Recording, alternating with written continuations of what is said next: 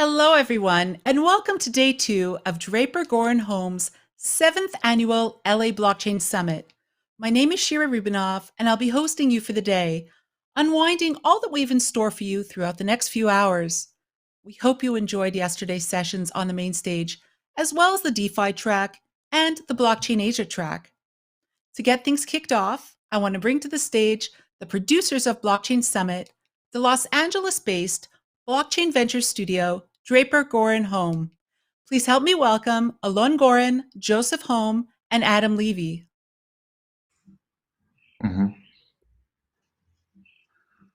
Boom! I think we are recording. We are live. Welcome everybody for day 2 of LA Blockchain Summit. We had such an incredible day yesterday. Historic, what the heck what's the word? What am I thinking? Historic day, historic event, historic. It was a historic day. I'm sorry, it's 8:30 in the morning for us here on the West Coast. We had a late night last night going through everything and preparing again for today, but we have such another historic day for us. First off, I just wanted to thank everyone for the love and support, for all of the sharing yesterday with hashtag LA Blockchain Summit. We are so happy that we got to announce our fund first thing in the morning. We are so happy for all of the incredible speakers we had yesterday. And like I said, we have another big day ahead of us today. Thank you for being here. Thank you for the support. Make sure to check all of the news articles. I think there was over 20 news articles of all of the different announcements that people made at the conference yesterday. And we made a bunch of those ourselves. So thank you so much.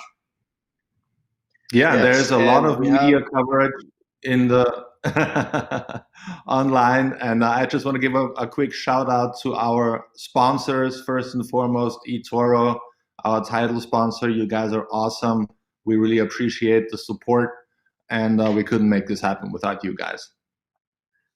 And guys, we have an incredible day 2 plan. We have so much great content. And before I kind of give you a quick snippet of what's in store, I want to say thank you to our streaming partners, because this is being broadcasted on many different networks with thousands of listeners and viewers across the internet. So Blockchain Radio, Crypto News, Theta TV, Crypto Slate, Crowdfund Insider, and Being Crypto. You guys, we're so happy to have you guys on board. And to all the other media partners, the laundry list of people helping us put this together and bringing everyone together, because at the end of the day, and it's a washed out statement, but it's so true. There's no crypto without community. There's no crypto without you guys. So I'm so glad to have all of you guys here hosting such a global audience. And we have so much in store for you today. We have a fireside with Kathleen Brightman of Tezos. We have Pomp and the CFTC chairman. We're talking about blockchain interoperability, Web3, NFTs, and their road to fame. We're talking about sports betting, and then wrapping up with CZ of Binance in an exclusive fireside chat with Reuters. So guys, stay tuned. Day 2 is going to be just as awesome as day 1. So stay tuned. We're excited to have you, and let's do it. Yeah. Yeah. Thanks, everyone. Great. Thank you so much.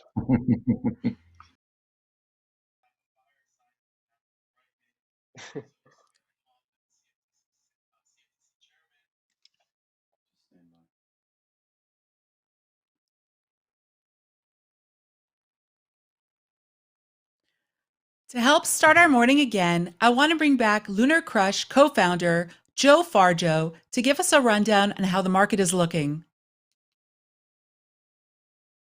All right, John, and 3, 2. Good morning, everyone. I'm super excited to kick off day 2 of LA Blockchain Summit. I'm John Farjo. I'm the co-founder and chief product officer of LunarCRUSH. And today I'm going to give you a market update.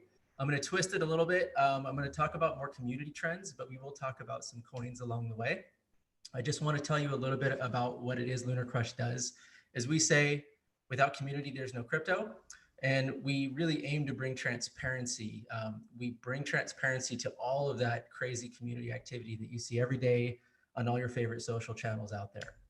And we do that through, we collect social and market data for over 2,000 coins. currently, and we're adding more all the time. And so far, we've collected over 250 million posts at a rate of about 400 to 700,000 posts that we analyze every single day. I say analyze because we use artificial intelligence to classify for sentiment, for spam, and we do all sorts of great things. And we do that through LunarCRUSH.com, which is totally free to sign up. And you can go in there for free right now, sign up, and get all of this and these analytics in real time for free. So with that, I want to talk a little bit about the market today. So what we're seeing. So as far as volume goes, what volume really represents is those are the mentions of all of the different coins that are in our system. And every time someone mentions them. So over the last 24 hours, we've collected about 290,000. For some comparison, lately that's been about 240 to 250,000 a day. So it's up a bit today. Social engagement, that's all your retweets, your comments, and all of that deeper level engagement. 705 million over the last 24 hours. So a lot of activity there.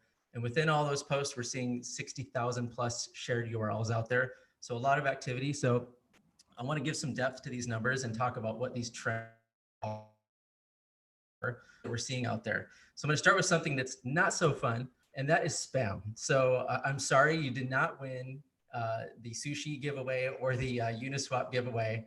We're seeing a lot of this. A lot of times people are posting, and these are the responses from a lot of fake accounts. So we've done a pretty good job to capture this stuff and understand. In fact, spam is actually a metric. So we collect it, we eliminate it from the totals that I just showed you, but it is way up. So that is one thing that we're noticing. We're also seeing that giveaways are on fire, and there's a lot more giveaways now than I think we've ever seen. And we classify those as well. And some are great and some are more spammy than others, but really it's about ROI. Our space loves giveaways. They love to do giveaways versus advertise. It's a much more authentic means of trying to stoke your engagement on your account. So we're seeing a lot of that. But on a serious note, we're seeing more and more and more, to be expected just based on where the time is at. We're seeing a lot of political posts. So, yesterday, for example, beyond crypto even, we saw all markets take a bit of a dump when Trump said that there's going to be a delay on stimulus till after the election. So we're seeing things like that. We're also seeing things like, billionaire investors flight to safety. They're looking at Bitcoin as how do I save my money? How do I earn money? How do I not have the government just keep endlessly printing money and taking it from me? So there's a big volume of politically oriented posts that have huge engagement. So there's a lot going on there. Again, on the negative side, as we've seen the last week here, last few days, we've seen KuCoin hacked. There's been some positive news with some of the coins recovered there. We've seen BitMEX with Arthur Hayes and the US government's coming after them. And so there's a lot of negativity from exchanges, and that's had some influence out there. McAfee arrested. So I think we saw this, we heard this a lot yesterday from a lot of the different speakers, and there's been a whole lot of engagement and tons of posts and shared links around McAfee being arrested. SEC's charging him with $23 million in illegal Bitcoin and ICO gains. So, yep. Okay, so on the exciting front, on the positive side, we're seeing that corporate cash reserves are now moving into Bitcoin. So Michael Saylor, the CEO of MicroStrategy, they're putting cash reserves in, and this cannot be more exciting to us. There's a lot of chatter around this, and we hope to see a lot more companies do this. So very exciting, really great direction. We're seeing MetaMask go absolutely crazy. So this moves right alongside the DeFi craze and Uniswap and all the DEXs that are out there. So they just crossed 1 million monthly active users. And they're announcing a whole bunch more things as well recently here, but parabolic growth, huge, absolutely amazing for MetaMask. And another thing that we're seeing more of than we've seen recently is we're seeing more partnerships. So across the board, yesterday it was EOS with Google Cloud, a lot with Chainlink. It seems like almost every day there's something with Chainlink. We're seeing a lot of different things going on out there. So really across the board, this is a really big deal when you consider that we're seeing increased activity, really not across any one coin, it's across the whole space. So partnerships are huge. That's great. That looks more like adoption. And of course, got to throw this in there because yes, there is a lot of trending activity around LA Blockchain Summit. So we're seeing a lot of posts around this the last 24 hours. So good job, everyone. And I'd say to keep on sharing, spread the good word of crypto. And where is all this stuff coming from? So one of the things that we do is we track influencer activity right now for Twitter. And what we do is we objectively look at it. It's not like we're in a room saying who's most influential every day. We actually objectively look at every single post that comes through, who it came from, the engagement that's on that post, and the activity of an individual account. And is their following increasing? Is it relatively stronger than one or another? And then we break that down by time, because if someone's influential one day, they may not be next week. And so we look at all sorts of different things. And notice how I didn't put sentiment in there.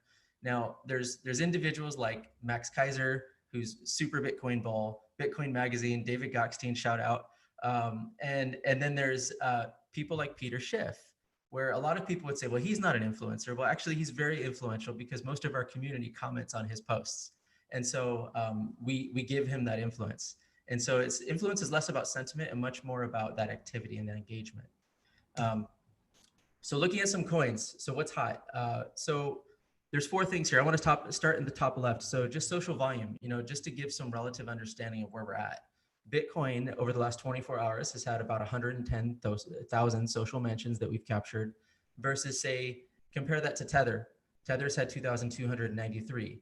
And so we've seen lately Uniswap and Bitcoin kind of duking it out. There's been a lot of activity around Uniswap, which is amazing. And even Yearn Finance, we're seeing a lot around that and a lot of the DeFi projects. On the social dominance front, on the bottom left there, Bitcoin's 33.21% of all social posts out there. The thing to mention here is this was over 60 to 70% 3 months ago.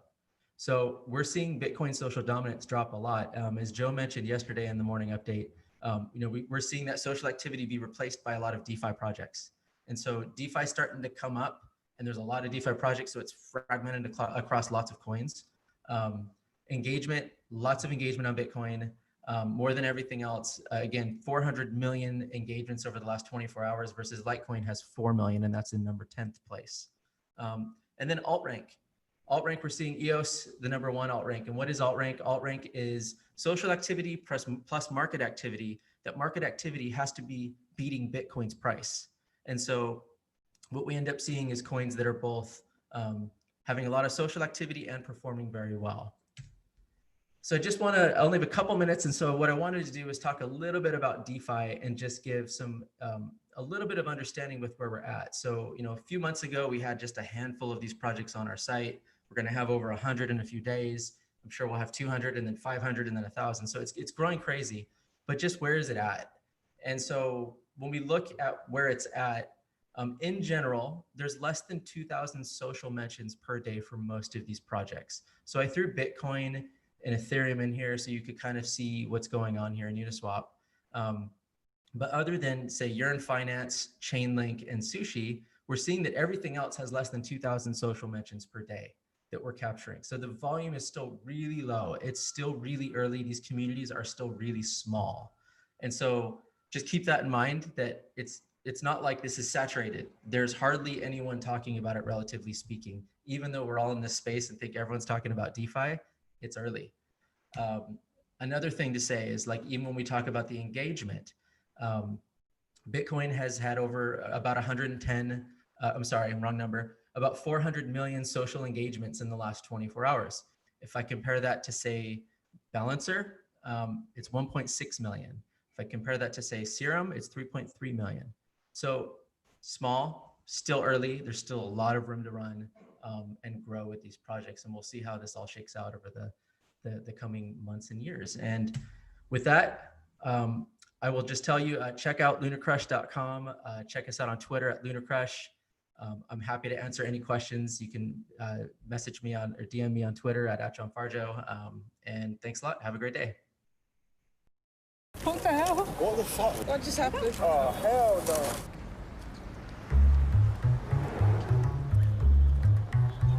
One donut stand, 5 hidden cameras, 2 actors, 100% happiness. Fresh made donuts today. Or is it? Fancy donut? Gonna have jam, please. Cream donut, please. What the hell? What the fuck? What just happened? Oh, hell no. Did you just bite that? You won't even notice, it's very small. Oh, it's a new one. You don't have to bite. That's my commission. But it's out of my donut. I was expecting 100% of a donut. What the fuck are you doing? Just how the world works. Shut the fuck up, I don't want that. That's disgusting. No way. Take this back. If I pay for something, I should get the full thing. We have to take a bit of commission, otherwise... See, she's walked away. Don't let commissions bite into your portfolio. Join eToro and invest in 100% stocks with 0% commission. You've got a little commission. Right there. eToro. Join now.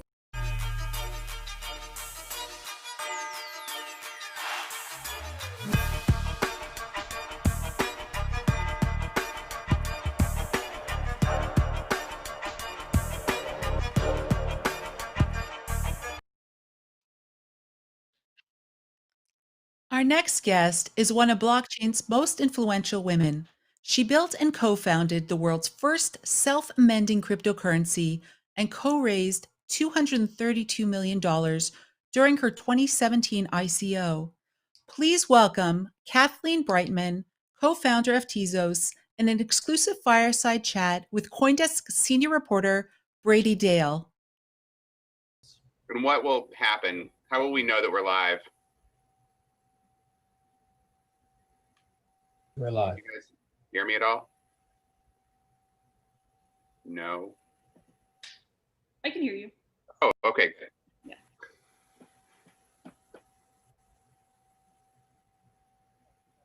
You're live. Hey, everybody. My name is Brady Dale. I'm a reporter with CoinDesk, mostly covering decentralized finance these days. But from my early days of CoinDesk, I was writing about initial coin offerings and various things along those lines, and got involved in writing about Tezos. And so I'm here with Kathleen Brightman, one of the co-founders of the company that created Tezos, Dynamic Ledger Solutions. How's it going, Kathleen? Welcome. Going well, Brady. Thank you. So Kathleen, let's start really broad. I mean, you're kind of, I mean, it's only a, what, 11-year-old industry at this point. You know, being in for a few years makes you an OG. So tell us, where do you feel like we're at in crypto these days? Oh, yeah, no, I think I have the scars to prove it too. Yeah, thanks. I know, and some of the things that, you know, people say, or people were talking about, you know, 5 or 6 years ago seem completely ridiculous now. For example, I remember when I first got into this space full time, one of the most common objections to the infeasibility of smart contracts was that you could never possibly trust an external feed or an oracle. And, you know, obviously that seems silly now because you've got like things like Chainlink, and we've got a bunch of different projects and different you know, corporate entities that are verifying information on chain. You know, a lot of the things that seemed like objections a few years ago are sort of quaint now. And a lot of the arcs that were taking place like 5 or 6 years ago, again, like have fallen completely out of favor and seem kind of silly if you bring them up. And so I think, you know, this space is an interesting one because it has a lot of different narratives attached to it. And it's fun to see the ones that actually last over time. And I think right now we're going through a lot of experimentation and a lot of conjecture as to what this is useful for. I don't know what's going to come out in the wash in a few years. Obviously, like I have, you know, conviction about what I think is interesting. And I also think there are some fads going on that I don't think will last. And I'll be happy to be proven wrong. What do you like right now? Yeah, I mean, you know, I think there's a definition of decentralized finance that I really like, that I think will thrive, and I think is what makes the space useful. And then I think there are some other sort of trends that, you know, are getting credited as DeFi, but maybe if you look a little closer to the surface, aren't necessarily as functionally useful and probably won't be around in 5 years. You know, if you think about what finance is, basically finance is the technology used to exchange like contractually defined cash flows. It's like a tool for, you know, human thriving and preservation. I think that, you know, the ticket price for financial services has gone up a lot in the last like 20 some odd years through regulation, through like, you know, political disintermediation across the globe. I think that, you know, the most compelling use case for distributed ledger technology, blockchains, whatever you want to call them, is basically a way to coordinate and lower the ticket price for access to these tools. You know, at the core of banking is like maturity transformation, and a few of the other, you know, tools and lending apparatuses for this are very much things that can be programmed, and things that if you get enough legitimacy around a, you know, cryptocurrency or a smart contract platform, you can really, you know, begin to shape and actually make people's lives better. You know, so I think a lot of projects that were pretty early to this, that act as lending platforms or act as, you know, stable coins and things like that are super provocative, super interesting, and give a lot of food for thought. I think some of the more circular attempts to sort of cosplay finance are less likely to survive. The things that look a little bit more like, you know, gambling with Farmville are less attuned and less true to what, you know, finance actually is. But again, like time has a way of weeding these things out. Much like it did in 2017, you saw some ridiculous projects that were just basically, the image I would use is putting a turnstile in an open field, and you know, sort of a decentralized CRM. Like, why would you ever use a token for an open source piece of technology that's like, you know, a CRM? Right. Well, you don't see those projects around now, but you do see projects, you know, that are closer to, you know, trying to be money or things like that. You know, the Polkadots, the Tezos, the EOSs, you know, kind of going for that angle. So I think you get a lot of noise at certain periods, and then they tend to filter through. And you know, I think the things that look a lot more like finance and a lot less like, you know, finance by another name, I guess, you know, sort of circular gambling, have you know, feet and will stand the test of time. Well, I mean, just to go back on this sort of circular gambling thing, I mean, I feel like it's my role as a reporter to be sort of somewhat open-minded about these things and at least let folks make their argument. And, you know, I did a story on sort of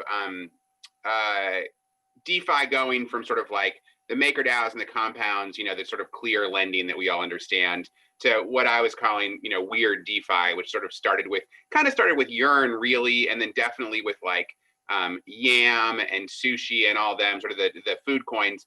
And Scott Lewis, who's with the team that made DeFi Pulse, you know, he always tries to be really positive and upbeat about things.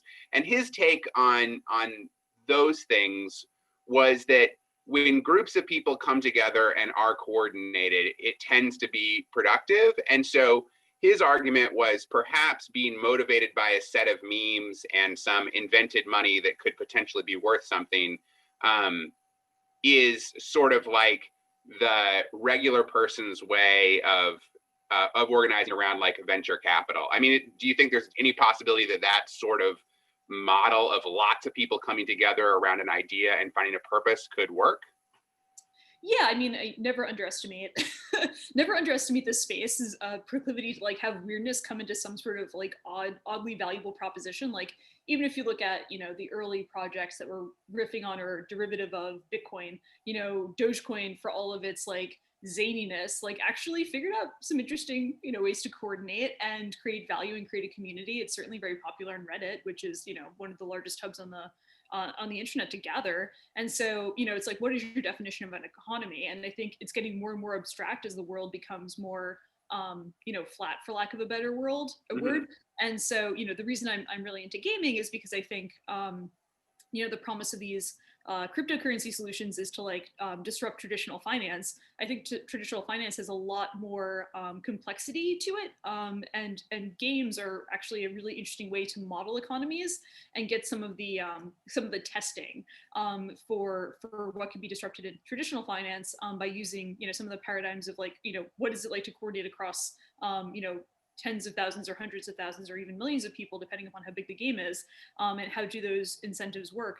So we're finding that out with a lot of the DeFi stuff, and I think it's going to be just a learning experience. I do think that there's something a little bit in poor taste of like saying that something is like finance when it looks a lot more circular, and it doesn't really model to what, you know, people who work in traditional capital markets would assert.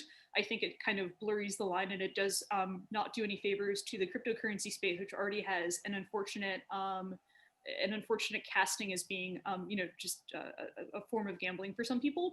Right. What do you mean by circular? Could you sort of spell that out a little bit more?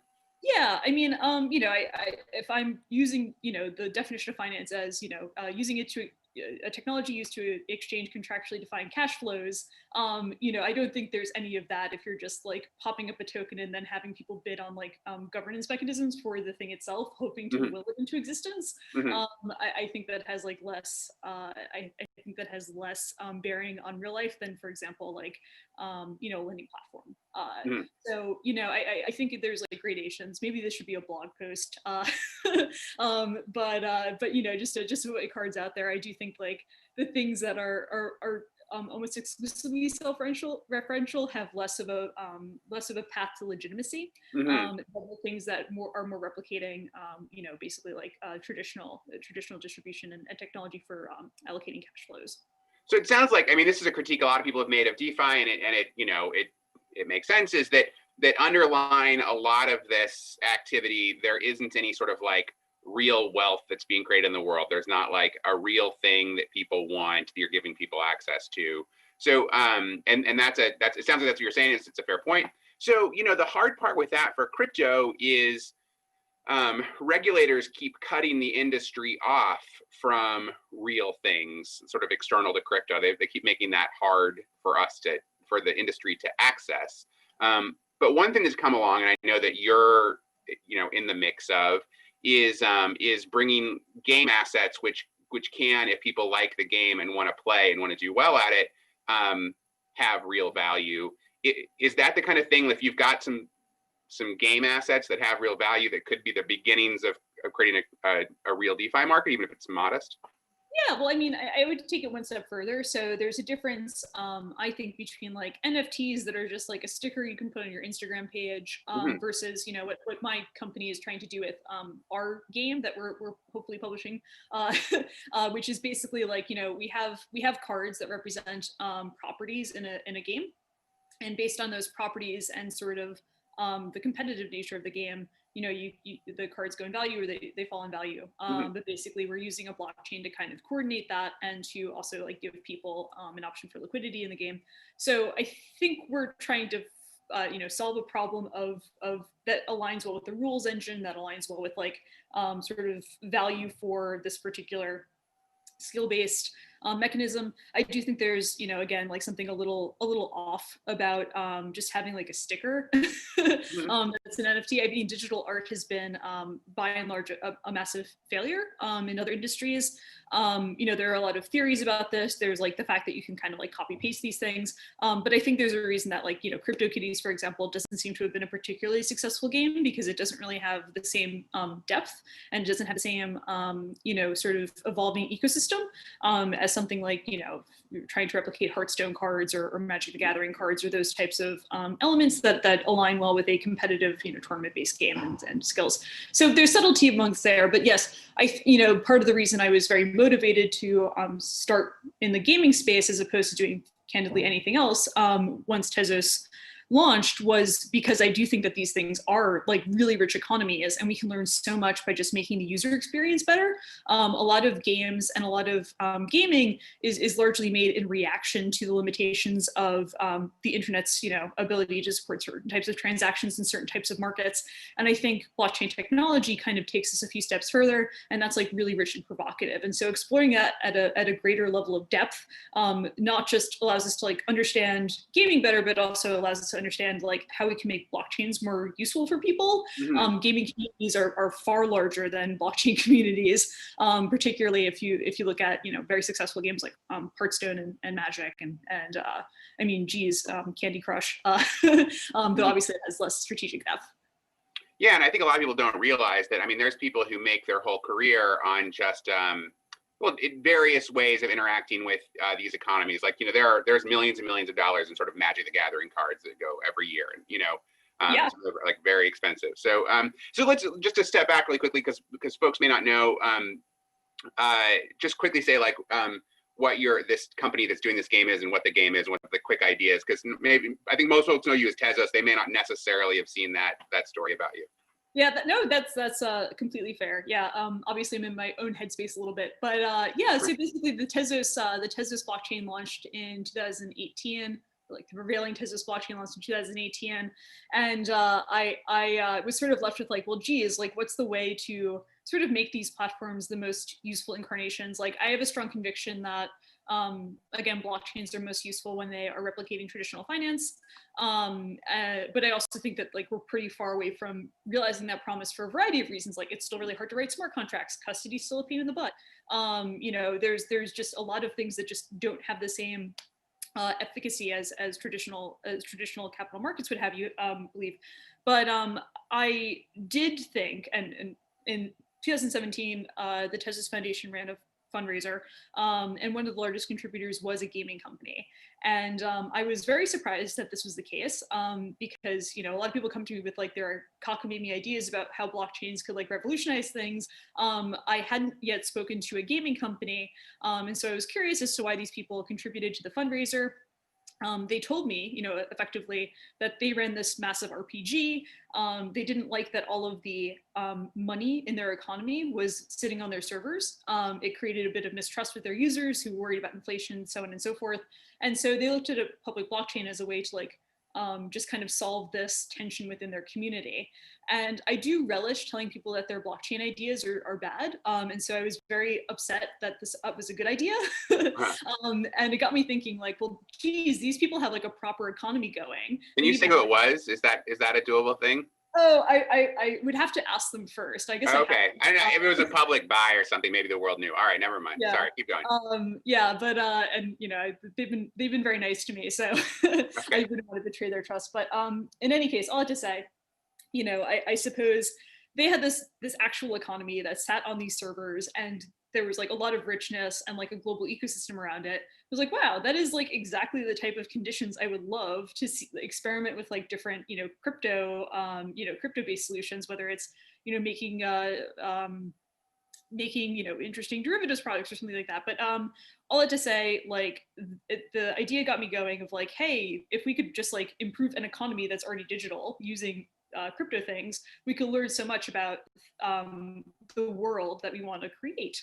And so I did a survey of the types of games that exist, and I kind of stumbled upon collectible card games, which is, you know, a genre that was created by Richard Garfield in 1994 through his game Magic the Gathering, which is wildly successful, and is candidly like gets more popular year after year.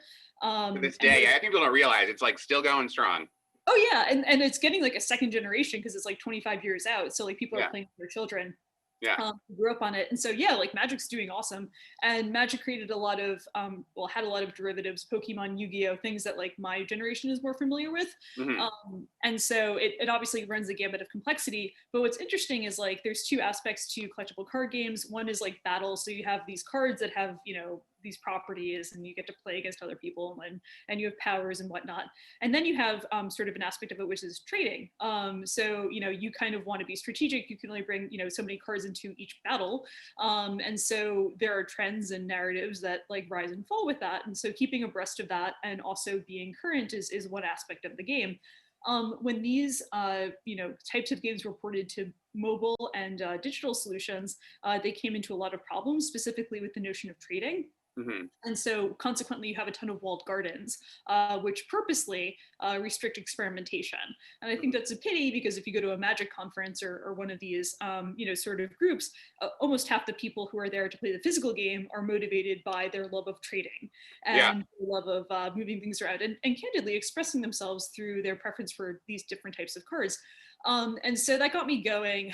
And so I thought like, well, geez, that's one way where a blockchain could really like tear down these walled gardens and also like kind of spur the types of experimentation in digital format that physical, you know, implementations of these games had really thrived upon. The one problem was that I didn't know how to make a fun game. So I looked through my Rolodex and I found a friend from New York who was in the Magic the Gathering Hall of Fame. And so I got him involved and he got his friends involved. And so we built a game that's a collectible card game that I think stands in its own rights as being fun. We trialed an alpha this summer. And then on top of that, we use a blockchain to sort of coordinate the marketplace for different cards. So we have an initial auction and then we use a bonding curve to basically have a buy and sell contract. And that is meant to promote liquidity and to allow people to experiment more easily rather than the traditional model, which is like, you put money down the money pit and then you're able to recover like a very small fraction of your I guess, the money put in. And so we like to think that we're much more consumer friendly, and we are also able to, compete more on the axis of allowing people to experiment and express themselves. Yeah, and for folks who've never been involved in these economies, it is interesting.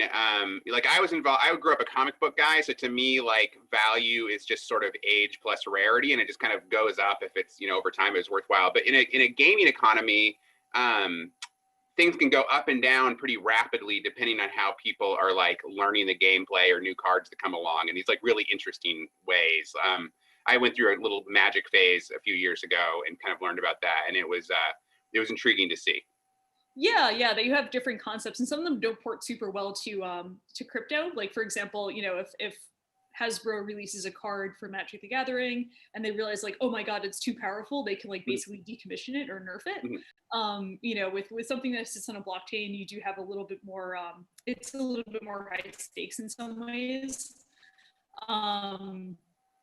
But in other ways, it's a lot easier to coordinate, and it's a lot easier to sort of have this experimentation. What was nice about the alpha that my company released for our first game, Emergence, is like we found card combinations that our co-founders, who are like literally world-class Magic players, like didn't come up with.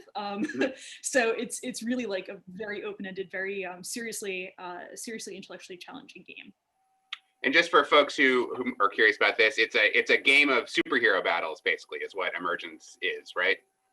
Yeah. I think Brady, you're the only reporter who had actually played the first Emergence game, but the IP was something that we sort of got when we signed on one of our co-founders, Brian David Marshall, who has a career in both comic books and games, right? So it's definitely an homage to a lot of his favorite things, and I think the aesthetic definitely appeals to a certain class of person.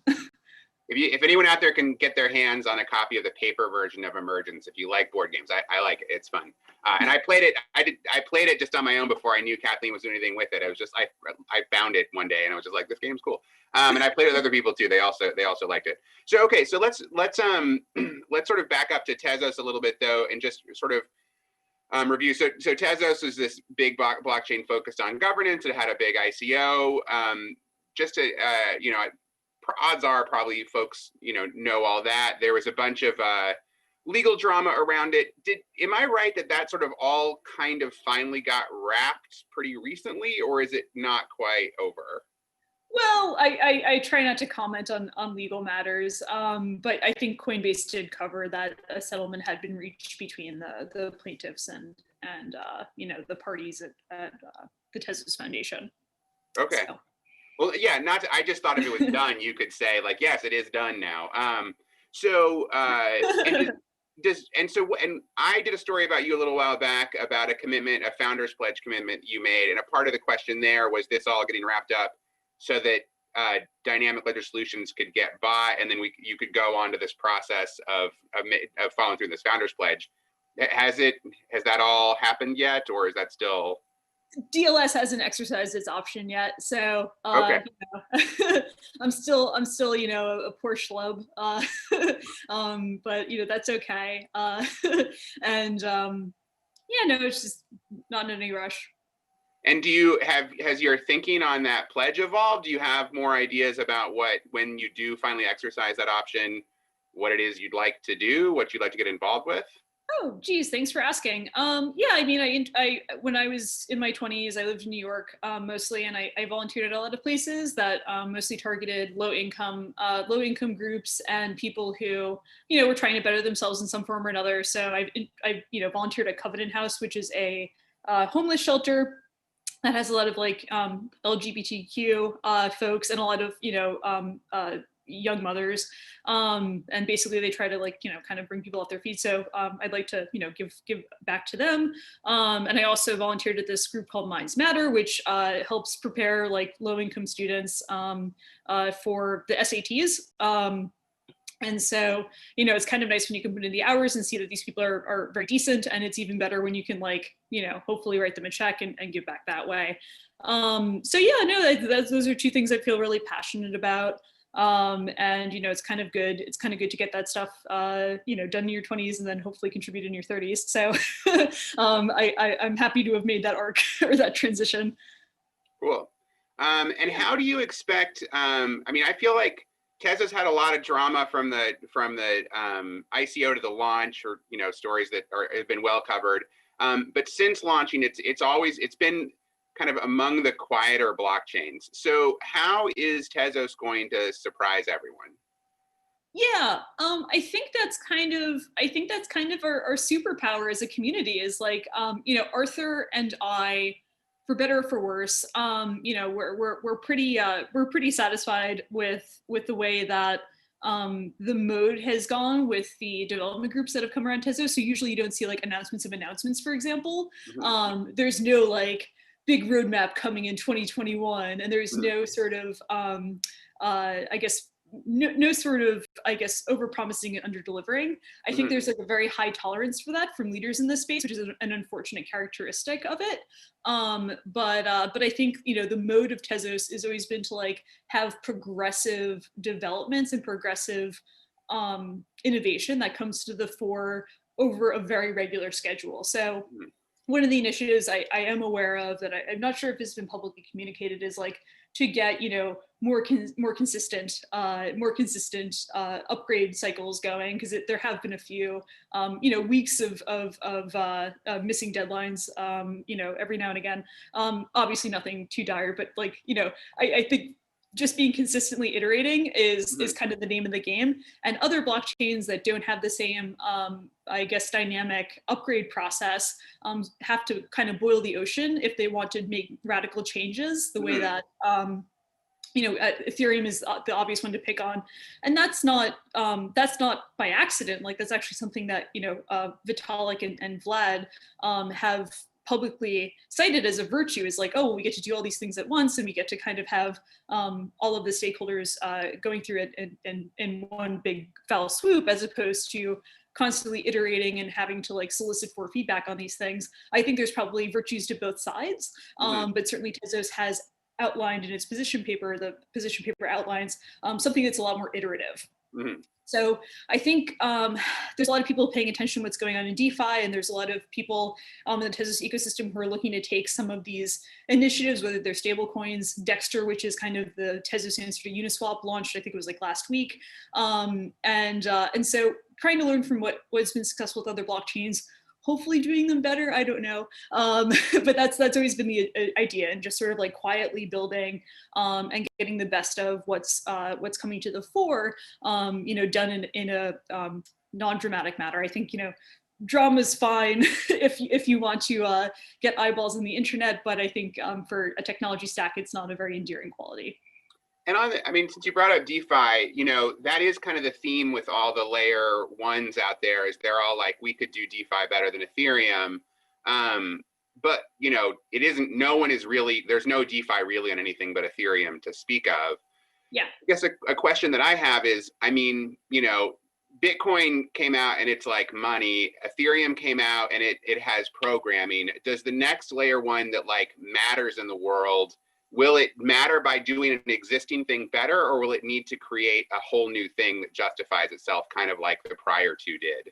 Yeah, that's a good question. I think there's kind of a, and we saw this, I think this has been a very long-standing arc, so there might be a lot of truth to it, actually, just by virtue of the fact that it survived a few different epochs. But basically, you know, when Bitcoin came out, it was like digital gold. And then when Litecoin came out, it was like, oh, digital silver, right? Like, and then Ethereum was supposed to be gas, you know, and the world's computer. So I think one thing that, again, like kind of differentiates the Tezos ecosystem is that we've never said, oh, Tezos is like digital, you know, whatever. I think we've been very upfront about the fact that we think we compete directly with Bitcoin and Ethereum at the end of the day, and that we're all trying to go for the same thing, which is being a store of value and an exchange of value at some form.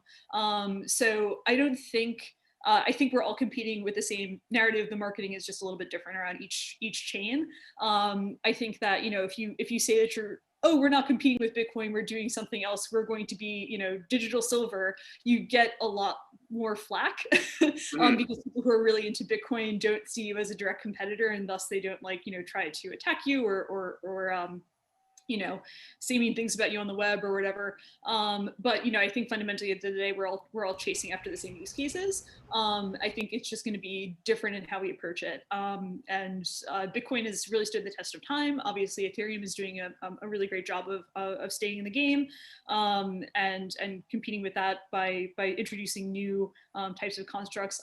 My hope is that the Tezos ecosystem thrives and manages to take some of the best parts of these things and hopefully move the ball forward a little bit. But obviously it's an extraordinarily competitive space. And so all we can do is try our best. Cool. Well, I think that just about brings us to our time. Hopefully everyone out there is psyched to try out Emergence when that fully launches. I'll definitely check it out. And yeah, thanks a ton, Kathleen, for coming on and talking to me today. I appreciate it. My pleasure. Thank you, Brady. Yeah, peace. So you've heard about these two cryptos that are going to explode? Names, or I'm posting your karaoke video. You said you deleted it. Okay. There's two. Here's one. Tired of missing out? Join eToro and start trading cryptocurrencies in no time. eToro, sign up for free. Buying the cryptos? No, I'm watching you live in La Vida Loca. I got 2 words for you, bestie. eToro Copy Trader. Just find a top investor on eToro and hit copy. From now on, whenever they make a trade, you make the same trade automatically. Neato! eToro.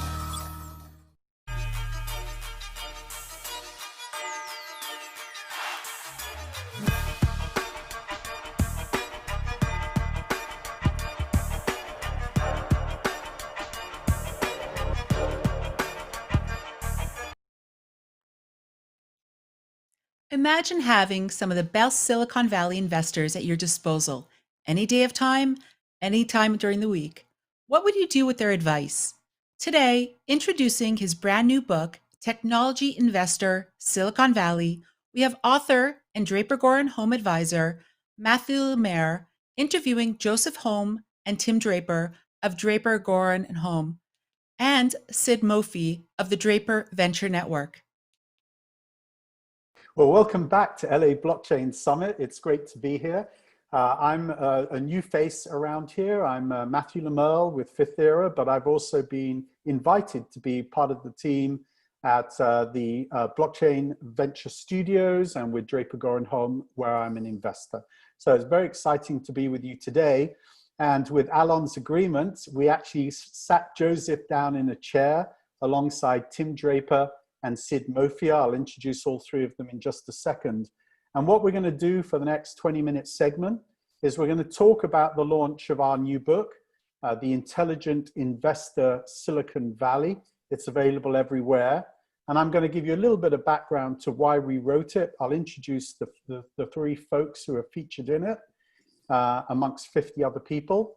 And then I'm going to ask them some questions, and they're going to share their wisdom and advice to all of you.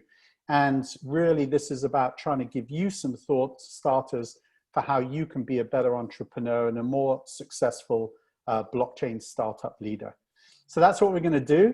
So with no further ado, let me explain. The Intelligent Investor is the world's most famous book for investors.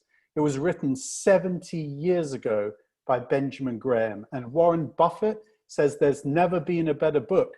The problem is, it only has one page on technology investing in 700 pages, and that page is at the back of Appendix 7. And we know that the world's most valuable companies, 9 out of 10 of them, and most of the wealth created in the last 10 years has been created by technology entrepreneurs just like you. And so that book just doesn't fit for us and what we do, what you do, what we do as investors.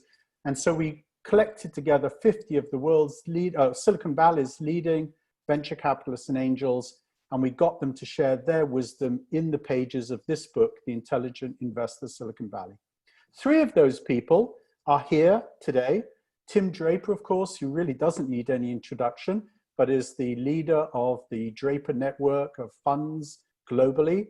and is a very active participant here at LA Blockchain Summit and Draper Goren Home. The second is Joseph Home, who is our fearless co-leader with Elon and doesn't normally present, but is going to have to today. And thirdly, we're very lucky to have Sid Mofia, who runs the global collaboration alliances and partnerships for the Draper Network. So that's the lineup. And the first question, I just want to go down the line, starting with you, Tim. We ask you in the question, what do you love most about what you're doing right now? Can you share us your thoughts? Well, terrific. I've never thought of myself as an intelligent investor. I've sort of thought of myself as a risk-seeking, innovative investor who kind of goes after what he projects to be something great. So what I'm always looking for is this entrepreneur, if this entrepreneur is successful, what does the world look like down the line? And that's my biggest thing. A lot of investors are very good at telling me all the things that are wrong with an investment. But all I really care about is, what if it works? How great will that be? And if it's not great enough, then I'm not interested. And so that's where it's really the most out there investments that I get most excited about. And turns out you lose, as a seed investor, you lose about half the investments anyway. You might as well really be swinging for the fences, because the other half, how big they get, really matters. And so I'm looking for those really extraordinary entrepreneurs out there who are trying to do something really great with their life. And I'm looking to the long-term outcome. And my projection is 15 years. I'm saying, what will this look like in 15 years? And how great will that be if you succeed? So as an entrepreneur, I want you to start thinking, is this big enough? Does this matter enough for me? Do I want to be doing this 15 years from now? And if the answer is no, you don't want to be doing this 15 years from now, then change the model, change the business, make it something really extraordinary, and then we'll back you. That's great, Tim, and thank you very much for that. Joseph, we know you're in the middle of the most stressful time of the year for you, but answer the same question. What do you find so exciting about what you're doing now? Yeah, what I found most exciting about what we do, and this is very aligned with how Tim sees things, obviously, is that we're on the cutting edge of technology with blockchain and fintech and now DeFi. We're really creating the rails for a new financial system, for a new banking system, for so many things that are broken in our day-to-day lives, to improve them, to give great more access to people. We have 1.7 billion unbanked and billions of more underbanked people around the world. So what I really get excited about is when I meet awesome entrepreneurs, and that's really what we're looking for. We're looking for great teams with amazing ideas, who, and I know this is an overused kind of thing to say, but who want to make the world a better place and really change things up and create new systems that work fair and easily accessible for everyone. And that's pretty much what we do every day at Draper Goren Home. I mean, my day pretty much consists of finding the next gem in the raw and help these teams by funding them and scaling them and getting them to the next level. Thanks, Joseph. Sid, obviously you play a slightly different role. You facilitate the Draper network globally, but what's fun for you every day when you wake up? Yeah, for me, I'm a facilitator and connector by nature. So being a part of this global network of more than 20 funds, 1,000 companies around the world means, number one, I'm never the smartest person in the room, which is great. And number two, I'm always working with the smart people that are making change in the world and seeing connections between what one smart person is doing and another smart person in another part of the world, and making that connection. And that gives me a ton of satisfaction. Thanks a lot. So part of the reason we created this book team is that there's an awful lot of books that one person shares their wisdom in. We wanted to get 50 of the best of people like you, venture capitalists, angel investors, incubator leaders, accelerator leaders, all in the covers of one book. So it's 50 people's wisdom in one book. And one of the most important themes is how do we help the entrepreneurs succeed? So Tim, I want to go back to you. You wrote some really interesting things in your submission about what you believe are the most important traits for a technology entrepreneur. And I'm hoping you could share those. So I think the most important trait, the one that really drives great success, is a love for the customer. Because if the entrepreneur is always focused on that customer, eventually they become successful. And interestingly, 3 of my top greatest investments came from entrepreneurs who, when they pitched me, said, I want to delight my customer. And so having that customer bias is really important. But you also need really great technology. You have to be going after a really interesting market.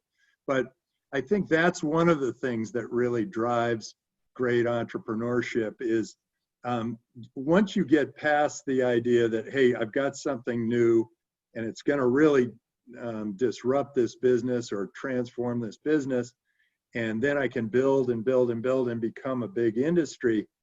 Having that customer bias is very important in growing the business, and just keep iterating and improving as time goes on because technologies move. The other thing is to make the customer so delighted that they become your sales force, so that you don't have to even sell the thing because your customers are going around saying, oh God, have you seen this? This is so great. And that was the whole impetus for Hotmail and how it spread to 11 million users in 18 months. And that was the concept behind Skype, how it grew like a weed. It all had to do with having the customer say, this is great. I want my friends on it. Let's get them on it. And I agree, it sounds straightforward, but you'd be surprised how many entrepreneurs get so wedded in their technology that they lose sight of that, such an important point. And I know I used to work a lot with Steve Jobs, and that's exactly what he would say too. So it's a great point, Bill. Joseph, Tim. Sorry, Tim. Bill's my dad. No. Sometimes people call me, they call me Bill, and I think, oh, hey. No, I feel Tim, pretty good about that. The reason for that was because in the next question, I was going to mention that I used to spend time with your dad, and I haven't mentioned that before, and that's why Bill and Tim got interchanged. It's always somebody thinking of my dad when they do it, and I honor that. My dad is so awesome. Yeah, I'll come back to that in a minute. Sorry about that. But Joseph, you also wrote about what you think are the most valuable traits of a tech entrepreneur. Can you share some thoughts?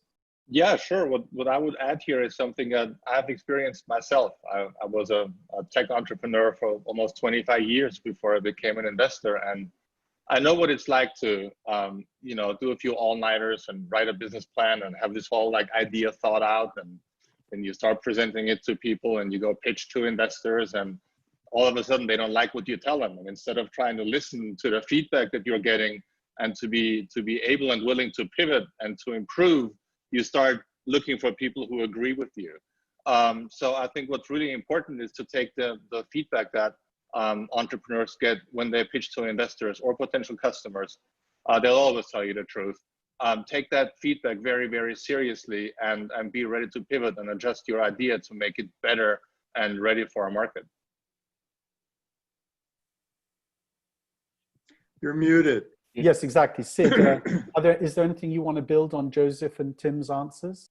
Yeah, I'd like to mention actually something that Tim mentions quite a lot, and I don't know if you actually wrote it in the book as well, which is that passion that the entrepreneur needs to have, because this is a long game and they need to be resilient and be able to survive for a long time. And if they don't have the passion coming from their core, then the chances of success are not very high. And Tim talks about looking in the entrepreneur's eyeballs and trying to see that passion in there. And if it's not there, then maybe we should make the investment. Thanks, Sid. And thanks for that call out. Tim's got a great book that's also available everywhere, but here it is. Yeah, exactly. I'm not going to let you take over this 20-minute segment. How but to it's Be a great the book. Startup Hero by Tim. Exactly. It's on Amazon. So back to your father. So And actually, I think it was at the last LA blockchain conference that they said, okay, I'm having a book signing. And I signed 800 books. Yes. I signed for 5 hours. It was great fun though, because I got to meet so many people and thrive on it. And We I hope literally they all had read it. people line up for 2.5 hours Yeah. to get their book signed with him. And it was wrapped around the expo floor twice. It was an amazing sight. It was a lot of fun. You were a champ that day, Tim. I mean, you just wouldn't stop signing books. 2 hours, 3 hours, 4 hours in, you were just like signing away. It was amazing. I just hope they all read it. Yeah, so when Joseph first said I should do the same, I started practicing, but the problem is, of course, we're virtual. But Tim, back to you and also to your father and the legacy. I mean, I did meet him seriously a long time ago in the 1980s. I'm dating myself. And he's one of those original Silicon Valley VCs back in the days of the Fairchild Semiconductors and the founding of HP and Intel and so on. And here we are in 2020, and Silicon Valley is a different place, and it's also a special place. So Tim, just share with us, and you wrote it in the book, what's so special about Silicon Valley? Well, it's really fun because I was able to start, my grandfather was the first Silicon Valley venture capitalist, and my dad was a great pioneer of venture capital. And I got to see as the Silicon Valley went through this transformation from this, a very agrarian area with where there were apricot groves and pine and prune ridges and whatever, to this thriving business environment where suddenly we're the kind of the envy of the world. And I got to thinking, well, what was it that made that happen? And I think it had to do with a spirit of a can-do spirit, where there was great technology coming out of Stanford and Berkeley and other great schools around here, now Draper University. Great technologies coming out of that. Great business minds coming out of Stanford Business School.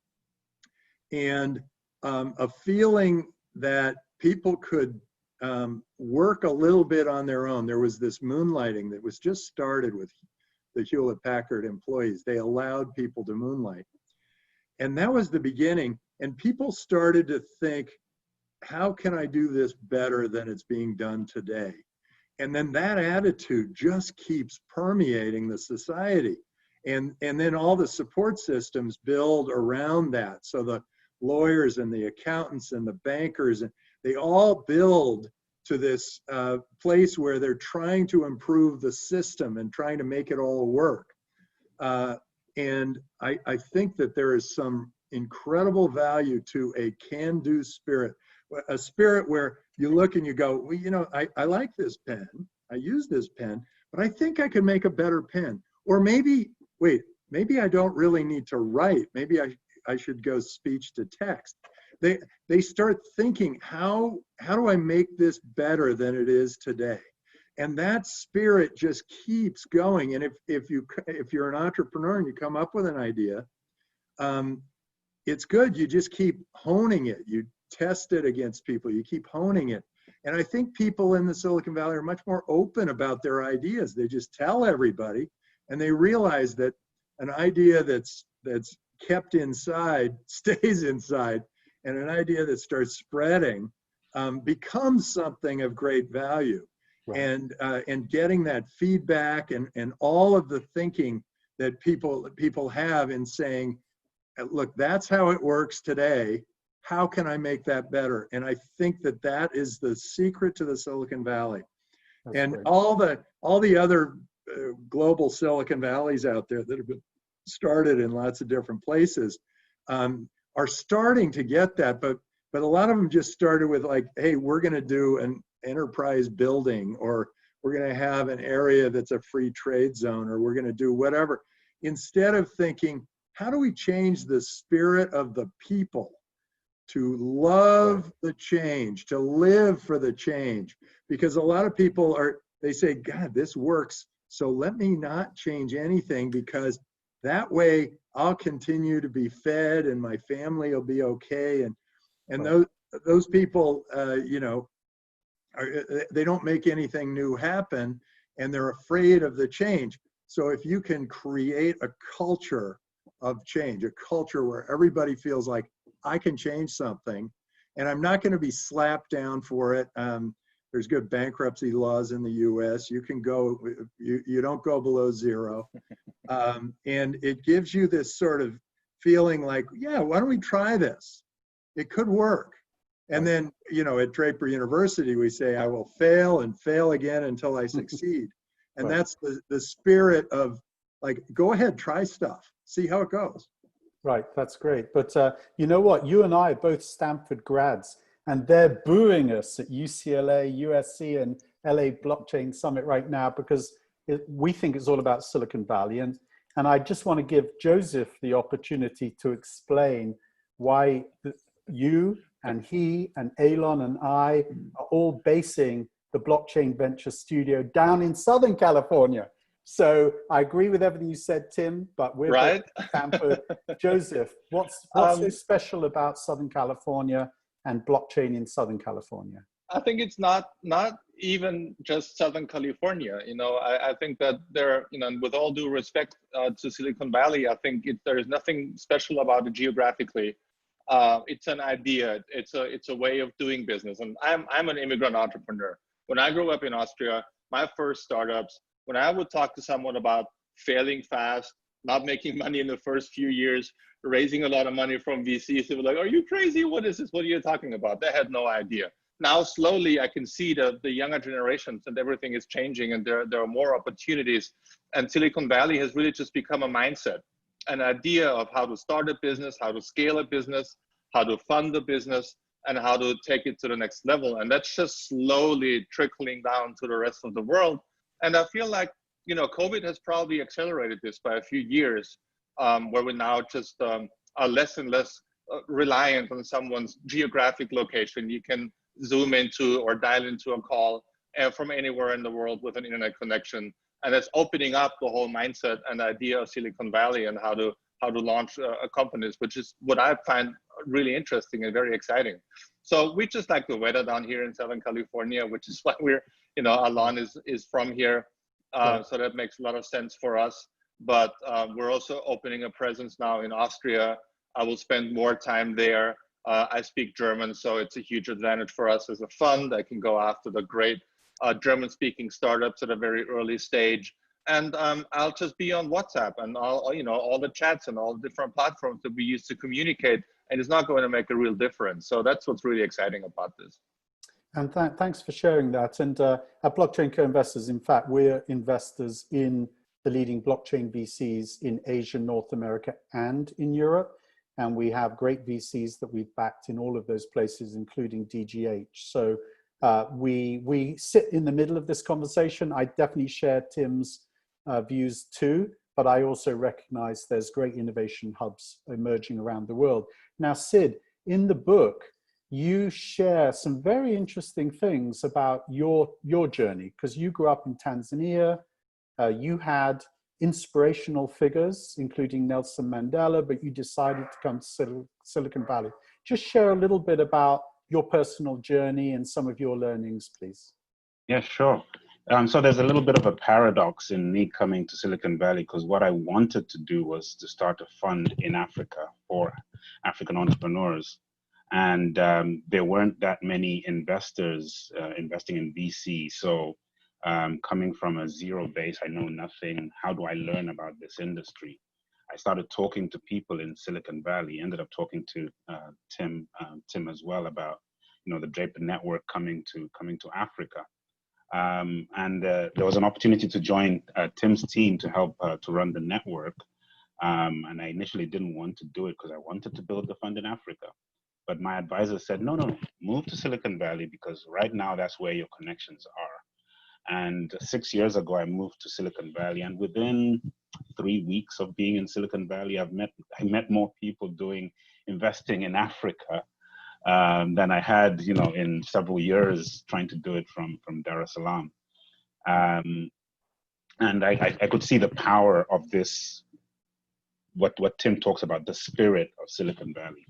Right. And in the time I've been here, I think I've seen more of this spirit go across the world. It's building across the world in ways that, much faster than I think we actually see from, the number of unicorns that are popping up. And I think over the next few years, we'll see more and more unicorns popping up from all over the world, Africa included. So this spirit of Silicon Valley is becoming a global spirit, which is very, very exciting. Thanks, Sid. And maybe you can just say your last words around the question. We've got an entrepreneurial audience, blockchain entrepreneurs listening to us right now. What's the best advice that you've ever received and that you'd like to pass along to them about how to succeed in blockchain and technology and Silicon Valley?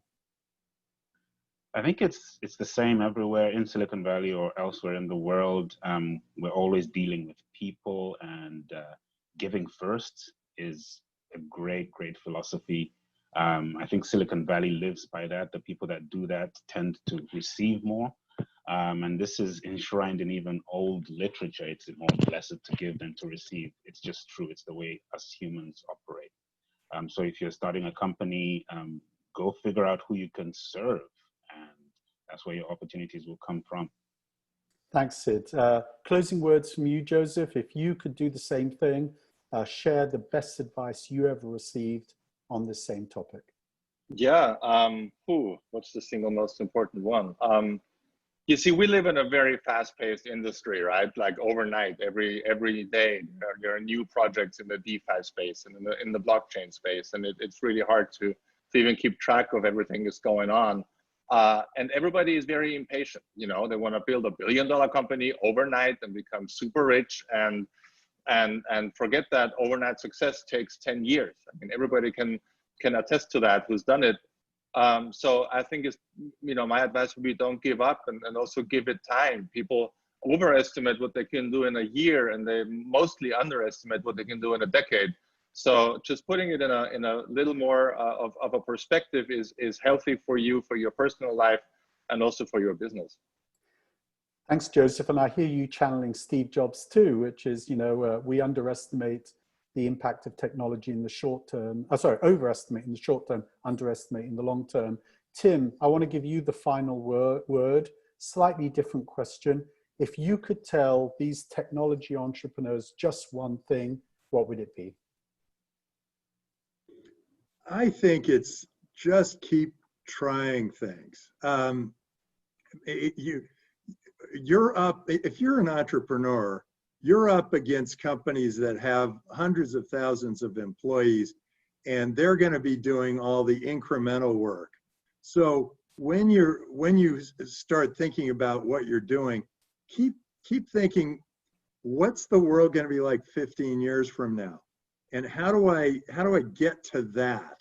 And your path may look a little crazy part of the way through, but just kind of have it in your heart that that's where you're going, and stay with that, but keep adjusting as you go to try to get there. I've noticed some entrepreneurs listen a little too hard to their boards, when really they're the one who has the vision and the direction and the place that they're trying to go, and they're looking for experts to tell them what to do next. I think just believe in yourself. It's really interesting that the greatest companies in the world all had the entrepreneurs still with them 40 years later, 20, 30, 40 years later. Bill Gates stayed with Microsoft for 20, 30 years before he handed over the reins. The Apple computer went way up under Steve Jobs, and then it fell off when they lost their spiritual leader. And then when he came back, it came back with a vengeance. And now they're still drafting off of all the great work he did and all the vision that he had. The guys at Google, they're still there. They're still going. They're still driving it. Mark Zuckerberg and Sheryl Sandberg, they're still with Facebook from the beginning. They've been there the whole time. And Uber, when it lost its leader, it lost its way. So you are the one. You're the one to make it happen. So keep that in mind. I'm the one to make this happen. Don't rely too much on the advisors around you, and but do rely on the people who work with you, but make sure that they're on board, because it's going to be a long, very circuitous route. They're going to have moments of doubt. You don't have moments of doubt. Thanks, Tim. That's very inspirational. I know that Joseph, Sid, yourself and myself all understand that the key players in this story are the entrepreneurs. They're few in number and they're changing the world, and we're here to help them. LA Blockchain Summit is all about you and giving you resources to help you go further faster. Draper Goren Home and the Blockchain Venture Studio are here to do the same. For my part, I'm very happy to be part of the team. The book, The Intelligent Investor, Silicon Valley, is available everywhere. 50 people like Tim, Joseph, and Sid have put their wisdom into that book to help entrepreneurs and investors get a fire hydrant of perspective, just like we did in the last 20 minutes. With that, I'm going to hand back to Joseph and Alon. Thank you for putting together such a great event. Thank you so much, Matthew, and thank you guys for joining us. Thanks, Tim, Sid. Awesome. Great. Thank you, Yeah, guys. this was great. Thank you. What are cryptocurrencies?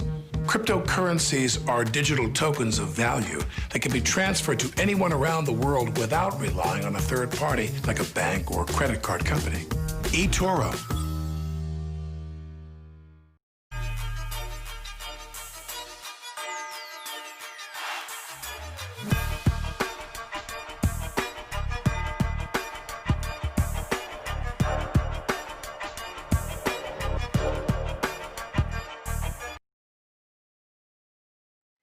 How do you construct and execute a powerful online and offline marketing and PR strategy that aligns with regulations, captures customer values, and increases your product or service rate of adoption? To answer this question and more, we have the host of the Funky Crypto podcast and retired UFC fighter, Ben Askren, leading a discussion with Karen Kay of Innovesta, Joy Schofler of Draper Goren Home, Brad Mitchelson of eToro, and Andre Scraba of Niche Hash, as well as Jason Fishman of Digital Niche Agency. All right. I think we are live, judging by the look of the screen. Welcome, everybody. My name is Ben Askren. I believe I was introduced, but I'm hosting this panel. I'm fascinated by cryptocurrency, and this topic's one that I can actually is really interesting to me because I definitely don't understand all of the technicals of crypto. But it's how do crypto companies, blockchain companies, get their marketing out? And so I'm gonna start asking the questions, and I feel like each one of you has 2 minutes, but I think we can just go back and forth more in a podcast format. So the first question we're gonna start out with is, how can blockchain companies market beyond the innovators and tap into the general public about the potential behind blockchain technology? And I think this is a fascinating one because I talk to regular people every day, and man, just getting the simple basics through their head is really, really, really challenging. So let's just start with Brad, and then you guys can kind of go off of him. Brad, kick it off. Sure. So I think the key here is really a focus on value proposition. So when a lot of crypto companies start out, the value proposition is, hey, we're a crypto company and using blockchain tech, you can do X. But for the average consumer, they don't really care how the back end works. They just want it to work well for them. So being able to articulate the value propositions of your product in a way that would benefit the life of an average person in an easy UX, for example, those are easy ways to get in front of the general population. Yeah, I agree. I think the first decade of this nascent industry is now behind us. And I think we're past this innovators phase. So the next decade will decide which companies, will cross the chasm. So going from early minority to early majority. So foundations of the blockchain technology to completely disrupt the finance and banking industry are strong. But the fact is that the Western world has very good access to financial products and services. So maybe privacy concerns, unstable economic and political environments may accelerate the adoption of cryptocurrencies. But currently, as we can observe, there are still majority of users that are just like technically savvy investors, speculators, and with DeFi for sure, gamblers, you know. So, companies will be able to cross the chasm if they will solve real and big problems. Otherwise, the industry will stay niche. So it's an interesting future ahead of us. And just piggybacking off of what they said, you know, there's the crypto component to a lot of these companies, but at the end of the day, they're serving an end customer. So in the financial services space, maybe the end customer is a bank and they're creating a document, a better document system. So being a thought leader to your end person, not just within the blockchain and crypto space, I would argue is almost more important, because at the end of the day, you're a business and you're trying to get revenue from your customers. And so you want to be the leader in front of them, and you know, you're just building your system on a phenomenal back end that has a lot more strength, but you still have to get in front of those customers. Yeah, and while working on a strategy, we like to dive in deep on target audience personas. There's primary, secondary, we're A/B testing out a lot of different variants and let the analytics tell us where we're getting the best performance. So when I think mainstream, somewhat broad. If I'm using the targeting on, let's say, Facebook, who has unique data, there's over 40 million cryptocurrency enthusiasts. There's all types of gray areas of financial traders that we can look at. And they're researching these deals, they have an idea. The more trust we could establish, the more abilities we have to be able to have those target audiences repeat the messaging and explain why these opportunities are simple and at high value based at that. I think we're all going to see an evolution. I'd like to add something. At Innovesta, our company, we're not a crypto company, but we assess all non-public assets. So I feel that with the maturity, I think people or investors are looking for some kind of standardization. And it's valid for, again, all non-public assets, but in crypto, it's even more important, because those more sophisticated investors want to compare company to company to get, you know, early warnings and signals. And I think that on top of the marketing efforts, there should be like a joint effort to create somewhere where trust and transparency happen, and that investors can really understand, you know, again, the differences and get more data in this jungle, let's say, of data and information. Yeah, so I'm going to go just a little tiny bit off script here. I have a friend who has a company which got a blockchain component to reward content creators. And when he started, now he's been around about 18 months. When he started, he really emphasized the blockchain component and there's the token thing.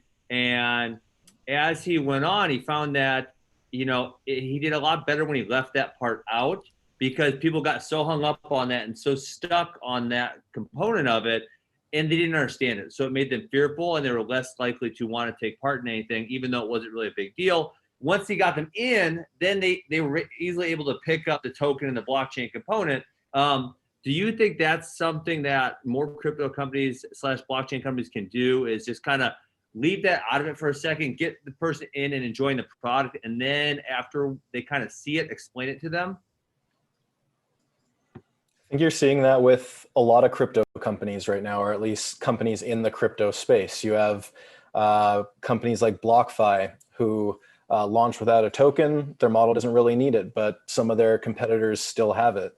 You have companies like Lolly, where their model doesn't necessarily require to have that. Their model is they're trying to give away free Bitcoin. So I think that that is something that a lot of founders that are interested in entering the space are looking at. But at the same time, we still have companies that are around from 2017 and even beyond that that was, you know, core to the business plan, and they're seeing through that now. So it's really sort of a risk tolerance thing at the planning of a business, and there's always the opportunity to add it later if you don't at the launch of a product.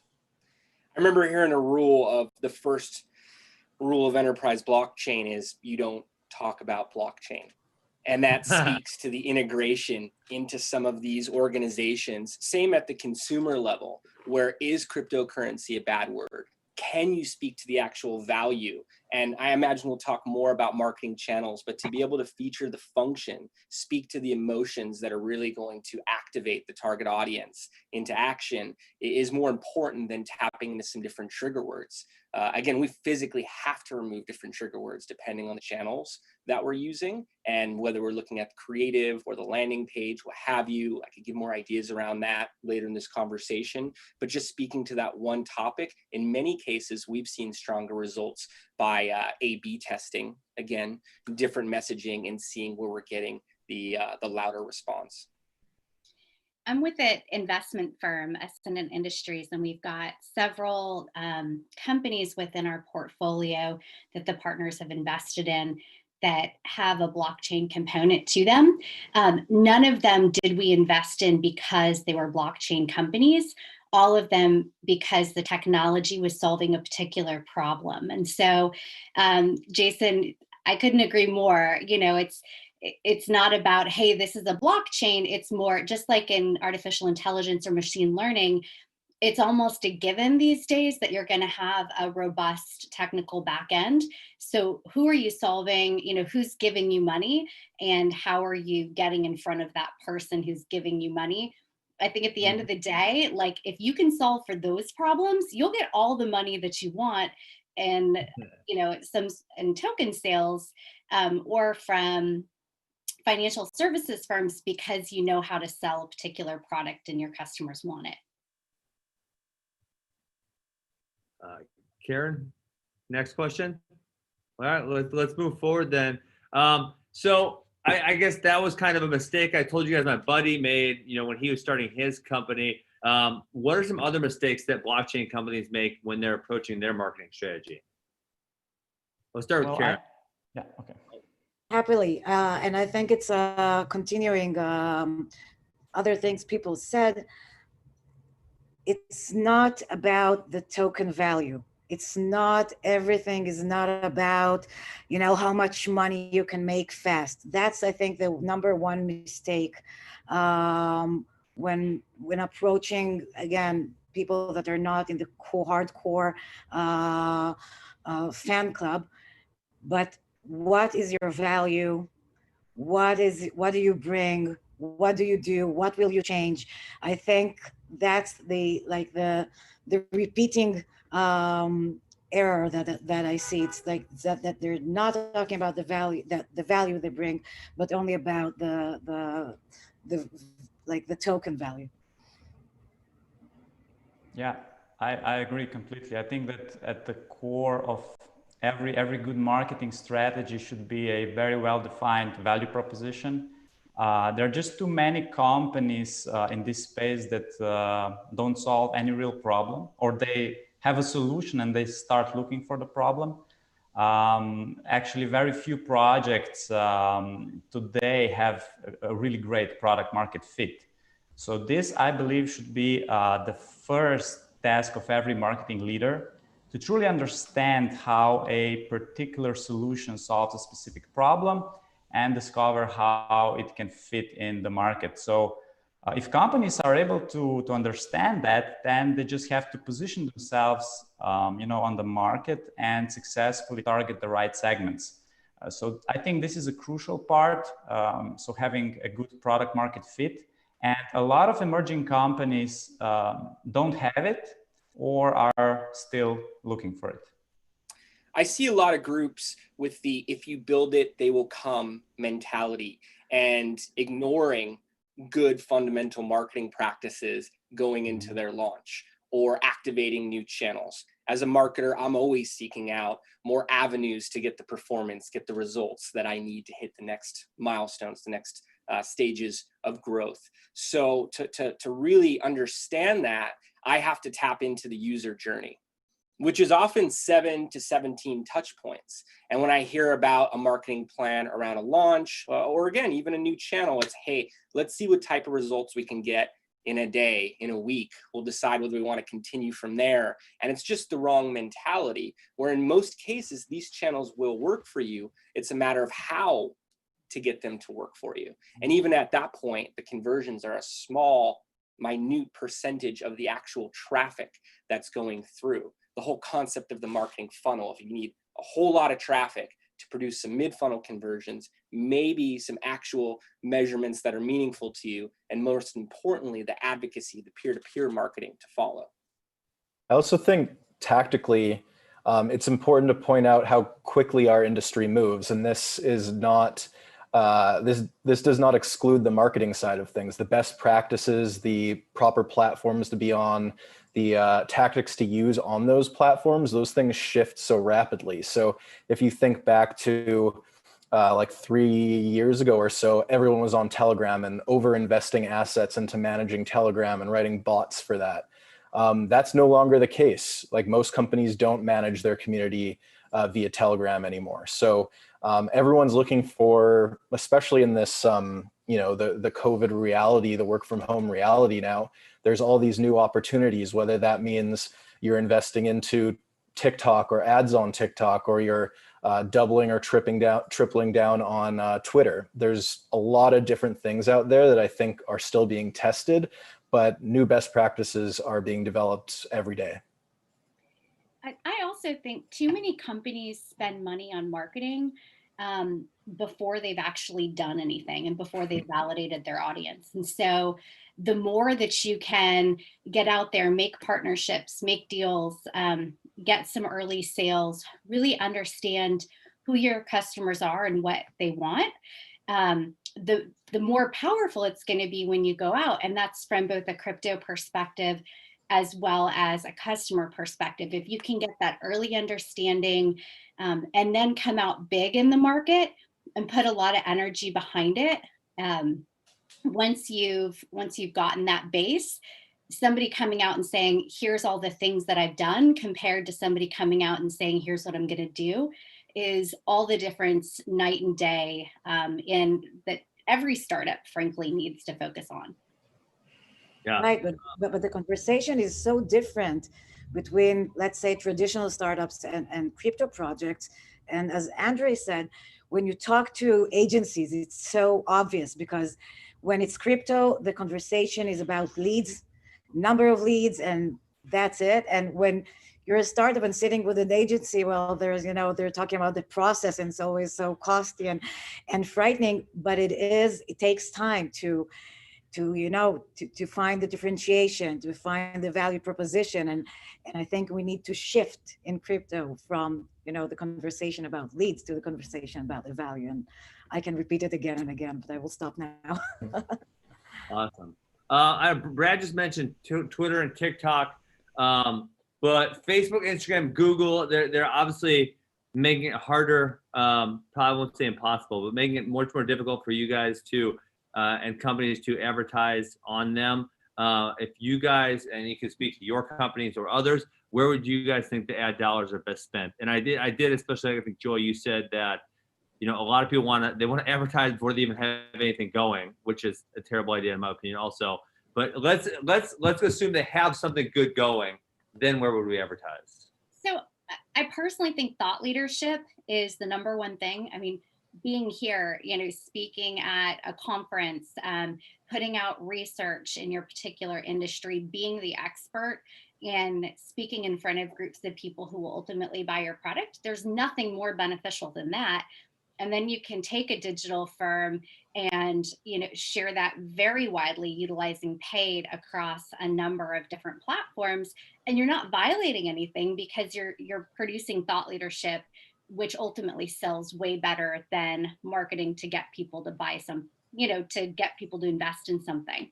So that, be a thought leader in your particular space in front of your customer, and you will win 100% of the time. I really agree with that. So the whole earned media category is so important, especially in our space. I think that with marketing, and especially when it comes to paid, it's about sort of developing, a marketing moat, right? So like, what are you able to do better than your competitors on a similar platform? Whether it's a content thing or the speed at which you can execute on new content, or the quality at which you produce it. Those things are all things that will set you apart. So I think that the ability to advertise on like YouTube or Facebook, but being able to do it quickly and in a way that speaks to whatever your audience is talking about today versus what they were talking about 6 months ago, that's sort of a key to making those ad dollars go as far as they can. Yeah, I definitely agree with those. And stemming from a strategy with the target audiences, seeing their digital touch points, exactly where they go online, and exploring organic and paid at both of those junctures. Going back to the content marketing funnel to talk about the organic type of placements, showcasing thought leadership. I love how that was mentioning looking to get third-party validation and really stimulate social sharing from that. When it comes to paid, we run into problems with all different types of verticals of advertisements, not specific to just crypto, and constantly have to find workarounds. There was a period this year where any landing page that had COVID-19 on it was systematically getting blocked from advertising accounts. So I've always had to look creatively and try to think of out-of-the-box solutions on how to advertise to be above the rules and be compliant. Not above the rules, following the rules and being compliant. So working with reps at these different channels, there's a certification process.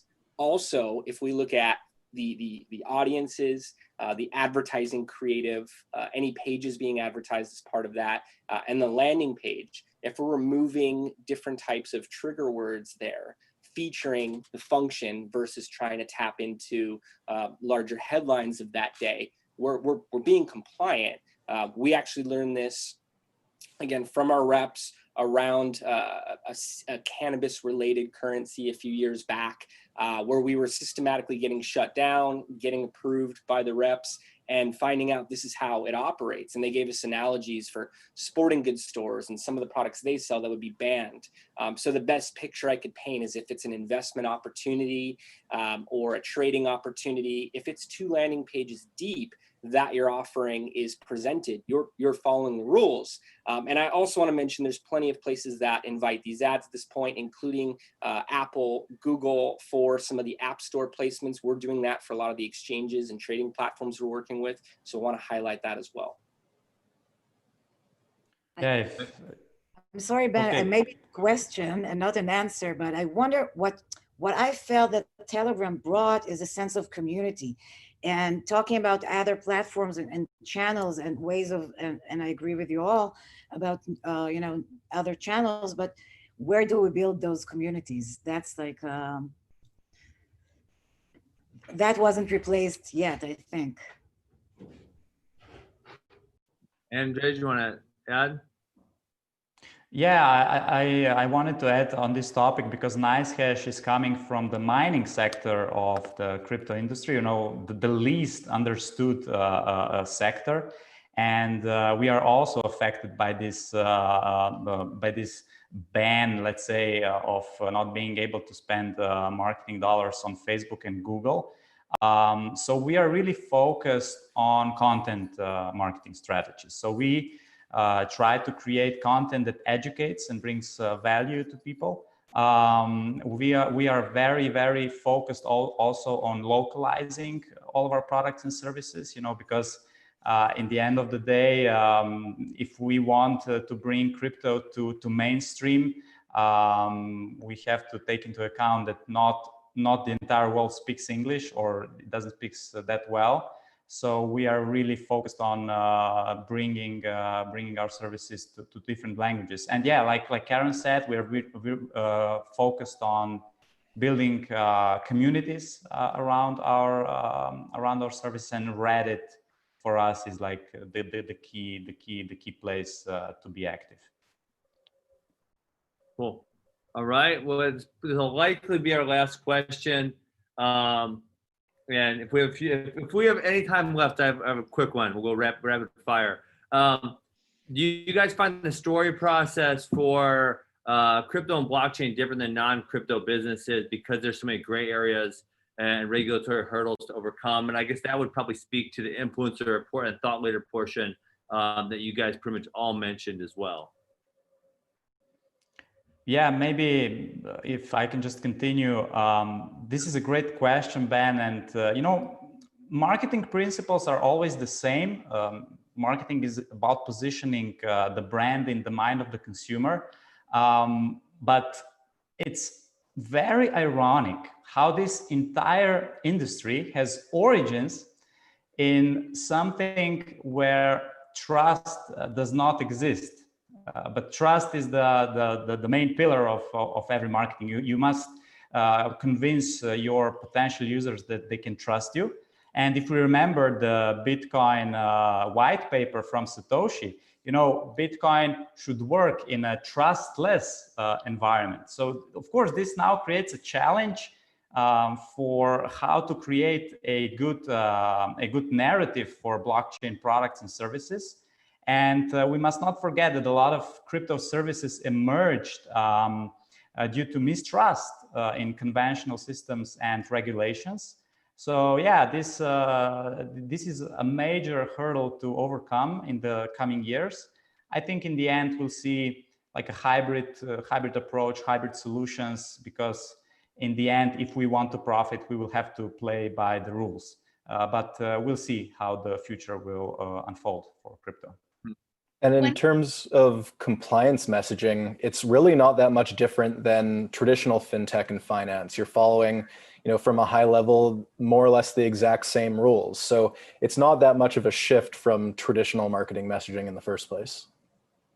One of the actually both of a few blockchain companies that we've invested in at Ascendant, Invenium was one. They made partnerships with some pretty big third-party companies within the financial services space. They, I don't remember off the top of my head what's public and what's not, so I won't go into the partnerships, but they basically offered, some preferred pricing. They did some creative things in order to build some pretty strong partnerships with incredibly credible companies, which helped validate who they were and what they were doing. So, to the extent that you can go out, build strong partnerships with name brand, get strong customers who have name brand, that just builds your credibility by utilizing theirs too. That's another strategy.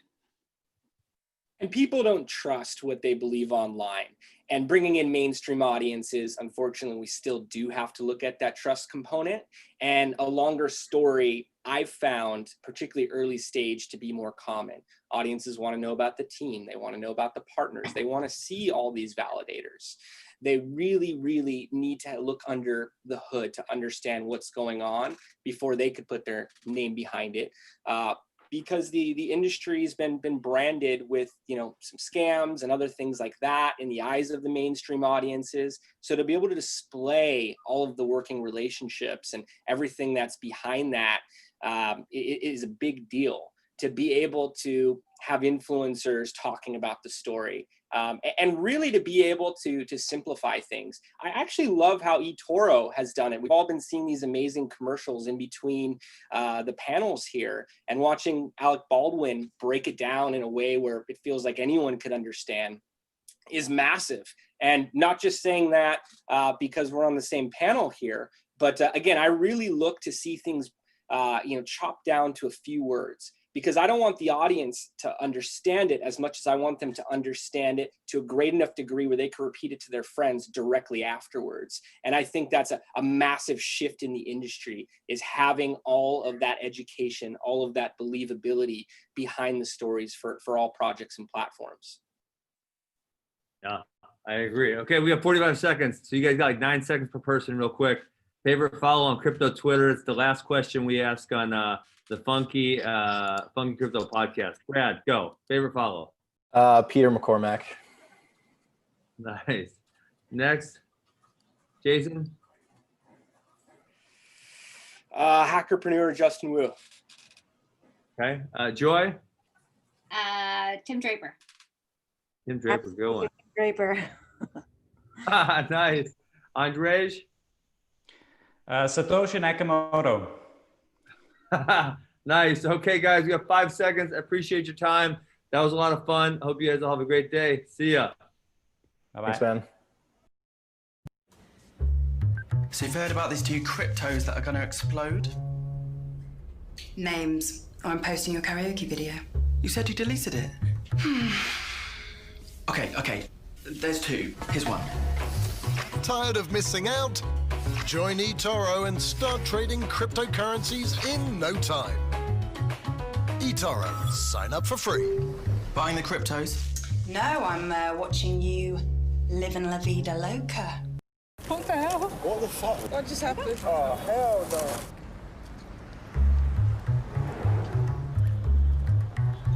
One donut stand, 5 hidden cameras, 2 actors, 100% happiness. Fresh made donuts today. Or is it? Fancy donut? Can I have jam, please? Cream donut, please.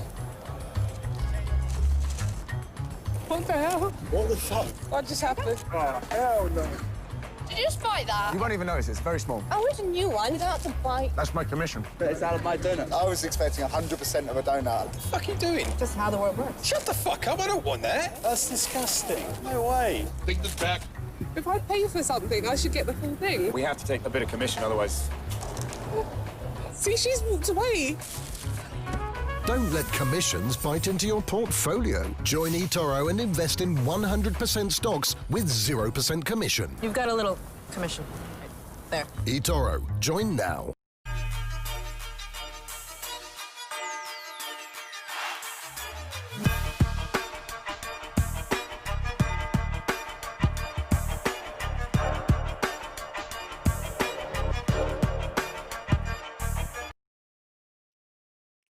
With the birth of Uniswap, SushiSwap, Total, and more, we've seen an impressive rise in the adoption of decentralized exchanges. But why? What makes them so unique and more appealing than traditional centralized exchanges? Here to tell us more, we have Cointelegraph's Ting Peng breaking down these exact questions with Sam Backman-Fried of FTX, Alex Warren of IDEX, and Magdila Rivas of Paxful.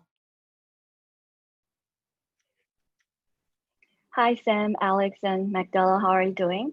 My name is Ting, Head of Communication of Cointelegraph China, one of the fastest growing blockchain media companies in Greater China. I'm very excited to host this panel and pick up brains about why decentralized exchanges are growing in popularity. You guys have fascinating backgrounds as entrepreneurs and pioneers in the crypto space. Would you please first share a bit about your journey and what was your vision when you started your project or got into the crypto space? Alex, could you go first? Yeah, thanks for having me.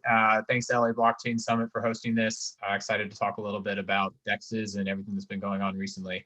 My name's Alex Warren. I'm co-founder and CEO of IDEX. I spent my career in software development roles at Amazon, Adobe, IBM. Got into crypto full-time in fall of 2017 with the launch of IDEX. It's a decentralized exchange operating on Ethereum, one of the most successful in terms of users with over 300,000 users, over 3 billion traded.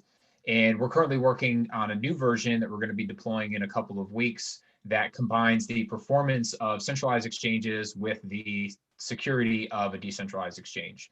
And that's really what excites me about the space is, we were trading early on. We actually lost some funds on Mt. Gox. And since then, we've been trying to figure out how can we solve that issue of centralized custody while still giving users a fantastic user experience that they know and love. And so that's what drives us here at IDEX.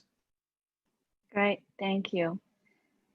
Magdala, what was it like when you first got into the space? Yeah, thank you for having me here too. So when I got here in like full time in the Bitcoin space, it was 2018, right after all the boom of the ICOs 2017. And I started at Paxful as the LATAM manager. We didn't have any operation at Paxful. So for you guys that don't know what Paxful is, it's a peer-to-peer marketplace for Bitcoin. So people can buy and sell directly from each other Bitcoin. And I was looking for different options because I had to send money to my family in Mexico all this time, and while I was living here in the US, so I had to send money, and Bitcoin was the tool that I used, and that's why I got into cryptocurrencies, like looking to different use cases of Bitcoin. So now I'm here. We're rapidly growing in LATAM and globally. We have more than 4 million users all over the globe, and we traded more than 33 billion last year. So yeah, we're really growing really fast, and we're seeing this like growing adoption too in the crypto space. Very nice. Thank you for sharing that wonderful story. Sam, I know you were, yeah. So yeah, my name is Sam Bankman-Fried. I'm the CEO of FTX, which is a global crypto derivatives exchange. And recently I've been spearheading Project Serum, which is a DeFi ecosystem built on Solana. I guess in terms of my background, I was a trader at Jane Street Capital on Wall Street before this, and got into crypto in 2017. Okay, and Alex, Sam, your project is decentralized application exchanges, and FTX is one of the biggest names out there. One of the biggest names out there. And today we're talking about decentralized exchange. Why is it growing popularity now? You started at the very beginning years ago, and why is it gaining attraction now? And how much is decentralized finance playing a big role in this popularity growth? Yeah, sure. No, go for it. Sorry. Yeah, I'll jump in. So I think decentralized exchanges have been going through technology, kind of solving technology problems over time that are starting to make them more user-friendly. That includes finding new innovative models for market making, like the AMM pools of Uniswap, building on faster chains like Serum and Solana, or hybrid models like IDEX that seek to separate trade execution from the blockchain custody and settlement. So I think that's a big part of it, is people are starting to figure out models that are working. In terms of this most recent round of excitement and enthusiasm, I think it's primarily been driven by speculation and two pieces that have fueled it, which is permissionless listing, so the ability for anyone to list an asset and create a Uniswap pool, and then the yield farming that was layered on top of it.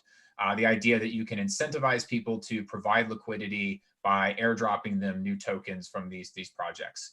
And so it's kind of, in many ways, it parallels the ICO boom, where you have a whole host of new assets being issued. A lot of them are genuine projects. Many of them will stick around, but you also have some scams, some outright bad actors trying to take advantage of it. So anytime you have kind of a new fundamental innovation like the ICO was, or like this permissionless listing and liquidity mining, I think you're going to see this explosion of activity. And that, in my opinion, is what's primarily been driving the recent surge of DEXs. What's exciting for me is moving post that and seeing how we can create these to be more sustainable key parts of the cryptocurrency exchange ecosystem. Mm-hmm. Is IDEX one of those permissionless exchanges as well? Actually, we're not. So without going into too much detail, we have a hybrid design where for a whole host of reasons, we don't think that we can or should offer permissionless listing. So our focus is really on markets that have been more well established. Think ETH stablecoins, top Ethereum assets, providing deep liquidity in a way that users can trade them without having to worry about centralized custody. Got it. And Sam, what you were going to comment earlier? Oh yeah, I to some extent, I just want to echo a lot of what Alex said. I think I agree with a lot of it. I guess just like a few other things to add is that you sort of ask, like, why now? What changed? What happened? And I basically think it's just sort of like momentum and memes and an accident, and which isn't to say that like that like I think DeFi never should have popped. I think it's more like it was probably going to happen sometime, and like there's this question of when, and I don't know why was it now. Compound launch, they had a really successful launch. They kind of accidentally ended up in a place where they were strongly incentivizing. They're sort of the first giant yield farm because their token price went up a lot, and all of a sudden, like their parameters made no sense from like what they're thinking before, and instead it was like a very, very heavily incentivized. And then that just got a ton of volume, and then everyone else started copying it, and you just got this like runaway growth driven. And I think it's like, yeah, just sort of a little bit of a coincidence that like now is when it happened. But once it started, everyone just started copying what everyone else was doing, and pretty soon that was all crypto was talking about.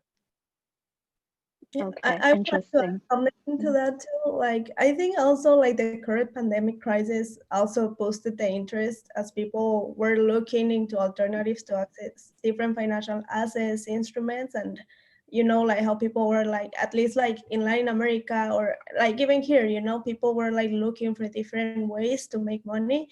And that's how a lot of people started to like jump into Bitcoin, now decentralized exchanges and products too, and they love it because of the same reason they love BTC, right? Because like there's no need of a third party, they have control over their funds, all that. That's really it's welcoming for the crypto community. Like we love that aspect. Mm-hmm. As for your project, it's basic. It's more of a platform for trading BTC. And in May, we've seen the amount of BTC on Ethereum and has surpassed the amount of the BTC on the Lightning network because of the scaling, technology out there. So what is Paxful, taken on this, and is the CEO of Paxful Maximus with Bitcoin? What's his view, or what's your view on this? Yeah, we're seeing this like massive like interest in DeFi products, all that. So we're exploring into seeing like, okay, how we can adapt and how we can introduce different products. Right now, we just added USDT in the platform. Before it was purely BTC. You could only trade BTC. We saw the growth in interest in USDT and Ethereum-based project, and we added USDT was like just a decision we decided to add it because of the adoption levels it has, and we've had a lot of like interest from our users. It has different use cases as BTC. A lot of our users just use them to like protect their funds, their money from inflation, all that. So definitely we're exploring different aspects as lending too, as a peer-to-peer platform. Peer-to-peer lending in decentralized exchanges is huge. So we're exploring different things. It's still nothing yet concrete, just the USDT that we added because we're seeing a growth in interest in that kind of products. Mm-hmm. Okay. What's the daily volumes like on decentralized exchanges these days? Alex? Yeah, last I checked, it was still hundreds of millions. Mostly Uniswap. Curve is also in Balancer doing pretty well. I think it's interesting that so far AMMs have really been dominating. I think that speaks to their kind of creative solution to dealing with latency of trying to put an order book on a blockchain. It basically just doesn't work very well if market makers have to update orders frequently and pay a network fee every time they do. And the AMM model kind of flipped it on its head and also allowed retail to easily provide liquidity. So I think you'll see the growth of order book exchanges is going to catch up as different technological solutions come online.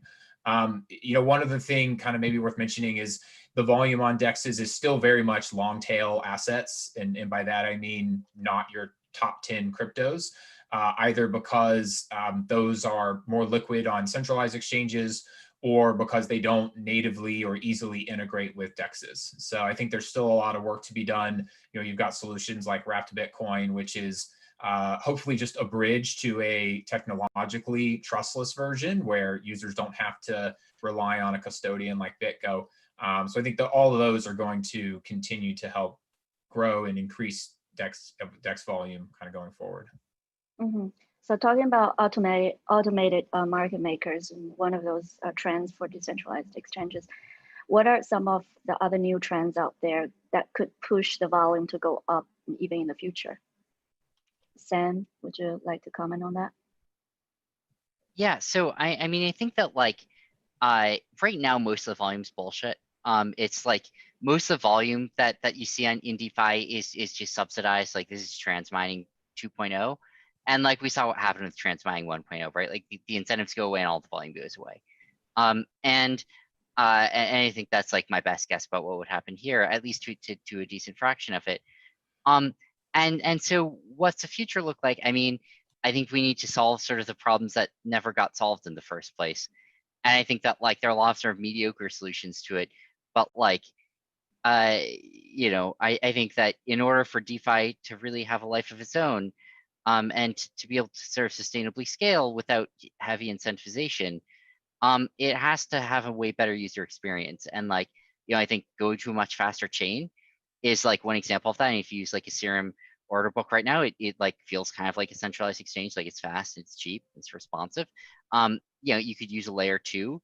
You could do a hybrid solution like what Alex is doing. And there are obviously pros and cons to each of these. I like the layer 1 solution because it's a thing that gives you the most composability. But you know, there are sort of like pros and cons of different answers here. But like scaling was never actually solved.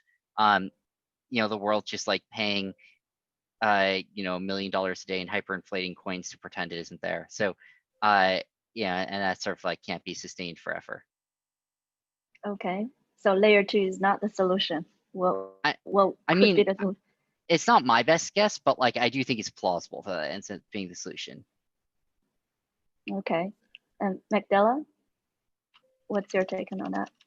Yeah, I will say, like, as I was saying before, like one of the like new trends that we're seeing, at least in Paxful, and because we serve a lot of developing countries in the company, we see like how this can be used really for people to access to finance. Like, for example, people in Africa don't have really access to banks or to loans or to credits, and these DeFi tokens, DeFi products are are allowing them to actually access those kind of service that they usually don't have. It's the same in Latin America, for example. So I think that's one of the main like potentials that we can see in DeFi, and that can actually apply and help people globally, like to kind of change the way we see finances, traditional finances. Like, okay, I want a loan in the bank, they won't give it to you because of your credit history,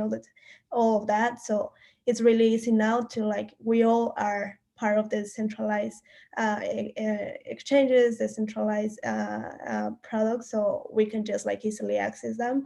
And I think it's really changing how like people's life and people's economy in these like developing countries. I see how that can be potentially useful for these needs that we have. I see. Just bring the finance to the unbanked in general and bring more users in the future. That could be, yeah, okay. And Alex, what are some of the competitive advantages that you would say that decentralized exchanges, you know, have compared with centralized exchange? Yeah, I think, you know, there's different flavors of DEX. I think the clear competitive advantage is around the fact that it's non-custodial. And for us, that doesn't necessarily mean self-custody, but that you can choose your custody solution. You know, if you want to trade on a centralized exchange, you're forced to deposit in custody funds with them. There's a variety of use cases or kind of user preferences, from individual private keys and software and hardware wallets to those that are required to use third-party custodians, kind of more managed services like Fireblocks. a whole host of things that users have chosen for a specific reason because of their kind of custody and security preferences. And you have to abandon that when you trade on a centralized exchange. So that's a clear benefit. You also get things like transparency around execution and settlement. It's much harder to do things like wash trading or faking volume because everything has to be on chain. And then you also have composability, which is a lot of what drove the DeFi boom, was these applications being able to integrate with one another. Maybe to touch a little bit on Sam's comment of L2 versus L1, we are ourselves, we kind of think the jury's out on where that, like what's going to be kind of the winning solution. The challenge we see, or maybe the big question is, right now, Ethereum is still the dominant game in town. And that's because that's where all of the assets are. I think the ICO boom is an underappreciated kind of event and asset for the Ethereum network, in the sense that it taught everyone how to use MetaMask, understand gas, and now they hold assets of all these projects. And so L2 is kind of the natural extension of that. Take that ecosystem and put it in an environment where you have much better performance and scalability.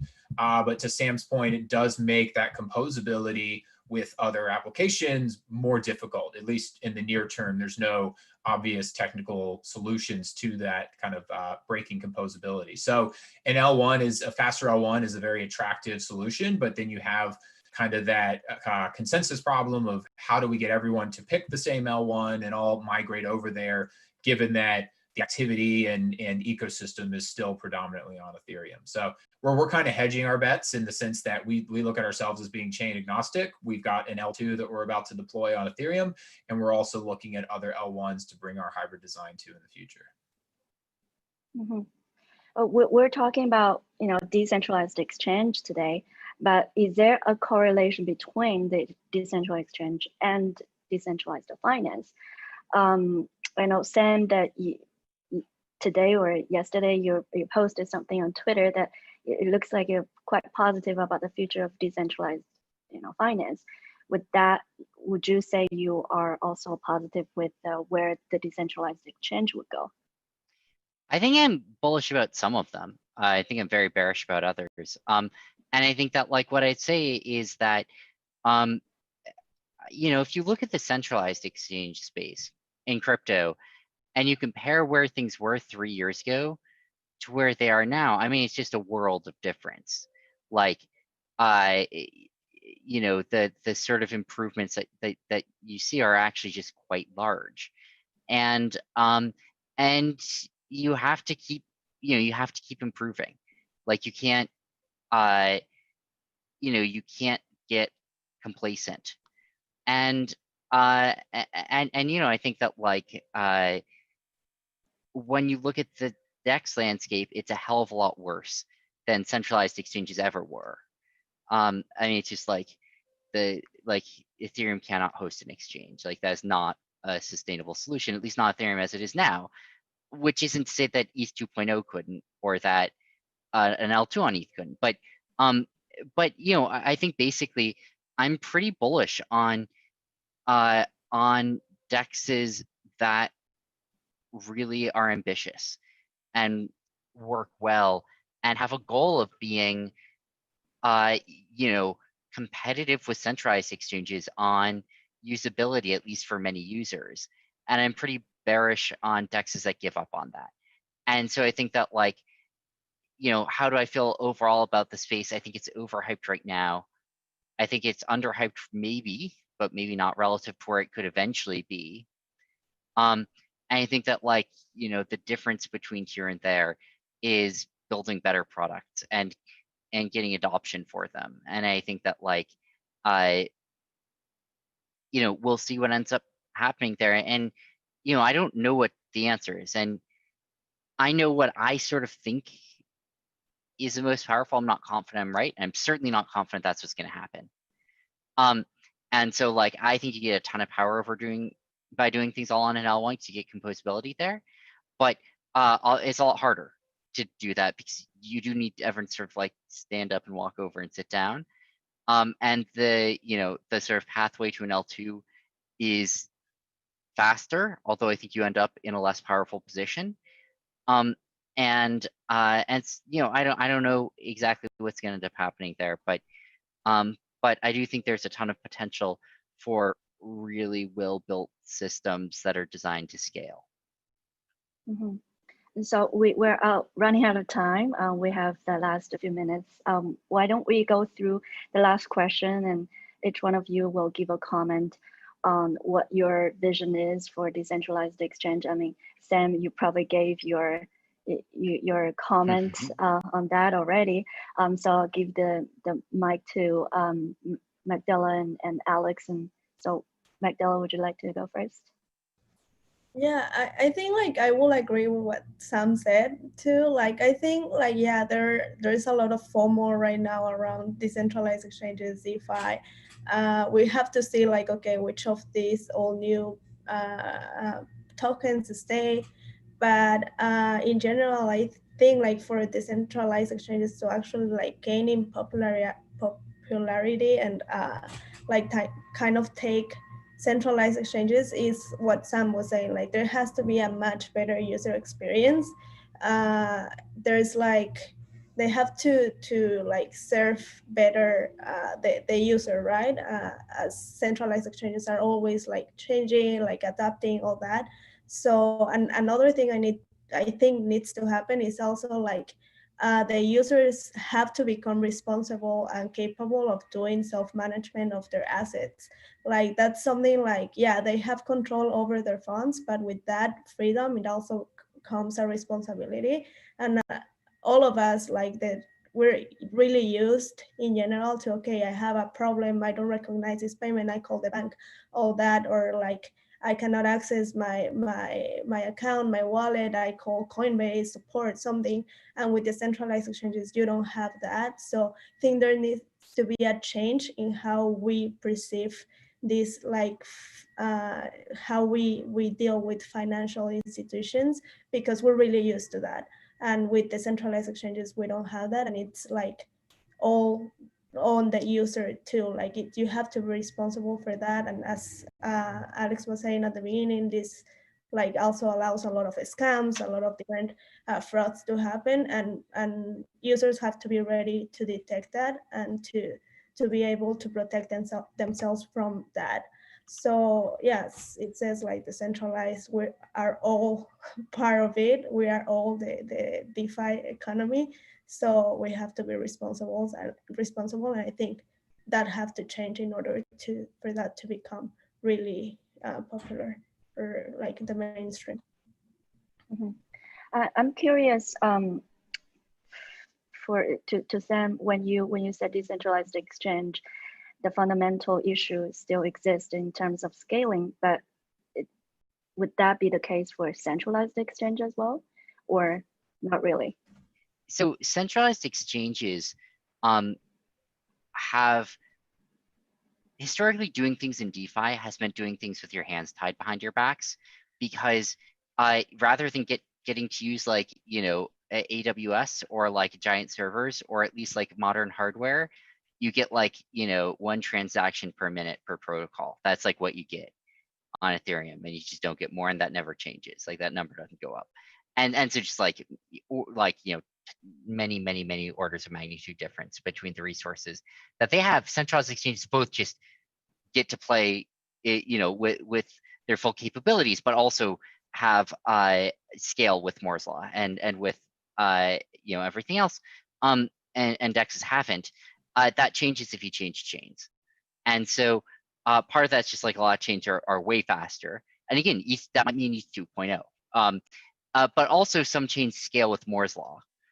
Some chains are, you know, Solana, for instance, is like built to just be as, you know, maximized for efficiency and scale with sort of the world's, you know, cost of compute as well.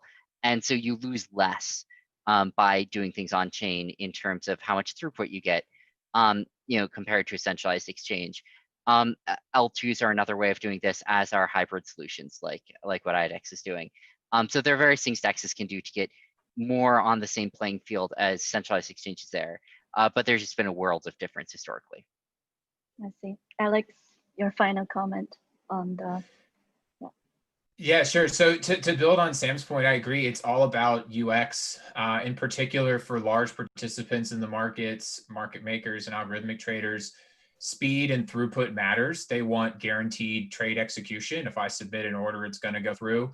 I saw something the other day where a top DEX project was bragging about only 7% of orders failing on chain when users submitted them. And I'm like, that is not something to be proud. Like that is, we should have 0%. We should have 0% order failures. And until we get to that point, we can't say that we've really built an exchange. So I am in some ways bearish on the notion itself of a decentralized exchange, because I think exchanges need performance, they need deterministic execution, and the best way to get that is to have one party be doing the matching and trade execution, centralizing the exchange part. That doesn't say you can't get the properties of a decentralized exchange, like non-custodial, being able to have that transparency by doing the right architecture. So I guess I'll close with that. That's what we're really focused on, is keeping that great UX of centralized exchanges, but bringing in those elements of decentralization for our users. Great. Thank you guys so much for the very interesting conversation. And hope to see you guys again in the future, and enjoying the rest of the summit. What the hell? What the fuck? What just happened? Oh, hell no.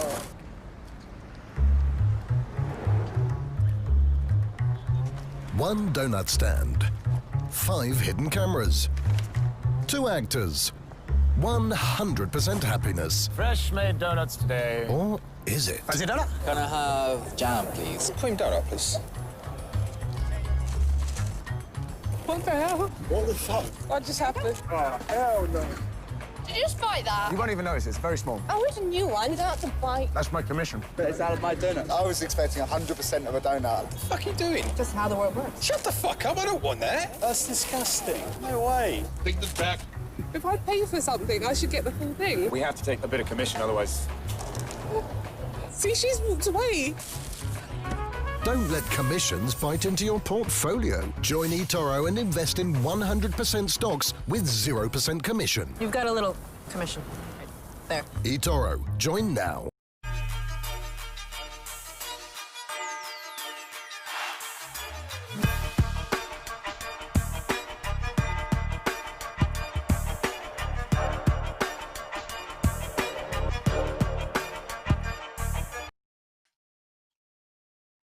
Now that we've heard from the DEX side, let's explore centralized exchange side. Please welcome Monty Munford of BCC and Block Speak with Jason Lau of OKCoin, Sakith Vishwana of Unicoin, Lorraine Christia of RXX, JP Theriot of Uphold, and Miko Matsura of Evercoin.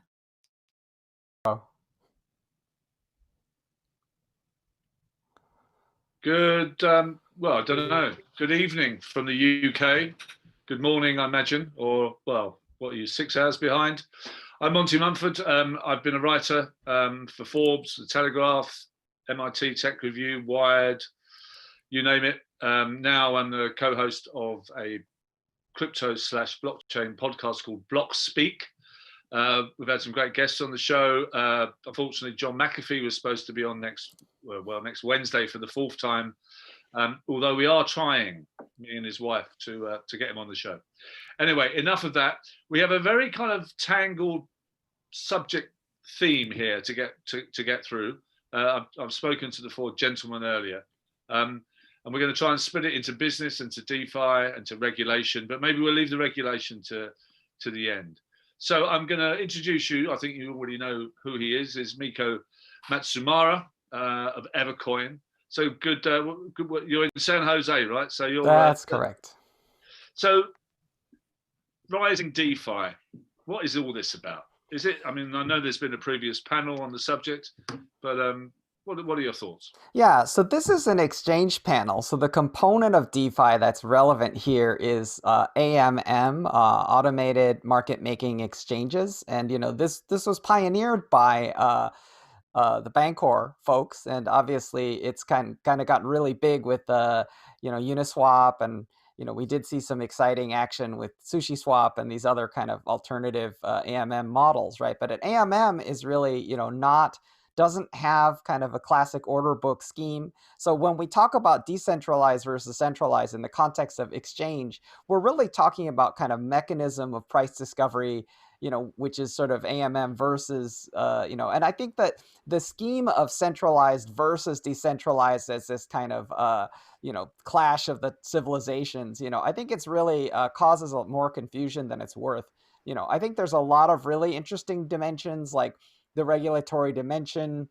I think there's, anonymity is a dimension, and I think this biggest difference is really this kind of whether there's a centralized order book or not. And by the way, like you'll see so-called decentralized exchanges like IDEX and Ether Delta, which have order books. So, and order books are centralized. So I kind of say that that's not the most healthy conversation, centralized versus decentralized, but I do think that there's a lot of nuance to it. Well, it's almost like a Manichaean or a Hegelian doctrine, Yeah, Hegel, absolutely. It's behind me somewhere. Yeah, sorry, I was just going to say in terms of the Hegelian element, like, we are actually starting to see things like custody moving decentralized and the order book staying centralized, so like there is a synthesis coming. Yeah, thank you very much for that. Jason, you keep nodding your head. Are you in agreement there or are you in disagreement with our fine speaker? I think Miko made a lot of great points. I'm generally in agreement. Most importantly, I think it's a very exciting space. It's a new experience, and it solves a unique pain point that I think centralized exchanges, for lack of sort of making that sort of that label clear, is that users do value certain things like self-custody. Users value things like anonymity, not doing KYC. But I don't think users fully understand what that means when it comes to a DeFi versus CeFi sort of boundary, right? There are borderline CeFi exchanges that also don't do custody. And you could argue that IDEX, like Miko mentioned earlier, is an example of something that crosses that line, right? Anonymity is another one that Miko mentioned. A lot of these DeFi decentralized exchanges are not fully anonymous, right? You can, via the blockchain, figure out very easily who is trading what and against who. So I think users don't really get that quite yet. And so, I think there's still a lot of learning and exploration to be done here. No, absolutely. But exciting. I think consumers, they don't really care how it works, as long as it works. I think, this mobile phone, I was kind of one of the early pioneers in mobile content, and we used to have these arguments about the technology, but no one cares about the technology. They just want to make sure it works. You seem, Satvik, over there in Bangalore or Bengaluru, a town that I've visited many times. You look like a Bollywood villain up against the wall. Someone's going to shoot you. Which I have done in Bollywood films, personally, but that's another story. You seem to be agreeing with our fine friend there. Sorry, I didn't get your question. Sorry. You seem to be agreeing with Jason. You seem to be in agreement. So I think I'll put it this way, right? So at one point we only had brokerages, a lot of brokerages where people can sell directly from the companies, and then we had the exchange. So when people started to realize that exchange means it's about bid and ask orders, and then the graphs and the charts and the depth, etc., I took little time for them to get familiar. But at the end, whether they go to the brokerage, they could get Bitcoin for USDT, or they could go for the exchange to get for USDT. But I think eventually we will have one more step ahead, where without the central party itself, just based upon the smart contracts, you're able to do that. But to what extent does it matter for the end customer, unless he's very specific about whether he need to really custody the funds himself? As of now, that is one of the big challenges, at least in India. So one of the recent surveys was showing more than 95% of the customers do not even hold any kind of self-custody wallets. Forget about hardware wallets. So given that, I think it is little far away. it would still take over a smaller period of time. And if you see the economy of India, or maybe the livelihood, so the money that they would spend per day basis, one transaction which is costing about say $12 to $15 is more or less the entire day's wages for a software engineer here, right? So given that, there's definitely challenging for it to become instantly popular is what I think. So I mean, all three would coexist. It could be brokerage, or it could be the centralized finance, I mean, centralized platforms, or it could be the decentralized one. And when it comes to the institutions, I think they would be preferring more the centralized ones, because it will be more accountable. If something goes wrong, it's too tough for them to show the finger at a smart contract saying it messed it up, right? So I think when it comes to taxation and I mean, GSTs and getting the invoice and such, you of course need someone in between who actually takes it and gives the invoice. Yes, you have paid $10,000 and this is your own Bitcoin and is the invoice for it, right? So that becomes important, which is not possible through the decentralized methods, is what I think. No, I understand. I interviewed for my podcast, Block Speak, the CEO of Ledger yesterday. And he said that, they on Chinese national TV, they were basically saying buy cryptocurrencies, get ready for the digital yuan. Is it legal to trade crypto in India at the moment? I know things go up and down. It was never illegal to trade crypto in India, but it was the central bank, which is Reserve Bank of India, that restricted the banks only to not provide their services for cryptocurrency exchanges and customers. So even though it is not an illegal activity within India, and this was the basis on which the community and all the exchanges through an association had to fight at the Supreme Court, which is like the highest court in India, to get that notice taken off. And that happened on 4th of March 2020. So since then, the banks have supported the cryptocurrency exchanges, and they are allowing the transactions to happen. So, right. I mean, in India, we usually like kind of lagging. Yeah. It's a bit like, your currency is like important. A bit like your connection, it's lagging a bit. Thank you very much for that. Lurian, you come from a slightly different area, just maybe changing the subject slightly. Sure. Your experience is running a US federal market and then doing that across 50 states on a regulatory basis. I know we want to concentrate on business as well as regulation, but that sounds to me, I mean, we were talking earlier with Miko about Hegel. That sounds like something like an Aegean stable task to be able to try and clean up that mess. How did you do it? I definitely have a large regulatory footprint, not one that I think others should envy. So what we do different at ErisX is that we run a spot market, and to run a spot market, you have to have registrations in the States and a New York bit license and be FinCEN registered. And so we, based on our permissioning and our licenses right now, we have 50. And then we run it side by side with our federal futures market, which is what you would expect from a CME or an ICE. And to run a federal futures market, basically you have to comply with 21 core principles. Core principles on anything from governance to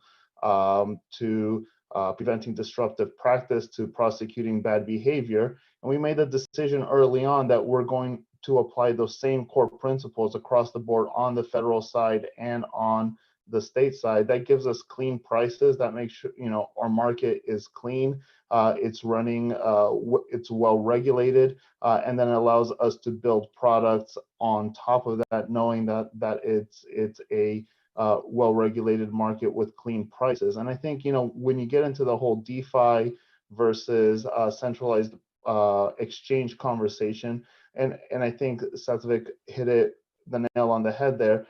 I think the focus right now is really the retail market. I think the institutional market is going to have a real hard time adopting something like that.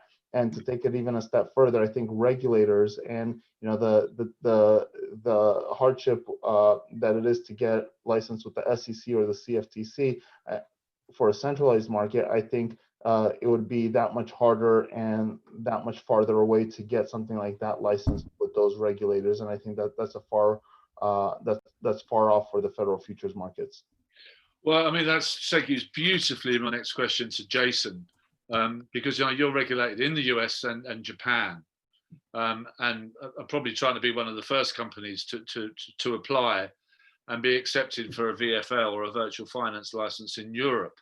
How was your experience of what's the kind of the journey that you've been on there? Was it easier in the US or easier in Japan, or is Europe clearly is a challenge?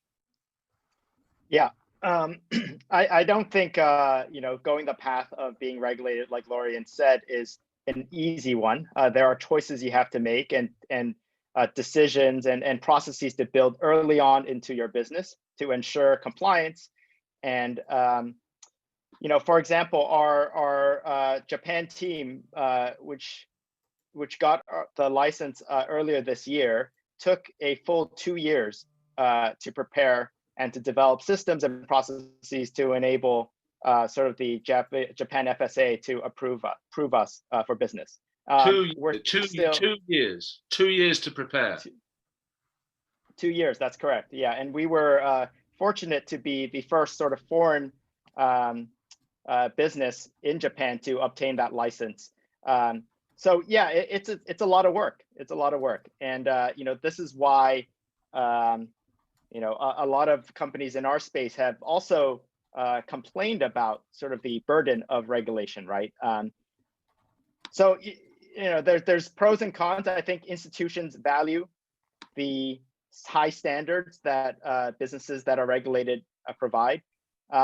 Whereas, on the decentralized front, retail users maybe don't care as much and are more willing to experiment and flock to some of these more innovative or different type of DeFi experiences. Yeah. Okay. Interesting. Very interesting. Yeah. Miko, back to you. What do you think about Jason's comments then? I mean, I would say this is to kind of like split hairs between, what's been said. And, I think Satvik's point is sort of more like centralized is favored by institutional. I think that, in getting further down the road, like we are seeing solutions like Credo that enable things like non-custodial institutional. So, what happens in institutional is that they do like to have an entity that they can do business with, so there is a company to company relationship. So that implies centralized, but it doesn't always necessarily imply custodial, right? In the sense that you can set up a system where there is a non-pre-funded wallet, but there's some kind of proof of funds and there's some kind of fund staking or mechanism that enables them to trade, right? So I guess what I'm saying is that we are going towards synthesis, right? So I think it's not going to be a world where it's sort of these polarities of centralized and decentralized. And the axis that I think is really important is I think right now, I got in an argument on Twitter because I'm silly with a cartoon character, with an anonymous cartoon character who was claiming that regulators weren't going to regulate decentralized exchanges, right? And I think it's silly of me because you shouldn't argue with a cartoon. My point is that regulators, particularly around anti-money laundering, like the regulators don't care. They don't care if you're centralized. They don't care if you're decentralized. That access doesn't protect anyone. Like the SEC cares, FinCEN doesn't care. FinCEN's like, are you facilitating money laundering? If so, we're going to round you up. So, I don't think so I think the polarity of it's fully centralized, it's fully decentralized, it's fully regulated, it's fully unregulated. These binaries are just confusing people, and I think it's going to cause people to get in trouble. Absolutely. Lorian, I don't think you had a fair shout before, so I'm going to come back to you. I presume you've never argued with a cartoon character, is that right?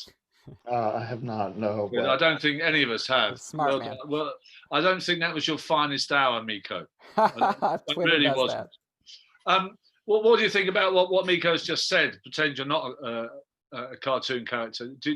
Are we just getting lost in the technology here? The binary kind of nature of this alleged nature of decentralized, centralized? And I'm actually going to check the name of the panel. Liquidity, future exchanges. I mean, it sounds unnecessarily complicated to me. I tend to agree with Miko that we are on a spectrum here, and what we have right now available to us in the quote unquote centralized market and the decentralized market is probably just a version of what we have today and what we're used to, but what it's going to look like in the future is not necessarily what it looks like today. And the centralized market may adopt and may implement things like what Miko referenced, and that might be a best practice, and that may be better than cold wallets and safes in a vault in a mountain in a forest guarded by guns, you know. And so all that to say, I think this technology is being contributed to, is being innovative. It will be adopted by various aspects or various sectors of this industry in different ways, and I'm sure centralized exchanges will adopt best technology that makes it better or easier for them to do business, regardless of whether they're DeFi or centralized. Well, so, okay, fair enough. But what do you think the future exchanges are going to look like? Do you think it's, I mean, do you have any predictions there? I think regulation is not going away. I think regulators only understand centralized markets. I think it's going to be an iteration of centralized markets, and it's somebody that you're going to hold accountable. I think it's a fallacy to think that if you run a decentralized market, no one's going to be held accountable. They will be. They will find somebody, and it'll be the person who least expects it. And unfortunately, when that happens, it's a red flag to the rest of the industry, and people run scared from that. So I think regulators are digging in their heels, and I think there's going to be a big shift in this space in regards to that. I don't think that. I mean, I don't think that the arrest of John McAfee is going to precipitate the hounds, the FBI coming around. But I do think that there's going to be a retro clampdown on ICOs in 2017. I think that someone smells blood somewhere, you know. And the SEC ruling against Kik and their coin, I think, has been has presaged all that. Jason, you're nodding with me. Anyone who nods with me, I go straight to them because they're obviously intelligent enough to understand. You are nodding. You agree that maybe there's. I agree, and I think to Laurian's point, regulators are going to find and target things that they think are in violation, especially money laundering. I think that's a key one, and I think the lesson learned is it takes time for them to build their case, and it takes time for them to eventually come out and do something about it. 2017 ICOs are now, over the past few months, we've seen sort of action related to that. And so, as this DeFi craze is starting up right now or this year, it may take 2 or 3 years before we see some clarity around what is permissible and what isn't. Yeah. But I guess just to answer quickly on your point about, or your question about future of centralized exchanges, I think Laurian hits it on the head too. It's that will be this sort of synthesis and emerging of functionality. I do think that users today, retail institutions, are just more familiar with the type of interfaces and user experiences that we provide. And as such, I think we are sort of really well positioned to be that gateway to sort of this other world of DeFi and this sort of new technology and new use cases of crypto. So I continue to look for these platforms, our platforms, to offer this sort of DeFi gateway, or sort of this open the door to this new world for investors and traders. Absolutely. Sathik, you keep nodding away there. I don't know if you're kind of falling asleep or if you're still alive. I hope you're still alive. But we seem to all be agreeing with each other, and this is boring. Well, let's have a contrarian view. Sathik, the future of exchanges, what are your thoughts? Please try not to agree. So I think this way, right? So it comes to regulation, such things. So before 2010, everything that's happening through the bank accounts was completely traceable and whatever was happening. And then enters the Bitcoin and blockchain transactions, where there are only anchor points, which are through the exchanges, where you can find some points in the track, but not every point. And through that, you could figure out who gave what to whom, or at least you can question them, right? So, but when as of now, we can see that the regulators have kind of got the grasp of how the Bitcoin and blockchain works, and they understand that not everything is completely traceable. Okay, so they have understood that, and that is a great improvement as compared to maybe 10 years ago. So going forward, maybe in about, say, a few more years, then the norms of what is possible and what is not possible in the decentralized exchange or the decentralized finance mechanisms. I mean, when that become popular, pretty much they will again have to start agreeing. But on the other side, what is a little bit more scary to me is that at least when it comes to centralized exchanges, obviously a person will put out the name or a group will put out the name that they are the one who is running it. But just see like how Satoshi Nakamoto is hiding today, or at least he's not public today.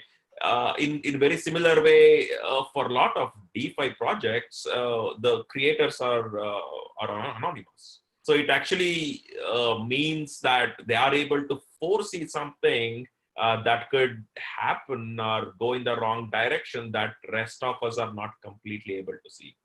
It could be that. So I mean, I obviously, if let's say if you give me 5 Bitcoin to trade into some other currency, I would obviously go for centralized one today. Definitely not decentralized one.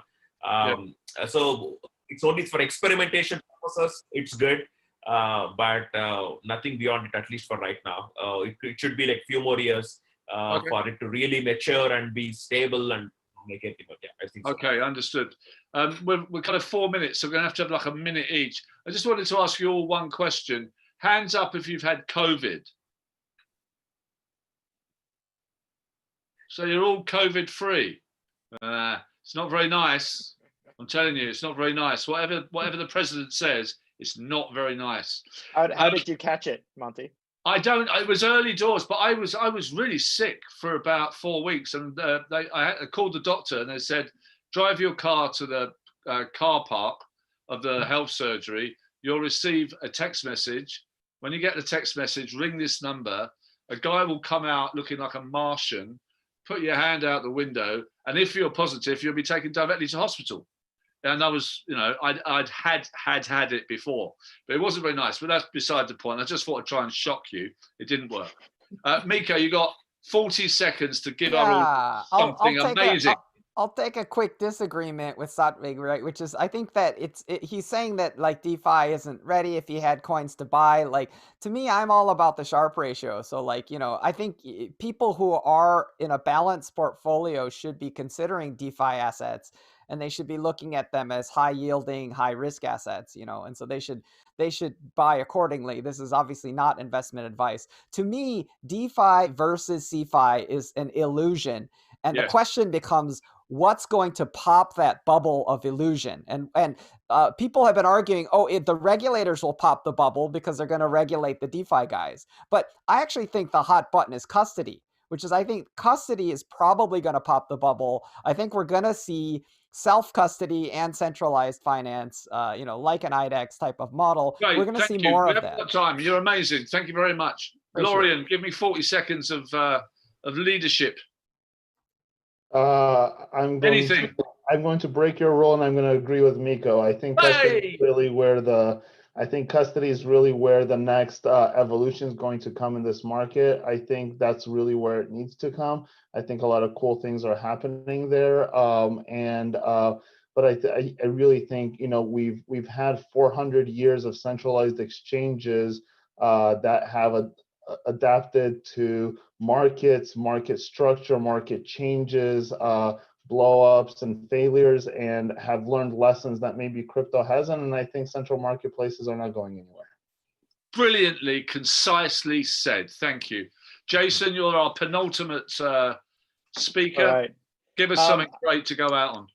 I think, lastly, I hate to agree, but centralized exchanges are definitely not going anywhere, mostly because we enable the bridge between fiat, our traditional dollar-based or local currency-based world, into crypto, right? And so the DeFi space, as much noise as it's made over the past few months, it's tiny. It's tiny. It's small within crypto, but growing. And crypto is small within sort of broader financial ecosystem. You're so absolutely centralized right. exchanges are not going anywhere. Yeah, and they actually plays a very, very important role. Thank you. So thank you, Jason. Great. Goodbye. Safik, your final words. You've got about 30 seconds before I drag you all off stage. So I'll see it this way, right? So whatever the discussion we are having is on one side of the fence. So we talk about brokerage or centralized or decentralized or what to use, what not. But when you see the other side of the fence where you have the common man and common people, for them it just is like not really mattering. All they know is what they give and what they get back. And they definitely are not prepared to do the self-custody. So I think at least we have more than a few years before the centralized exchanges will start losing its importance if DeFi really goes that way. Yeah. Thank you very much, Safik. These are one of these Zoom conferences where everything finishes on time. Instead of someone waving at me, I've got a ticker to the left. It says 14 seconds, 12, 11, 10. Thank all of you. You agreed with each other, which is annoying. But thank you for your time. Thank you for being part of this panel. I hope you learned something. I hope the audience have learned something.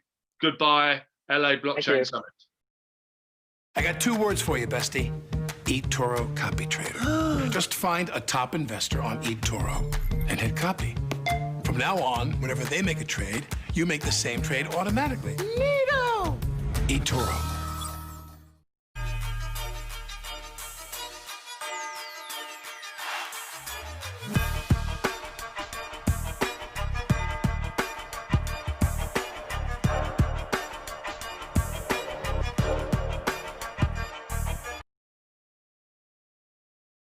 With billions of dollars filtered into stablecoins and U.S. financial institution now being able to hold deposits and reserves for stablecoins pegged to the U.S. dollar, it makes you wonder, what exactly does the future of internet money look like, and how does it expand beyond the scope of what we're seeing happening in crypto today?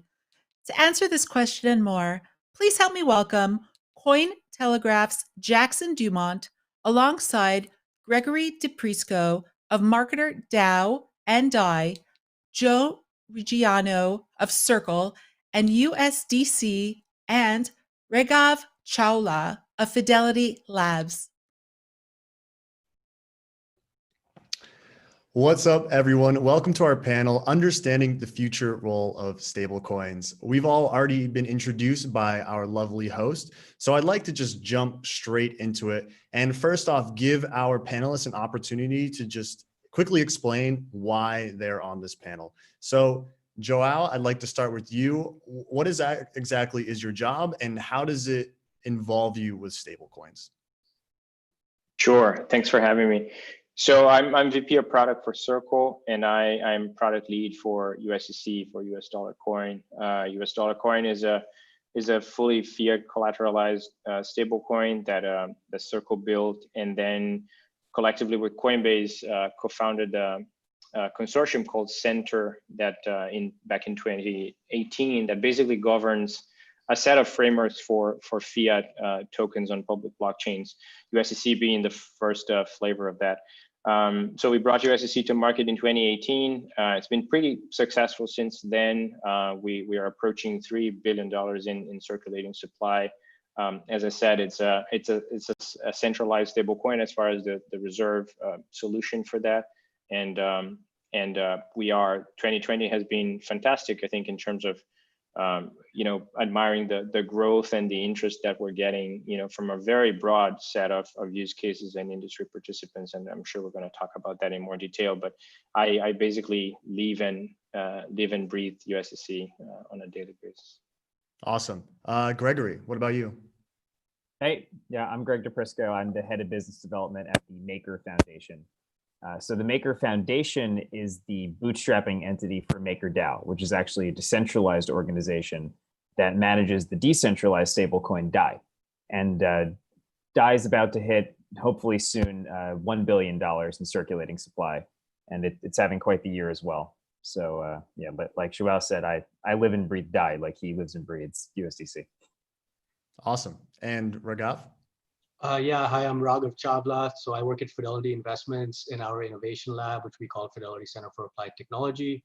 And within that, I lead new product development, mostly in the crypto blockchain space. And we kind of look at everything in the whole space, from like primitives down to MPC and ZK, zero knowledge proofs, to core blockchain protocols, utility tokens, security tokens, stable coins, self-sovereign identity, governance protocols, kind of the gamut of things that exists in this decentralized Web 3.0 space. And as part of that, we try to leverage these technologies, first of all, to learn and experiment with them, as well as to educate the rest of the firm so that we can use it. We work very closely with our existing business units to see how we can incorporate some of these technologies in our existing business lines. And we also develop entirely new products and services, and even launch new companies in these spaces. And of course, stable coins are very important when it comes to any sort of financial use case, because people like to denominate their trades in their fiat currency or US dollars or something. And so I think stable coins is definitely a very, very relevant space. Great. So in order to understand the future role of stablecoins, I think we first have to take a look at how stablecoins are functioning right now in the current crypto ecosystem. So I'm really curious to hear what your guys' thoughts on the current role of stablecoins are. Greg, I'd like to start with you first. So currently, a lot of stablecoins are being used to provide liquidity on other DeFi protocols, and DeFi just stands for decentralized finance, if the viewers aren't familiar with it yet. But I think it's more important to look at where they're going, because this is very much a speculative industry at this point. And the way that at least we envision it at the Maker Foundation is that this is the future of having a bank account. You shouldn't have to go to a bank and deal with paperwork and all of the other necessities of dealing with a legacy entity like that, when you can just have digital cash in your pocket. Mm-hmm. Would anyone like to respond to that? Sure. Yeah, I can add to that. I think I think the core role again is because people think in a particular currency, usually in the fiat currency where country that they were born in, and so when people are making trades, they think of a store of value as their core fiat currency, and then everything else is like an asset that they're trading. And so when people are making those trades, they like to have, like a US dollar or a euro or whatever it might be, in that coin format, on the blockchain token format, so that it's easy for them to make trades, and they're not kind of moving fiat into bank accounts and converting into crypto and whatnot. So I think that's kind of the central role in my mind for stable coins. And I agree with Greg. Like I kind of do, the analogy with kind of the future of bank accounts. But I also, and this is very, nobody knows when or how this will play out, but in terms of the role of central bank issued digital currencies, because once, the US government issues a crypto US dollar, then these collateralized sort of third-party custodian model or even decentralized protocols where you have to kind of put up some assets first in order to generate a new token, like then that kind of future becomes a little fuzzy, because what's the role of like a USDC or a Maker when you can use a central bank issued digital currency? Mm-hmm. And I think at least for the next decade or more, whenever those things play out, I think existing stable coins definitely play a pivotal role in the progress of this industry. Mm-hmm. Yeah, I like how forward-looking you guys are, but just don't give us all the juicy details just yet, because we wanna save that topic for next. But Joao, I'd like to give you an opportunity to give your opinion on what you think the current role of stablecoins is right now. Raghav just mentioned how he sees it as an easy way for people to gain access to trading cryptocurrencies. In your view, does your view differ at all from that? No, I think that's precisely the case, and there's a lot. We share the vision that Greg mentioned on the Maker and DAI side, but there's also just a ton of activity that's happening, or especially if you like to go back in history a little bit, at least the history of USDC. I think stablecoins really exploded, even though Tether is a little bit older, so to speak, as far as the solution goes. But stablecoins really sort of catapulted themselves into mainstream crypto markets sort of around 2017, right? That's when you start to see significant growth. We launched USDC in 2018. And at that time, we knew that there was going to be a clear product market fit, and we chased that, which was, what Raghav has mentioned. It's basically an on-ramp into crypto capital markets, right? And sort of this stable rails for people to either arbitrate between platforms or get in and out of volatile positions. So I think that was the primary use case, and that continues. It's still important, right?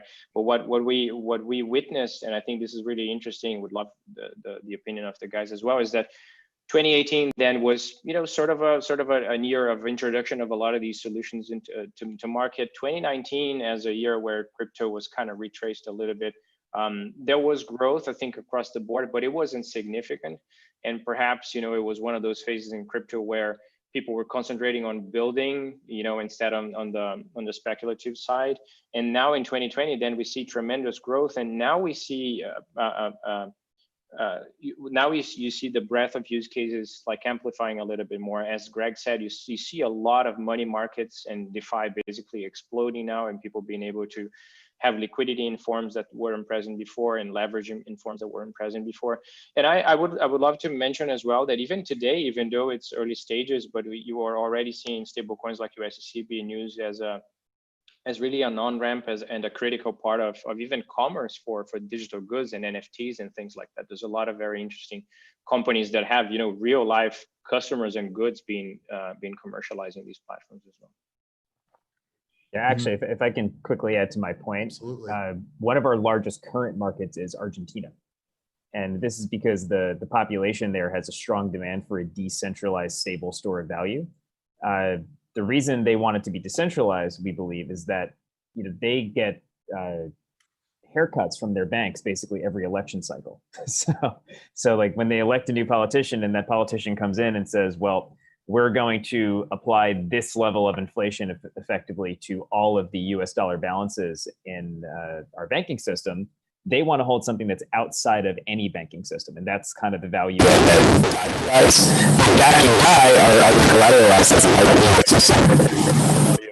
Your audio's going a bit haywire.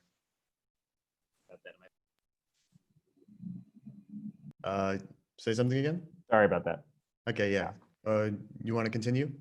Yeah, I was just saying that while DAI, the demand is for a decentralized stablecoin, DAI itself is backed by a variety of assets. One of the largest ones being USDC. Okay, great. So now I'd like to move us in a more forward-looking direction. As you, Greg, and Raghav were already jumping the gun a little bit there. So Raghav, I'd like to give you the chance to kind of kick the ball off on how you see the role of stablecoins evolving. We've already mentioned them as a payments on-ramp into a lot of markets that wouldn't necessarily be accessible for people in countries outside of the US. So how do you see that role of stablecoins evolving in, let's say, the coming decade? Sure, yeah, and it's hard to predict because there's, lots of factors, legal, regulatory, general, appetite for people to kind of look at other assets apart from their native fiat asset that they grew up with. But I think, first of all, there's a sort of transactional aspect of any of these things that we talk about, right? And of course, in this decentralized DeFi cryptocurrency world, we want everything to be represented as a native blockchain token, and which is why, we have all these crypto assets, and like we talked about with for the ease of trading and moving in and out of positions, we would like that, the asset that we think of as money, which, let's say in the US dollar, we want that to be represented as well. And so I think that kind of brought this need about, and that's why, these multiple stablecoin projects came about. Now, looking forward, there's lots of questions, right? So one I already raised, which is, okay, what if the Fed itself offers you a token that you can, trade peer-to-peer, just like any other cryptocurrency or any existing stablecoin?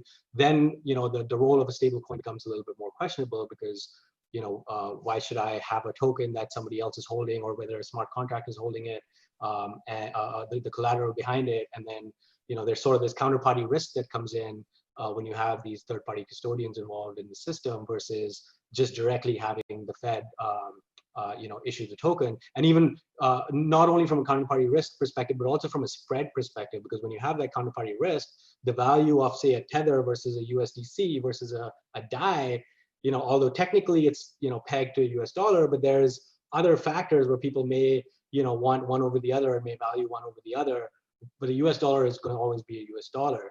Now, the question is, okay, Fed's printing trillions and trillions of dollars and cryptocurrencies are becoming more mainstream. And so will people start thinking of, not really wanting to use their native fiat currency as their store of value, and maybe they go to Bitcoin. Like Bitcoin is my favorite stable coin because it's always 100% stable to Bitcoin. And so if you start thinking about Bitcoin as money, and I don't know if and when that'll happen, but that's a possibility. And then then it's like what constitutes a stable coin kind of becomes a fuzzy question. Another sort of broader definition of stable coin that I have is kind of like commodities. So we used to have a gold standard where the Fed would like lock up a bunch of gold and issue you a bunch of IOUs and pieces of paper which you passed around.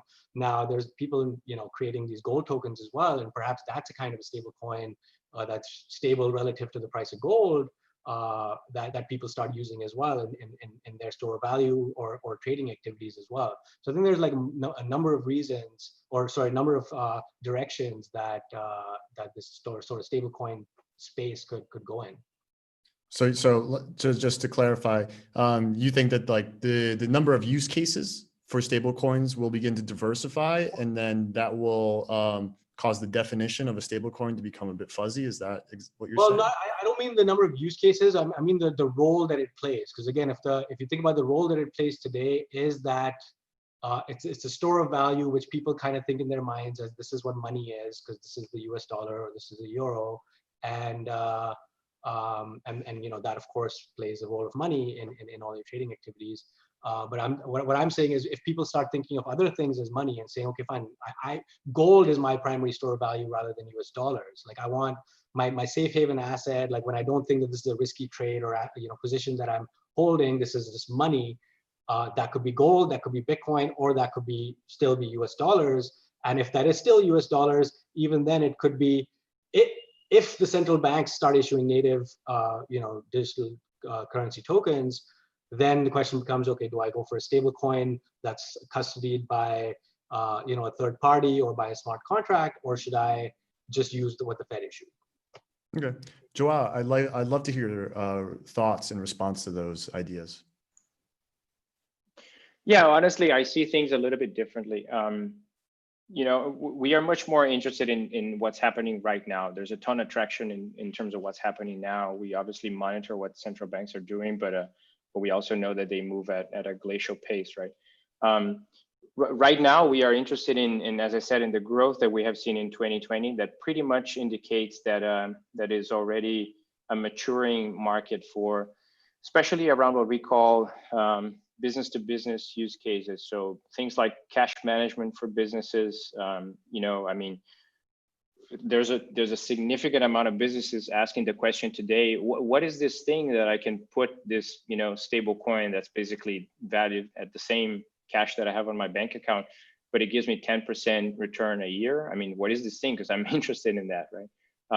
And that's a pretty clear value add for businesses, and we see a ton of traction there. I think the flight to safety that Greg mentioned is something that we also see growing in emerging markets. And throughout the pandemic crisis, it was pretty clear that in a lot of developing markets, people were desperate to hold stable value in the form of dollars. And when you are in the countryside in India or in Brazil, you don't have access to a dollar-based bank account, but you do have access to a mobile phone and an internet connection, and therefore you can just hold DAI or USDC or whatever you want, and it's effectively the same.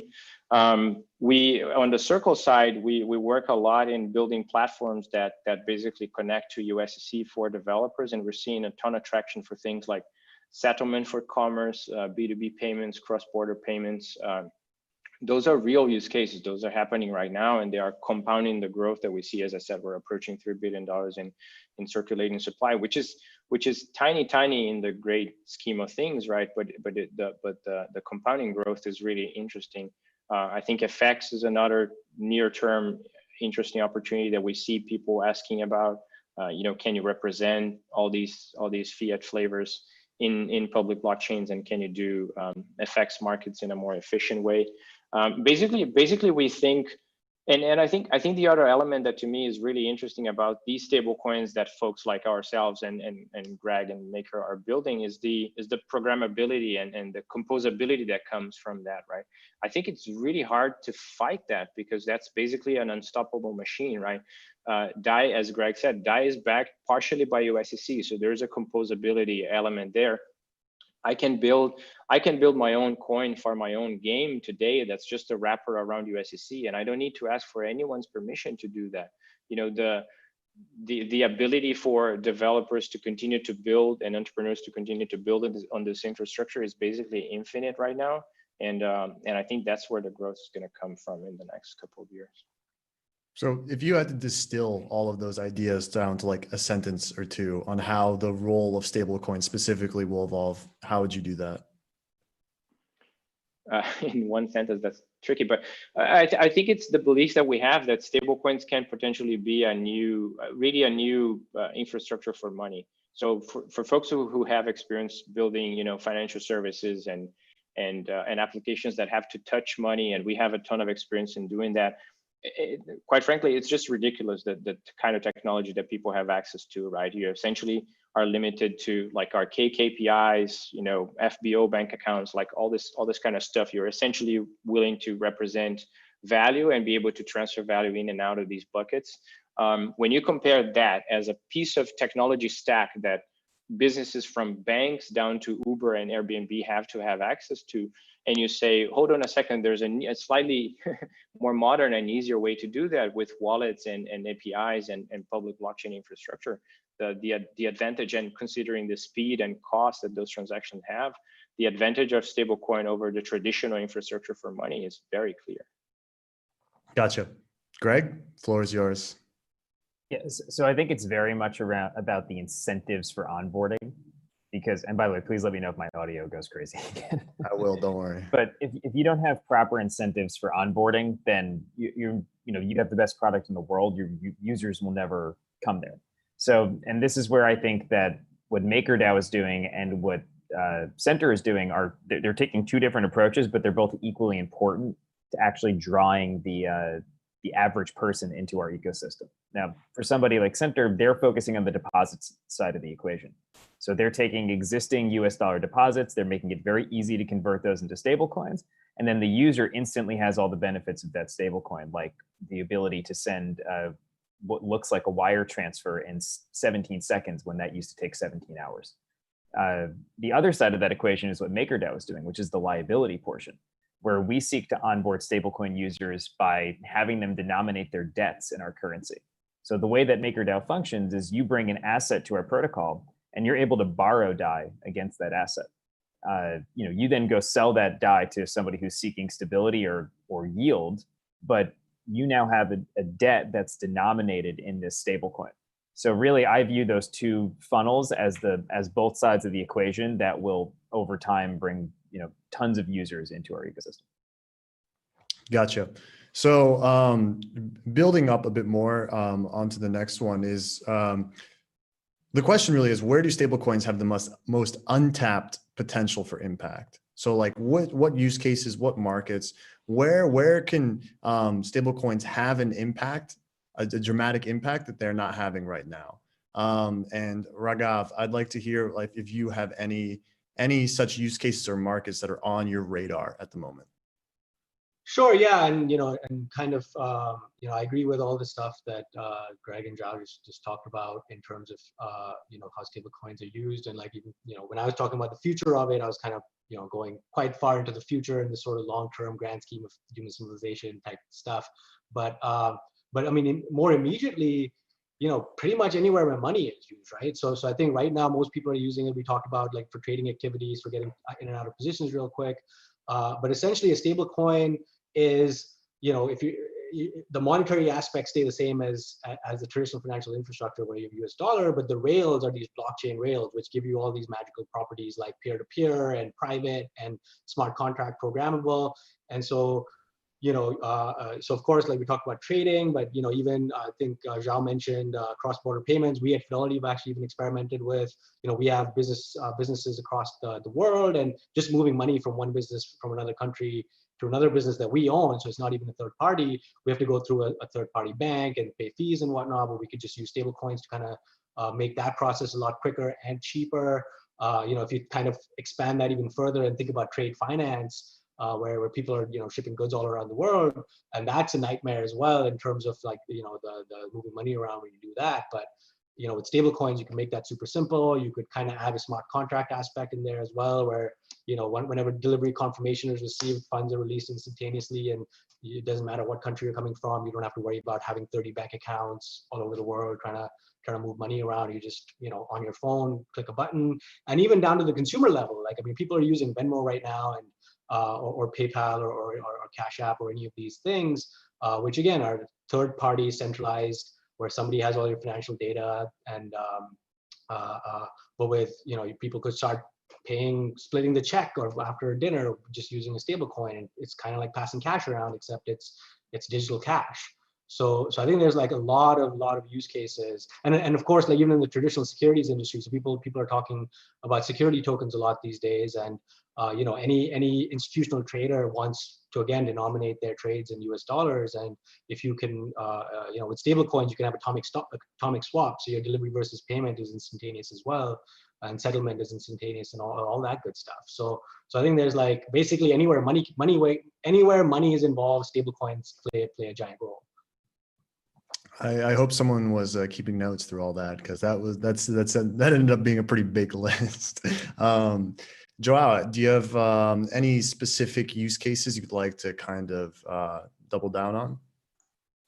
Yeah, I can share a couple of things that people have exploring, some of the customers that we deal with or the prospects that we deal with, because I think Greg might be better positioned to talk about the bear and the consumer, element of those use cases. As I said, we tend to be very interested on things that enable businesses, and one of the things that we are seeing is, and I think in terms of untapped potential, it seems that everything that is connected to business payments, whether it is cross-border, has an element of even more advantage for stable coins, but in general, business to business payments tends to be, first of all, it's obviously a huge market, right? There's a lot of subsegments to that, but there's a lot of untapped potential. The way that I hear some of these conversations taking place is that imagine.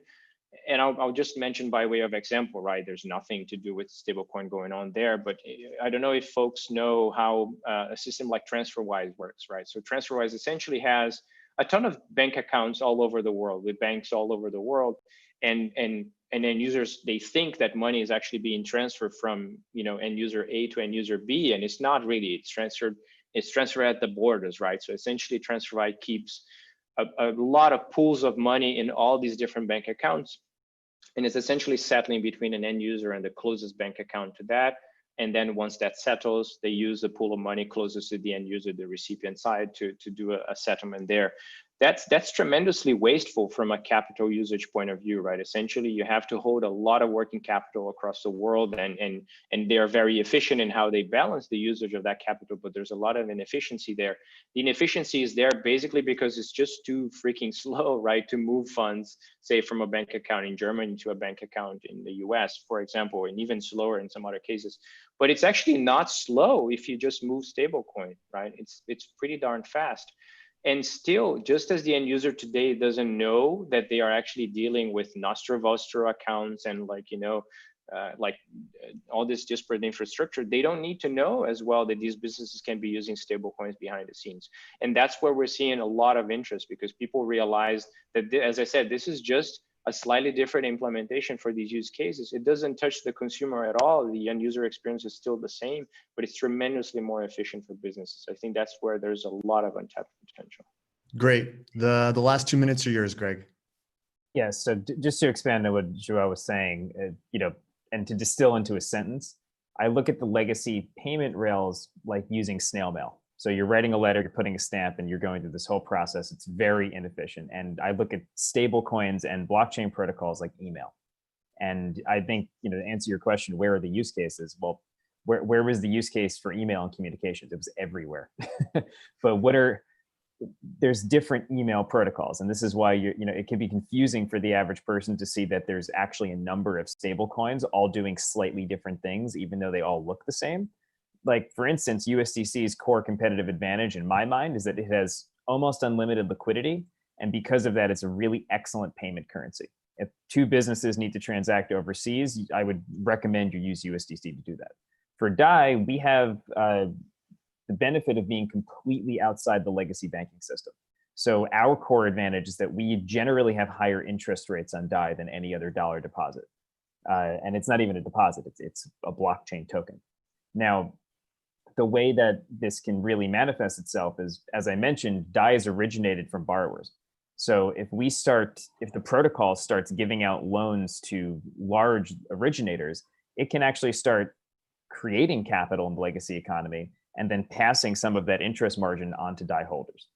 So I think the takeaway here is that you're going to see a variety of different stablecoins, all doing slightly different things based on the competitive advantage that comes from their architecture. Gotcha. Well, guys, it's been a great panel, and thanks so much for joining us today. Thank you. Thanks. So you've heard about these two cryptos that are going to explode? Names. I'm posting your karaoke video. You said you deleted it. Okay. There's two. Here's one. Tired of missing out? Join eToro and start trading cryptocurrencies in no time. eToro, sign up for free. Buying the cryptos? No, I'm watching you living la vida loca.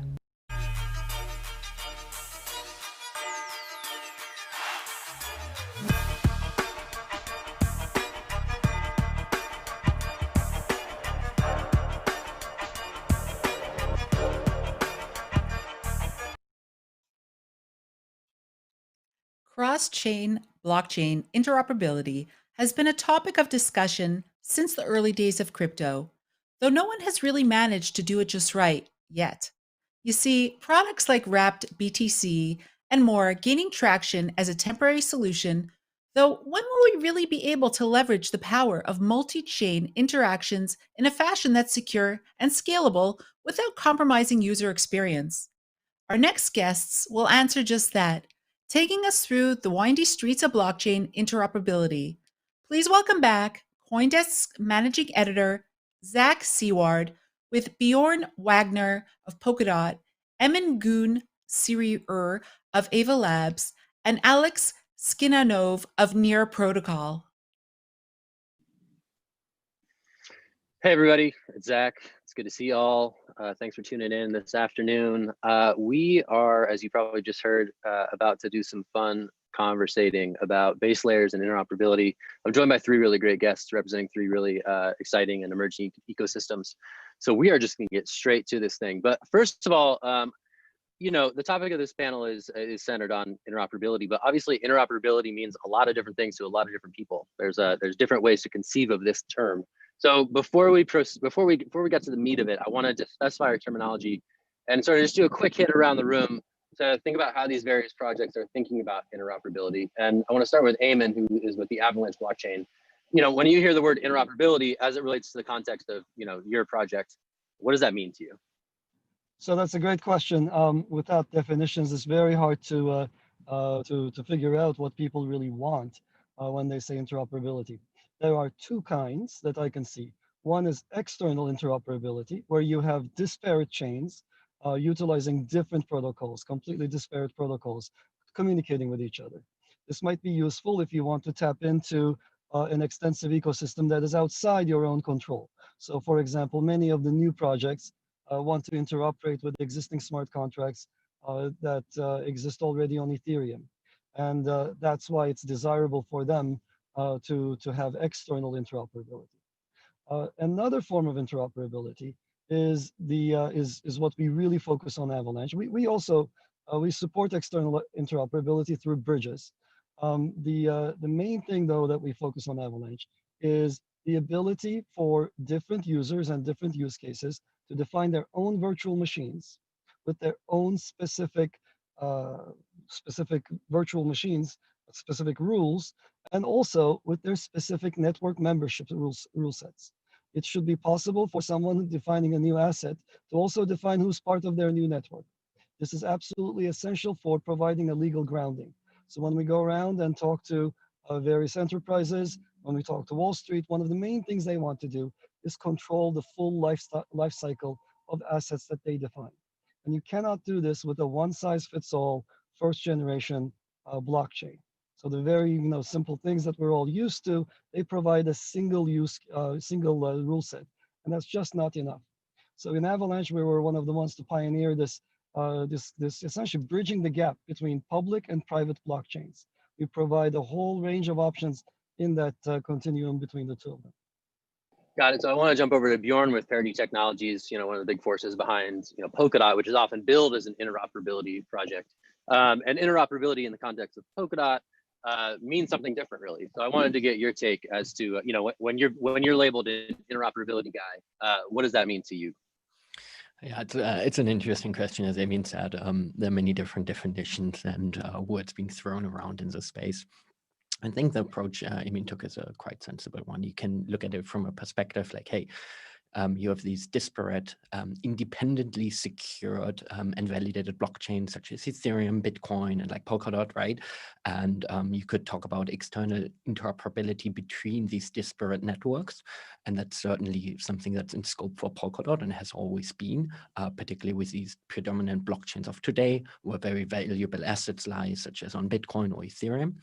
And then there is interoperability in some sense. And that applies to us as Polkadot as well, as Polkadot really is like this sharded system of heterogeneous charts. So different looking bits and pieces, right, that talk to each other. And these different looking bits and pieces are essentially blockchains, right, in itself, that have their own custom runtime, or Emin would call it VM in that instance, right? And in these runtimes, again, can be the runtime itself can again be a smart contract platform, right?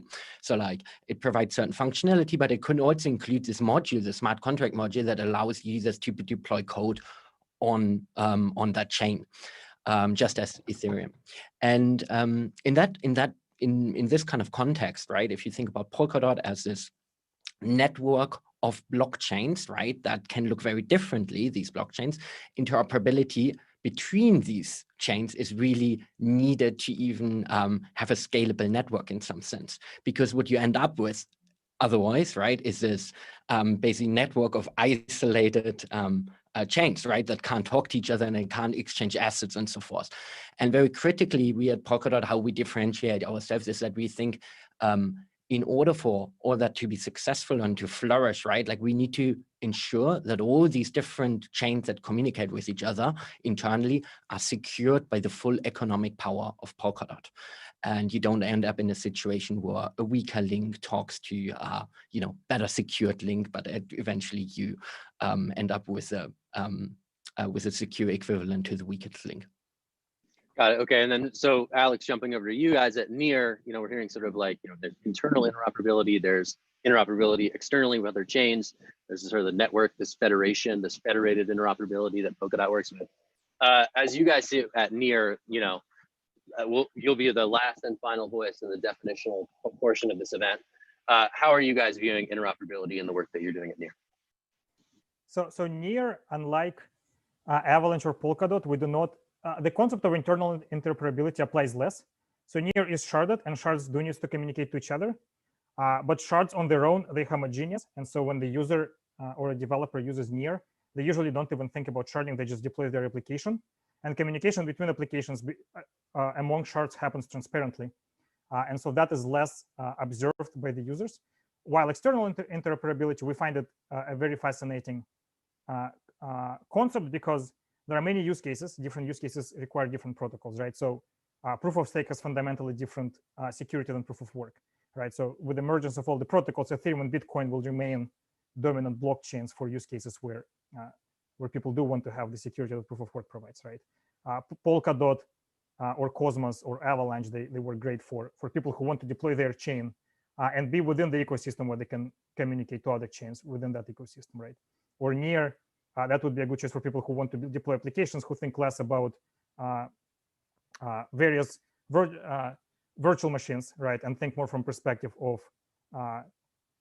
building applications that live in a certain ecosystem with assets and other applications. And so I think external interoperability is what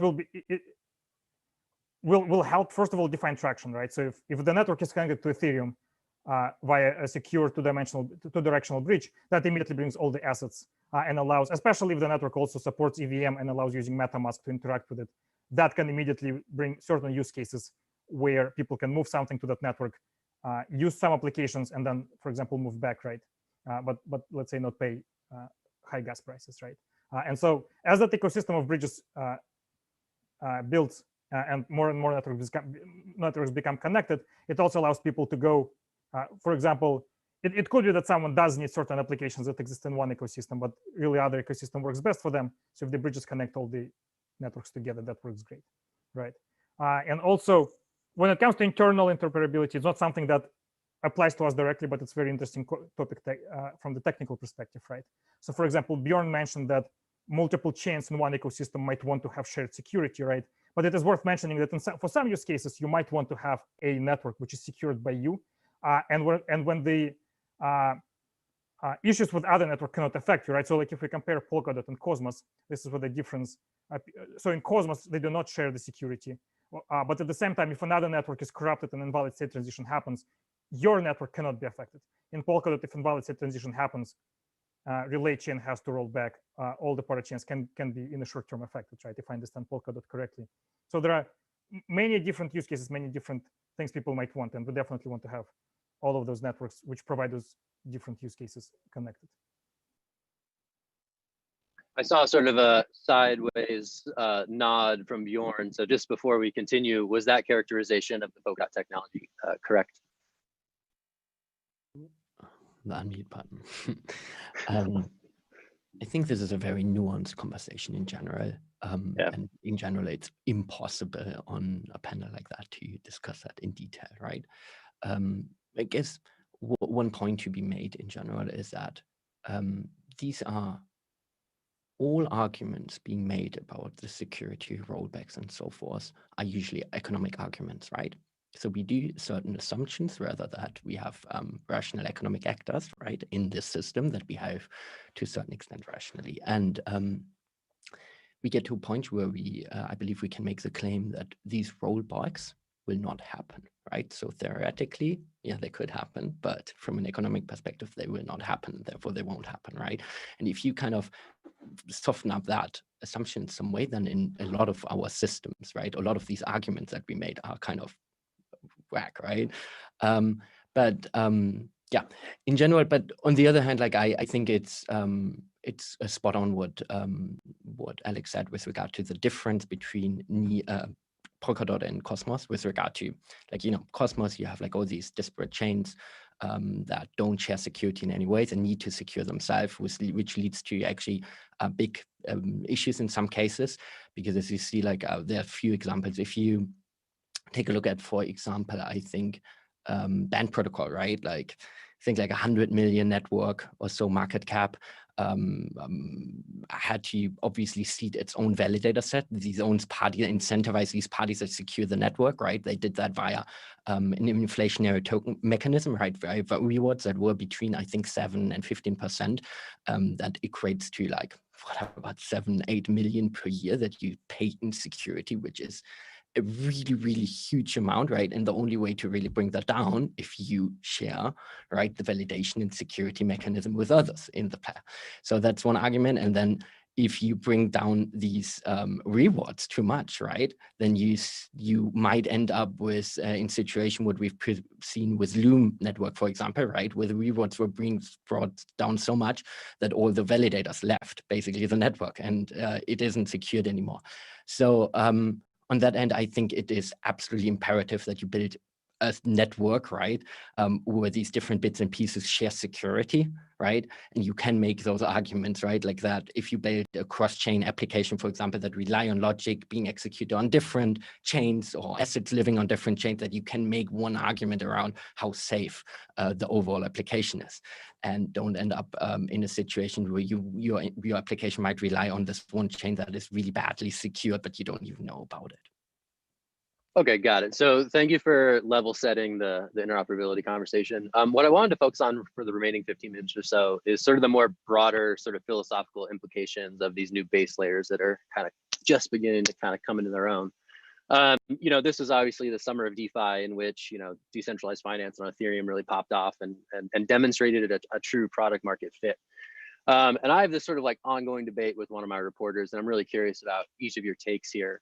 Will these subsequent base layers, like, you know, do the thing that is being demonstrated to work elsewhere, but do it better, cheaper, faster? Or will these subsequent base layers kind of find their own sweet spot in ways that we can't even imagine yet? And I'm curious, as you're building these projects, how you're viewing that dichotomy. So I want to kick it to Eamon to start this one off. You know, let's take Avalanche, for example. Will Avalanche be a place for better, faster, cheaper, what exists elsewhere, or will it be a place for new things that have yet to be imagined? It's got to be both. We are working very hard to cover both bases. So Avalanche has a ginormous breakthrough in distributed systems at its core. It has a new consensus protocol, the likes of which had not been seen before. It is the third biggest leap in distributed systems in the 45 years that that field has been around. And it is the biggest jump ahead since the Satoshi white paper. So that gives us the speed, it gives us the low transaction fees, and it gives us throughput, but most of all, it gives us very low latency. Latency is of the order that other people cannot even dream of. So that's a huge selling point. And the moment you go from, you know, people who are struggling with 15 transactions per second to, you know, 6,500 transactions per second, you know, you're suddenly faster than 3 times faster than Visa without making a compromise from decentralization while being fully decentralized. And that opens up a lot of new doors for you. At the same time, one has to go and allow new functionality. And that comes for Avalanche, that comes in the form of new virtual machines, new networks, and things that people can do with those things. And you will see that this fall, we're going to be announcing a whole bunch of new assets that others had not even mentioned or thought about before, that have financial uses deep at the heart of our society. So that's what really gets me excited. We are not one of these chains that is targeting a specific use case. I find those to be very limited. You know, chain X for gaming, chain X for gambling, chain Y for this and that. We're not one of those. Of course, gaming and gambling, etc. These can be their own subnetworks in Avalanche, but we're not a one-trick pony. We're here to cover the entire space. So yeah, Alex, I want to kick that question to you with Near. You know, is Near a better, faster, cheaper, you know, alternative for various applications, or is it something that is going to have to distinguish itself on its own terms? Right. So Near is also a general purpose blockchain, right? And from this perspective, if you have a use case which exists on Ethereum today, you can go to Near, you can deploy a contract on a VM. That will work. It will be faster. It will be significantly cheaper. However, I think that decentralized finance is it's the first market that was found, which makes sense. It's the closest to the money, and the closest to the money will always be the first. But blockchain has a huge promise in other areas, right? So open web, many fundamental components of the open web will require blockchain at their core, identity, storage, etc. Ownership economy is a very active field. With many companies building very good products, looking for markets around the world, which also requires blockchain. So we work heavily with those with many projects in those areas, and I think that the future is not just the financial use case; it's way more, and I think that the blockchains to enable them. They will not only have to fix the speed and price, there's also a huge barrier of entry for users, where today you really have to be either very technical to use blockchains, or you need to be working with someone who is sufficiently technical to use it, right? So today the barrier of entry is huge, and the set of users is very small. And for that audience to grow, usability has to improve significantly. So that has to be the next step and the next leap. I'll take it over to Bjorn. DeFi on Polkadot is like we've had a couple stories of these of various networks sort of spinning up to work. It is a little bit different in the Polkadot context, just given how all-encompassing and inclusion for that is. But I'm curious, the more and more you think about Polkadot, where do you think that Polkadot will stand out from the rest of the pack? Yeah, I think it's an interesting question, and we'll have to see that, right? At the end of the day, Polkadot is, a decentralized network that doesn't really care in and of itself what is being deployed and built on top of it. And in such a way, we also don't control that. We obviously encourage certain things as parity technologies, for example, some ideas that we've seen emerge in the space.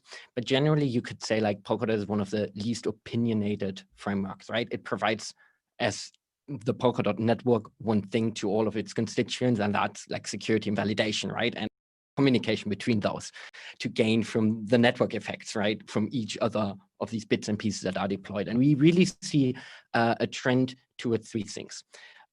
People building domain-specific chains. So blockchains that present a solution to a certain problem domain. For example, storage, right? Identity, computation, layer 2 scaling solutions, right? That are general. And then we see industry-specific chains. So these are basically, in a lot of cases, platforms in themselves, right? So somebody building on Polkadot, a chain that's a platform in itself. As an example, there would be Akala, right? A very powerful DeFi platform that incorporates certain DeFi primitives within the base of the chain, right? Like the native functionality, but at the same time also acts as a platform where other developers can build on top of, right? And deploy logic via smart contracts. And then last but not least, the third category that I see emerge are these kind of application-specific chains, right? Where this one chain serves just one use case in one specific application, but that a lot less than, for example, these platforms, right? For DeFi, for gaming, we see the one in the enterprise space, at decentralized networks for the life science industry, built by Chronicle, for example, and that's where it really tends to gravitate. And I think the really special and nice thing about that is that you can see by customizing these blockchains, for a specific industry or a set of use cases, right? You can make it very advantageous for its users, being by having the gas cost denominated in other currencies, right? Not having to deal with this asset you really don't care about when you want to use the application. Just a very trivial, simple example, right? But that's basically what we are seeing in the Polkadot ecosystem, and which I believe we will see more of. You both mentioned kind of this idea of base layer sort of being apathetic, right? You exist for things to be built on top of it. So that relies on, attracting developers to do all that stuff. I'll start with Bjorn, and then I definitely want to kick it over to Alex for this question. Where are you seeing success? What are the tools for incentivizing developer activity on these new networks? What's working, what's not? Bjorn, give me your last sort of success story of finding someone to build a cool new thing, within this emerging ecosystem. They find us. Okay, you don't even have to. You're too cool. They come to you. No. So a bunch of the things that we've made really good experiences with, right? Has been we have partnered with certain types of incubators, accelerators, just to provide a path to particularly young students, right? To get the opportunity and the setup to really go down the rabbit hole, and explore what can be built. We obviously, in our ecosystem, we present the full range of support, from technical support, right, where we really guide people, give workshops, seminars, over financial support, where we have a large network of investors that are just really eagerly waiting for new projects to emerge that they can get involved in. over like community building and so forth, right? And I think these kind of initiatives really go a long way as they make the entry into an ecosystem a lot easier. Got it. And Alex, I want to ask you specifically, what's Near's meme strategy going forward, and how are you getting people excited about building on this new thing? Like, you know, like what's the Near aesthetic? You know, what are we going to see? What's going to entice people to start building over there? Right. So we're historically very bad with memes, and so far we have multiple projects building on us. I think there's I think there are close to 10 which are shipping soon on the mainnet, and there's many more which are in process. Primarily, where we usually differentiate is on Near you have sort of a path to scaling in the future beyond something that a single chain can sustain. And the second is that today, if you deploy Near, it's very easy to onboard users who are not blockchain native. So we provide we have this concept called progressive security, where until you have sufficient, like if I play CryptoKitties and I have a 10-cent kitty, it doesn't make sense for me to have ledger, to understand what the private key is, etc. Right? It makes sense if I use some solution, as long as by the time I have my assets, which are important for me, it is trivial for me to just switch control to fully being in my control. So for example, in Ethereum, it's from the technological perspective challenging, because if I have my account and that account, the private key is in custody, I cannot make them forget the private key, and the account is defined by it, right? So Near, just the account model already allows you to switch the key on the account and get control of it, right? And so with already having tooling that user-facing that allows users who are not crypto native to start using applications, and first, so application has a chance to prove its use to the user before it forces users to go through the hurdles of, for example, getting the key pair, etc., understanding what the gas fee is. So most of the projects that are building Near, they in some way either leveraging this usability to onboard users, or they have plans in the future to scale beyond, let's say, something like, very few of them actually expect more than, let's say, 1,000 transactions per second constantly, but many of them expect bursts of, let's say, like several dozens of thousands of transactions every second. So that's something they would not be able to sustain on a single chain. But if they can shard across multiple with meaningful communication between them, this is something that will allow them to scale as they grow. So just for our audience at home, we seem to have lost Eamon. He was joining us from the road, and he is gone at the moment. So it's just me, Bjorn, Alex. We're chilling. We're taking questions. Thanks for tuning in to LA Blockchain Week and doing this with us. I definitely wanted to talk about some of the recent news around DeFi on other chains specifically. I thought the interesting thing, like in July, when FTX announced that they were building a DEX called Serum on Solana. That seemed to be an indicator of sort of like, future activity, right? Like, DeFi has built itself on Ethereum, and yet every time I use DeFi and Ethereum, I'm always shocked at like how kind of janky it is, like how rough around the edges it still is, even though it's become this sort of like mammoth enterprise on that chain. I guess my question would be to Alex first, and specifically like, what indicators and developments are you looking out for, when you think about some of these activities, migrating from an Ethereum to another base layer? Are there any like sort of indicators that you think are particularly telling when it comes to developer migration to new chains? I think if we're talking specifically about DeFi, then liquidity is a pretty easy metric, which I think is pretty meaningful, right? So if we see a lot of liquidity moving to another chain, then that liquidity is there as it is an invitation for other projects to launch.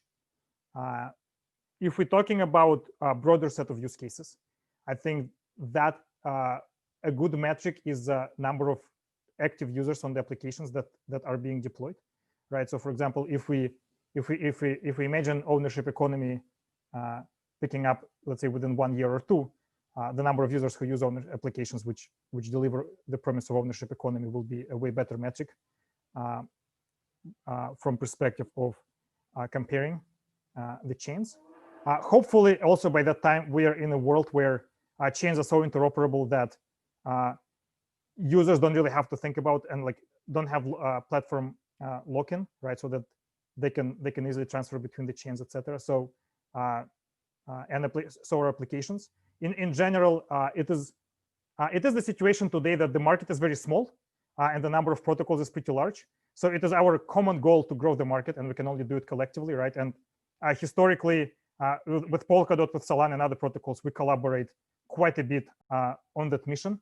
And the collaboration happens on the social layer today. Hopefully, it will be on the technical through the bridges in the future, right? So before we can start competing, it's Hunger Games, right? We first have to actually work together, grow the market, build the ecosystem, deliver on the promises we make, and then we can start competing and see if one of us is actually fundamentally better for any particular use case. Got it. The next stage, Hunger Games, that'll be fun between the base layer. The real base layer wars will really get going. Bjorn, I wanted to ask you, we only have about a minute left, so if we wanted to close it out with you. I wanted to ask you, like, are you seeing people vote with their feet in terms of building on these other chains? What are some indicators that you're looking out for that will tell, the broader world that things are picking up in terms of developer activity on Polkadot and other new base layers? Two points to that. Number one, obviously, we track the ecosystem, and we see tremendous growth over the last really 1.5 years, because you could build on Polkadot before Polkadot was really out, because it was all a game of substrate, right? Giving the people that tool. And I don't know, we have like over 180 companies that build chains. And I mean production chains, and not like a weekend project or like a hackathon project. So I'm not too concerned about that side of thing. What I would like to see more of are projects that make use of these unique value propositions of Polkadot and Substrate, right? These features and tools that give you more access to low-level tools and really let you innovate and make things better, more efficient and better. Awesome. Well, thank you so much, Bjorn. Thanks so much, Alex. Thanks to Eamon, who had to leave a little bit early, but I appreciate you all taking the time and having a fun chat about base layer stuff. So I think with that, I'm going to kick it back to the organizers. We're going to wave bye. We're going to wish everybody a good rest of the day, and go Giants, boo Dodgers for life. Woo. What are cryptocurrencies? Cryptocurrencies are digital tokens of value that can be transferred to anyone around the world without relying on a third party like a bank or credit card company. eToro.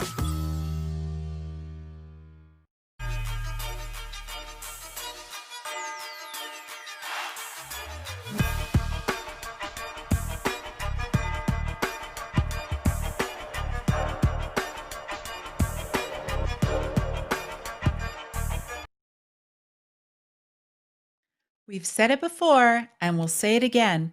There's no crypto without all of you, the dedicated and passionate community of builders, organizers, investors, and supporters. Our next guests understand best, as they've amounted thousands of participants through their project development. Please help me welcome CoinDesk's Aaron Stanley, as he leads a discussion on tips for building a thriving community with Katie Tedman of Daper Labs, Joe Venzani of LunarCRUSH, and Crystal Rose of SenseChat. Hey, everybody. My name is Aaron Stanley with CoinDesk, and today we're going to be talking about how to build a thriving community in crypto. Very hot subject these days. So I'm going to quickly go around here, and we're going to get a quick introduction from each of our panelists here. I'm joined by Joe Venzani of LunarCRUSH. Joe, you want to give us a quick kind of 30-minute intro on what LunarCRUSH is and your background? Sure. Thanks, Aaron. It's Joe Venzani here, CEO, founder of LunarCRUSH. We're social listening for crypto, so we aggregate all the social media data across places like Twitter, Reddit, news sites, YouTube, and Medium for over 2,000 coins. Find us at lunarcrush.com. Excited to be here. Great. Then we have Crystal Rose, who's the CEO of SenseChat. Crystal, you want to give us a quick 30-minute intro, or 30-second intro, sorry? 30 seconds, there's like 30 minutes in crypto, or vice versa, I guess. I'm Crystal Rose, and we build communication tools on blockchain at Make Sense Labs. SenseChat is our newest messenger. It's a social messenger, and allows people to have private chats while also using crypto inside of the messaging experience. Awesome. And then last but not least, we're joined by Katie Tedman with Daper Labs. Katie? Hey, Dapper Labs is a blockchain studio. We build tools for blockchain experiences, and then we build stuff on top of them. So we've just built a new blockchain called Flow, and on top of it, we've built a game to show kind of what's possible called NBA Top Shot. It's fully licensed by the NBA and NBPA. So maybe building a little different communities than everybody else in the group, but still, trying to pull people together and give people a great experience. Awesome. And I'm Aaron Stanley. I'm Managing Director of Events Content at CoinDesk. So I handle our flagship consensus event that we put on every May in New York, or in the case of this year in cyberspace, as well as all of our other side events, including the one that I'm sort of advertising behind me here, our Invest Ethereum Economy event coming up on October 14th.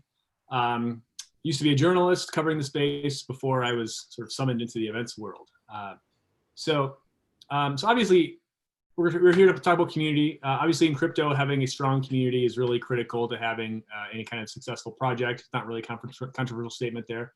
But today we're going to kind of focus on some of the practical nuggets of what works and what doesn't work when looking to really build like a healthy community in crypto. Obviously, like you got to have a Telegram group, you got to have a Discord channel. That's kind of the bare minimum, but like what else do you have to do to really nurture that? And so I wanted to kind of go around the horn here quick and just get everyone's thoughts on, I think community in crypto is one of these things that everyone sort of has a different definition of depending who you're talking to. So I'd like to start with Katie. And at Dapper Labs, when you guys talk about building a community, like what does that look like in your instance? Yeah, for us, it means a bunch of different things. So on the Flow blockchain side, it means that we want to engage and support developers who are building projects. So that's by its very nature going to be a community that we have a lot of touch points with, perhaps a smaller group building a larger number of projects.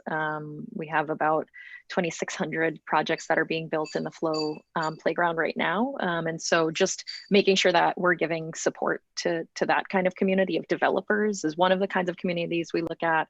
For NBA Top Shot, we're moonshotting to bring in, mainstream mass market consumers and basketball fans. And so figuring out where they are, where they like to communicate, how they like to communicate, making them feel like they've made a really smart decision playing our game is a big piece of it. And so we look at it depending on what the project is in different ways, but it always kind of comes back to that target group of how do we support the people who are supporting our projects, and then how do we make them feel good and connect them with each other. Great. And Crystal, what about you? In your sense, with running a messaging app, it's a bit of a chicken and egg problem, I suppose, in that if you don't have a community, you don't really have like a product at all. So maybe talk a bit about what that community context means from your vantage point. Well, so our industry has a pretty finite number of users as well. So Katie's right, it's about mass adoption and it's about the mainstream audience. That's the golden egg for all of us. But when you're saying initially it's a prerequisite for any crypto or blockchain-based project to have a Telegram group and a Discord group, that's actually part of the reason why we made SenseChat. We feel like our specific industry needs a tool that services what we do. And there is not a good one today. So when we started addressing the problem of using cryptocurrency inside of a messenger, we then also made a discovery about the lack of privacy in messengers and the flaws with data storage. So, as we build out blockchain tools, we start to address these problems on a larger scale. And you see the fundamental issues with social networks, for instance, and centralized networks. We're all moving towards a bigger, broader mission. There's a reason why we use blockchain. So we want to keep remembering that decentralized movement, or I call it like decentral-ish, because we all still run companies and we all still build the product and we all still build a community. That's sort of our underlying core. It's really difficult to appeal to a mass audience within that niche, but we're starting there. Our goal is to migrate all of the communities over from Discord and from Telegram, give them a better user experience. So hopefully the migration will be our seed. That'll be how we have the Genesis communities. Then the chicken and egg problem won't be there for us. We'll be able to get those communities naturally just from within our own industry, and then we can address the broader population of people looking for just better tools. So then with that migration that you're talking about, if you're trying to build a more kind of crypto blockchain friendly, sort of social community platform, I mean, I guess it seems like there's a pretty big barrier to adoption here, in the sense that most people are already they've already got their communities living on Discord or living on Telegram or living wherever else. Like, how do you kind of commence that migration process, or how can you sort of eat into maybe the market share that these other folks have, even amongst just the crypto native population, not even talking about the broader general population? Yeah, specifically for the crypto users, it's just about giving a better tool, and that just means a built-in wallet usually, as well as an incentive. People love mining, so we have a way of mining that basically validates the network. It makes you more secure, so you can tell who's a real human and not a real human. And we have a better method of validation. So you get the coveted blue check mark that you want on Twitter and Instagram, but through more of a community way, more of a distributed sort of consensus-based way. So we're sort of changing the model.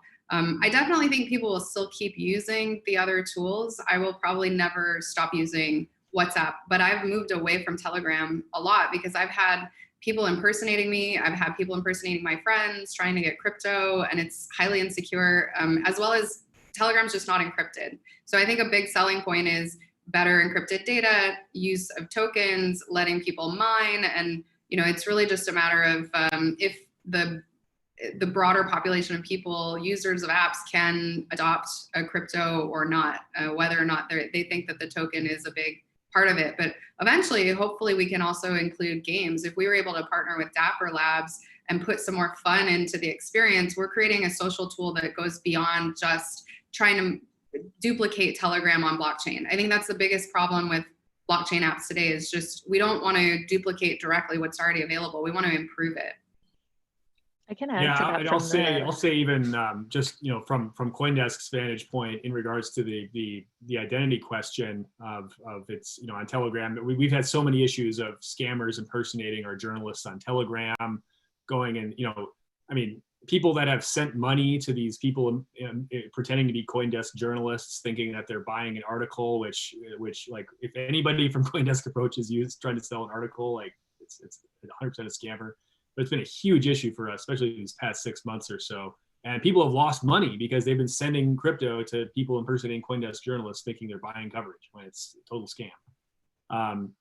So sorry, Katie, were you saying something? Yeah, I was going to say that, I believe strongly that you fish where the fish are as well. And so if we see the crypto community migrating to platforms that give them a better experience, of course, we would consider those. So I think when we think about where we want to have communities, it's not, is Discord the right place? Is a Facebook group the right place? Is having a Twitter profile the right thing? It's fans react differently to different platforms, and you have different cohorts of fans on different platforms. Of right. The 18,000 people that we contact several times a week about NBA Top Shot, only a few thousand of those are on Discord. We know that a larger percentage of those are on Twitter, but they're not going to see everything. So when we talk about community, it could never be a one-stop shop. It always has to be a multi-touch point, because different cohorts of users are going to be different. And I think when we think about platforms that are rooted in crypto,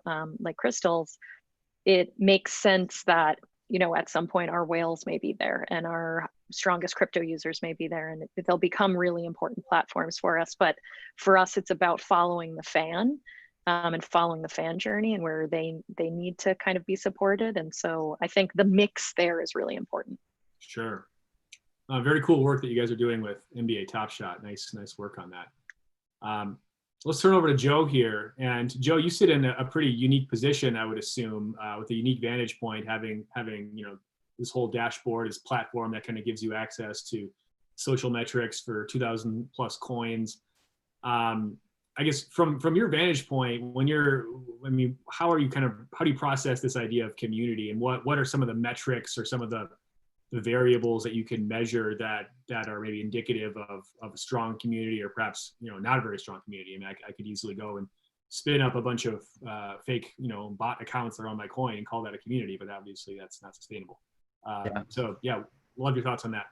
Yeah, thanks, Aaron. I think, we founded LunarCRUSH, and our tagline is "Without a community, there is no crypto." And that was the heartbeat of why we founded the company. Was when you're early on in crypto, we're looking out at these projects and you're trying to understand what has value, what doesn't, right? And you can't really go out and say, well, what is the 10K? What are the earnings reports look like for these things? They don't exist. All that existed, and still to this day for a lot of them, is community, and community is adoption. And it's because the reason it's so tribal in our space is because imagine if you were an investor and you got in on Nike at the ground level, and there were another 100,000 people like you that also got in Nike. People love Nike even if they don't own any of its stock, if they don't own any of the company. But really, what's happening now with these, they're all startups, but all of these projects are mini companies that we can all get a small piece of, and we become very in tune with the product roadmap, with the people, with everything there. So for me, community is just branding, but it's also understanding what adoption looks like and what is the community out there talking about. And so what we do is we're following these conversations, and a really good community would look like a groundswell of people contributing to the conversation about your project consistently over a long period of time, right? And we design the product so that we're trying to protect people versus, when you're out there looking at stuff and something has a huge amount of social engagement, right? All the retweets, the upvotes, everything going on, you might be kind of taken by surprise and say, wow, this is an amazing project. Look at all this stuff going on. But that's just one day. And until now, you couldn't really go back and say, well, what did this look like a year ago? What did it look like 6 months ago? These are new projects. And, if you're seeing a million giveaways and that's all you're seeing, you might be thinking to yourself, okay, these are just marketing schemes. And, this didn't have 100,000 people talking about it 6 months ago. But if you're looking at a really good project and you're seeing that the conversation on there, from a couple months ago was still consistent, then maybe this is something that you should look at as a better investment to make. So from my standpoint, it's all about community, and it's in our space, it's even more about community. Great, thanks for that. And so the next question, we'll stay with you, Joe. But so the next question is let's pivot back to some of the current events that we've witnessed over the last 6 months or so. Obviously, we had this big farming craze, agricultural revolution, whatever you want to call it, over the course of the summer, where you had projects popping up overnight, and people were just flocking to put money in these things, and then only to the next day they'd be gone to some other type of project or some other whatever the latest new thing, hot thing was. And to me, I thought that was interesting because it really illustrated the issue of these projects had succeeded. They were succeeding in bringing users in, but they were not successful at retaining them, right? So I think this whole stickiness component was really sort of exposed as maybe there's something that needs to be worked on a bit more here, as far as how do you actually retain and generate and keep these engaged users. So Joe, I kind of wanted your take on, I thought, one thing that the big event of the last month or so was the Uniswap airdrop, token airdrop, right? And that was a pretty incredible way of drumming up a lot of excitement in the project. People I knew who had maybe used Uniswap once were all like, oh my gosh, this is amazing. But it seems like it's, the interest has kind of died down a little bit. Is that something that you've had any been able to track at all, or any data on that?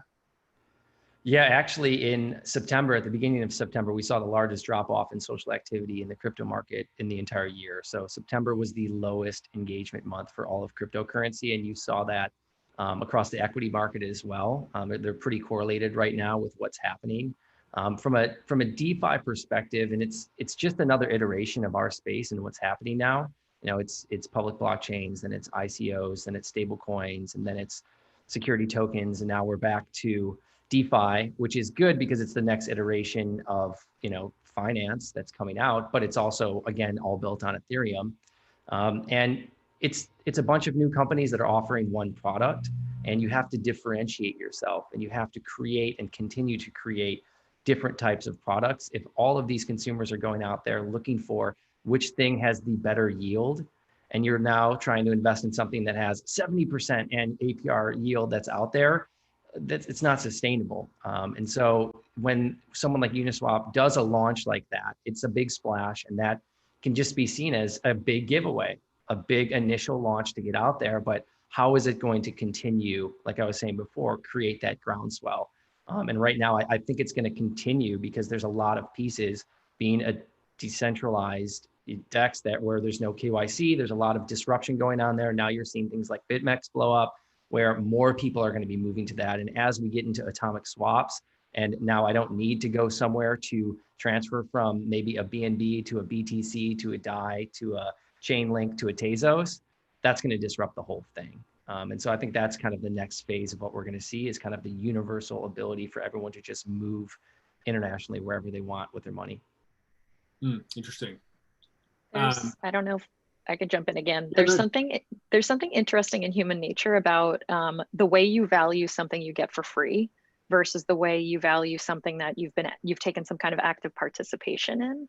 And I think that the Uniswap thing is really interesting just from like a human's perspective of you definitely can drum up a lot of interest with free stuff, but you know, to the previous point, it's not necessarily sustained interest. And to a certain extent, you almost would rather have a small but growing engaged community than you would rather have all of these different people who are talking about you for a minute, but there's no sustained activity to it. We just did a initial coin offering with CoinList, and 13,000 people bought flow tokens. And maybe it wasn't, you know, 1 million impressions in tweets, but that's now a 13,000 person strong community that said, we want to participate in this and we want to pay to participate in this. We're not just taking something for free and then seeing if we can flip it. And that gives us a more sustained push into that growth stage where people have stake in the game, but they have stake in the game because they actively participated in it. So I just think it's interesting. It kind of depends on your goals, right? If your goal is to make a big splash, then giving stuff away is really effective at doing that. But if your goal is to build a community and sustain that community, then having actual buy-in, I think, is more important. It's been more important to us, at least. Can I just add one thing to that? And what Katie is also talking about is the micro economy that has been created now. And we talk to a lot of projects and we bring a lot of projects in our live streams. And it's always insane to hear that how many people are working internationally for these projects that are not paid, right? They own some tokens, they do some stuff, but they'll do translation, they'll do marketing, they'll start Twitter accounts, they'll moderate Reddit, they'll moderate Telegram, they'll do all of these things and they're unpaid. Where else have we ever seen anything like that in the world is outside of volunteering or giving your time? And it's because of the new micro economies that we're creating with these projects, which is amazing. Great point, Katie. Yeah. Well, but in a sense, most of these people are getting paid in tokens. They're basically, you know, they're working for free now with the help. I mean, they're not doing this out of altruism. They're just purchasing tokens where they have some. They're not getting even paid. They just own some, and they're so excited about the technology that they're giving a lot of their time. In most cases, they've paid for tokens as well. Yeah. Your strongest community members have actually said, not only am I going to pay you for these tokens, but I'm also going to do work for you. But it's very much like all of us, right? We have startups. We have, probably all of us have some equity in the organizations that we're working for. Owning tokens is like having equity in the project. And so it makes total sense that if you put the effort in there, that you have some control over your destiny, which is truly a great feeling. Crystal, do you have anything you want to add on this topic? I think it's absolutely right. The ability now for communities to thrive, I think, within these micro communities or micro economies is just what's happening with Uniswap. Bancor was already there, but the thing that was missing was the ability to find value in the tokens. The challenge with that, and this is what happens with the airdrops, you know, from 2017, 2018, my Ethereum wallets are littered with airdrops. I think I have a Trump token. I think I have a Jesus token. I mean, there's so many airdrops that happened, and clearly that was the wrong model, because what happens is if there is a market somewhere wherever that is, and it's probably on one of these community protocols like a Bancor, then you just apply downward pressure because all of these small amounts of tokens just constantly get exchanged out. So you don't have a thriving economy. And I think it's smart for people to make those purchases and consider it an investment, whether or not the SEC or anyone else wants to tell us that's the wrong word, that it's an important investment of their time or whatever that is. Maybe they didn't buy it with cash. They bought it with another token or a collection of tokens in a bag that have been dropped to them for free, or whatever that is. But I think it's absolutely right. Having a vested part of the community is so important. And that's another big component of what we're building with SenseChat. The channels are community groups that everyone who joins has to stake tokens. We wanted to make it so that you can't have like a Telegram group full of bots where it's just overrun with bad actors and overrun with people with bad intentions. It's really just people who have stake in the game. And that's one component that I think is missing from the other platforms. And I'm a user of all of the platforms that have crypto groups. They're just missing that one element. So as long as you can put the token, wrap the token around the experience in the right way and not use it as just a lure, as you're fishing people into the project, I think it's a really valid use. So I think the flip side of this novel distribution mechanism of using tokens to essentially distribute kind of some sense of ownership or vestedness in the success of the project. I mean, the flip side of this inevitably boils down to token distribution, right? And it seems like the big sticking point in seemingly every crypto community or among the community manager types always ends up being this how are the tokens end up being distributed, right? And there's this inevitably kind of leads to infighting if like the community isn't really involved, doesn't have a say in how everything's being distributed or whatever. I mean, Joe, do you have any thoughts on just like how we've seen the kind of this it feels like with the DeFi projects, these have been a bit more, the token distribution methods have been a bit more democratized, or at least they're more willing to engage with the community, and that's what kind of what the whole governance structures and governance tokens is all about. Do you want to add a bit of color around just maybe how you've seen some of these systems evolve and hopefully improve? Yeah, I think we've definitely started to move back towards the decentralized nature of why a lot of this has begun. And I think that's a positive thing.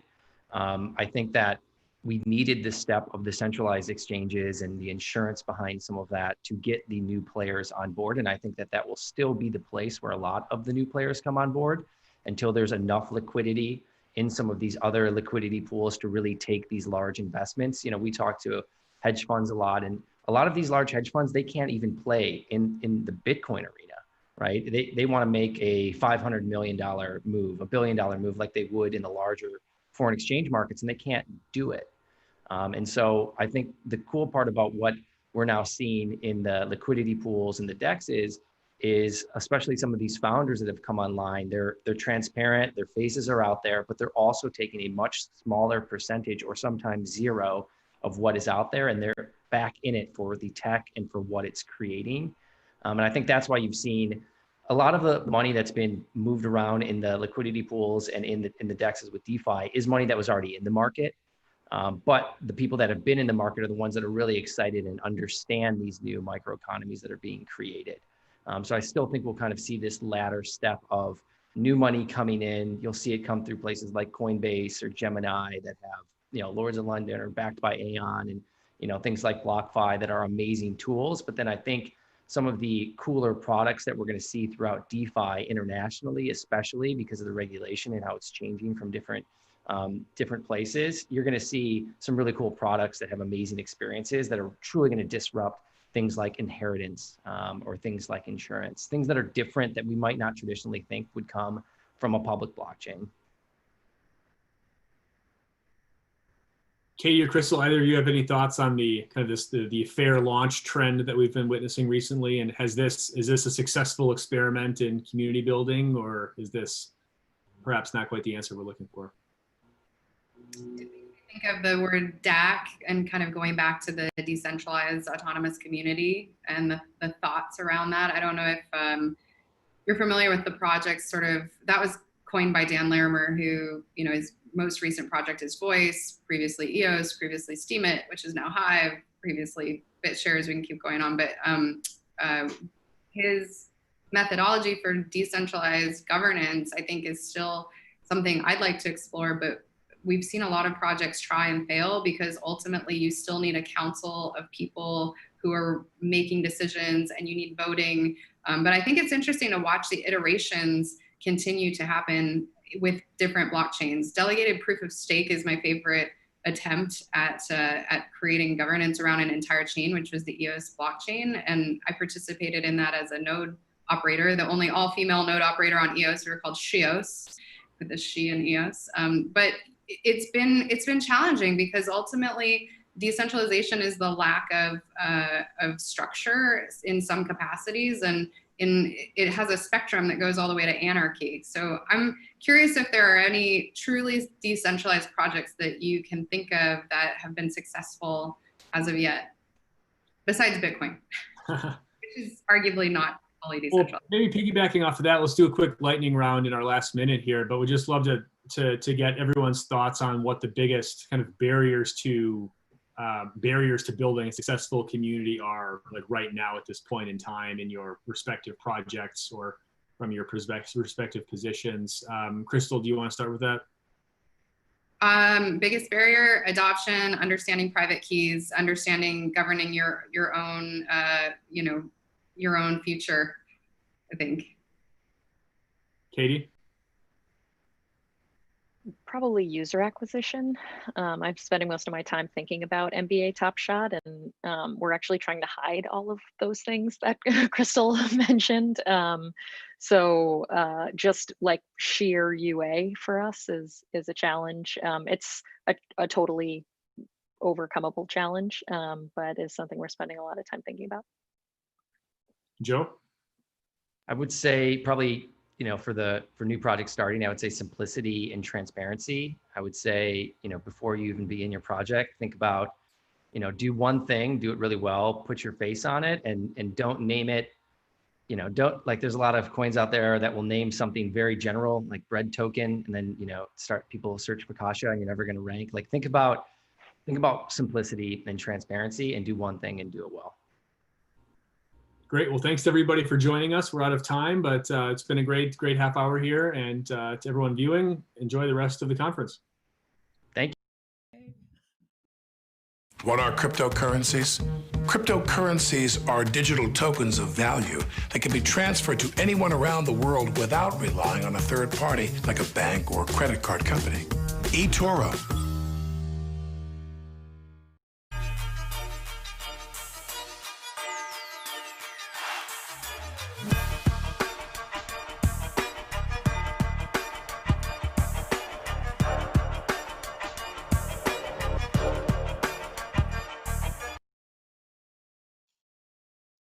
How has COVID-19 affected the way investors approach their strategies?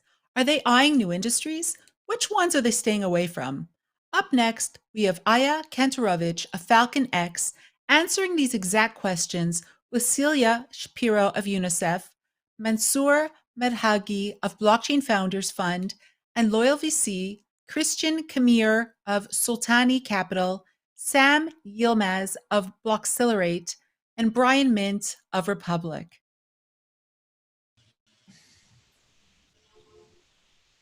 Hey everyone, and thanks to Draper Gorham Home for hosting the LA Blockchain Summit and to the audience for taking the time. Super excited to jump into the topic of blockchain investments during COVID. We have a lot of really great speakers on this panel. So why don't we go around with quick introductions and at a high level, dive into, what have been major investment themes that you've been focused on or looking at over the last 6 months or so. Brian, why don't you kick it off for us? Yeah, thanks, Aya. So my name is Brian Mint. I'm the co-founder at Republic Crypto, and I also head up the West Coast side of our advisory business. Republic, for those of you that don't know, is an investment platform. We specialize in compliant fundraising in the United States and around the world, specifically for retail and also for private fundraisers. And as mentioned, we also have an advisory arm that helps take early stage blockchain projects from kind of like an idea stage all the way through, you know, the white paper, the pitch deck, pitching investors, exchange listing, and the whole shebang. And yeah, it's really great to be here and excited to meet everybody. For what I've been seeing recently in terms of investment trends, you know, lately, the past year, it's been really something that is more turned towards blockchain native investments. So things like the decentralized finance applications and non-fungible tokens, these are both things that are uniquely enabled by blockchain.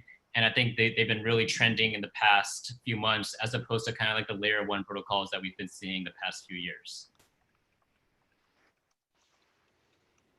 Cool. Sam, you want to take us next?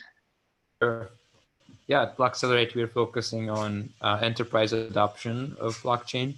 We think the last decade was much about money as a service use cases, remittances, and decentralized application tokens. Surely they are poised for growth in and of themselves, but we see more of the 0 to 1 innovation will come in enterprise adoption, where existing workflows are updated, upgraded with the consensus over the wire that blockchain presents.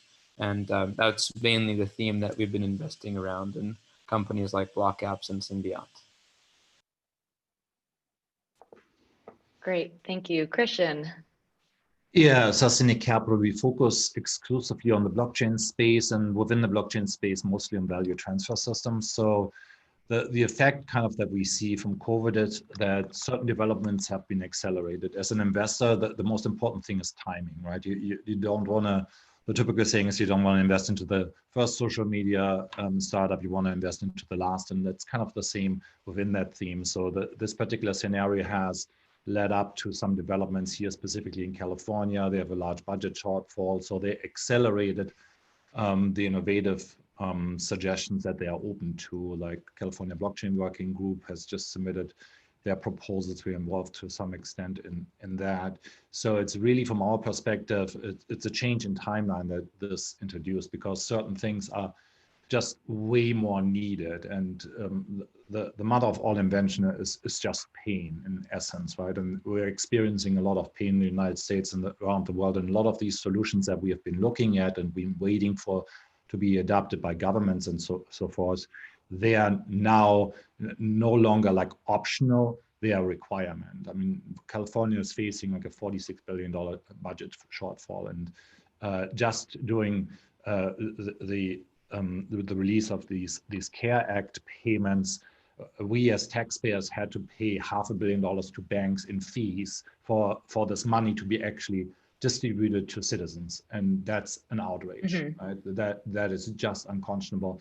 It's like forcing everybody to still use the U.S. Post Office when we all have email, right? So the typical thing that I've been saying for 5 years in explaining this technology is, if we all had to pay stamp fees, but we all had to put a stamp on an email, this would exceed the gross domestic product within a couple of days, right, within the United States. But for some strange reason, we allow this with our value transfer systems, on money being the simplest value, right? And so, long story short, it's an accelerated timeline that we are experiencing on our end. Yeah, absolutely. To that point, Cecilia, I would love to hear your introduction and investment themes that you've been focusing on as well. Sure. So I'm Cecilia. I'm an investment advisor at UNICEF Ventures, specifically UNICEF's Venture Fund. And I know there's a lot of words there that are not so intuitive to people, at least not together. So UNICEF Ventures is a division within UNICEF that focuses on how frontier technologies can benefit children around the world, but especially in low-income countries. And within this division, I manage the strategies behind the sourcing of investments, behind the selection process, and the portfolios of investments. How do we support them once we decide to invest in them to help them grow and scale? So UNICEF's Venture Fund specifically, it's a relatively small fund, $30 million. It was the first pooled funding vehicle. So venture kind of vehicle within the United Nations. So that's why it was quite breakthrough 4 years ago when we started it. And again, it focuses on identifying startups that are working with frontier technologies. And blockchain is definitely one of the key areas that we focus on. So quite regularly, we explore different solutions, essentially mixing blockchain applications being developed by local teams from developing and emerging countries. And basically those solutions have to have the potential to improve the lives of children in the world. So I guess I'll leave it there, but I can like expand a bit more later. Definitely. Yeah, no, definitely. Super excited to dive into it. First, Mansoor, would love to introduce you as well. Absolutely. Thank you, Aya. So my name is Mansoor. I'm a partner at Blockchain Founders Fund. We invest typically in pre-seed to pre-A companies. And we also run a venture program where we work with a lot of the companies to help them grow and, you know, find traction, validation, and go to market. Some of the themes that we are focusing on right now, we find a lot of interest. DeFi, of course, it's a hot sector, but all of the other applications that we've kind of always been talking about the last few years in crypto that really haven't made it mainstream yet outside of the crypto community, things like trading applications, but lending, remittances, insurance. I still think there's a major need for financial infrastructure that would allow institutions to come on board into the sector. But then some other ones include like NFTs and gamings. I think there's a big application there when we talk about collectibles. Data and analytics, I think that's another big sector, especially given that we have a more B2B / enterprise focus as well. And the data and analytics are something that, like, I mean, all larger business and corporations essentially want to leverage in some way. And it pairs with other technologies as well, right? When we start talking about AI or machine learning, I think that data and analytics will play a critical role. Absolutely. So I know, first off, very diverse panel. I think in general, we're covering a lot of different portions of the blockchain ecosystem. And so I'd like to break it out first, thinking about liquid versus illiquid investments. And so especially, you know, a few of you mentioned the DeFi space, the NFTs, non-fungible tokens, as well as more on the illiquid venture investments. So how do you think about liquid versus illiquid, especially given, you know, the last few months and, you know, maybe the next 6 months, and what does that look like relative to, again, your investment thesis, and how do you think that's going to play out, you know, over the course of, let's say, the next year? Take start with that. Yeah, absolutely. Sounds good. Well, yeah, great. So in a nutshell, we are taking a variables kind of approach in finding reasons to invest. And mainly, oh, it says my internet connection is unstable. Can everybody hear me? You're good. Okay, great. So what's same in illiquid and liquid investments is we are still looking at team, timing, value proposition, valuations being some multiples of revenues and competitive differentiation. But what's different is, of course, in the context of a token. If it's a liquid investment, we look at market cap and token economics, and then making sure that the utilization of the platform is coupled with the value of the token. And you know, good examples of that are, you know, projects like Maker, where the interest ends up buying and burning the token that effectively can recapitulate the utilization and the value obtained by the users to the token holder. Christian, I saw you shake your head. I think you're on mute. Yeah, so we are traditional technology investors, right? So we have been in technology investing for 2 decades at this point in time. So we take a very long-term view. So 5-10 years is our horizon. We kind of work backwards from that horizon. Where can this particular company, this particular technology be in this particular time frame, right? And so I typically take the contrarian view when it comes to token. I've been saying for a long time that the number of cryptocurrencies we probably need is somewhere between 0 and 1. There's a lot of people that don't understand how value transfer is working today and how it's going to work in the future. But the larger point here being is, so what's liquid today might not be liquid tomorrow, might not be even there tomorrow. And we have already obviously seen that. We have like 70 to 100 coins and tokens right now, and 99.9% of those are going to zero. And that always happens as a general observation when you conflate the functions, right? And a lot of times, if a token ends up being traded on a even custodial or non-custodial exchange, or decentralized exchange, like it's sometimes referred to, it defeats its inherent intent of whatever it's trying to do, as if it's governments on that network or what else, right? So the typical example being Ether in Ethereum, its main purpose is that of DDoS protection, but obviously now with it being mainly used for speculation, it doesn't work, well, in a way it works better, but at the same point in time, it really doesn't fulfill its original function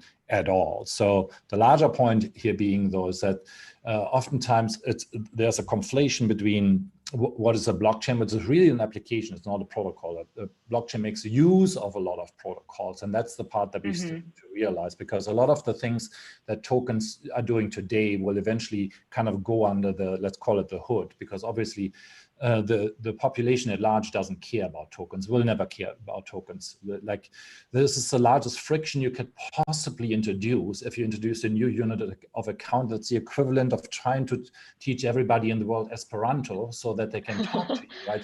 That has never worked. And that's kind of has been the biggest rub with this particular space, which is super unfortunate because there's a lot of great talent in there. But obviously, the idea that I can create my own money is very, very tempting. So as far as that being liquid right now, it's not actually interesting to me. To me, that is a big concern if that's one of your focus points of something being liquid right now. I'm more interested in you building technology that's going to be viable in 5 years. Well, so, comparing to that, Brian, you focus primarily with the retail population. So how do you comparatively view that? Yeah, I think all of Christian's points are super valid. I think coming from like a technological standpoint, I do agree. There needs to be some consolidation. There needs to be some real world applications. But going back to kind of like the liquid versus illiquid, I would say those lines are being blurred a lot lately because of the rise of these exchanges, these decentralized exchanges, which are actually increasing in volume and even actually surpassing the volume of centralized exchanges. So the type of cryptocurrencies that exist that are being actually liquid, that can be used in exchange for goods and services, is increasing at a very fast rate. Whether or not those cryptocurrencies are actually going to retain that value in the long term is another question. But if you're just talking about whether or not these tokens and these cryptocurrencies are liquid today, and if they're available to invest in the same way that you can invest in stocks and get USD back, I would say there's actually quite a bit of liquidity in the cryptocurrency space. And for retail investors such as myself and such as the retail investors around the world, not only in the United States, but in Asia and Latin America and all these other countries that maybe don't have access to as advanced of a banking system as we do in the US, the liquidity of cryptocurrencies is actually super helpful and is allowing people to exchange crypto for goods and services. Maybe not in exactly for fiat, but because you're able to exchange this crypto for goods and services, that is a form of liquidity in itself. So I would say, to kind of go back to what Christian was saying, we might not see all these currencies exist in 5 to 10 years, and we might not actually see all the technology that we see today exist in 5 to 10 years. But in the short term, there are people that are using these for goods and services and exchange of value and for true liquidity. Yeah, I'd like to jump in with a few thoughts there on this. So I think there valid points from Sam, Christian, Brian, each of you. I'm kind of somewhere in the middle. So one of my issues with having so many tokens is I just don't see that all of these will be used other than for some store of value, and only a few can kind of play that role. As an example, if I were to use USD and transfer into any cryptocurrency, I'm incurring some sort of fees. Some of them may be fixed, and then like FX fees. And then if I'm paying somebody for some goods and services, they either need to liquidate that like before the transaction's completed or on the transaction being completed, because their accounting processes are probably in USD, and then their suppliers are probably paid in USD. And so if everyone in the entire value chain isn't using the same currency, you're going to have multiple fees stacked throughout this process. And so I think in that way, cryptocurrency is actually right now making transactions more expensive. And I think that's, very counter to what like the original mission is. And so that's where I think governments, launching their own central bank currencies as an example, I think will kind of eliminate a lot of these tokens that are existent that have just low kind of traction or low volumes, things like that. And we'll probably see like a consolidation and only a few kind of stick around. But I do think there is need for like other types of cryptocurrencies. When you think about like, for example, loyalty points, these are like a closed loop economy. And so there's projects like Fuse, which is a DeFi product that enables, say, like academic institutions or businesses to kind of have like their own currencies, and they can be used, for example, in refugee camps and things like that, where the transactions need to take place in that ecosystem, but then they don't have the, say, like the typical financial infrastructure, or they're trying to avoid kind of using that. So I think there's kind of this balance kind of between both worlds that we talk about. And Cecilia, curious to hear your take coming from more of the non-profit side. Are you looking at hybrid, liquid and illiquid models? Is there one theme that you focus on specifically? Sure. Yeah, it's interesting how like so we do not refer it as like liquid or liquid, mainly just because our investments are equity free. So we do not expect a return on the investments. But hearing what everyone was talking about, one big thing about our fund is that we purely invest in open source solutions, whether it's blockchain or data science, AI, drones. We focus on open source technology. And from the side of the United Nations, there's multiple reasons why we believe in the model, but one key part of it is that if we see a solution that is being effective and is producing a substantial positive social impact in Malawi, we want that solution to be as quickly and as good as it can be scaled as possible in other locations, let's say in Brazil. And this is just a much easier way if you do it with open source technologies, just because the code on its own, it's just more easily understandable by other communities. So in that sense, we talk about the open source technologies that the companies generate as our equity. And in a way, like the technology that the startups generate couldn't be more liquid, in the sense that more solutions can just overlap, take some of the components like and combine it with their own to grow and scale, and just generate a more positive impact. So that's I guess like our take on the liquid model. But I think one other important thing to highlight is that a couple of months ago we decided to launch the crypto fund, which is the first crypto denominated fund within the UN, again, that accepts donations and makes disbursements in cryptocurrencies. In that sense, it's also the same model where we invest in open source and we don't take any equity either, and we consider the open source technology to be our equity and the return that the companies make to the world in a way. But it was just an interesting time where we did this at the moment where COVID exploded, and we needed a fast, quick way of acting. We needed to transfer funds to solutions that were acting towards COVID, whether it was to generate more connectivity in non-connected areas in a time where connectivity meant just being part of the world that was, going through so many social limitations and distancing, whether it was for education to improve remote education, whether it was to use like a blockchain platform to track the delivery of food to low-income areas. So in that sense, just our take on COVID was we needed a fast financing way to get the money into the startups working to tackle these mitigation strategies towards COVID. And we found there was just no other faster way to do this than using this crypto denominated fund and in cryptocurrencies. Sure. So I guess specific to that last point and what was mentioned previously, did you use one cryptocurrency or was it across multi cryptocurrencies dependent on what the company accepted? Sorry, I think I got cut off.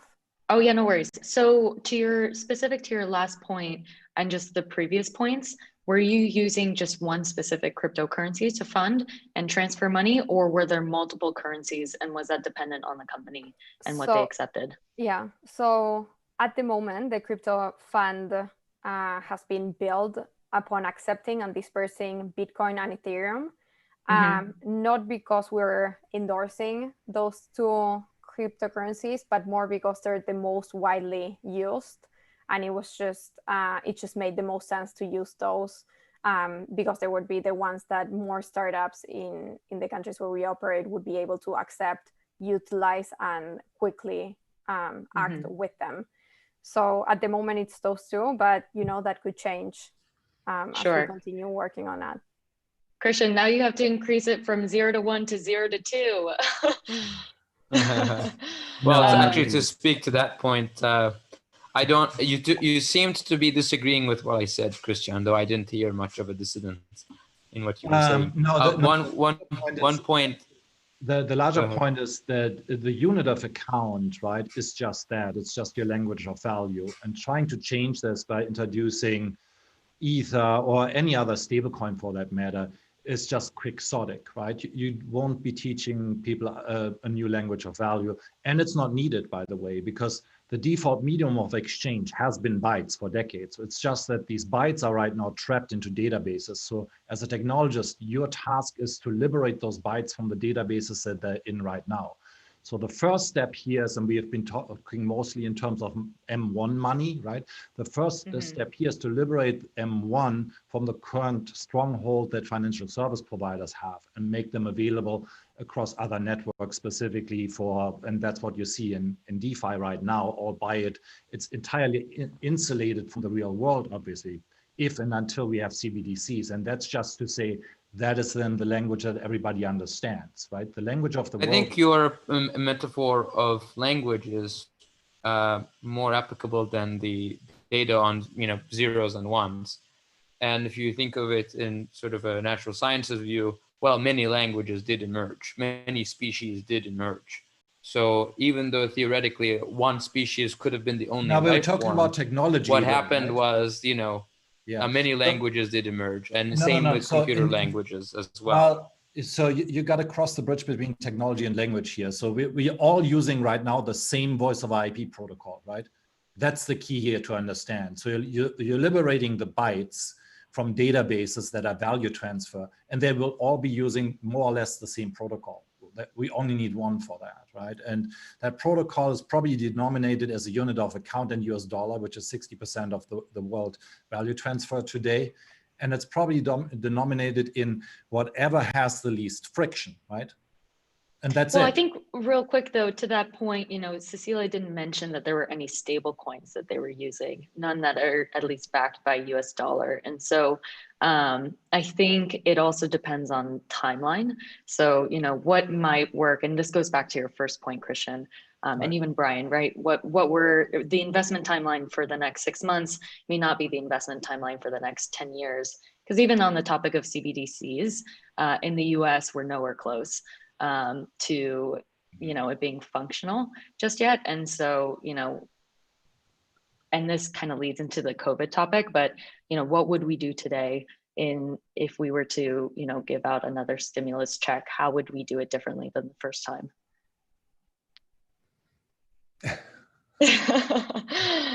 Well, I have a long proposal in front of me.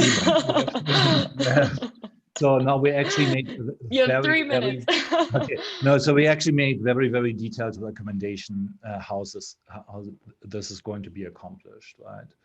And a lot of this has to do with the fact that money is actually not being created today in most cases by the Federal Reserve System. It's in most cases created by commercial banks. There's a lot of confusion going on who gets to create money and who gets to move money that we need to unravel here, and what is money really, right? Because all the discussions that are being had, they're typically entirely useless, because the term money by itself is really useless. You have to really point out what is the database entry you're referring to, because in some sense, I want money to be inflationary, right? If I own it. In another sense, if I hold it, then I don't want it to be inflationary. So it's very nuanced. It's not a one size fits all discussion. It's very much dependent on what database entry am I looking at, and that's 97% of all money today. It's just a database entry, right? But we don't really deal in physical cash on that matter anymore. Or by it, there's 10% of even the US population that are entirely dependent on physical cash right now. They can't participate in the digital economy. They can't get bank accounts. They don't have identity.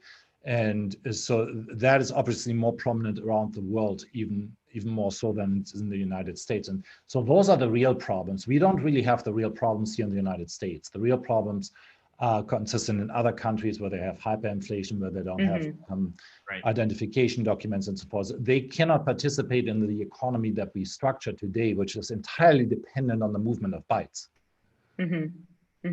And specific to identity, does anyone else, I know this was mentioned in our panel prep conversation, but as we look into COVID's impact, what specific to identity do we think is going to change, at least in the investment landscape?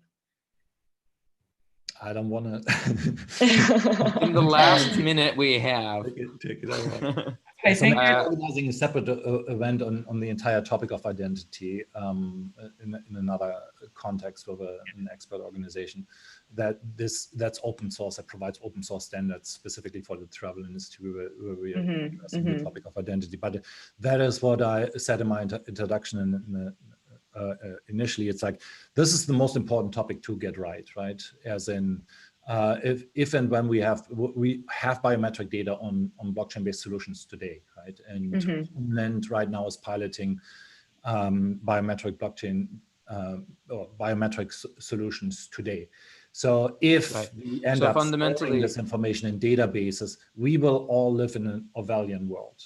Right? Wait, sorry, and real quick, Mansoor and Sam, I know you wanted in the last 30 seconds that we have. Yeah, well, I think we'll just recognize that most of the features of our identity are also assets that are worth tracking and selectively sharing with other parties. So I'll leave it at that. I was going to add one other thing to this identity conversation that I feel often gets left out, as a lot of the blockchain projects take a very idealistic approach, but at the same time, like, you need governments and you need other institutions to recognize and essentially contribute to this ecosystem. So I think that's probably one of the biggest hurdles. I just want to close up real quick with that, saying, like, I think blockchain projects are, because they're ideal, they're trying out all these new things, and governments will eventually catch wind of the potential that is unlocked through blockchain-enabled identity management solutions. It's just going to take some time. It just kind of all comes down to us being so early in this. Absolutely. Great. Thank you all so much. Clearly, we can spend another couple of hours discussing this topic, but this is why the investment space is so interesting. Again, thank you to Draper Goren Homes for having us and the audience. We appreciate the time. So you've heard about these two cryptos that are going to explode? Names, or I'm posting your karaoke video. You said you deleted it. Okay, there's two. Here's one. Tired of missing out? Join eToro and start trading cryptocurrencies in no time. eToro, sign up for free. Buying the cryptos?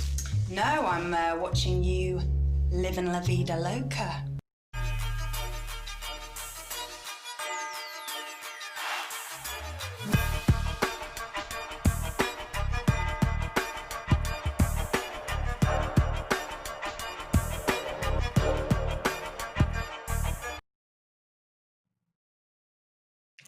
Up next, we have a very, very special discussion planned for you. Our first guest is an icon in media, marketing, and global investments.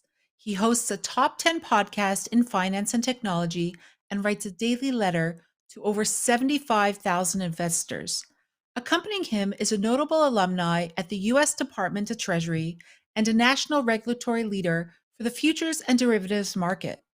For the first time ever on the same stage, please help me welcome Anthony Papliano of Pomp Podcast and Morgan Creek Digital in an exclusive fire chat with Heath Tarbert, Chairman and Chief Executive of the Commodity Futures Trading Commission, here only at LA Blockchain Summit. Hello, everyone. Welcome to LA Blockchain Summit. I am incredibly excited to have Chairman Tarbert here with me. Thank you so much for joining and doing this.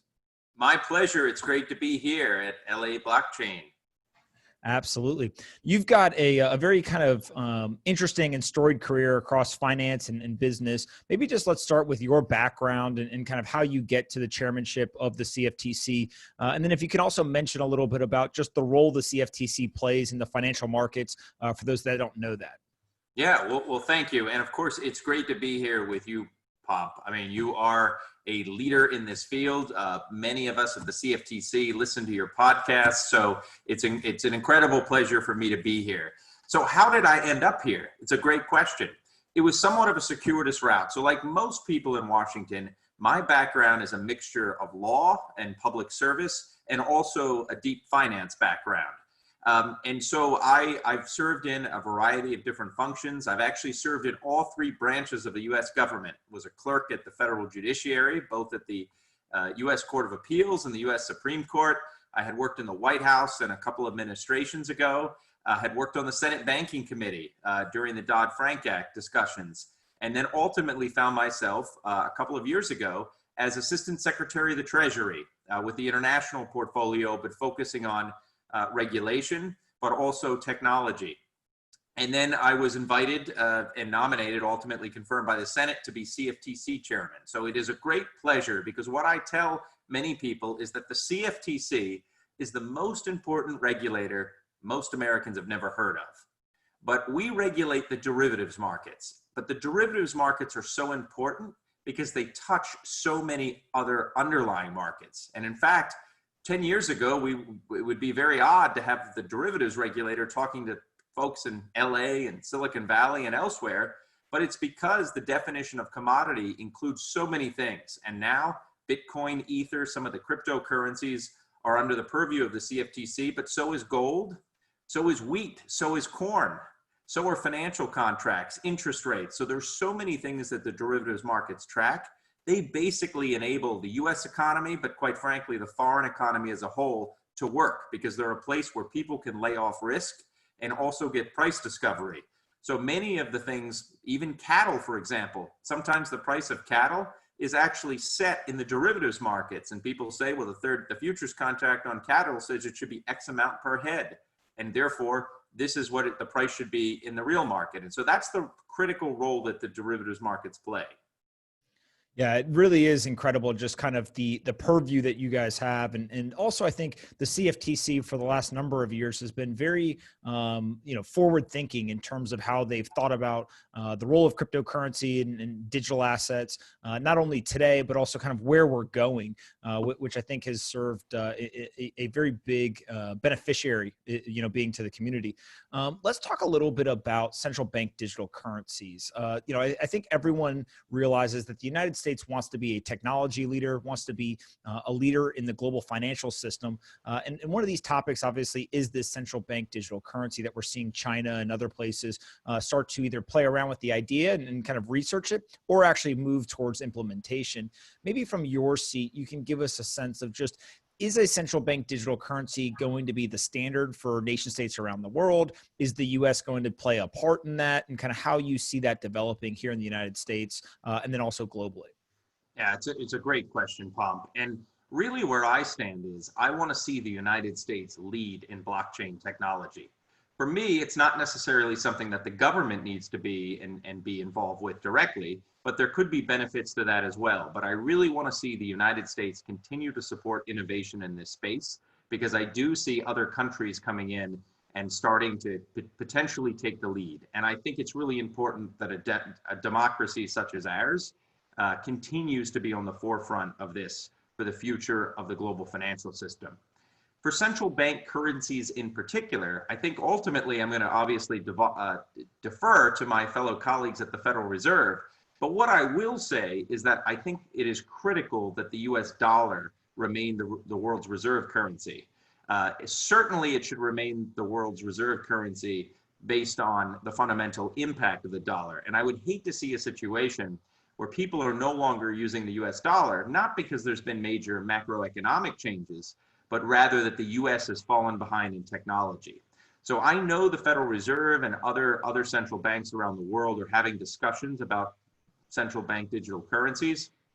And to some extent, there's kind of a metaphysical question as to, well, should it actually be a digital currency on a blockchain, or can we simply speed up our payment systems? But the bottom line is that I think everyone agrees that our payment mechanisms in the United States and in many countries around the world have not kept pace with technology. And so I think we definitely want to put a lot of thought and emphasis into the debate, the discussion, and regardless if we go to an actual central bank digital currency or we just go to a more sophisticated payment system, I agree that something has to be done. Yeah, that's a really interesting perspective of kind of balancing, is it actually going to be a digital currency backed by a central bank or just faster payments? Obviously, I think from the crypto community perspective, they think government is really, really slow and bureaucratic and kind of very intentional with the way that they move. If you then asked if somebody in the government or a large corporation, they'd be like, oh my God, crypto moves, at light speed. And so there's almost this inherent tension between kind of not messing things up, when you're working with the government or kind of making decisions that affect entire economies and populations. And in the crypto world, I think there's kind of this iterative technology driven, how do we just kind of experiment and innovate as fast as we can? How do you and your organization kind of, one, stay up to date just on kind of the fast moving crypto world and really understand, like, here's what's happening. And then also any systems or processes you guys have built in terms of being able to just kind of synthesize all the information so you make sure that you've got everything you need to actually make the decisions that you guys look to make on kind of a quarterly or annual basis? Yeah, so first of all, I would be the first to agree with you that if innovation is unlikely to come from the government. Can government be innovators? Yes, but in an area like blockchain, an area that is really focused on algorithms, on mathematics, on continuing to develop technology and ideas, just as it's always been in our country, I think the private sector is the ultimate generator of great types of innovation. And so I want to continue to do that. And so I see my role as a regulator as not so much innovating ourselves, though we want to be innovative for a regulator, but not necessarily innovate for the community, but we've got to keep up. The good news is that the CFTC, when I came into the organization, it was clear we were at a crossroads. All of this new technology was coming to the forefront. We were putting the financial crisis and the Dodd-Frank reforms behind us, and it was a good opportunity for us to revisit our mission. So we came up with a new mission statement, and the entire agency voted on it, everyone in our regional offices, and it's to promote the integrity, resilience, and vibrancy of U.S. derivatives markets through sound regulation. Now, all of those characteristics are important: integrity, resilience, and vibrancy. We'll talk about those probably a little later. But of those, vibrancy is the one that gets at the innovation point, that we don't want our markets to be stale. We want them to be continuing to develop and be innovative. We also chose our 4 core values, and among them is forward thinking, that we always want to stay ahead of the curve. So then becomes the question, well, how do you do that? Particularly, how do you do that in a federal government agency that is required by law to come up with a 5-year plan? Almost like the Soviet Union, right? And so we do have a very different culture than Silicon Valley. I think a couple of keys to that. Number one is education, education, education. And so we've created Lab CFTC a few years ago. When I came in, we actually elevated Lab CFTC, our innovation arm, to report directly to the chairman. And it is essentially a liaison between the regulator and those that are be regulated, as well as those that are developing new technologies in Silicon Valley, elsewhere in California, and all over the world. And so we want to learn as much as we can, and we want to listen to the blockchain community. And at the same time, we hope the blockchain community would listen to us to learn a little bit about our regulatory framework. So there truly is a meeting of the minds. But in terms of education, just during the pandemic, our Lab CFTC has held something like 60 different courses. And I myself have taken tutorials. So for a series of 6 to 8 weeks, every Wednesday and Thursday night, I would sit down and I have a course on various types of technologies. I'd learn the SHA-256, how the algorithm works, really get into the details, because I feel like, look, at the end of the day, this is under my purview, and I owe it to the blockchain community to at least understand it to a level that I can make informed policy decisions. And then the final thing I would say is, in Washington, there's a mantra: personnel is policy. It all comes down to the people in many cases. So we've looked, and I've tried to hire people that come from the tech community. So our new head of Lab CFTC, she came from a Silicon Valley-based company. One person in my office, as well as one of our division directors, came from a cryptocurrency exchange. And then finally, we just hired one of the few PhD Ivy League economists in the world with a background in crypto. So it's really important that we have those people in the agency. And so while we're never going to have the kind of innovative culture that a Silicon Valley-based firm has, for example, we can at least have people that are familiar with the technology, that want to learn, and that are willing to take risk. Yeah, and the Lab CFTC, I think, is a great example where kind of as a regulatory body and a government organization, understanding where can we play and kind of help to encourage innovation and experimentation, but also at the same time, really empower the teams, I think, to understand here's what you should be thinking about, here's what you should not be, and kind of here's the boundaries to play within, I think is obviously just in the success of that initiative, pretty obvious there. Previously, you've talked about kind of the demand for Bitcoin futures or other types of derivatives. And, I think the way that you've talked about it is Bitcoin futures demand has been lower than other commodity type futures mechanisms. Maybe talk a little bit about, why do you think that is? Is that something that is just a nature of it's small and it takes time to kind of build up demand? And then how the CFTC sees their role, is your job to help encourage and grow the demand? Is it to just simply make sure that people are doing the right things? Like, how do you think about the demand and kind of the day-to-day responsibilities that you guys have? Yeah, so I'll take the last part of the question first, which is what is our role in this? And so we don't pick winners and losers. Our job is to create a structure whereby derivatives can be traded in a market that allows for price discovery and for hedging purposes. And it goes back really to those three things that I mentioned: integrity, resilience, and vibrancy. And I would put a premium on the first one. That's why we put it first: integrity. So if users around the country and throughout the world come to one of our markets, they know that the bid and offers are good. They know that they represent actual supply and demand in the market, and there's no fraud going on. There's no pumping and dumping. That's all this kinds of stuff that we look out for. And so our job is to sort of be the umpire, to create the ballpark, but allow the various products to go and to succeed based on their own merit. So getting back to the question, well, volumes are down. So one of the things you mentioned is exactly right. Derivatives actually started trading in the United States, I think back in 1848 or something, right? And so many of the contracts that we even have today, things like oil futures and other contracts, the contracts themselves have been virtually the same in some cases for 30 years. So there's a tremendous amount of just length of time that they've been trading, and demand obviously didn't start. The trading volumes didn't start at what they are today. They obviously started and evolved since then. The other aspect, though, so time will tell, I think, and so I do expect the volumes to grow in the years ahead. But the other aspect of it has to do with the industry itself. As I mentioned before, really our derivatives markets serve two purposes. First, they allow hedging, and then they also create price discovery, where people can rely in some cases on derivatives prices to inform their decisions in the actual underlying markets. Right now, there's a real question as to who will actually purchase Ether or Bitcoin contracts for purposes of hedging. Right now, the only people that we're seeing in these markets are speculators, meaning they actually don't have an underlying risk that they're trying to lay off. They're just investing in Bitcoin effectively, or Ether, just as they would be if they were buying it on the cash exchange. Now, there are people like miners, for example, who are naturally short Bitcoin, for example. In other words, they know they're going to get Bitcoin at a certain amount, so they may hedge their position now so they can guarantee ultimately what that price would be in US dollars or some other currency.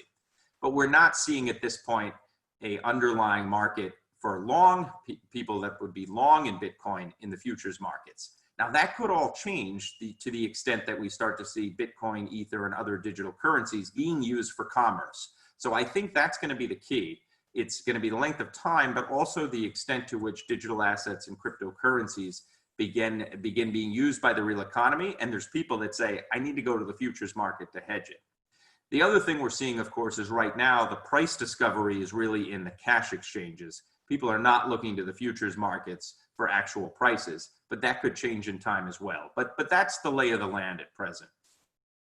Got it. And so one of the things that there is a lot of demand for right now is kind of this DeFi or decentralized mechanisms, platforms, products, et cetera. Talk a little bit about these decentralized exchanges. I think that the kind of Bitcoin and crypto community sees them as a natural kind of end state, right? And that's where they want to kind of evolve to. Obviously, from a regulation standpoint, it becomes much harder to regulate something that doesn't have somebody behind it or ownership. And so how do you guys see kind of the current state of decentralized exchanges? And then how does the regulatory environment either evolve or kind of work with something that ends up looking very different than the centralized exchanges that we have today in the traditional markets? Right. Well, first of all, I will say that I find it all very fascinating. And so the idea of DeFi and the ability to sort of essentially create, not only address the trust issue, which I think some of the first generation cryptocurrencies have dealt with, but then taking it a step farther and actually having an autonomous system that runs the entire thing is very fascinating. And of course, it arguably takes away human error. So there are a number of potential benefits to that. The questions that we would have to ask is that over a long period of time, the Commodity Exchange Act itself that created our derivatives exchanges was first passed in 1936. And it's been changed, continued to evolve ever since then. And so when we look at an exchange, we have to make sure that it meets a number of our core principles that are there to ensure the integrity, resilience, and also allow for the vibrancy. And so integrity is an important one, for example. We want to make sure that there's no glitches, no bugs. There's no way to sort of do a 51% attack or something like that, or other sorts of things that could even come into play in the DeFi space. There's the question of anti-money laundering, people being able to get on the system. So all of those things we'd have to think about. Resilience, the second attribute I mentioned. We normally do system safeguard exams on our clearinghouses, on our exchanges, and so we would want to know that's the case there as well. And then we'd also have to think about the financial side, because for every exchange, there's also a clearinghouse. There's a way that payments are facilitated. So we would have to think long and hard about that as well. So I think it's something that we would continue to study. And as it evolves, my hope would be that our agency, our statutes, and our regulations would evolve with it. Got it. And so as you kind of look at a lot of this evolution, I think there's a lot of regulatory bodies, individuals, and then also from the crypto community, just various ideas that continue to kind of, surface. And some of those ideas are around for very short periods of time. Somebody kind of critiques them and says, maybe that's not the greatest idea, whether it's a product to build or regulation to put forward. But some of them do have legs to them. And one of the most recent pieces of legislation is called the Digital Commodity Exchange Act of 2020. And the idea here is to basically create a new type of regulatory governing body. Talk a little bit about this piece of legislation. And although maybe it isn't yet here, this is what we're going to do, it does have some pretty interesting ideas along with just being recent in terms of being put forward. Yeah, well, Pomp, when I talk to the blockchain community and the crypto community, there are two things that I think I always hear.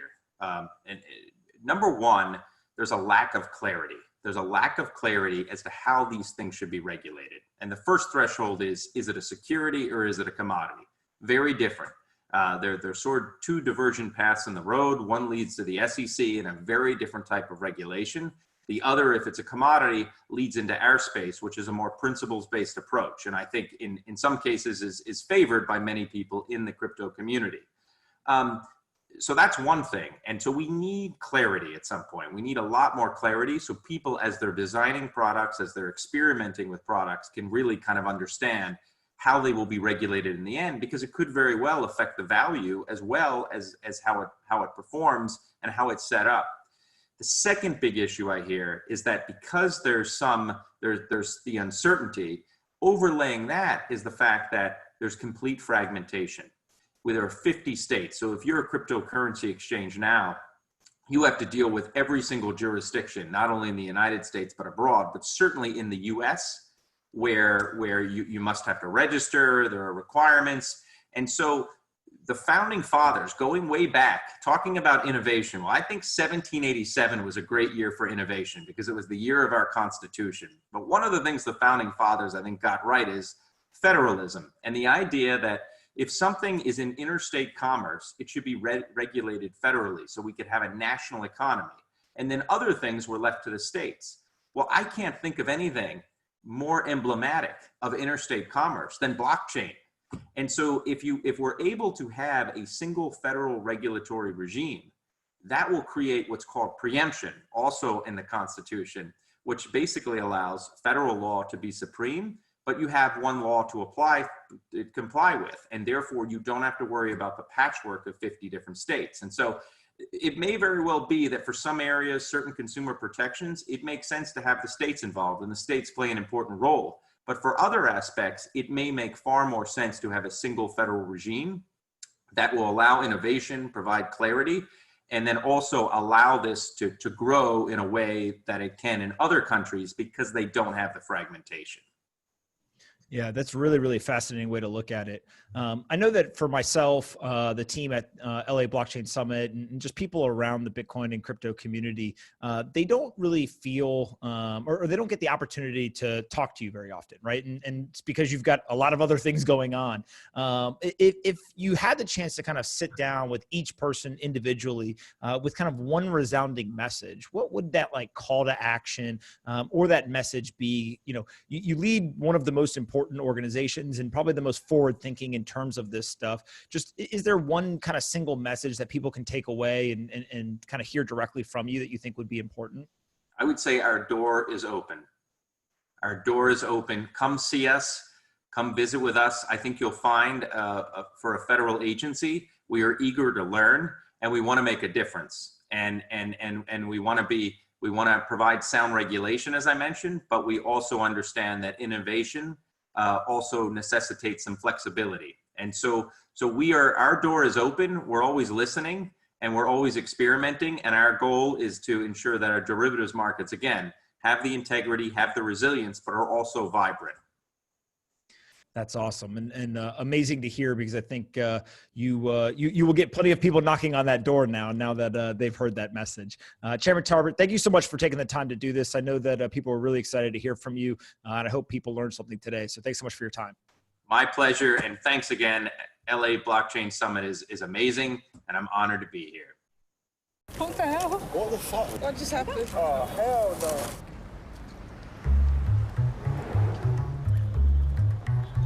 One donut stand, 5 hidden cameras, 2 actors, 100% happiness. Fresh made donuts today. Or is it? Fancy donut? Can I have jam, please? Cream donut, please. What the hell? What the fuck? What just happened? Oh, hell no. Did you just buy that? You won't even notice, it's very small. Oh, it's a new one. You don't have to buy. That's my commission. But it's out of my donut. I was expecting 100% of a donut. What the fuck are you doing? Just how the world works. Shut the fuck up, I don't want that. That's disgusting. No way. Take this back. If I pay for something, I should get the full thing. We have to take a bit of commission, otherwise... See, she's walked away. Don't let commissions bite into your portfolio. Join eToro and invest in 100% stocks with 0% commission. You've got a little commission. Right there. eToro. Join now. So you've heard about these two cryptos that are going to explode? Names. I'm posting your karaoke video. You said you deleted it. Okay. There's two. Here's one. Tired of missing out? Join eToro and start trading cryptocurrencies in no time. eToro. Sign up for free. Buying the cryptos?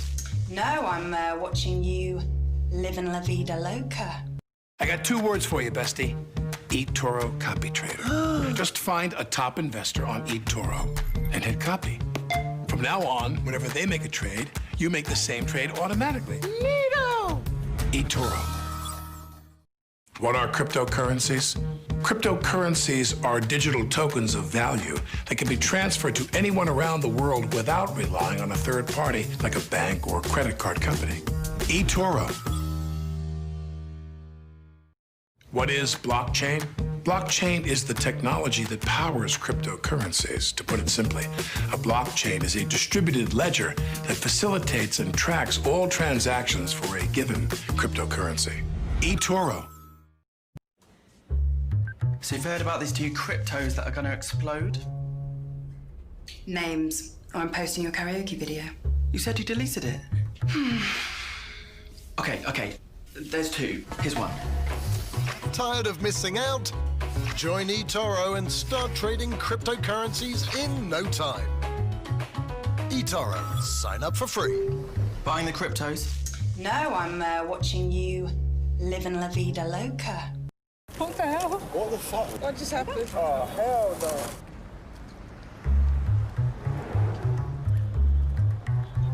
One donut stand.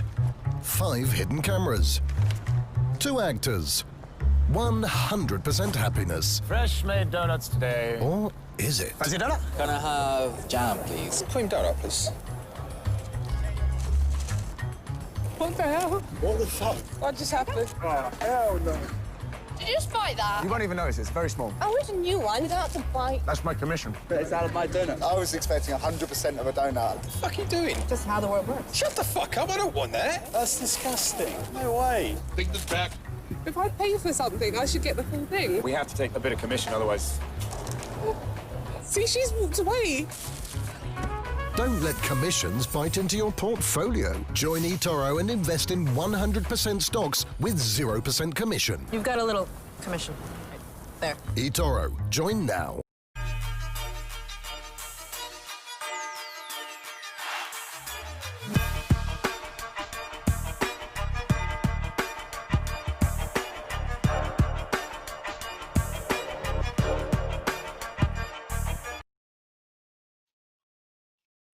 Continuing our discussions on the regulatory market, our next guest will approach the critical topic from a more global perspective.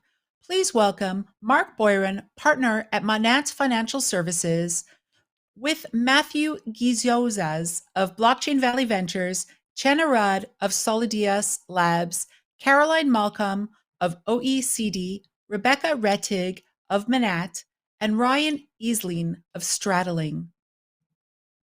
Getting your fiance is coming from the lead-free area, or that the painting that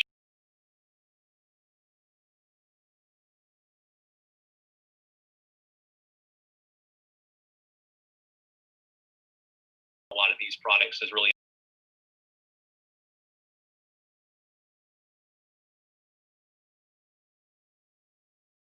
everyone that's listening to us. So you've heard about these two cryptos that are going to explode? On our Names. research, I'm posting your karaoke video. You said you deleted it. Financial, regulated, or institutional Okay. products. There's two. Here's one. Tired of missing out? Join eToro and start trading cryptocurrencies in no time. Familiar to the traditional eToro, model. sign up But for free. if I would Buying the propose, cryptos. like two No, I'm big watching you industries that are living la vida significantly loca. benefiting I got two from words for you, blockchain bestie. today. eToro Copy Trader. Just find a top investor on eToro and hit copy. From now on, whenever they make a trade, you make the same trade automatically. Neato! eToro. What the hell? What the fuck? What just happened? Oh, hell no.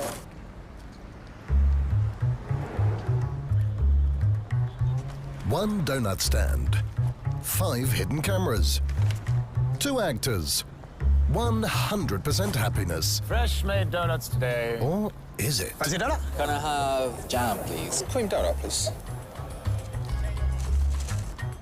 What the hell? What the fuck? What just happened? Oh, hell no. Did you just bite that? You won't even notice, it's very small. Oh, it's a new one. You don't have to bite. That's my commission. But it's out of my donut. I was expecting 100% of a donut. What the fuck are you doing? Just how the world works. Shut the fuck up, I don't want that. That's disgusting. No way. Take this back. If I pay for something, I should get the full thing. We have to take a bit of commission, otherwise... See, she's walked away. Don't let commissions bite into your portfolio. Join eToro and invest in 100% stocks with 0% commission. You've got a little commission. Right there. eToro. Join now. What is blockchain? Blockchain is the technology that powers cryptocurrencies. To put it simply, a blockchain is a distributed ledger that facilitates and tracks all transactions for a given cryptocurrency.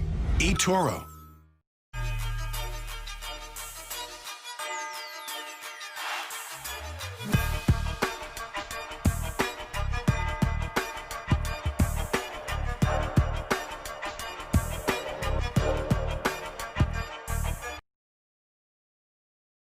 Count you in.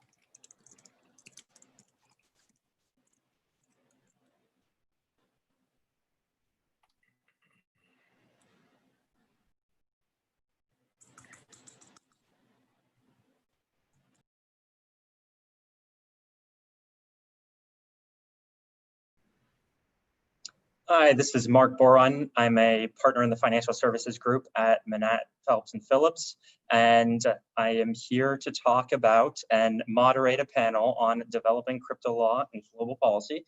So we've got some great panelists here with us, and why don't we go through and get the short introduction, maybe just a 30-second introduction on each of us. Why don't we do that in alphabetical order, starting with maybe Caroline.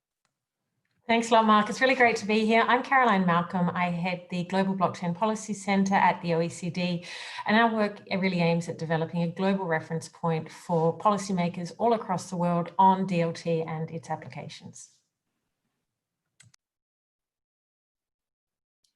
I'm next, I guess. I'm Chen. I'm the Chief Operating Officer of Solidus Labs. We're a software company based in New York, specializing in crypto-native risk monitoring and market surveillance solutions. Our solutions are tailored to detect market manipulation, market abuse, and other malicious activity in digital asset trading. In practice, we work with exchanges and other crypto service providers to help them comply with regulation, apply for licensing, and of course, protect their investors. And we're increasingly also working with regulators to detect market-level risks and challenges unique to crypto markets like cross-market surveillance. Stop here and happy to elaborate. I am Mathieu Guessin. I'm the General Counsel of Blockchain Valley Ventures. It's a venture firm focused on blockchain in Switzerland.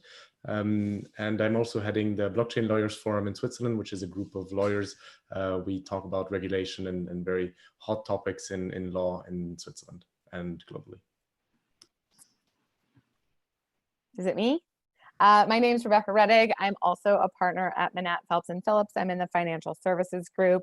I do litigation, regulatory enforcement, and regulatory counseling for blockchain and crypto companies, and have been working on DeFi very intensely for about the past 18 months or 2 years. All right, so since we are talking about crypto law and global policy, I think one of the bigger kind of global events that has happened, at least in the last week, relates to BitMEX. And you know, while we're talking about a centralized entity, I think it's pretty clear in terms of how those regulations would be applied and should be applied to them, at least with respect to the US. It'd be great to get each of your views from a global perspective on when you're talking about something that is more decentralized, whether you want to connect it to decentralized finance or just decentralized applications and networks in general. How do you think about how, you know, regulations should be applied? You know, especially in the context of derivatives, but even in general, like how should we be thinking about, you know, kind of legislation and rules applicable to crypto at a global level? Should we just jump in? Go for it. So, I mean, I think the decentralized question is fascinating, but it's worth starting with, as you mentioned, you know, centralized exchanges where most of the crypto trading volume is really still concentrated today. The way we look at it, you know, at this point, there's no question that crypto and digital assets are here to stay. Really, the question is, what is it going to take for them to grow? And, you know, I think, you know, it's been clear for a while, and if anything, the BitMEX charges made it even clearer that compliance is one of the key pathways there. Both, first of all, because that's what would be required for institutional, meaningful institutional engagement to be there. Those institutions would need to feel comfortable that, you know, the regulatory risk is not too high.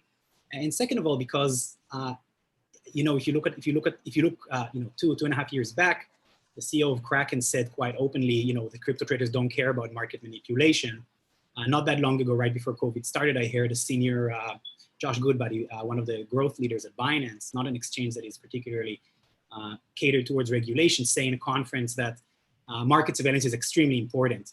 And if you combine that with the amount of regulatory developments just in the past month, it's no question that, you know, whether you're operating a centralized or a decentralized exchange, you're going to need to fit in some sort of regulatory framework. And so in that sense, compliance enables growth in this space and you know, in general. When it comes to decentralized exchanges, you know, the real question is how can you, you know, keep and maintain their merits, the merits of decentralization, while also making sure they fit with regulatory requirements. I'll also add to that that, you know, I've been repeating this joke in a lot of different panels, so I hope no one here heard it before, but the bottom line is that there's a reason I believe that people don't vote for libertarian governments. Yes, decentralization has merit, but people also want to know that there's some sort of framework that protects them. And that's a challenge for decentralization. We work with decentralized exchanges in order to address this, you know, now and also looking forward on a technological level.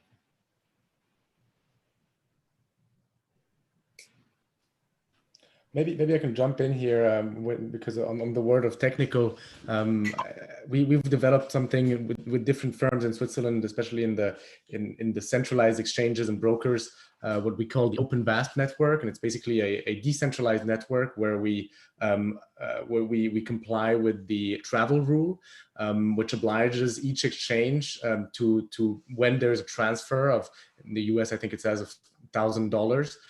To actually provide also the information about who is transferring this monetary mass, right? And so what it has done is basically, while respecting the privacy of each participant, it has enabled in a decentralized manner a multitude of participants to basically combat anti-money laundering and comply with regulation. And I think that's an interesting pathway towards decentralization of regulatory systems that allow for the entire industry to be more respectable.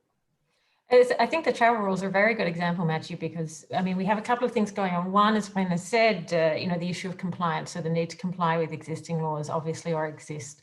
What we've seen, of course, happen with the, you know, the FATF rules, which, of course, are housed here at the OECD, around, you know, and this is really a question we're seeing more broadly across the crypto and DLT space, which is, to what extent, you know, there's obviously the need to ensure compliance with existing regulations, but we're also seeing regulations also evolve to emerging developments in industry, and just how far that goes. So there's this kind of, we're in that really transition period where you've got the existing rules, which in many ways we talk about them being tech neutral, but I think when we really look at DLT, some of the things that it's capable of and some of the structures it's possible to set up, particularly in the fully decentralized systems, really challenge a lot of the underlying assumptions for how those regulations actually work and implement in practice.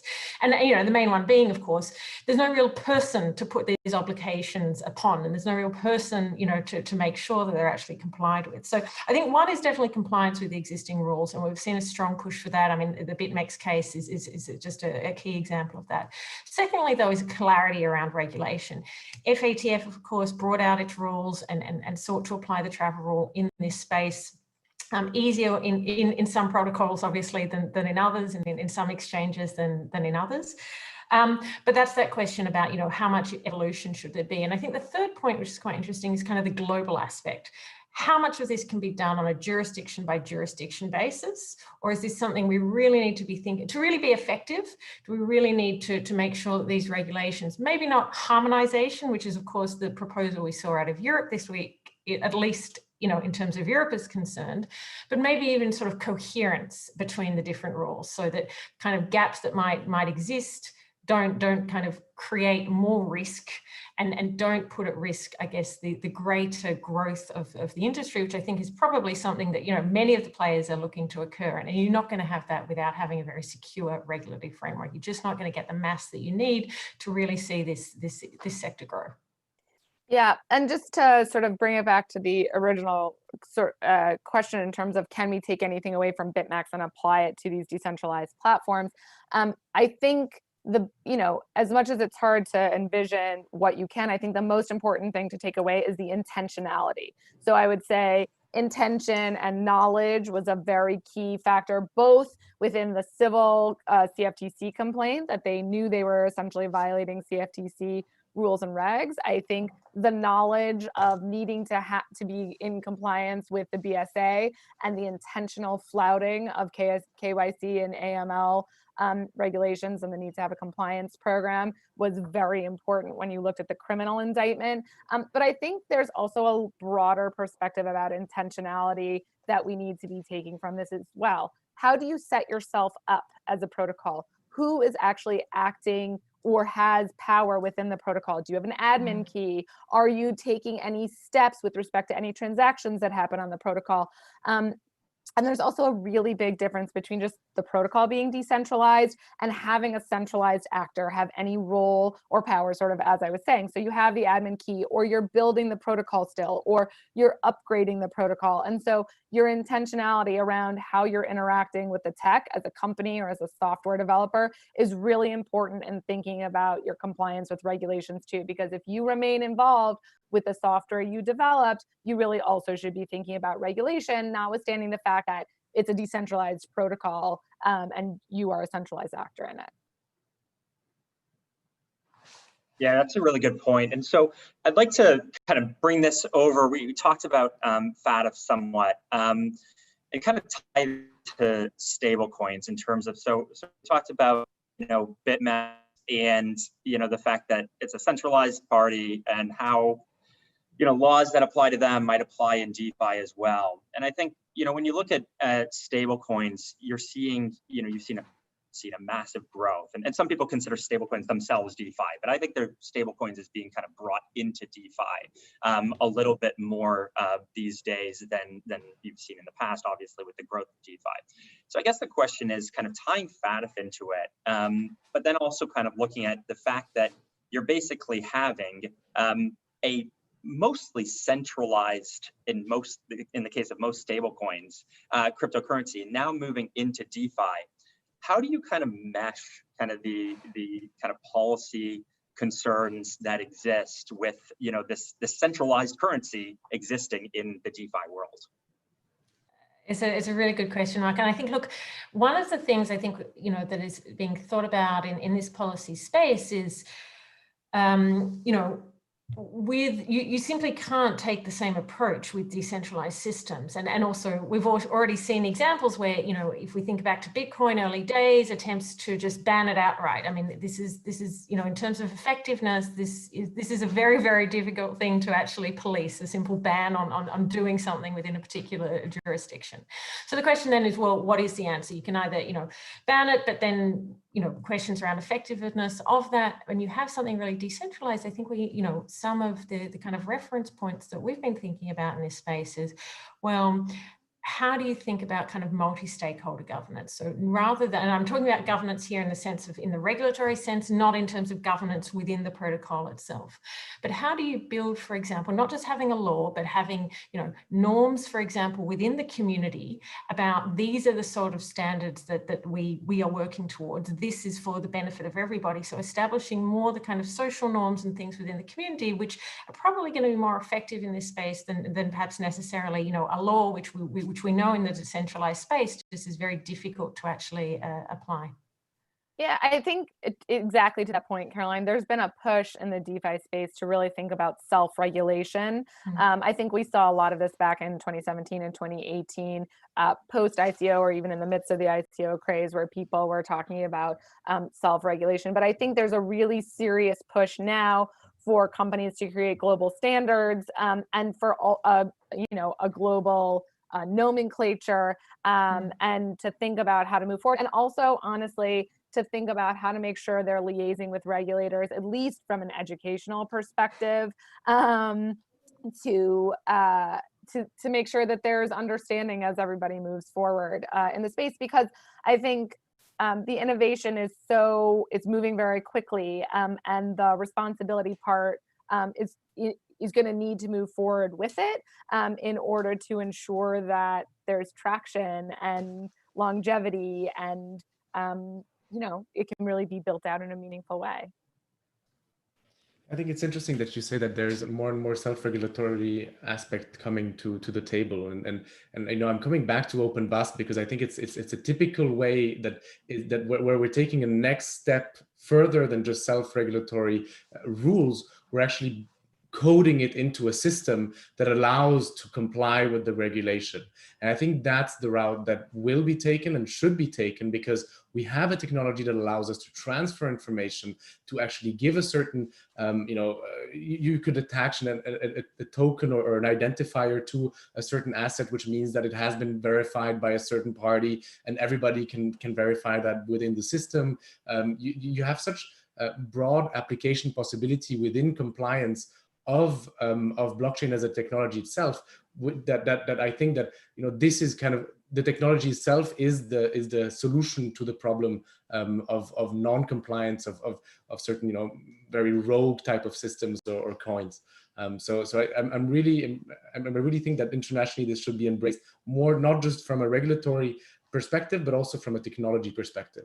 So an application, a real world application of that regulation. I mean, I couldn't agree more with everyone. I think one way we like to think about it is that, I mean, there's a combination of two things that are needed here. One of them is crypto native tools, of course, and that's what many other companies are doing in this space, right? Because, we came into this because we looked at digital assets and crypto, and it was clear to us that this is a fundamentally different class of assets. Not to say that it's reinventing the wheels. Definitely in centralized exchanges, there are a lot of similarities, but there are a lot of small and large technical differences. The way data is kept is a big piece of that. And of course, market structures, and of course, the way the market is structured. And if you put in regulation as well, it made sense to us that there's going to be a need for tailored tools that, like Matthew is saying, is actually taking advantage of the fact that there's an underlying technology here that can be utilized to take compliance to the next level and make it easier rather than a threat. And then the other piece, crypto native tools, is one of them, but it was also very clear to us that that's not going to work without crypto native rules. So crypto native tools and crypto native rules. And that's true both, of course, on the local level. You see a lot of jurisdictions where, more and more jurisdictions where, it started, for example, with Hong Kong with their specific guidelines for crypto licensing that are very, very specific. And you can see it more and more in other places, even here in the US with the recently introduced Digital Commodity Exchange Act in Congress. But it's critical on a global level. I agree. I think OpenVASPA that we keep on going back to is an ideal example. And one, and I'm going to kind of throw the next challenge as we see it. And part of it is the question of market integrity, right? OpenVASPA and the travel rule is really focused on the origination of funds, where money is coming from, and who's transferring it where. There's still a big, let's call it gap when it comes to market manipulation. There are a lot of reports and a lot of reason to believe that a lot of the centralized volume, before we even go to decentralized, is potentially manipulative. And part of the challenge there is the assets are not native to a specific exchange. That's why the SEC here in the US is constantly rejecting ETFs because of a lack of an ability to execute shared surveillance. And that's something that requires, at the end of the day, forming some sort of a global standardization of data. How should exchanges, decentralized, should be keeping their data? So if they want to be part of a shared data repository framework, they can do that. And we've been involved with global digital finance, and I think some of the other panelists have been as well. Which was also involved with the OpenVASP effort, and we are working now with a lot of our partners on another working group that would focus on creating shared surveillance guidelines and standardization. And I think there are a lot of other efforts in the industry to do the same. And increasingly, you can also see the work with regulators. I think the OECD, in its engagement with the industry, has been really an example for how that can work really, really well, dealing with the travel rule. And I think we'll see more of that soon.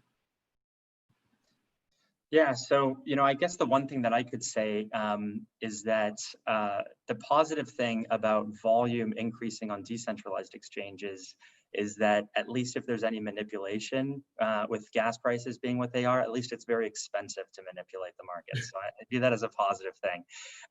But we've been talking a lot about data. And, one of the things that is talked about, I think, quite a bit in the US is this idea of actually being able to transfer data and rely on that data from one party to the other. Because right now, a lot of US regulations, and I'll be interested to hear kind of, views internationally, actually require collecting your own data at each time. And it doesn't allow kind of reusing the data. And so I'd be interested both in a US perspective, from a US perspective, what that should look like. And then I think from an international perspective, maybe what it does look like and what it should look like as well.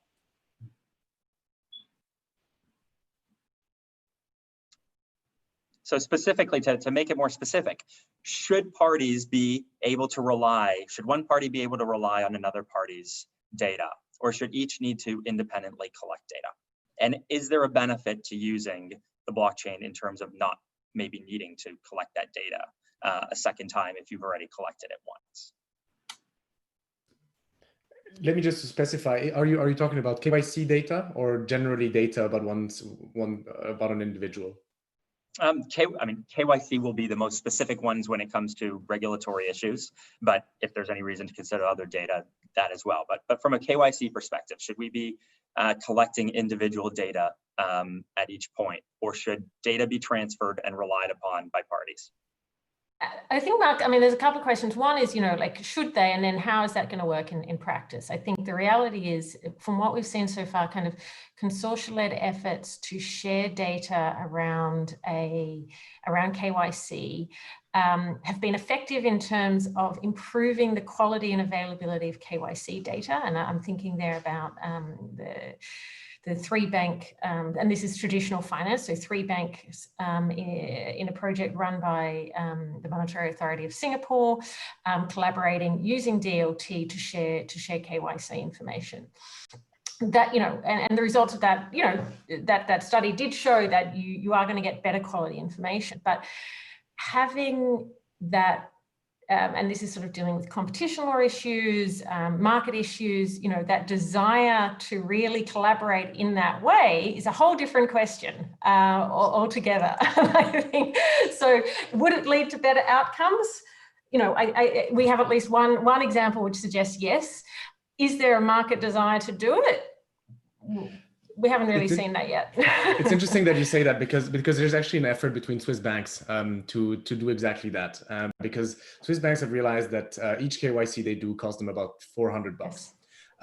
But there's problems about sharing this data. One, of course, it's very sensitive data. It's GDPR. You can't just transfer this data without any problems. Second is that you've paid for this KYC. So why should you allow your competitor? Exactly. This is the market incentive point. I mean, yeah. It doesn't make sense, right? So what they did is basically they have a fee sharing mechanism within the system, which allows them to share the fee according to the according to who is receiving which KYC information, and therefore they don't have to do it again and again. And also, the other problem is that you don't want as a bank sharing the data to know that the other bank knows about your client relationship with that client, because banks basically are, and I guess in crypto is becoming more and more the same as well. You have a finite amount of clients which are already banked. And so you're basically just stealing each other's clients all the time. And so if you can access the client information of other banks, it gives you an edge to steal that client. And so that's another aspect that's problematic, coming exactly to what you're saying is, I think, and that's where blockchain I think makes a lot of sense, because you can create these type of incentive mechanisms ingrained inside the system. And you can also transmit that data in a way that doesn't hinder this collaboration. Or you have, I mean, the zero knowledge proof thing, where you're going to be able to prove that someone is compliant or update the information without necessarily giving away the fact that they're a high net worth individual and they're top of the list to be poached by another institution. Yeah, I mean, nope. Go ahead.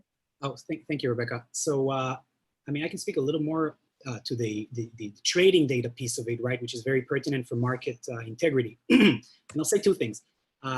First of all, when we, for example, work with individual clients on surveilling for market manipulation within their system, then, technologically, we don't require them to transfer any PII to us. There are ways to do that. We can still detect malicious behavior.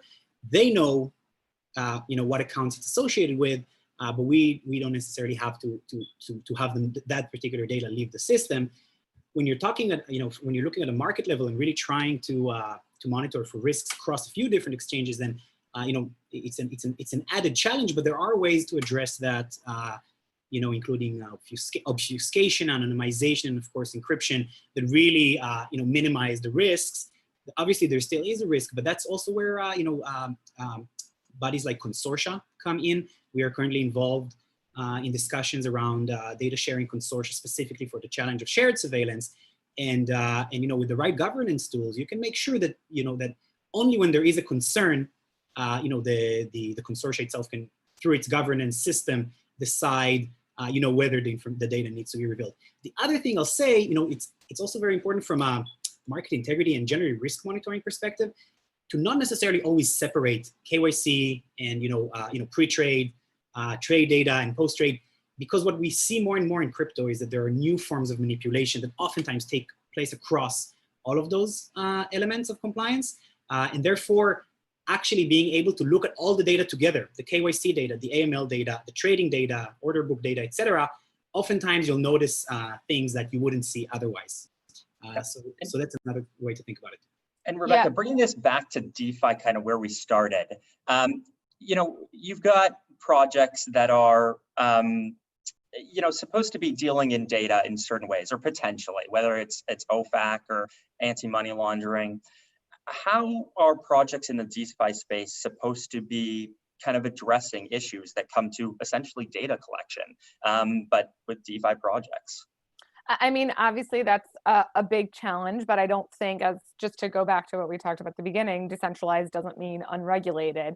And so I think to the extent that you're running a protocol and you're still involved, you need to think about transaction monitoring and how that can actually happen even on a decentralized protocol. There are a number of projects that are doing that and implementing transaction monitoring through a centralized party to ensure that they at least have collected enough information that if it ever comes to pass that, FinCEN, lobs an inquiry or they need to share information, they have it collected. And then if you're running an interface, it's the same that, facilitates access. You definitely need to be thinking about whether you're collecting data or not, what type of data, and I know this isn't exactly your question, but you need to make sure you're also in compliance with laws as it applies to the interface, right? It's not just a website. It also may have features that mimic these financial institutions or access to financial institutions. And so things like OFAC, the BSA, and the like still apply even just to something as simple as an interface, because software is software. So I'll leave it at that. Great. Well, our time's up. Thank you to all the panelists. Appreciate everyone's time. Thanks, Mark. Thanks, Mark. What the hell? What the fuck? What just happened? Oh, hell no.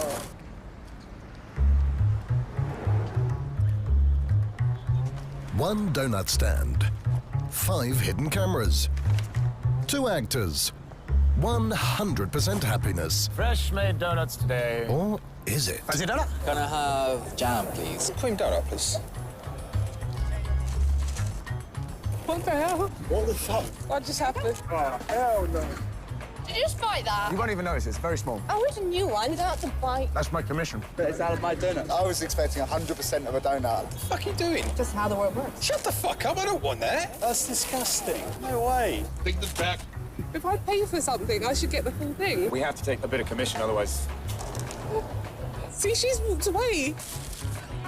Don't let commissions bite into your portfolio. Join eToro and invest in 100% stocks with 0% commission. You've got a little commission. Right there. eToro. Join now.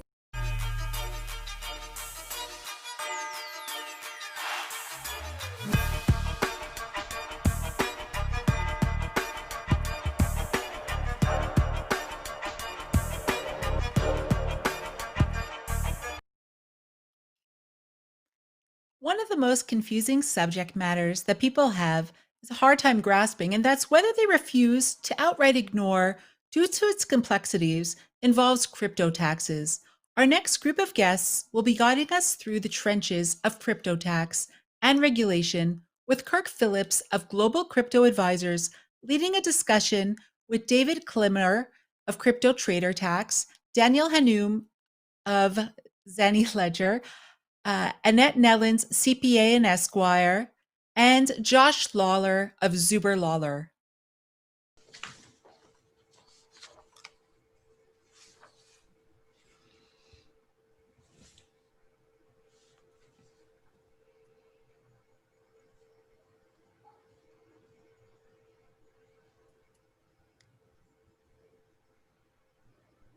Kirk, that might be our cue.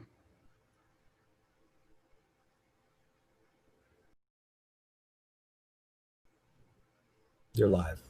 I think we're live, Kirk. Oh, great. And so welcome everyone to the Crypto Tax and Regulation, Eliminating Confusion and Where to Begin. And that's actually the perfect title when it comes to crypto tax. So let's get right into it. My name is Kirk Phillips and I'm Managing Director of Global Crypto Advisors. And our wheelhouse is essentially offering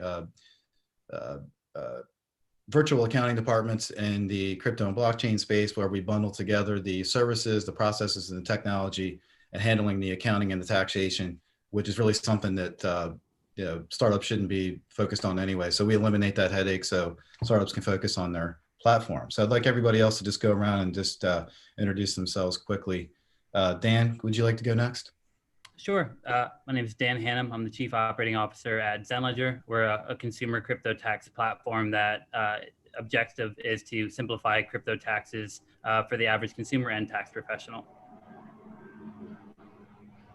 Great. And also Josh. Thanks, Kirk. Yeah, this is Josh Lawler. I'm a partner at the law firm Zuber Lawler in Del Duca, where I lead our firm's transactional practice, specifically focusing on new technologies. I am primarily in mergers, acquisitions, finance, and securities work with some IP, and I've been a blockchain evangelist for about 5 years and really specialize in that space. Awesome. David. Yeah, thanks, Kirk. Yeah, I'm the co-founder and CEO of CryptoTrader.tax.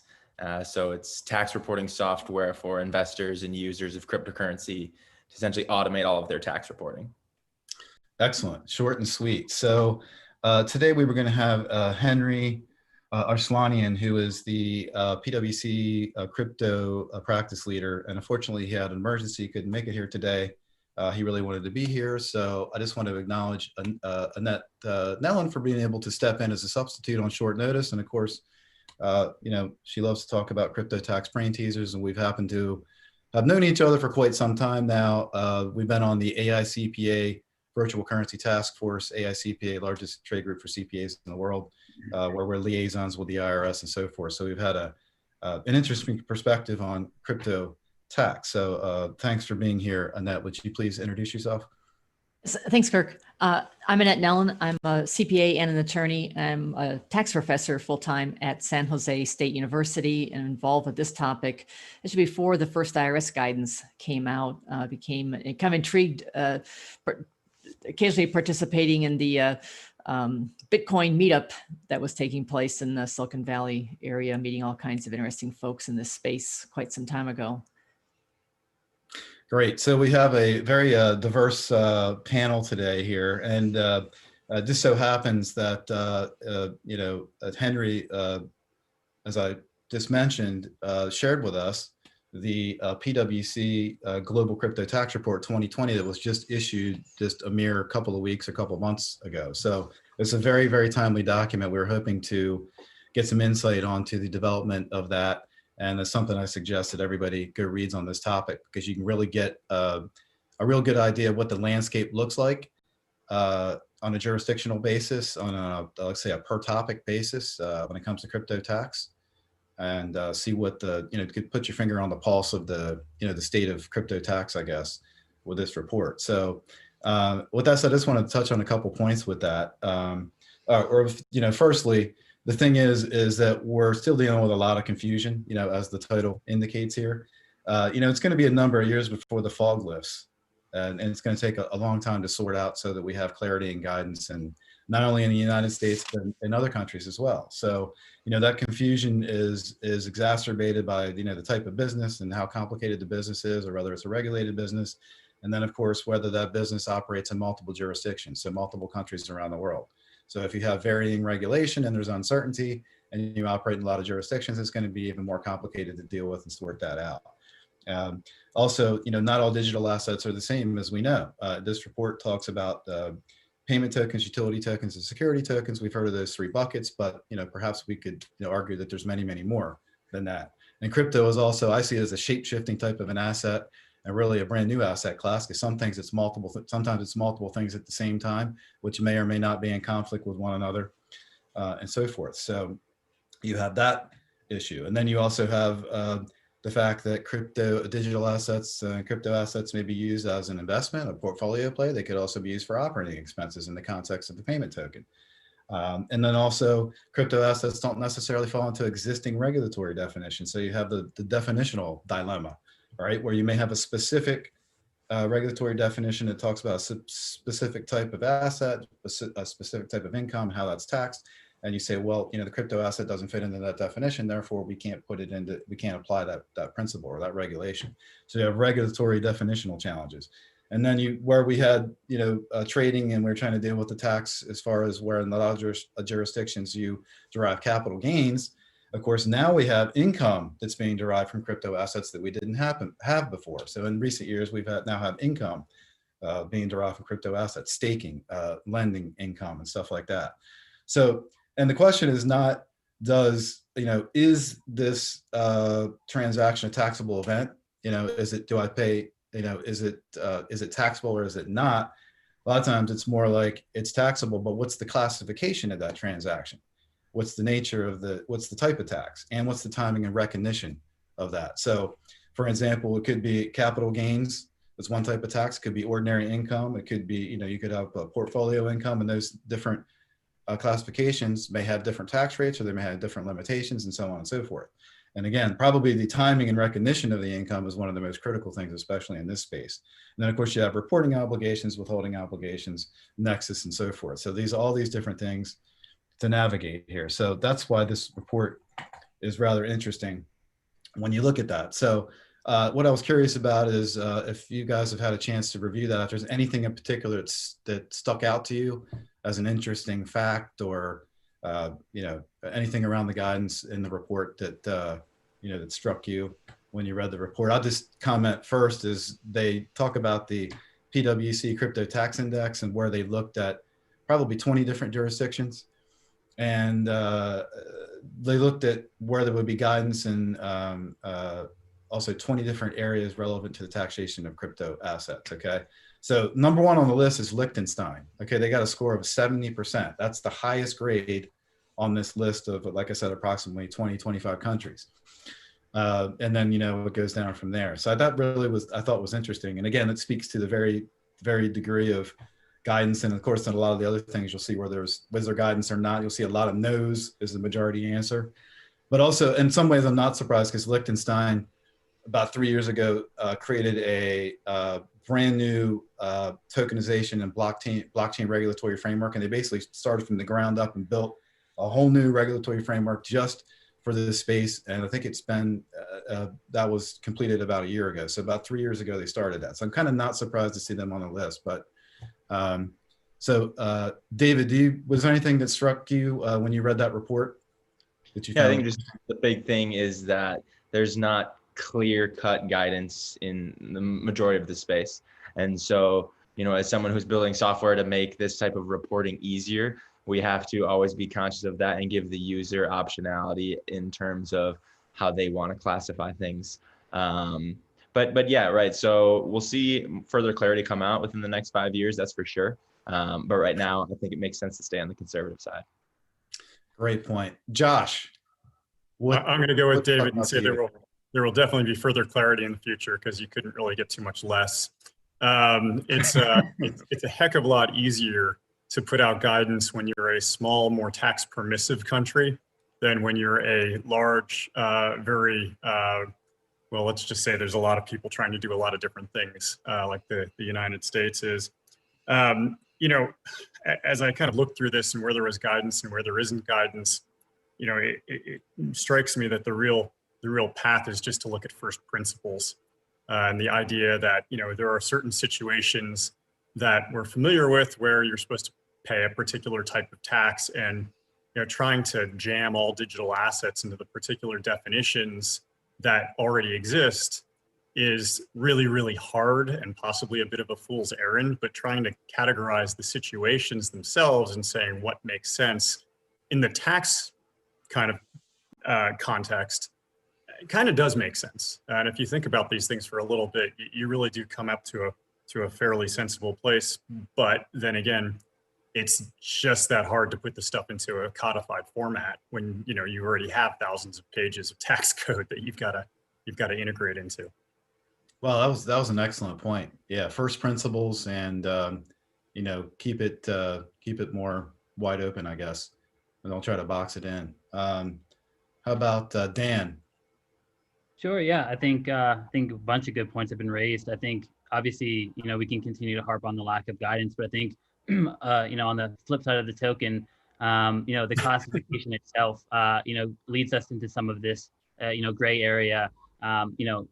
With most of crypto being treated as property instead of a currency or commodity or a security, that that one decision has led to some of the lack of guidance and some of the confusion and clarity. So I think, as Josh and David mentioned, I think I'm pretty confident that we'll see guidance in the next 18 to 36 months. DeFi, a more advanced part of crypto, I guess, has brought up a lot of interesting conversations that will need to be thought through. And so we look forward to working with the governing bodies and legislations on hoping to inform them on what crypto is, how it should be treated, and working with fellow panelists and fellow people in the space to make sure that when that guidance comes out, hopefully it's guidance that's been thought through and doesn't leave another round of gray questions or gray areas based on that guidance, which we've seen from the 2014 guidance to some of the recent guidance that we've seen over the last 9 to 12 months. Sometimes that guidance leads to additional questions and lack of guidance on another topic. So yeah, I definitely think we'll see guidance soon, and I think the classification issue, in addition to the clarity issue, is something that makes this area a little tricky. Yeah, that's a great point. Yeah, let's hope the guidance comes out, then it's actually provides clarity instead of producing more questions and more gray areas. That's great. There's no gray areas in any other areas of tax. We all know that. Annette, will you have any comments? Well, You mentioned first that, Liechtenstein rated highest so far as having guidance in these 20 areas identified in the PwC report. My first thought was, is that guidance that the practitioners in the community agrees with? That'd be good to know. Were they pushing for some other argument? Was something settled in some ways? That'd be interesting to know. And it would be, I guess there's a good caution that maybe among countries, they don't define these terms the same way. So if it's leading eventually to PwC being able to gather that and help us to understand all of that, that's a nice service that they're providing to all of us. And certainly among the countries, there's also going to be a variation on, are these definitions going to be used for more than one set of US code? Is this going to be for securities code, commodities code, tax law? That's a longstanding question we've had here in the US, because we know they've already a ruling from that the virtual currency can be a commodity. We can't get that answer from the IRS if it'll be the same for tax purposes. And that's, again, a longstanding issue. I think this data can also be helpful if it drills down to, for example, if we saw that, hey, these 20 countries that they looked at, do 18 of them have some kind of a de minimis rule? That might be added incentive to perhaps convince the IRS, or maybe it takes Congress to actually put a de minimis rule in, such as similar to what we have for foreign currency under Section 988E. So I think there's multiple purposes of this. And I hope they or others will continue to delve into this, because it's a pretty big project to dig into even just finding this in all these countries. Yeah, I would gather that there was, I'm not sure here what the number is, but I just surmise that there was probably 100 people involved in putting this report together, because there was 30 different jurisdictions, multiple people in each one. But great point there. And also, the study, when it was measuring those scores, it did not measure the quality of the guidance. It was simply measuring, like, is there anything there at all? So if you put a quality factor in there, the scores would probably go down. So maybe a good job for some academics take that on. So on that point, in that, I'd like to ask you about the infamous virtual currency question on the 1040 form that we know came out for the first time in 2019 on Schedule 1, and of course now moving to the front page of 1040, page 1. And it's just interesting how what seemingly one little, simple question, and really how simple, how complicated it can be when you really wrap your head around, do I answer that question? No. Can you speak to the challenges that taxpayers are presented with? There are multiple challenges, and actually, the ASCPA letter, we did raise those, and others have raised them as well. And if you're not looking at draft tax forms for 2020, you might not know that question that had first appeared on the Schedule 1 1040 now is right underneath where you put your name and address on the 1040. So really, everybody is, I guess, thought you did at least see that question. It's a very broad question, because you could have a yes answer, but there's no tax consequences of that. And some of the things that the ASCPA had asked IRS, could you clarify this? One, what exactly do you mean by virtual currency? The notice 2014-21, where IRS first said basically you treat it as property, and they provided some questions to 16 specific questions. They actually used the word convertible virtual currency. Doesn't matter that the question doesn't say convertible virtual currency, it just says virtual currency. So it'd be good to know on that. It does ask if you have any kind of a financial interest, whether you own it, use it. It's a long list of verbs there. And if you have, let's say someone gave you virtual currency as a gift and you just held on to it, or you got it as wages and you just held on to it, you would check yes. But is the IRS now going to look over at your Schedule D or the capital gains form to see if something's on there? It seems like they are. I've been at conferences where someone is speaking from the IRS on the topic, and I've asked the question, and generally they say, no, you don't really need to attach anything. I think a lot of practitioners would say you're probably better off attaching something, perhaps saying I received it as a gift. We've also asked the question, a lot of people just hang on to their Bitcoin. I've been holding on to some for 5 years, so it just sits there, a small amount in a wallet. There could have been hard forks on that, or airdrops or something. I'm not paying attention to it, but according to the Rev Ruling 2019-24, if it's recorded on a distributive ledger someplace, I've received it. So should I check yes and wait for the IRS to send me some kind of a notice? Right. I think they really now have an increased responsibility to provide more of these answers. Also, if you're a partner in a partnership, there's no reporting required on the partnership form to say we own virtual currency. A partner might not know that, but they clearly have a financial interest in it if the partnership owns it. Yeah, I mean, we could have a whole session just on this question. I'm going to have to run back to my law firm partners and let them all know that the firm does in fact have some tokens, because I'm sure a bunch of them have no idea whatsoever. That's a great point. Just to jump in, and I mentioned first principles before. I think a few things, and I think Dan mentioned this also. Number one is people have to understand that when you say digital asset, it's kind of akin to saying asset on paper. The digital part is just the media that it's recorded on. That's all it means. And whether it's a stock, a bond, a financial product, the equivalent of a barrel of oil, or anything else, piece of art, is the fact that it's digital isn't really relevant to that, but people kind of have to get that down. And then the other piece of it is there needs to be some common sense application. I for one can tell you I've used automated trading applications that'll have 3 different arbitrages set at once and can generate easily 100 trades in a given day that are pennies potentially between them. And I know that the account that I put that in, I put a certain amount of money into to begin with, and I may or may not withdraw any ever. And it seems like that would be the tax points, but the way the tax code is written, it looks like every single little one of those trades needs to be reported, which is just not practical by any stretch. I don't think anybody can easily do it, although Dave and Dan have software that might make it very possible, but it still would be a ream of paper to do it. That's actually right. Yeah, you could end up with pages and pages and pages of potential trades. That really makes it look like what happened is there's a disconnect between that and the economic substance of all those transactions. So let's see. So Josh, while you're on that topic, what kind of challenges do you see with working with your clients? What type of crypto tax related challenges come up? There's a nice little confluence between the lack of guidance and the lack of technology know-how.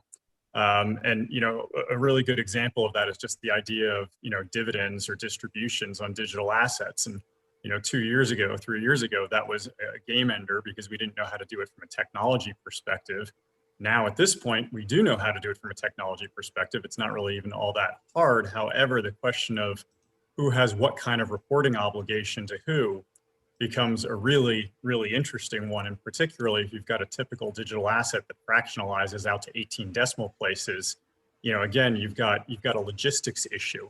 I don't know how many things are going to go to 18 decimal places, but let's just say everybody had one tiny little piece of a particular token. Are you going to send out quadrillions of different reporting returns? I don't know that I see that as viable, but according to the tax code, that may very well be what they're looking for. Yes, interesting. So, going back to the title for a second, so eliminating confusion and where to begin. So I just want to touch on with just a few minutes left here, where to begin as far as when you're navigating, navigating these stormy crypto seas, as we said, where you have a lack of guidance and lack of clarity and so forth. Like, how do you approach coming up with an answer and a solution when you don't have that? So what would you say? Let's just go back to David and Dan. David, do you want to go first? Sure. How do you help? We've been harping on the lack of guidance, but in reality, for the average person who's investing in cryptocurrencies or using them, it's pretty clear cut how you have to report them, right? If I'm buying Bitcoin and I sell it for a gain, that's a capital gain that I need to report on 8949. It's not that difficult, and it's not that big of a gray area.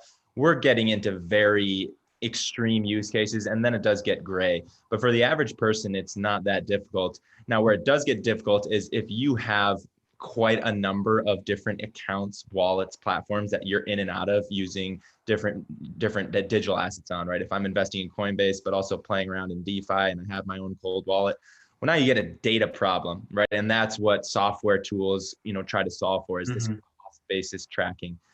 So just in terms of how do we eliminate the confusion, number one, my team invests heavily in content. We want to help educate the market in terms of, what do you need to be doing to stay compliant? And then just building great software tools, right? The market is going to respond to this problem and make it easier every single day. And we're seeing that play out.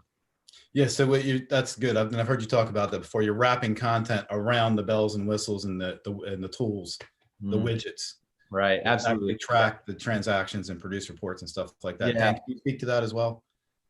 Yeah. Obviously, content's a big one. Educating consumers is massive, but also, as we've talked about, educating regulators, educating tax professionals is, another big piece of making sure everyone understands this.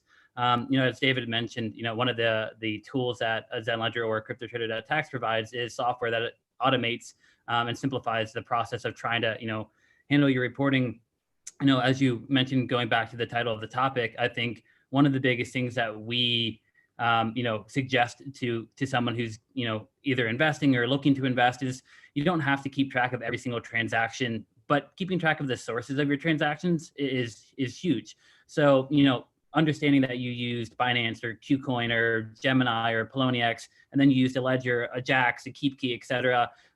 Just having that kind of basic understanding of what wallets have I used, what exchanges have I used, is massive, because that's, one of the issues or problems that we solve is pulling all of what happened between that, whether it's a non-taxable self-transfer or a taxable sale of an asset, or et cetera. The software allows us to track that, but if you can't account for the sources, that's where it gets a little tricky. But yeah, we definitely are trying to do our job of educating consumers, tax professionals, and then using, the benefits of software to, strip away some of that confusion, strip away some of that element. And then also, for us, investing heavily into customer service.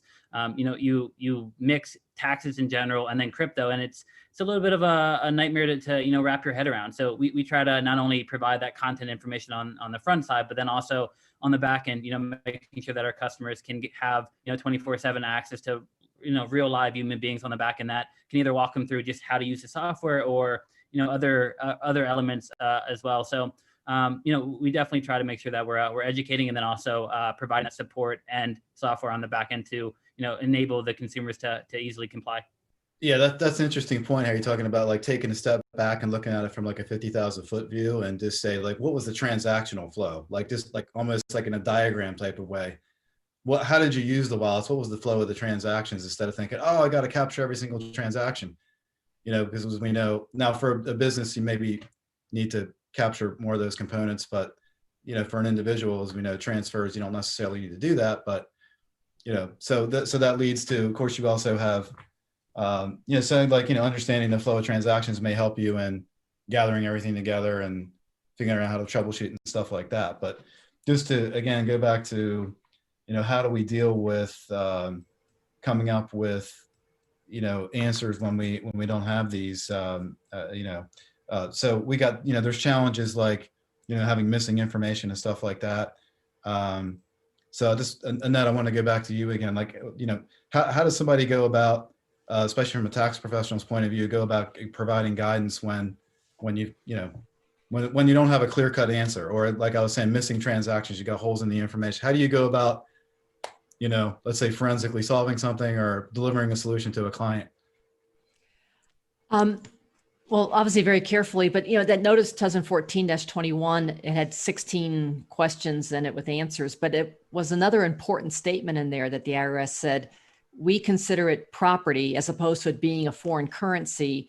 So basically, they're really saying, hey, there's a whole bunch of guidance out there because we got all kinds of guidance and there's court cases on property transactions. So trying to fit that in.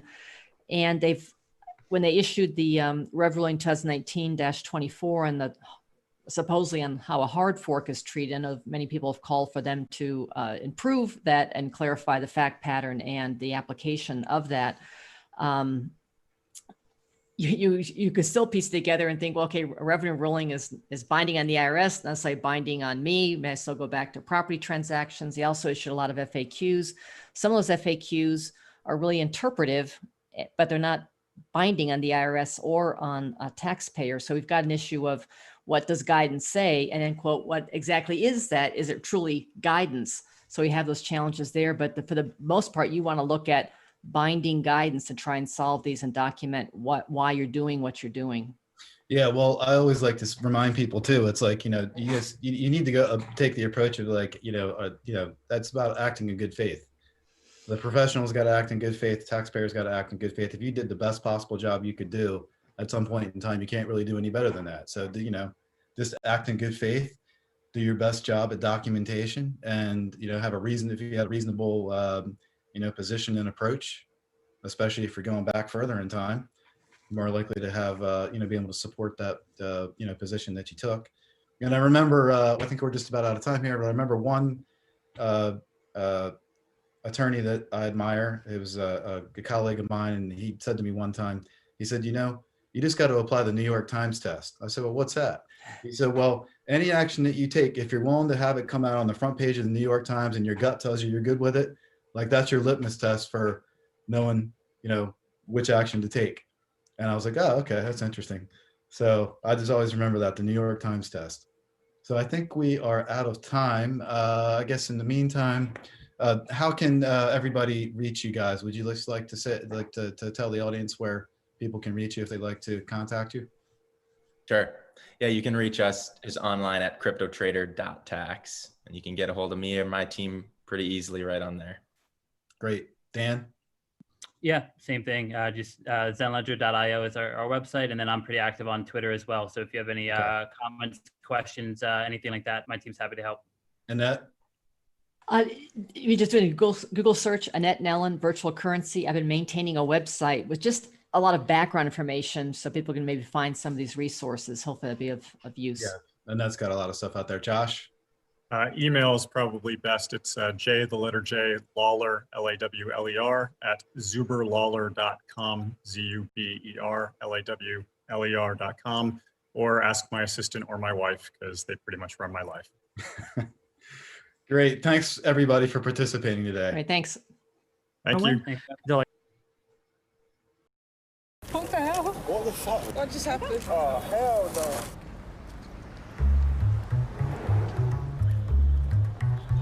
One donut stand, 5 hidden cameras, 2 actors, 100% happiness. Fresh made donuts today. Or is it? Can I have jam, please? Cream donut, please. What the hell? What the fuck? What just happened? Oh, hell no. Did you just bite that? You won't even notice, it's very small. Oh, it's a new one. You don't have to bite. That's my commission. But it's out of my donut. I was expecting 100% of a donut. What the fuck are you doing? Just how the world works. Shut the fuck up, I don't want that. That's disgusting. No way. Take this back. If I pay for something, I should get the full thing. We have to take a bit of commission, otherwise. See, she's walked away. Don't let commissions bite into your portfolio. Join eToro and invest in 100% stocks with 0% commission. You've got a little commission. Right there. eToro. Join now.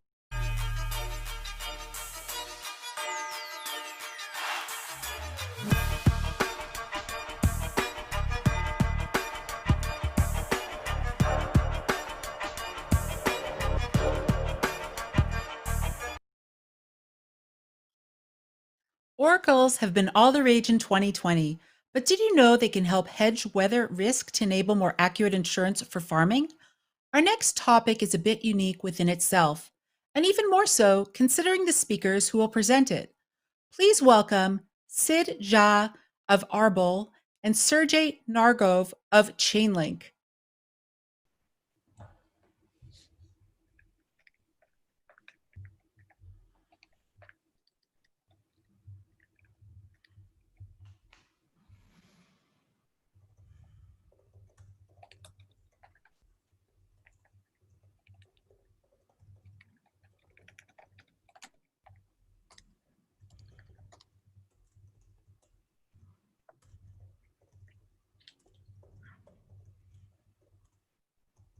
Oh, I think we're live. Great. Hi, everybody. Great to be here. Sid, great to see you again. Excited that we're chatting here about, Arbol and parametric insurance and all those things. So, Sid, I mean, if you could just clarify for us, I think what you do is quite amazing, and what Arbol works on for me is quite innovative and kind of the next generation and how people manage risk. as individuals, farmers, entities, and so on. So I think it might be useful for people to more clearly understand what is parametric insurance. Like why is parametric insurance useful? What is it? Maybe just if you could explain to us exactly what it is that Arbol and parametric insurance does. Sure. And thanks for having me here. And it's great to see you also, Sergey. Yeah. So yeah, parametric insurance, at a very simple level, parametric insurance is being paid based on data. So if you think about what traditional insurance is like, you have a flood in your house, you have a fire, whatever, there is going to be an adjuster, a human being who shows up to your property to assess the damage. And this is true of autos, this is true of home, this is true of business insurance, and a whole host of other ones. And so that's the way traditional insurance works, where the loss assessment is subjective. You have a person who is going to basically use their experience to figure out how much damage you have. Now, this system has been in place for a long time, but the problem obviously is that it's subjective and there's a lot of room for deciding how much damage you actually suffered. The issue tends to be is you obviously have a very different level of ability to dispute that against a very large insurance company. Parametric takes all of that out and says, here's a data set. That data set can be rainfall data. It can be a satellite image. It can be an IoT sensor, something objective that can allow you to hit a trigger and get you paid. So it could be something as simple as, hey, the total rainfall around my farm in the month of July was below 8 inches. I want to get paid $100,000 if that happens, because that will harm my crops. And so in a nutshell, that's what parametric insurance is. It's one of those things whose time has come now. This was very difficult to do back in the day. Obviously, the data sets weren't there. You obviously want to make sure that the person who's getting paid, the data has some link to their loss experienced, right? So take the case of weather data. If the weather data is for 100-kilometer wide grid or your entire state, that's not going to really matter for you. So for parametric insurance to work, you need the data to get more and more specific, which is where we are getting now with millions of sensors around, lots of satellites, weather data is getting better. So yeah, that's where parametric insurance, I think that's why it's the moment to shine for this type of insurance. It takes a lot of the inefficiencies, the delays, disputes, and often also fraud that can exist in traditional insurance, and takes that out of the window and says, let's make everything objective and let's make everything being paid based on data. Yeah, I'm a big believer in it. As soon as I understood what parametric insurance is about many years ago, I immediately just said, that's the way of the future, and there's going to be more and more data that comes around, and as more and more categories of data become more and more available, more reliable, and more kind of usable for all these insurable events, that is the way everybody wants everything to work, because it's just going to have such solid proof, and it's just a logical way that you would make things work. Is if you have that level of proof, you would use it in these insurance contexts to the benefit of the insurance company, the benefit of the user, the benefit of everybody at the end of the day. So it's very exciting for me to see it happening. Yeah, it's clear, and you don't have to worry whether I'm going to get paid or how much I'm going to get paid if a certain event happens. So a question for you, Sergey, would be, how do you think insurance will benefit from blockchain? Yeah, I think that the appearance of that data is very important. So it is important that the data appears and that it exists at all. But if you're going to be triggering high value insurance contracts, or even a multitude of medium or lower value insurance contracts, you at the end of the day are automating the control and movement of a lot of value. And that's really what blockchains and smart contracts and oracles excel at, right? So I think it's actually a very natural fit for two very, very specific reasons. The first reason is that you you want proof and you want reliable automation. And reliable automation is what smart contracts and oracles and all these things are really about. You already have some methods of automation out there, right? In a centralized server or somewhere else.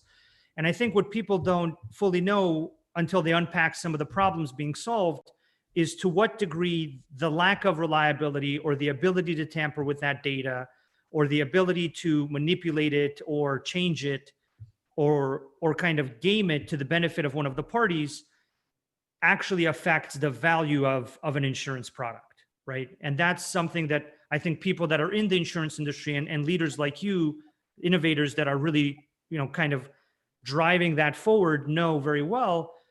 But and it's also very logical and clear, but it's not immediately clear to everybody else, right? Is that you wouldn't want to trigger huge amounts of insurance value with unreliable data. Even if the data was out there, you would need that data to then be made reliable. And then the second thing that I think is quite important is that you have all these trust issues between policyholders, insurance companies, all these kind of parties, even market participants that might, get securitized insurance in some form at some point. And there's all these trust issues of how do I know, right? How do I know I'll get paid out? How do I know you're going to actually pay me? What are my guarantees?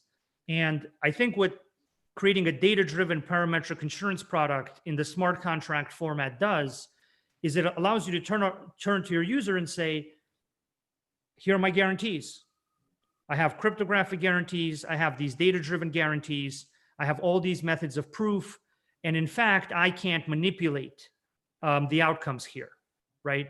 And that's really what the user wants. Like if I wanted an insurance policy relationship with an entity, I wouldn't want that relationship based on a logo. I wouldn't want like, you have a nice logo and I'm just going to trust you. And I don't think that fundamentally speaking, a rational economic actor, given the choice, would want that relationship if they could have the more reliable, more cryptographically assured relationship of I'm guaranteeing an outcome using physics and math and data and all these methods of proof that even I can't manipulate. And so that's really the next level of the insurance industry, in my opinion. Yeah, that makes sense. We face this issue all the time. If you operate in emerging markets, the level of trust is extremely low between these different participants. But even in developed markets, as these parametric insurance contracts get more complicated, let's say they're using a bunch of satellite data and IoT sensor data, who is timestamping this? There are different parties who want to make sure this is sound, and a distributed ledger is an ideal use case for that, because you'll want the reinsurer will want to make sure that, okay, all this data came in when you said it did. The policyholder wants to make sure that they got paid because there's thousands of data points coming in at different times. And so as we get more complex, as we start to personalize these insurance policies to the user's experience, but still keep it data and objective, blockchain becomes more and more essential. Yeah, I completely agree. So now that we're kind of going in this direction, and I know you have a lot of insight about the insurance industry and the evolution and what's going on there. So from your point of view, seeing all these kind of things come together, and just what are you seeing in the insurance industry? How do you see it all evolving as an industry? Sure. So the insurance industry, for a long time has been in a almost state of suspended animation. They are well protected by regulation. There is, often been not a huge impetus to innovate, and that's been changing rapidly over the last 5 to 10 years. Insurtech is, has become a buzzword. There's a lot of companies trying to make different parts of the insurance process more efficient. So claims processing, for example, is a big area of focus. It's very expensive, and the way it was done was all old school paper. So that's one area. Parametric is obviously, as we discussed, another big area. And where we see insurance heading to is converging towards more of the sort of Wall Street model of things like securitization, things like, making sure that the user has, clarity over what's happening, and that the insurance company can't just decide on hey, I'm not going to pay you because of XYZ reason, or find some loopholes in your contract and say that that means that you're not getting paid.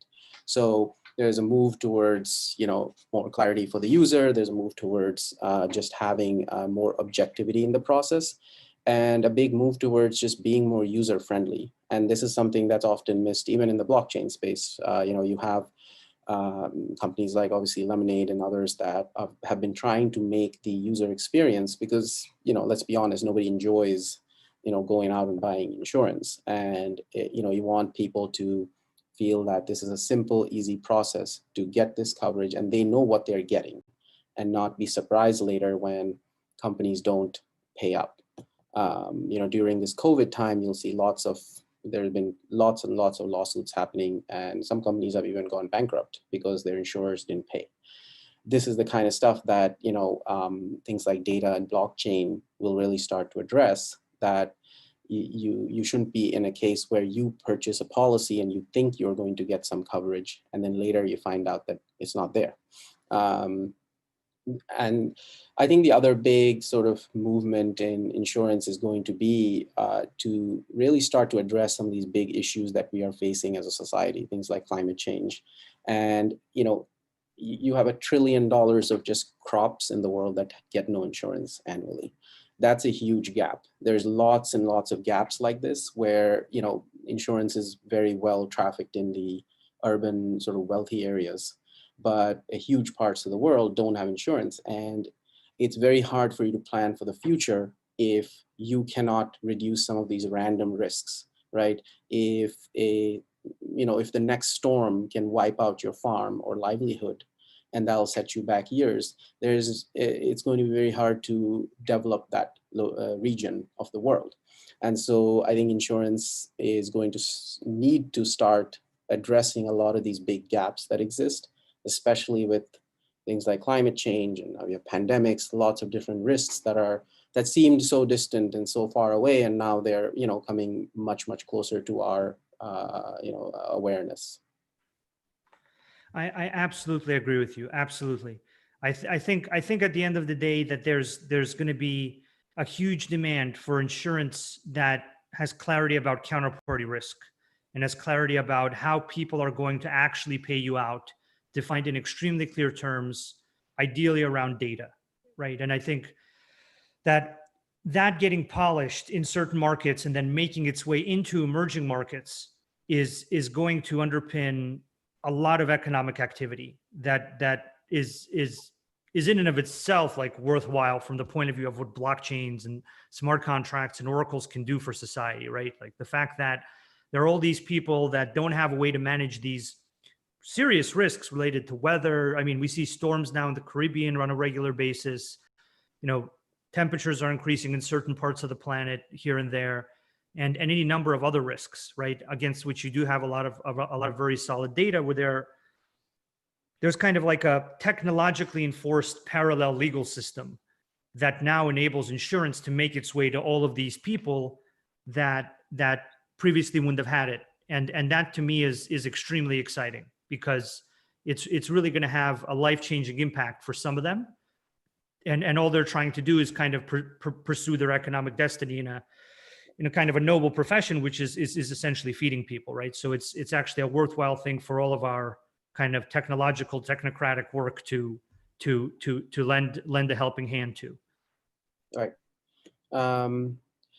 I guess for you, I would ask, obviously DeFi has been very much talked about recently, and it's been gaining traction. How do you see DeFi interacting with insurance? I think a lot of the things you said before about securitizing insurance is a very logical path that I can't fully understand why it hasn't been pursued in the traditional markets. But taking insurance cash flows and turning them into collateral, turning them into individual economic units in the form of tokens or in the form of these kind of units that can then get traded or turned into tokens or moved around within the DeFi ecosystem, which is actually very hungry for new collateral, especially collateral that can diversify risk away from cryptocurrency volatility, right? And insurance cash flows are pretty stable. And if you suddenly have insurance as a smart contract type generating a lot of proof about its relationship with the outside world, as far as weather events and whether the insurance got paid out and the premiums end up going in, and all these kind of dynamics, you end up with a very kind of large and growing market that's very hungry for collateral that isn't cryptocurrencies. And then you have decentralized insurance appear and basically provide that to a huge demand, right? And so it makes sense to me that decentralized insurance is developed in a way to solve real world problems, and in certain cases cyber risk problems, in certain other cases weather events, and in many different cases where you can prove things with data, of which there are more and more. And then I think there is a huge opportunity to take all of that insurance and essentially sell it to a market as a final step, right? To securitize it and turn it into an asset that goes into a market. And that's how insurance companies end up getting their revenue, right? So that's a way that insurance companies that can underwrite the right risk and make the right relationships for cash flows can have a very well-earned kind of payday, and the market can get collateral, and that'll drive them to create even more insurance to the benefit of more people. So it's kind of a cyclical process where I see DeFi creating a market that accelerates the creation of insurance to the benefit of really everybody at the end of the day. And so that's, I think it has a role to play.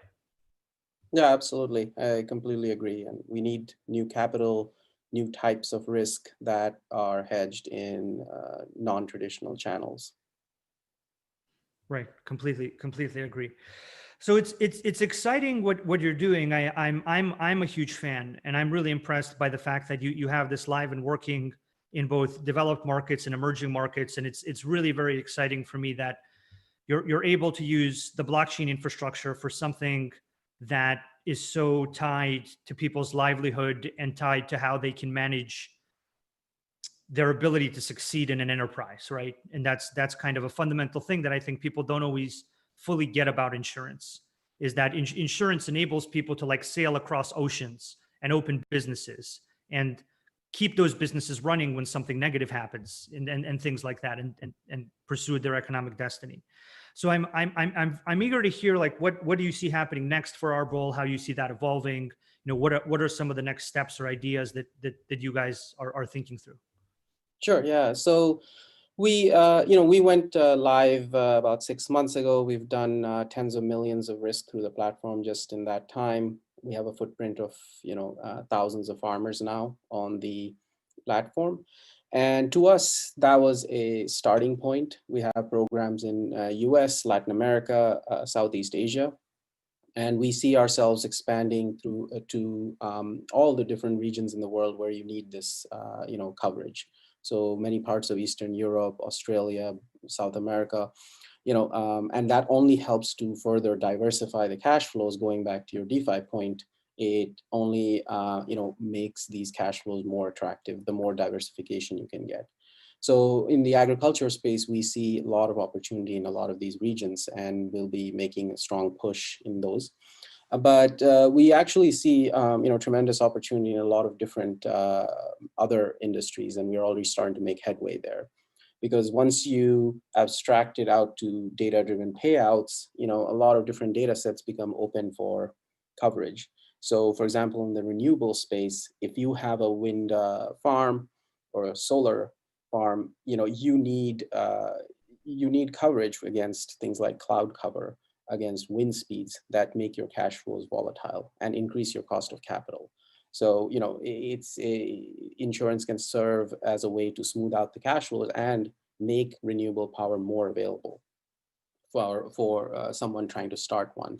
On top of that, we have products like we're working on in the marine space. So lots of the logistics like shipping and ports are often hit by weather delays, and these delays then cascade into huge fines or costs for all the companies operating. So, we see maritime and logistics in general as a big area as well. And there's a number of different products we're exploring in the small business interruption space. Storms hit your business, that data is all there, power outages, and especially these days network downtime due to cyber issues or cloud computing issues. So I see Arbol as basically becoming a platform for any type of data-driven insurance growing into that. And we just want to plant, real live existing businesses in each area, and the overall portfolio that comes out of it becomes more and more attractive to later securitize as we grow volumes. And for us, the opportunity set is endless. We just have to execute in each of these industries, and it takes time because we're working with a lot of old school industries. But at the same time, I think the rewards are great from a standpoint of just helping a huge number of people, get coverage that just did not have before, and give them some peace of mind as to at least, we can cover droughts, we can cover low wind speeds for a wind operator, or we can cover too much rainfall for a port. And so, there's a lot of these, markets that we are heading into. And for us, company like Chainlink is going to be an integral part of building these oracles, that what we were discussing before with regards to having data that's objective, clear, and secure, using Chainlink to essentially link these different, derivatives and insurance contracts as we grow from here. Yeah, it's very exciting. I mean, all the categories you just mentioned are all categories that as I spent some time in the insurance industry talking to people about building smart contracts and building these things, all of these things just seemed so clearly attainable to me. And it seemed something that I just immediately thought that this is the way that this all should work, right? And so I'm truly thrilled to see a team like you and your caliber and your kind of seriousness and the approach that you have to building a platform that can plug in all these data sources, have them evaluated within a platform, and pay that out to various other kind of policyholders and all these other types of folks, right? That's an extremely impressive thing to me, and I think that the amount of data that's going to continue appearing is just going to grow. I think that the amount of data that we will be able to properly validate through Chainlink and through our methodologies around how do you prove that an event happened, in addition to having data, right? Like, I think there's one level where we have data, and that's good, and the data exists. And then there's another level where the data has become sufficiently validated and sufficiently kind of provable and proven and a source of definitive truth in order to be usable in an insurance context. And once that data reaches that point is when I feel like you unlock some of these use cases, is when you reach a point where, yes, now I can, in an automated way, trigger this policy because I am assured that this data input, which is really like a certain large, even half of the policy, right? There's the logic of the policy, and then there's the proof of what happened in relation to the policy. And I mean, even aside from all the efficiencies in relation to claim management and all the transparency stuff that you get whenever you turn that insurance product into a tokenized, some kind of like tokenized insurance that can be put into the market, I think the user experience is just so much clearer to me as how I would form a trust relationship with an insurance product, right? Like if anyone had a choice between a trust relationship where there was a logo or there was a math-based, cryptographically proven and kind of validated data-driven process, that's what every rational actor would choose. So I can absolutely see this becoming the new standard in insurance and how people approach managing their risk, even all over the world in all of these categories. So it's very exciting. I'm very grateful that we can work with you and that we're part of this together with you. And it's truly great to see progress being made in this industry in the way that you're doing it. And it's really a pleasure to chat with you about this, and it's very impressive. So thank you for working with us on this. Yeah, thank you very much. And I see a lot more collaboration with Chainlink going forward as we expand into regions and products. It's been great. Wonderful. It's our pleasure. What the hell? What the fuck? What just happened? Oh, hell no.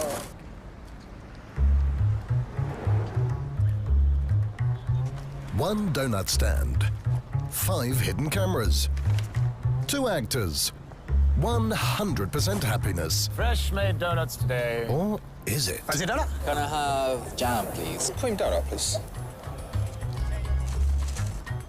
What the hell? What the fuck? What just happened? Oh, hell no.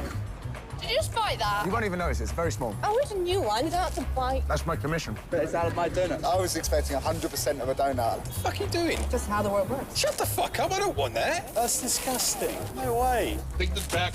If I pay for something, I should get the full thing. We have to take a bit of commission, otherwise. See, she's walked away.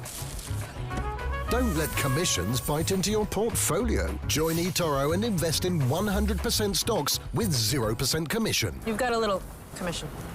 Right there. eToro, join now.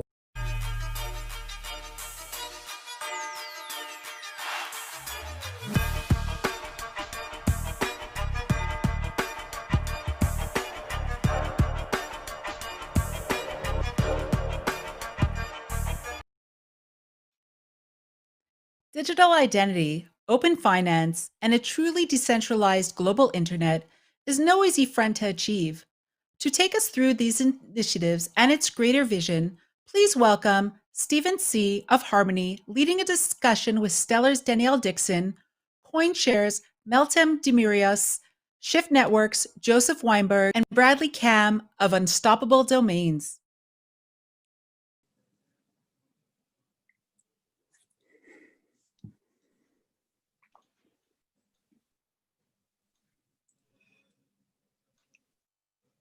You're live.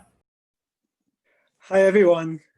I'm very happy today to invite 4 amazing speakers today to come to this panel to really talk about, in general, about blockchain, but decentralized identity, open money, and really what is the next infrastructure that can enable all these innovations.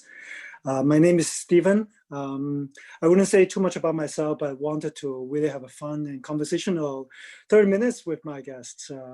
I wish we started off like by singing and chanting just so that to have the, not on the stage, but like the connection with each of you. I just want to say that I am the CEO and founder of the project called Harmony Protocol. I'm here today as moderator, really to really understand some of these amazing speakers today, what they think about some of the blockchain innovation still happening. Maybe I'll really let them speak instead of me introducing them. I would like to ask Daniela to start, if it's okay. Great. I'm Danielle Dixon. I'm the CEO of the Stellar Development Foundation. We are a foundation that shepherds the code base of the Stellar Network, which is an open, decentralized network that's focused on really becoming the internet for payments and really focused on cross-border payments. Yeah, welcome, and very honored to be hearing you speaking more about Stellar, but also like payment innovation in general. It's amazing how Stellar Development Foundation really enable many of the innovation, especially in Bay Area.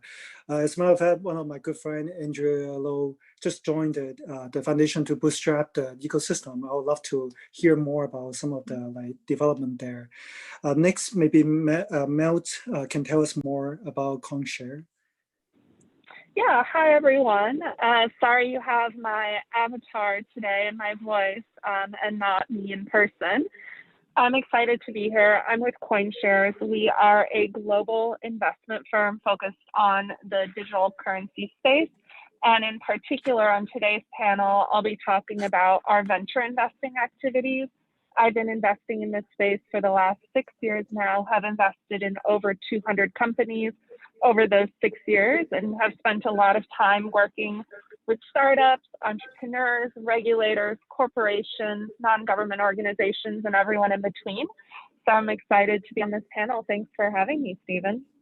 Oh, absolutely. I've been your biggest Twitter follower, but also the fact that you really work with like coming from the academic of MIT and understanding what are many of the innovation, even before become a chief strategy officer of a fund, is so critical that you help putting us on like CNBC to talk about the entire industry. I would love the other speaker to talk about the interaction among each other. Just want to make sure that we can like have a little bit more context about our conversation. Maybe Bradley can say a little bit more about Unstoppable. Sure. So thanks for having me. Unstoppable Domains is building domains on blockchains. So we are kind of like a GoDaddy for the blockchain. You can go to unstoppabledomains.com and search for and buy blockchain domains. The difference between a blockchain domain and a traditional one is blockchain domains are assets on a blockchain. So we have a suite of smart contracts that we've launched. We've built 2 domain registries. One is called .crypto and another is called .zil. So these domain names are stored by you as the user. No one can take them away from you, not even Unstoppable Domains. And so at unstoppabledomains.com, you can buy and manage domains, and then you can also launch decentralized websites, websites that only you can put up or take down. So we've been doing this for about 18 months. Domain names work inside of a couple of dozen cryptocurrency wallets, including some of the biggest ones like Coinbase and others. And then on the website side, you can go and check out .crypto websites inside of Opera browser for Android, and hopefully many more browsers soon. Well, congratulations on the Opera integration. But most of all, Bradley also come from a very particular like entrepreneurial background with Talkable, and now being the CRO, thinking about from the domain space. I just love your T-shirt. That said decentralized, first of all. Right? Decentralize everything.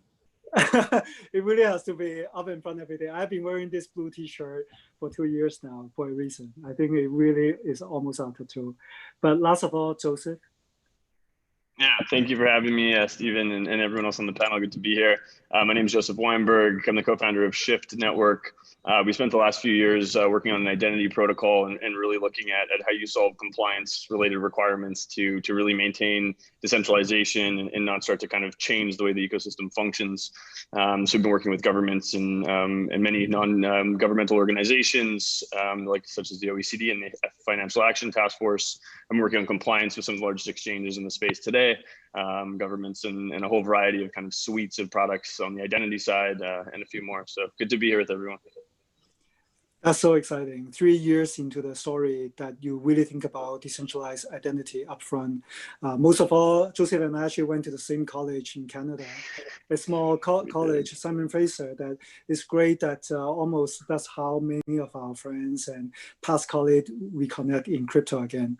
But I would stop talking about just your bio.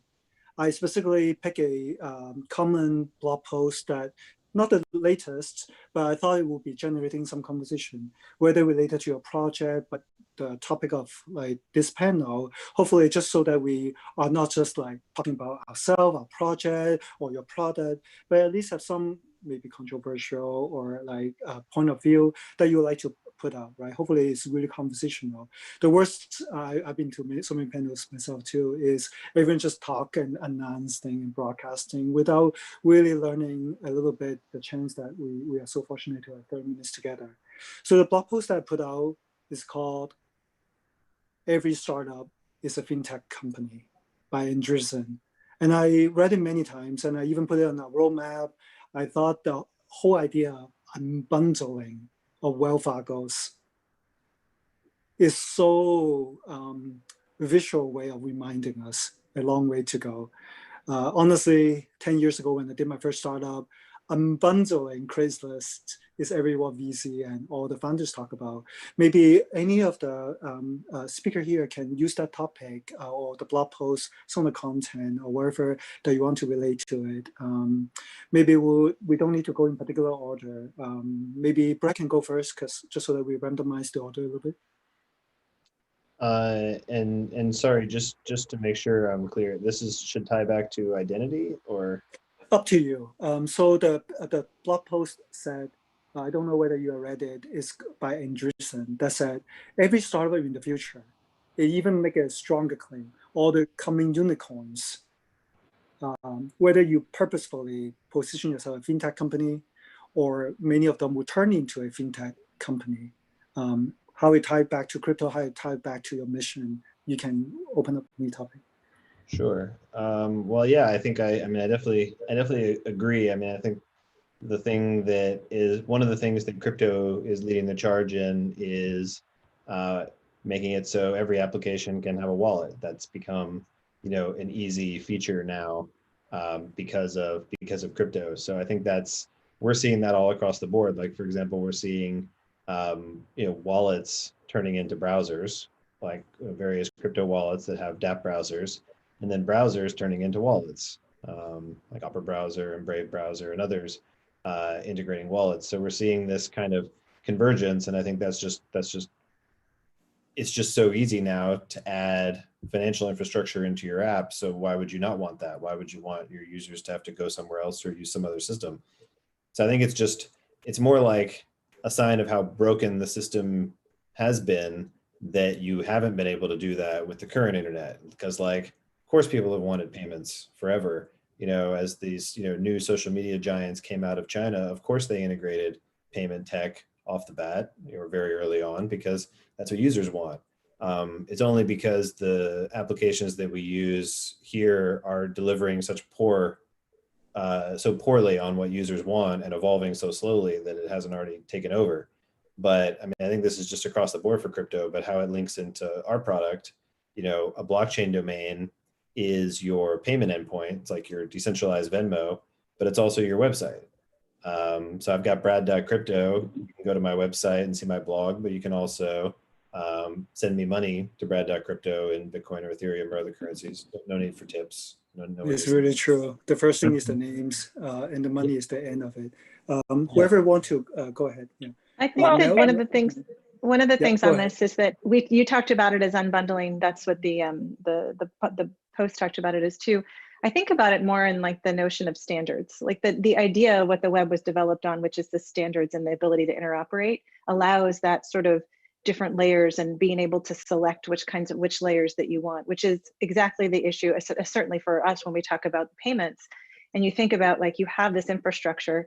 We're not going to get rid of the existing infrastructure for lots of reasons. It just takes a long time to be able to replace that, even from a software standpoint, to get folks used to new things.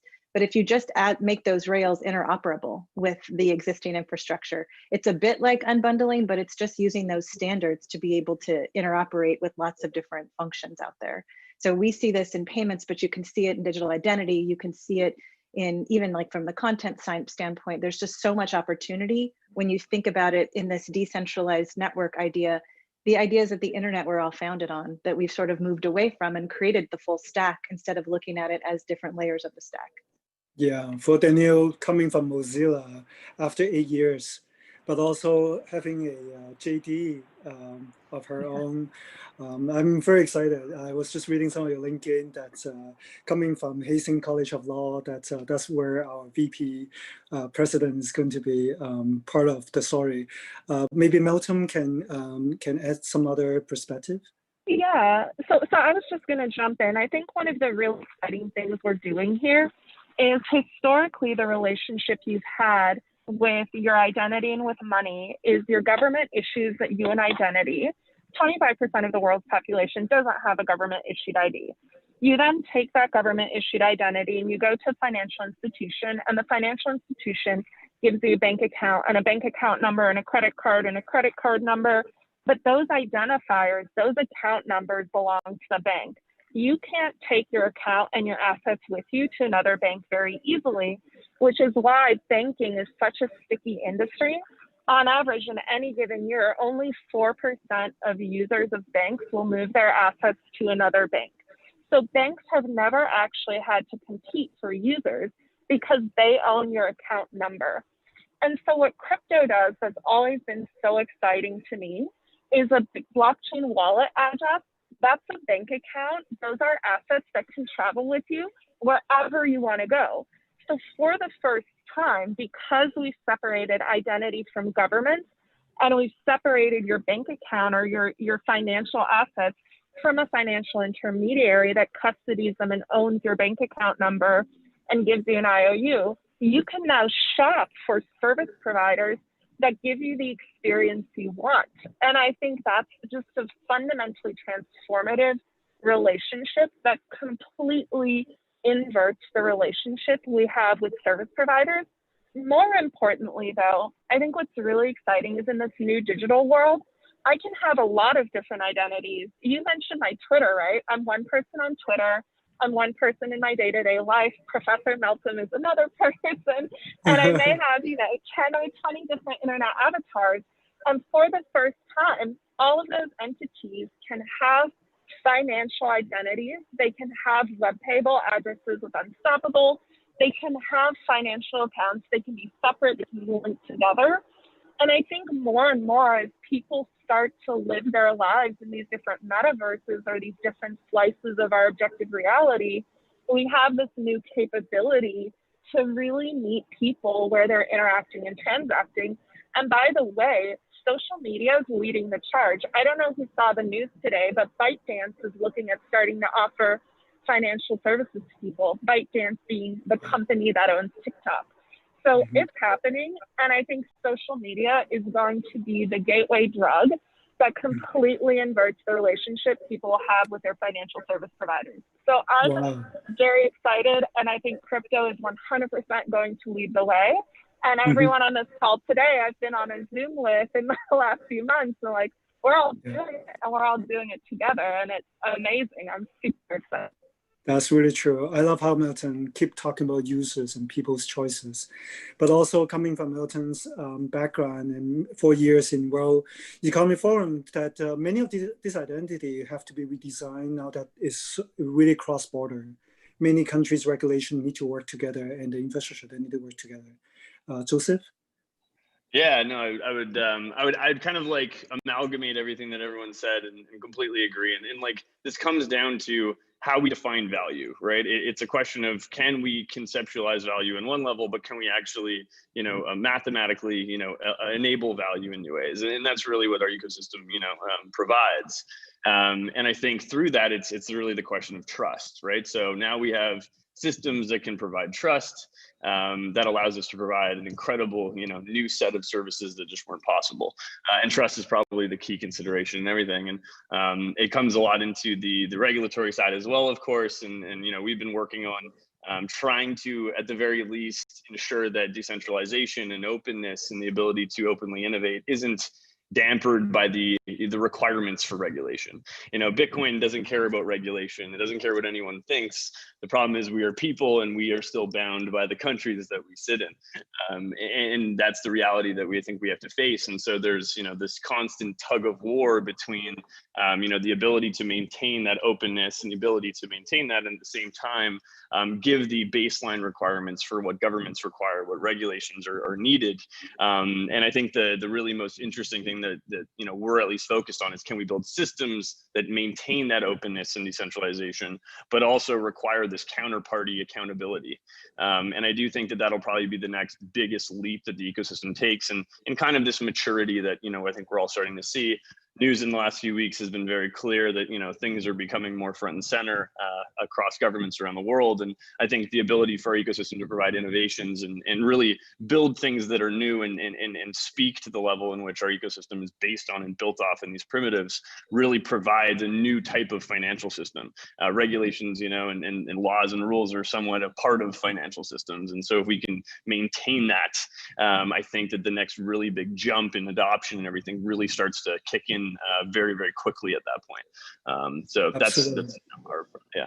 Wow, I thank you, Joseph, for saying the math. He also said primitives and decentralized. Remembering that is so key, right? That many of these primitives really allow the revolution that we see under us. I can't believe we only have 9 minutes left. I actually prepared so many of your tweets, not just the one tweet I sent you guys that I thought would be a great topic. But maybe we'll start with Daniel talking about Stellar Foundation, Development Foundation that have like hundreds of $millions to think about how payment innovation can be completely different. Just bringing the Abra Global to your ecosystem recently. Maybe you can tell us more about it. Yeah, so thank you.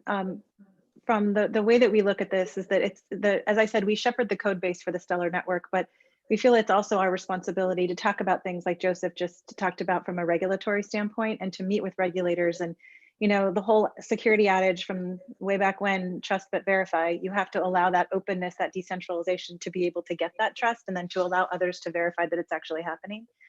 So what we want to do, and what we started the Enterprise Fund, we did that, we launched it last November, and the Enterprise Fund is really focused on our ecosystem, and building an ecosystem that is vibrant, that is able to, using the innovation and the creativity of all of those awesome people that are out there that are trying to develop these new ideas, and focusing on the user, to be able to get the user not using blockchain for the sake of blockchain, but blockchain to solve problems for them, for the users. And so the Enterprise Fund is focused on this exact type of thing, to focus on investments in these areas so that we can help build and make the Stellar ecosystem even more vibrant than it is today. So it's just one way that we can do that. We also think it's important for us to connect the folks within the ecosystem. So when you have one player over here, for example, we have the corridor between Nigeria, and the corridor between the Nigeria and and Europe is really, it's open and active, and there's a lot of volume on Stellar in that corridor. And that's because we've connected these two anchors that are in that region. And then you have these folks that the anchors have business relationships with, and you now see payments going in between Nigeria and the EU, Nigeria and the US, Nigeria and other anchors in Latin America. And it's all about us bringing the ecosystem together. So we really take seriously not just this notion of investment, but also the notion of us trying to help create that flywheel, those network effects that you really need when you're building an ecosystem and you're building it with nascent technology. Yeah, congratulations. I've seen some of your hackathon results, just really amazing how the space has matured. And having my common friend, Andre Lowe, really buy into the mission of helping many of the cross-border payment is just only starting. I don't know who want to go next. We only have 6 minutes. Maybe Bradley at least can say about how amazing to integrate with IPFS as well as the Opera browser. Sure.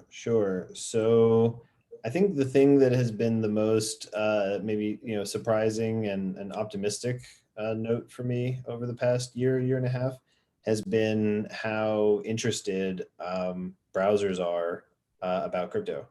And now I'm of course super interested in getting Danelle's opinion, having had a seat at one of the key tables here. But what I've been seeing is just a lot of interest coming from a lot of different browser companies about adding crypto wallets in particular, and maybe some of these other DeFi tools as well. And it all comes back to they haven't had a way to add payment infrastructure into their applications. It's been completely missing from all of these different internet applications for decades. Even though it's of course I think a no-brainer from a user perspective. So now all of a sudden this is possible. That's very exciting to them. So what we found is that excitement about adding financial infrastructure has kind of created this path for us. And then the path for us is well, you should also be supporting decentralized websites, and domain names are stored in wallets. So it's very natural. It all just kind of fits together naturally. You would store your money inside of your wallet, which is part of your browser. You would also be able to have your domain name there. You would also be able to use it and sign transactions and do things very naturally. So it's just, just for anybody using dApps, I mean, it's very handy to have the wallet baked in like that.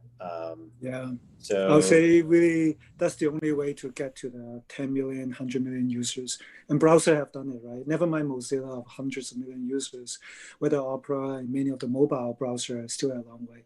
We only have a few minutes left. Maybe Melton will want to go first. Still with us, Melton? If not, Josie will jump ahead. Go ahead. Yeah, I can jump in. Yeah, I mean, no, I think like all of this, like, I think the next, 3 to 6 months is a really interesting one. And I completely agree with everyone's been saying. And I think we're kind of starting to see these inroads across, traditional institutional, finance or the old world and this new world. And I think that's where it's becoming exciting. And I mean, I think the DeFi space is showing a lot of, the ability to flex, in entirely new ways that I think, 2018 people were questioning whether, what the future of the space was, at least in the outside.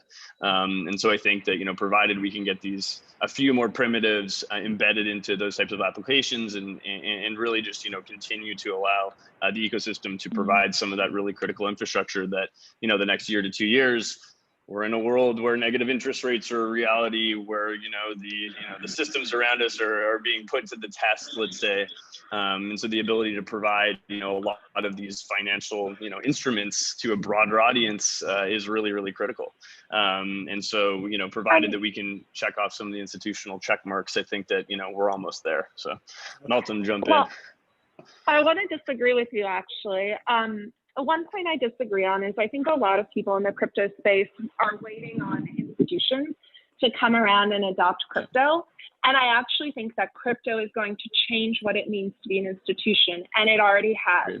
This has always been, and in my view, for the next few years, will continue to be a retail-driven, bottoms-up movement.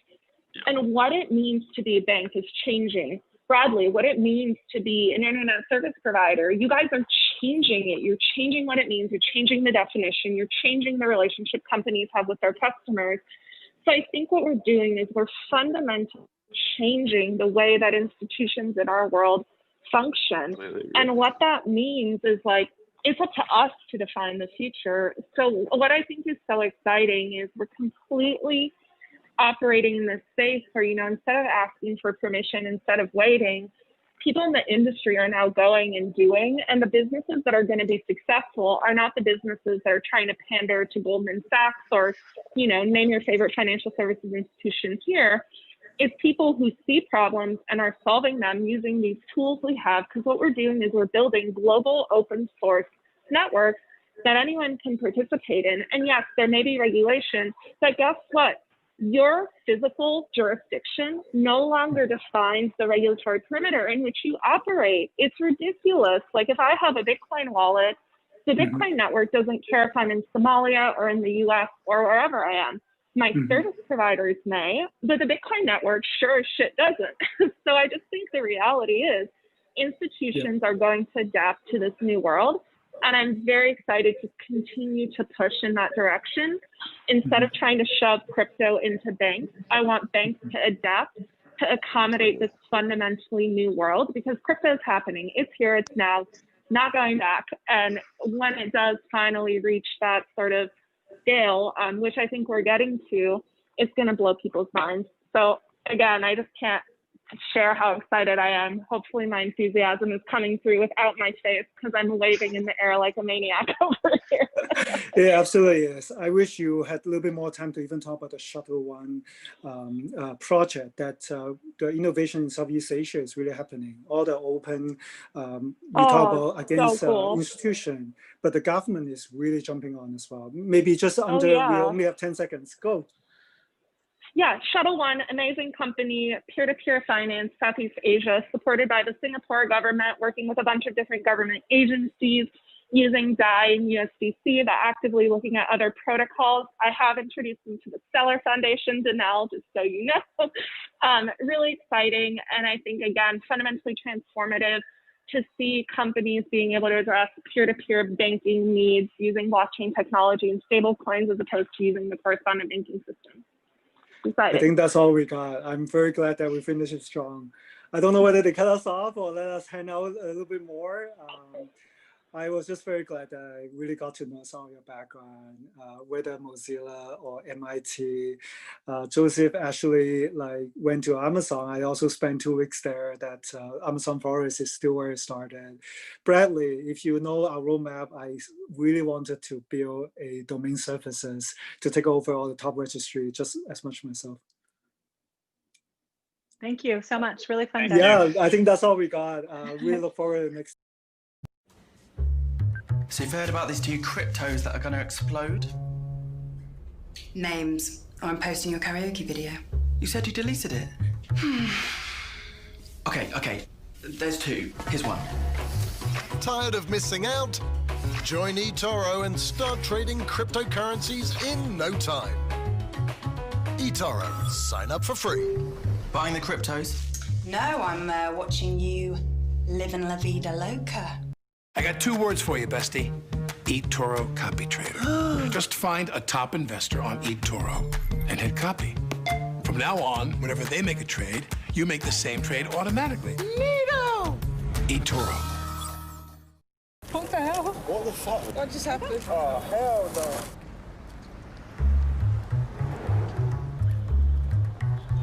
One donut stand, 5 hidden cameras, 2 actors, 100% happiness. Fresh made donuts today. Or is it? Can I have jam, please? Cream donut, please. What the hell? What the fuck? What just happened? Oh, hell no. Did you just buy that? You won't even notice, it's very small. Oh, it's a new one. You don't have to buy. That's my commission. But it's out of my donut. I was expecting 100% of a donut. What the fuck are you doing? Just how the world works. Shut the fuck up, I don't want that. That's disgusting. No way. Take this back. If I pay for something, I should get the full thing. We have to take a bit of commission, otherwise... See, she's walked away. Don't let commissions bite into your portfolio. Join eToro and invest in 100% stocks with 0% commission. You've got a little commission. Right there. eToro, join now. So you've heard about these two cryptos that are going to explode? Names. Oh, I'm posting your karaoke video. You said you deleted it. Okay. There's two. Here's one. Tired of missing out? Join eToro and start trading cryptocurrencies in no time. eToro, sign up for free. Buying the cryptos? No, I'm watching you live in La Vida Loca. What are cryptocurrencies? Cryptocurrencies are digital tokens of value that can be transferred to anyone around the world without relying on a third party like a bank or credit card company. eToro. What is blockchain? Blockchain is the technology that powers cryptocurrencies. To put it simply, a blockchain is a distributed ledger that facilitates and tracks all transactions for a given cryptocurrency. eToro. What the hell? What the fuck? What just happened? Oh, hell no.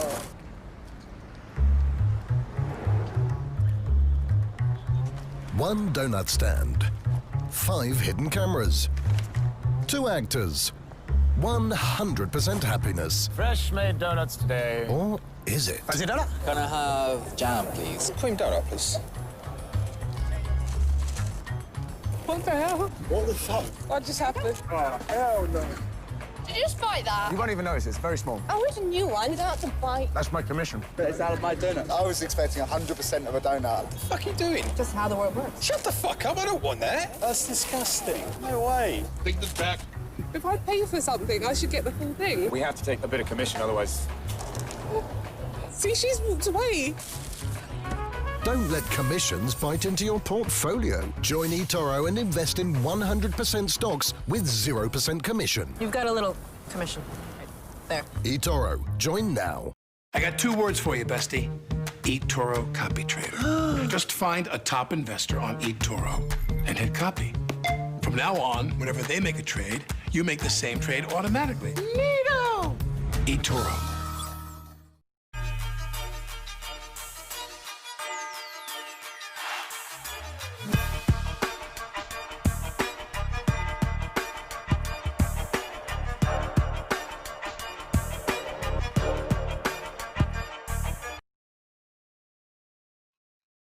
Understanding DeFi and all of its moving parts is quite the challenge. It's the reason why we dedicated an entire half a day to it yesterday on our DeFi track. To better understand all of its moving parts, please welcome Crypto Casey in a discussion with Talal of Jibril. Stand by. Go. Hello, and welcome to this segment of the LA Blockchain Summit. My name is Casey Henry, but most of you guys in the space know me as Crypto Casey from my YouTube channel. I'd like to introduce you to a panelist. We're going to be discussing tips on navigating crypto's new financial wave. So with me, I have Talal Tabah, the co-founder and COO of Jabrel Network, a blockchain-based fintech company bridging the gap between traditional and crypto economies. So welcome. Pleasure to meet you, Casey. Happy to be the panelist, I guess, on this panel. Yes, thanks for showing up. So we have a very broad, interesting topic to explore together. So I think we're gonna have some interesting conversation. To start things off, I think one of the biggest themes people need to keep in mind with navigating this new financial wave in cryptocurrency is the infancy of the space technologically. So where do you think we are on this timeline, personally? All right, so I think when we talk about infancy, technology is only one of them. Regulatory infancy is another. We've seen how regulators have reactively punished companies that basically broke the law, even though the law wasn't really clear. That's one thing. There's also the element of trust. Anyone watching this panel is probably manages their own private keys and is comfortable dealing with that. But that's not the majority of the people. That's actually quite a few. MetaMask recently announced that they have 1 million users. That's a drop in the ocean if you think about it really. Like for example, when we talk about how we're still in infancy stages, if you want to talk about like global mass adoption, for example, where I'm from, for example, in Jordan, the banked population is less than 30%. So if you think of like that's people that have access to financial services using traditional online banking or whatever. So when you talk about crypto, it's still really, really early on. And I think that the technology will probably mature way before user or consumer behavior will or regulations. Sure, that makes sense. So do you see that there's larger adoption in countries where they are unbanked? Are they coming into the space faster than, the West over here? I wouldn't say so. Okay. I wouldn't say faster than the West or the East. But I guess technology that's disruptive usually allows countries to leapfrog existing or leapfrog stages of technology. For example, there's many places in like rural Jordan or Africa where they never had landlines.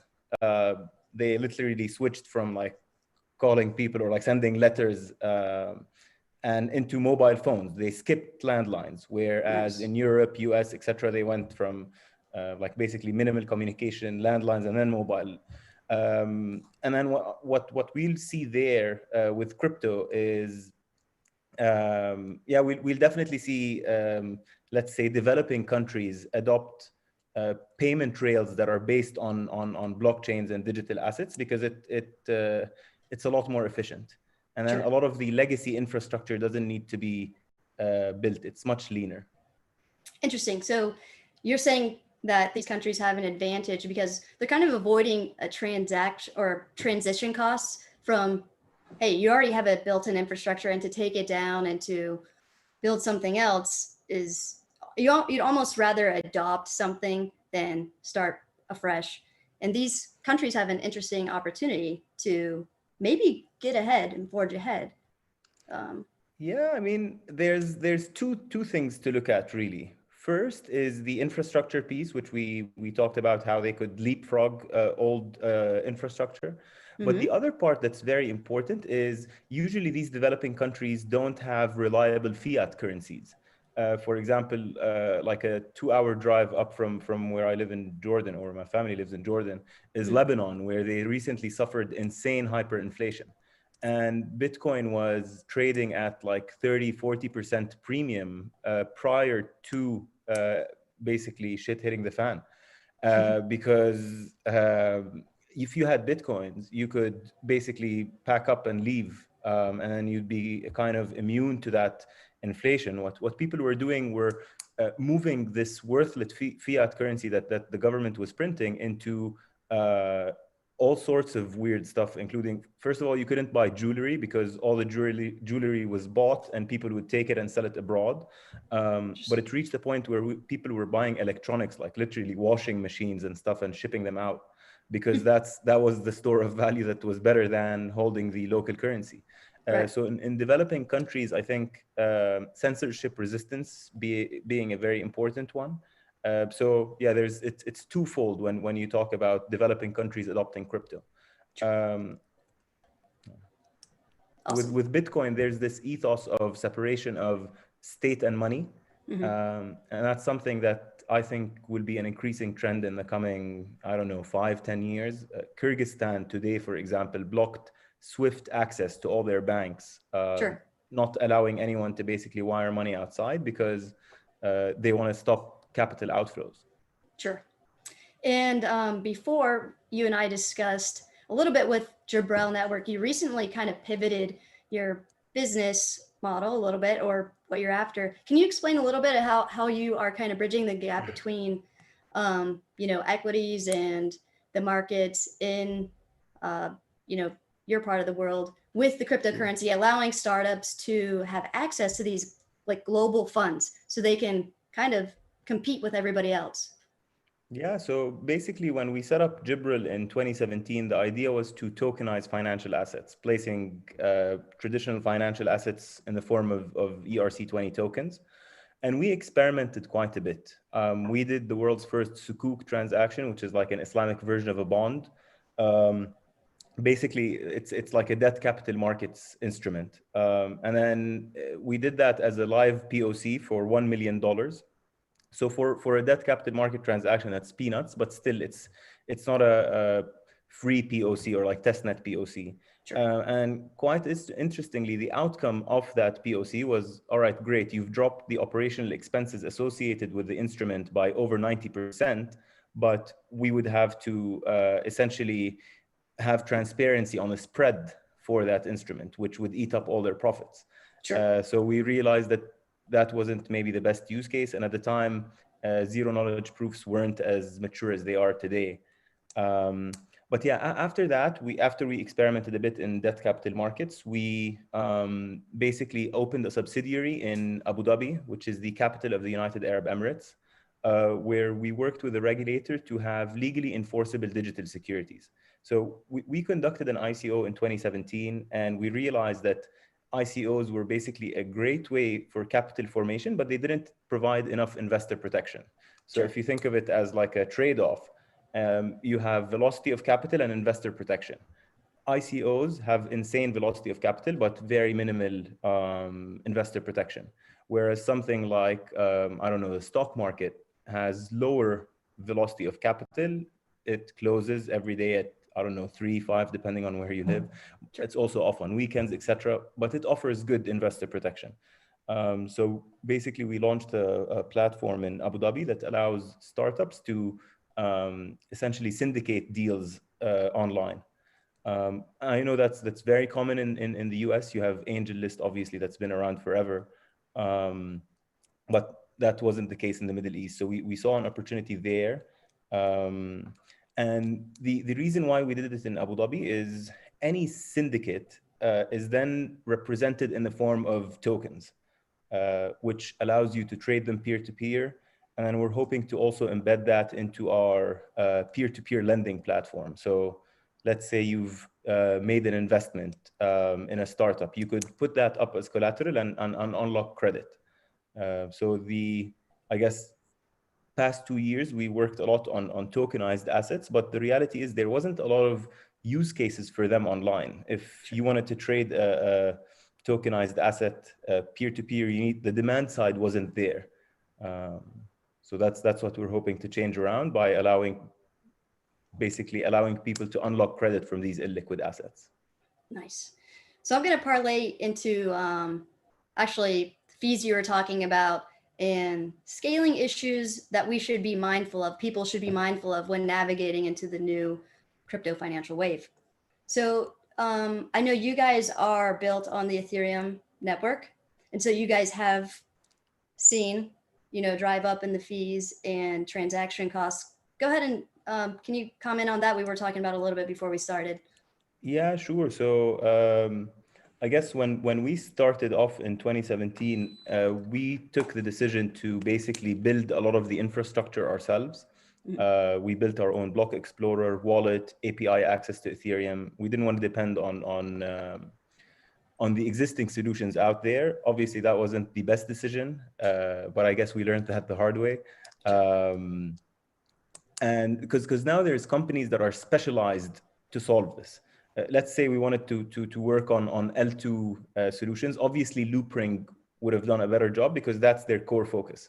So I guess in hindsight, it's easy to say, but when we started, we didn't really know which part of crypto would have been the best avenue. But when you want to talk about, I guess, fees on Ethereum, for us at Jibril, we believe that there are other companies that will basically focus on solving that, and eventually gas costs will go down. If you think of Gmail when they first started, they offered like multiples, orders of magnitude more free storage than Hotmail did, even though storage was insanely expensive at the time. But they basically made the bet that online storage, cloud costs basically would go down. And yeah, they were losing money in the beginning, but obviously everyone now is on Gmail. So I think the same thing will happen in Ethereum. I'm probably biased because I'm incentivized to think that, but. Sure. Well, also another thing that we're going to see in this wave, and we're seeing now, is before we have this tribalism, like, Ethereum versus Cosmos versus, Cardano. And I think everyone is now aiming to be interoperable. And the way that DeFi is operating now, you can almost build on the shoulders of giants. So instead of everyone starting from scratch and competing with each other, the space is becoming very innovative, very coalescing, getting along with each other and headed towards a similar goal. So where do you think that's going to take us, as far as navigating this financial wave? What have you seen with Jibril? This is such a cool topic because I don't think this is in the internet age. Not that I was working at the time. I was in school, probably middle school, the time period that I'm talking about. But basically, companies that failed, their IP kind of died with them, right? Whereas in crypto, with stuff being open source, even if a project fails, a lot of that code is reusable. So that's like a paradigm shift that we haven't seen before. If you think of, for example, what happened with Uniswap and SushiSwap, it'll be very interesting to see how different companies use pieces of code. People always talk about modularity, but I don't think I've seen anything as modular as what we're seeing in crypto today. This obviously will have it'll have like very good advantages, and it also have disastrous results. When people use it maliciously, obviously you're going to end up in a suboptimal situation, and we've seen that with a couple of rug pulls where anonymous founders just bounce with the money. And then you have other collaborations, for example, what's happening between Aragon and Balancer with Snapshot and the on-chain governance. That's stuff is really cool. And like if you think of compound synthetics, a lot of DeFi projects are utilizing either their code, their ideas. Like if you just look at Binance Chain and what they've done with Binance Scan, it's literally a copy paste of Etherscan, but it's called Binance. So I haven't really made up my opinion on that, but I think net overall it's definitely positive. Cool. You did touch a little bit on some regulatory stuff. So let's talk about the execution and the lag of regulatory action that is in the space right now. So you can go ahead. Yeah, so basically regulatory arbitrage is on steroids these days. Sure. An exchange would be registered in Malta. They get in trouble in Malta. They say they're regulated in Liechtenstein. They say they get in trouble in Liechtenstein. They're regulated somewhere else. So it is insanely hard to govern crypto or Bitcoin or digital assets because they don't respect boundaries of countries and nations, and it's not like you're dealing with a bank that has a capital adequacy ratio that's sitting with the central bank of that jurisdiction. So I think the US has been the one that's been dealing with an iron fist approach, I guess. But that's kind of expected, given that U.S. taxes are applicable on American citizens no matter where they are. But I guess countries are competing to be appealing to crypto projects, or countries that at least acknowledge the importance of it. If you think of Switzerland, if you think of Singapore, Bahrain, Dubai, these countries have opened up their arms and kind of are welcoming these blockchain or digital asset companies because they believe in the future of the industry. But I'm not sure how sustainable it like the regulatory arbitrage. I'm not sure how sustainable it's going to be. And then when we see stuff like the US charging BitMEX or John McAfee, I think this is just the tip of the iceberg. Sure. Yeah, so interesting times on the regulatory front, that's for sure. Oh, sure. And I think you would probably agree that in this space right now, we're seeing a lot of, corruption and fraud. However, it's easier to detect because of the transparency and the nature of decentralized applications. And so people might try to say, hey, there's just a lot of fraudulent activity, and this is where criminals go to conduct business, this type of blockchain technology. When in reality, we've been experiencing this it's going on right now. It's been going on, but these centralized entities, within Wall Street, they're able to hide it from us. And then every once in a while, we see it come out in the news. But with cryptocurrency, we're going to see it. Do you think it will help us develop faster or draw some, have some drawbacks, or you think there's a good balance going on right now? It'll be a slow and painful process. But it's like a kid touching a hot oven, right? You touch it once, you don't care. You touch it the next time, you burn yourself, and you make sure not to touch it the third time. Sure. So I think, for example, Compound is a great example of being able to gain trust of the community over time. MakerDAO, these are projects that have been able to compliantly operate.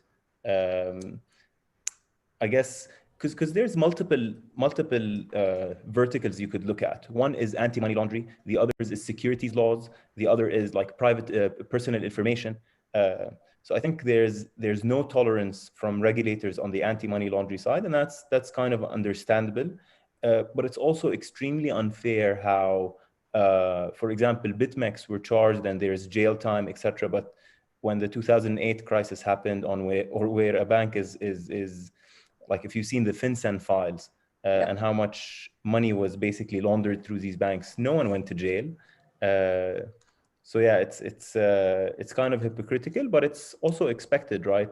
Crypto exchanges or crypto businesses, no matter whether they're centralized or decentralized, aren't necessarily regulated the same way banks are.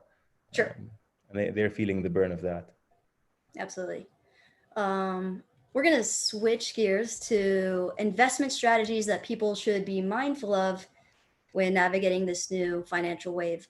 So you did kind of touch on focusing on projects like Compound, MakerDAO, UDSwap. Let's talk about how it's important to make sure that an investment you're making in this space, that the project has longevity in the space and also has sustainable innovation that can be applied to the future. And so what are your thoughts on that? Cool. So even though I've mentioned Compound, Maker, etc., these as investments are very highly speculative. There is no proven track record for the success of governance tokens, for exchange tokens. These stuff are quite new, so you should be willing to lose all your money. It's a high risk, high reward kind of investment. The same doesn't apply to Bitcoin, though. Sure. anyone, I guess, not investment advice, but a significant portion of the portfolio should be in Bitcoin. And then anything that's on the yield farming side, I know that's kind of died off the past week or so because of the number of scams we've seen. But basically, the governance tokens, exchange tokens, anything that's, I guess, experimental is obviously a lot more high risk, potentially high return. And then you have the, I guess, cornerstones like Bitcoin, to some extent, Ethereum. Sure. Do you think investors with the yield farming stuff the past month have become desensitized to speculation a little too early on for where we're at developmentally in crypto?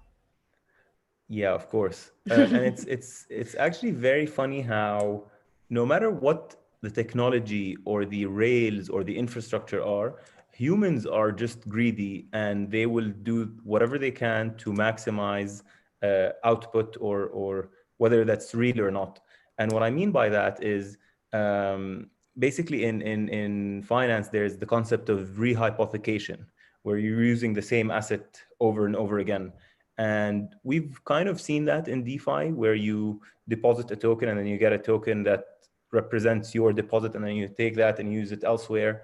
So yeah, it's in terms of investment, yeah, people are definitely desensitized. But that happens when, for example, if someone bought Yearn Finance at $2,000 and it reached 40. Let's say it dropped 50%, they're still 10x from their initial investment. And in a world of near zero interest rates, free capital is going to make its way to high risk assets. Sure.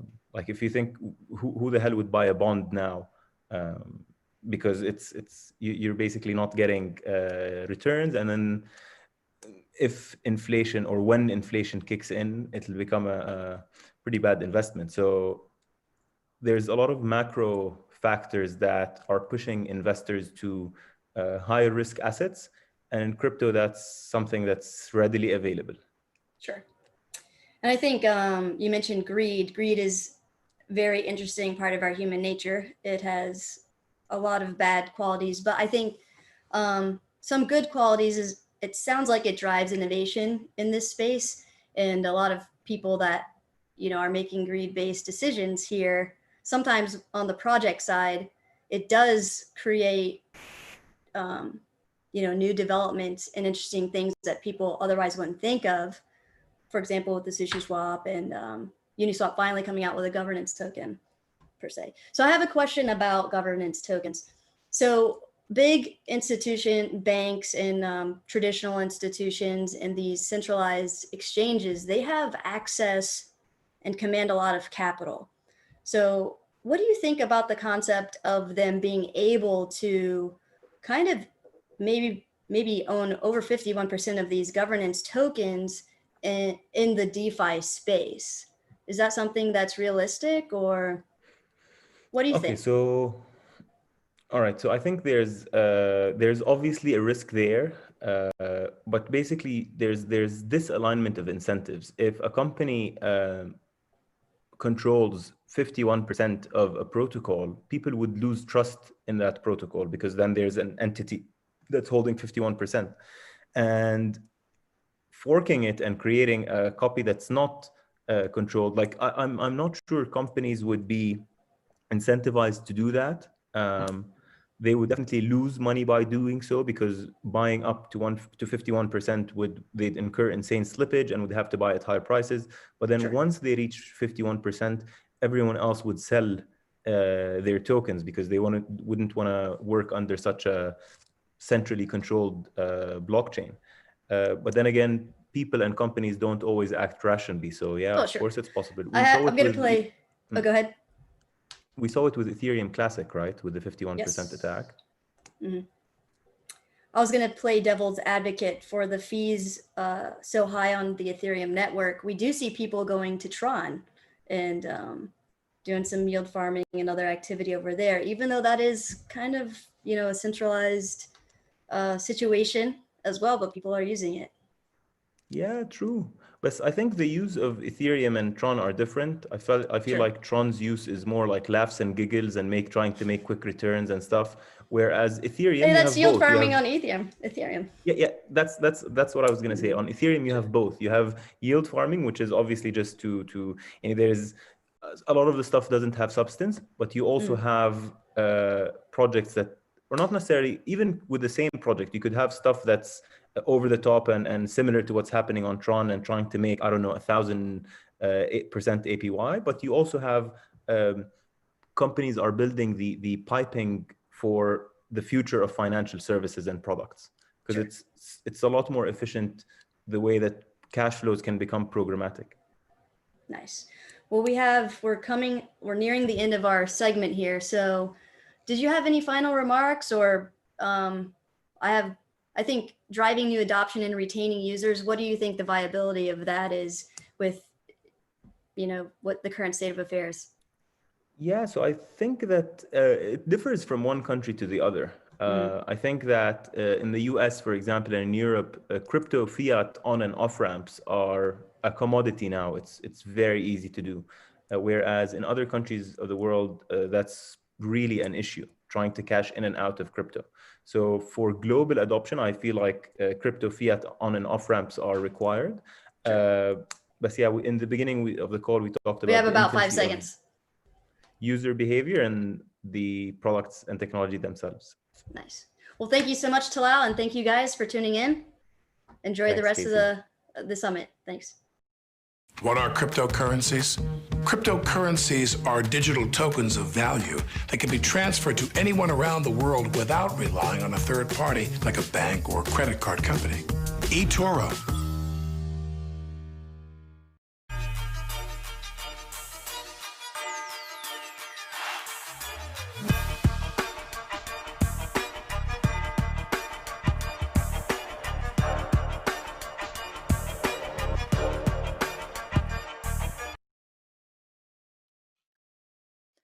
Pineapples, crypto icons, poo-poo.eth, digital art, and more. A new wave of non-fungible token adoption has been picking up impressive traction in the last few months. It's the reason why we were all inspired to launch the limited edition LA Blockchain Summit collectibles along with the meme community. Which, by the way, if you claimed you're part of not so now secret group chat or Draper Goran Holmes, Alone Goran, will have to keep his promise to 10 lucky people. I'm thrilled to introduce you to our next guests, as they are the NFT and digital art experts. Please welcome Delvin Finzer of OpenSea, Robert Norton of Very's Art, and Jordan Leal of Meme. Hey there, crypto friends. Thank you guys so much for joining me. Today, we're talking about the NFT's road to fame. My name is Shay Newkirk. I go by Crypto Stash, or my friends just call me Stash. I'm a content creator here in the cryptocurrency space. And I also work on a couple of my own blockchain projects as well, but definitely known for doing educational pieces and videos through my YouTube channel. And I'm happy to have a couple of really amazing guests here today with me. So I have Devin Finzer, I have Jordan Lyle, and Robert Norton, who are all going to give us some different perspectives today on their views on the NFT world, non-fungible tokens, and what the future looks like. So thank you so much, gentlemen, for joining me. And let's just get into this. Why don't we have a little bit of introductions from yourselves, and then we'll go and jump into some questions. Why don't you go ahead and start with this, Devin? Sure. So my name is Devin Finzer. I'm a co-founder of OpenSea, which is a marketplace for non-fungible tokens, or NFTs. We started back in 2017, right after CryptoKitties launched, building this sort of more generic marketplace for all these new projects that were coming online. So anything from items inside of blockchain games to digital art to collectibles to blockchain-based domain names, and the list of things that are being tokenized into NFTs is growing every day. And it's an exciting spot to be, where we get to kind of see all the different projects come in. Yeah, thank you so much, Devin. What about you, Jordan? Can you give us a little bit about your background, who you are, what you do? Yeah. Hey guys, I'm Jordan Lyle. I'm with Consensus, but then also separately, I am kind of the ringleader for the meme team. The meme project just kind of spun out or kicked off the last couple of months, mid-August. So we're not even two months in yet, but it's kind of merged together both DeFi and NFTs and created something entirely new. And it's NFT staking or NFT mining. So it's really exciting to be at the intersection of two amazing communities. It's a decentralized community, given my kind of spot and space in this ecosystem. As a DeFi product lead, I've kind of led the charge here, kind of the face of the meme project, and we're doing a bunch of cool stuff within DeFi and NFTs. So I'm really excited to be here and talk as someone from like the DeFi background, getting into the NFT world. Yeah, I like that ringleader. Trying to find a good name. It's can't say founder. You can't really say CEO. So I like ringleader. That's perfect. Okay, Robert, why don't you tell us a little bit about yourself and your company, Verisart? Sure, I'm the founder and CEO of Verisart. We are a blockchain certification platform that started in 2015. When we started, there was really only the Bitcoin blockchain as a use case for us to build on. Since then, we've made some good headway working with artists and galleries and auction houses online. We've had the fortune to work with artists such as Ai Weiwei and Shepard Fairey and companies such as eBay. My background prior to Verisart was I was the founder CEO of Sedition Art, which is one of the largest digital marketplaces at the time for distributing art by well-known artists in digital format. Since been eclipsed in volume by some of the NFT platforms out there. And prior to Sedition Art, I was founder CEO of Saatchi Art, which is one of the largest marketplaces on the internet for artists to sell work direct to consumer. I started at AOL in the mid-90s, so most of my career has been in consumer-facing internet space. I'm delighted to be here and looking forward to kind of sharing my thoughts about how artists always do respond to new technologies and find new communities to connect with. And I think we're at a really white hot stage of that in the NFT space currently. Okay. Yeah, thank you so much, guys, for a little quick introduction there. So now we all kind of, everyone out there knows who's on the panel here and where you guys' backgrounds are. Definitely a wide variety here, and I like that. I like being able to have a little bit of a different look and perspective on this up and coming scene. A scene that's been around for a while, but it's funny that just now a lot of people are starting to get into it. They're like, oh well, this is look at this hot new thing, NFTs.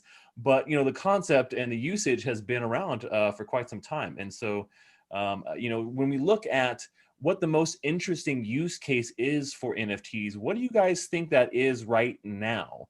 Why don't you start with that, Robert? And you can kind of come from a background of art and how your platform uses blockchain in general to secure provenance, right? For artists.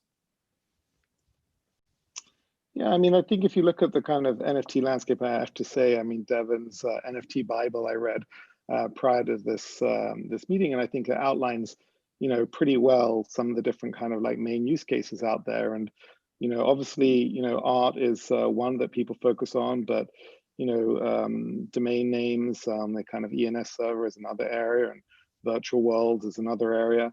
I think that from what I'm seeing, just as a sort of an entrepreneur, sort of on the sidelines really of this industry at this stage, is the success of some of the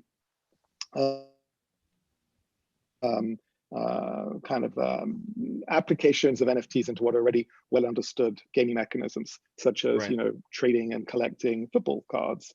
I think SoRare is a good example. I think Axie.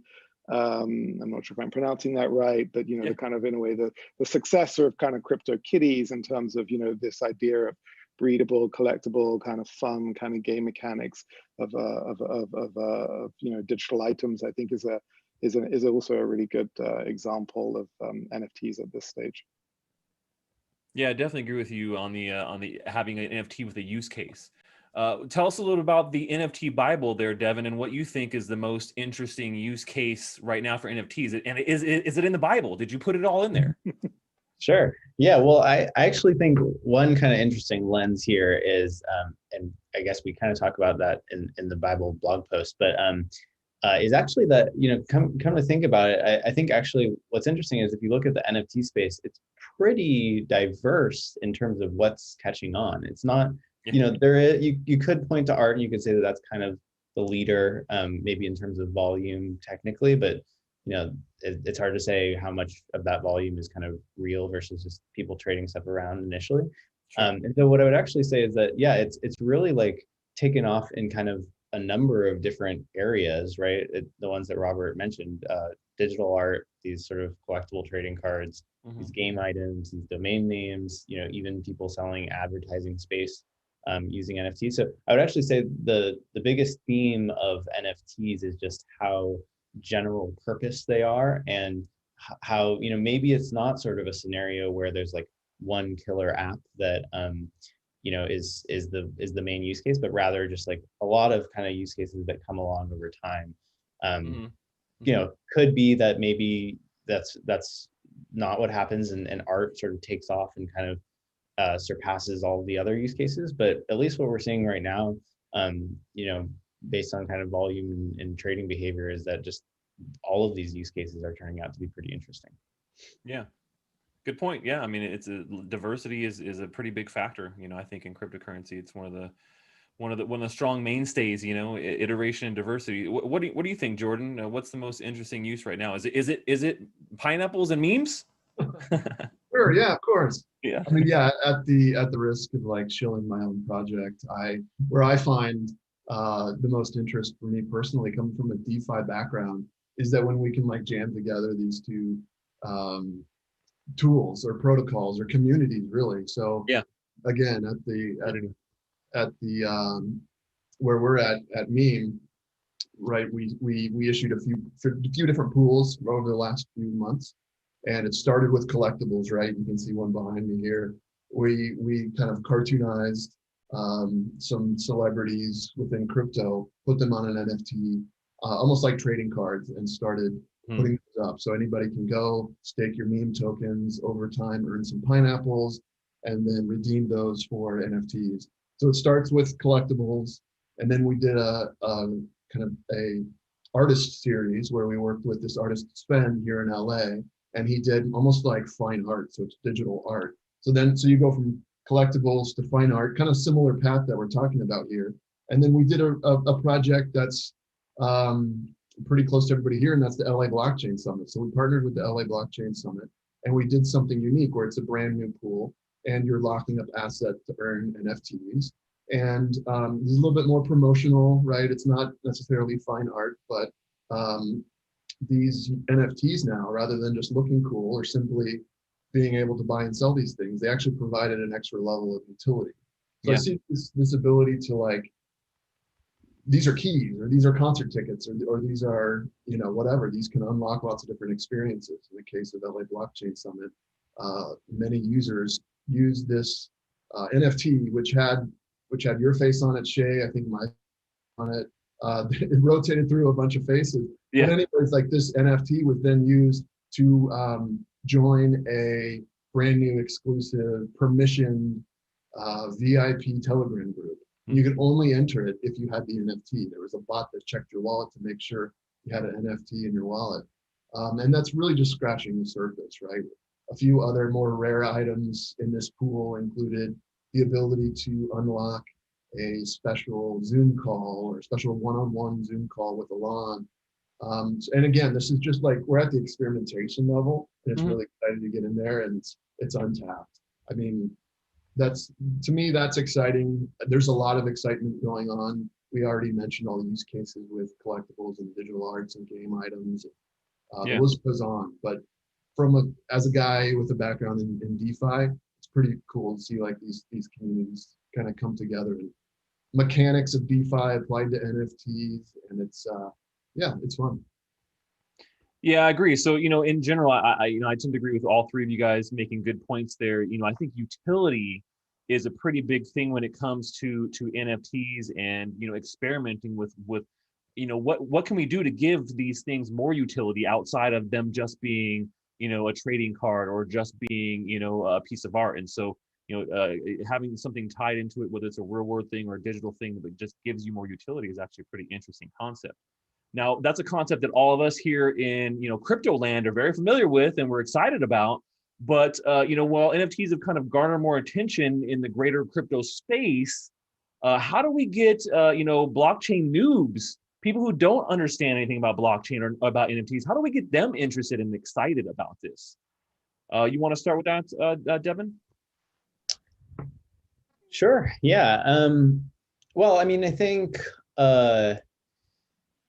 yeah, it's interesting to think about, right? Like when DeFi was or as we saw DeFi kind of take off, it really spread virally, and the theme was this theme of yield, right? Like that you could sort of make money on your cryptocurrency through these various protocols. And I do think that those types of incentives, and you know, this is another reason why meme is such an interesting project, are extremely powerful, and perhaps even more powerful than like trying to grease the, you know, I mean, obviously there's lots of little things we can do to improve the user experience and onboard for regular folks, better wallets, you know, faster transaction times, just better user experiences, all of those things.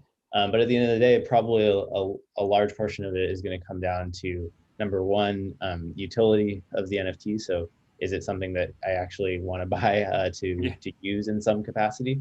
And then number two, sort of clever incentive systems, kind of like what we saw with DeFi, where there was sort of this yield farming idea that that really like took DeFi to the next level, and when applied to NFTs in some ways kind of took it a step function up.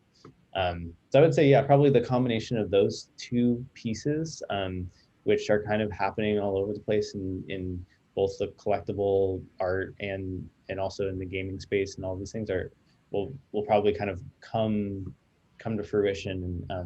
And I guess the third ingredient is just like the sort of low-hanging fruit, onboarding tech improvements. But all three of those, I think, will be important. I mean, that's a good point. Yeah. Go ahead, sorry, Robert. go ahead. Well, no, I just think that,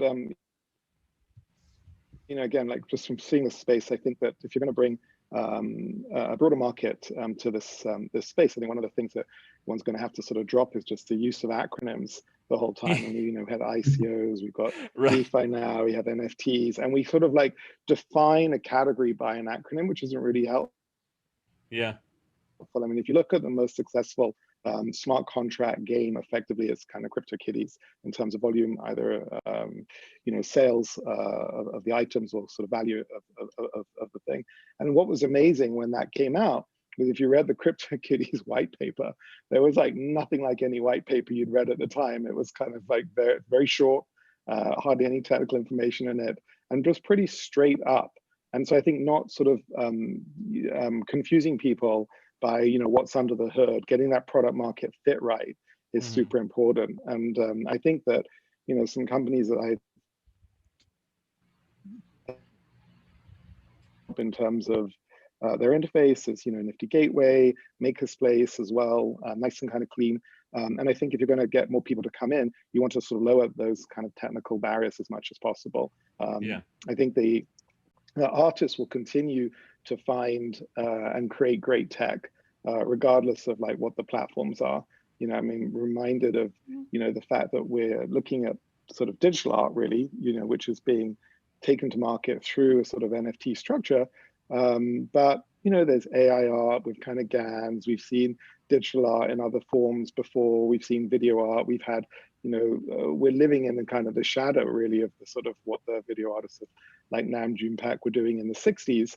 And, you know, back then they were saying, you know, the cathode ray tube will replace the canvas. And now we might be saying, well, you know, the meme might replace the canvas. I mean, at the end of the day, you know, artists are going to connect with their audiences using the tools of their time. But my own opinion is that one has to kind of think about, you know, why people collect art. And NFTs does tick a lot of boxes, right? People collect art because they like it. There's an aesthetic interest, potentially because it's a good investment, and there's maybe a social bragging right. And all of these things are instantly delivered through an NFT, you have the autonomy. But the one thing that isn't delivered is the physicality of an experience. And we as kind of humans are still largely value owning physical items. Now, that's not to say that artists aren't producing great stuff in digital format. They are. But we should also kind of remind ourselves that the most valuable NFT, I believe, that's being sold to date, and I may be corrected on this, is the lot that sold at Christie's today, which is a Robert Alice project for $131,000. And that was part of a physical work. So I think as we sort of look forward to how this market might broaden out, I think to forget of the physical world when it comes particularly to the notion of art and collecting would, I think, kind of would reduce the scope for really broad market support. Yeah. No, I definitely agree with you on the facts of accessibility, knowing what your target market is, understanding, why they want to get into something and making it super simple for them to do so with incentivization. What do you think about that, Jordan? How do we get noobs, getting into NFTs? Do we obfuscate things? Do we totally make it something, base level where we don't have to do technical stuff? I think we're getting there. And the UX always improves with every new project and every new release. So again, my background is DeFi, building DeFi products with Consensus for the last year and a half, and even before that, with my time at Total. And kind of the thread throughout my career, 3+ years on building on Ethereum, has been, okay, right now we're solving problems for existing users of DeFi and Ethereum. However, looking ahead a decade or two, right, the goal is to make this whole thing a little bit more usable, a little bit more approachable for the masses. So I kind of see that, even though the meme project kind of had this unique creation event, it's still something that is in the back of my mind with every new project or every new release that we make at the meme team. And that's, we are slowly building bridges that one day millions and millions of people will use these bridges to onboard into Web3 or DeFi or whatever you want to call it, Ethereum. So I see NFTs as being kind of the pavement that will one day bring on mass adoption of DeFi. So we're lining roads with NFTs. And a number of reasons I see that. Number one is because everyone gets what collectibles are, right? Everyone gets what like digital exclusivity makes sense to people. But there is some other things that we can do just with the tech, like moving past art, like you mentioned, obfuscating complexity. And one of those cool things that we've seen lately is with several experiments, including people who were in and around the Wi-Fi team, the Yearn team, they wrapped smart contract cover insurance in an NFT. And that removes a lot of the complexity. I don't have to go over here and buy insurance and do this and do that. I just own this NFT. It represents smart contract cover. If that smart contract breaks, I can go redeem it. We're starting to see things too, as we're at this intersection of DeFi and NFTs. One of our pools requires a user to go put liquidity on Uniswap, right? Put meme and then an equal amount of Ethereum, deposit to Uniswap. In return, they get this LP token, which is like a receipt, which represents your share of liquidity in that pool. Come back to our site, deposit this LP token, and that works fine for us DeFi degens, right? Yeah. It works fine for the yield farmers. But if we want to get new people in the space, if we want to tap into the other half of our audience, which is NFT folks, collectors, we need to make that experience better. So, just one simple idea would be like, could we wrap LP tokens or a share of liquidity in an NFT? And then now the art becomes, maybe it references the percentage of the pool that your LP tokens in there. Yeah. So I think it's just gonna help kind of smooth out the experience overall in the future. Yeah. No, I think that's right. I think we're heading towards there, like you were saying. Every iteration of these things, we start to see a better user experience. Things are a little bit easier. We're still at a point where even people in crypto have trouble using crypto products. Providing liquidity, using Uniswap. That's why I do a lot of tutorials and stuff like that on my channel, because I get those requests from people who are in my NFT community. They're mostly people who just love collecting things. They're gamers, and they're not necessarily DeFi degens, unfortunately. And so, it is one of those difficult things to navigate. And, but the good thing about it is, like you were saying, is that, there's a lot of people already in general who are comfortable with digital assets. Now, not necessarily NFT backed ones or blockchain backed ones, but, a Fortnite skin or a CSGO, skin. That goes across the board. So people are becoming more okay with, the idea of digital scarcity, of owning an item that is digitally rare and has a value attached to it.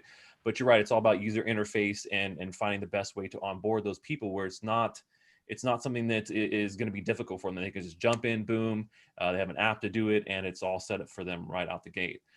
Now, when we look forward to what's going on here in the NFT space, obviously in cryptocurrency, interoperability is a really big hurdle that we're facing here.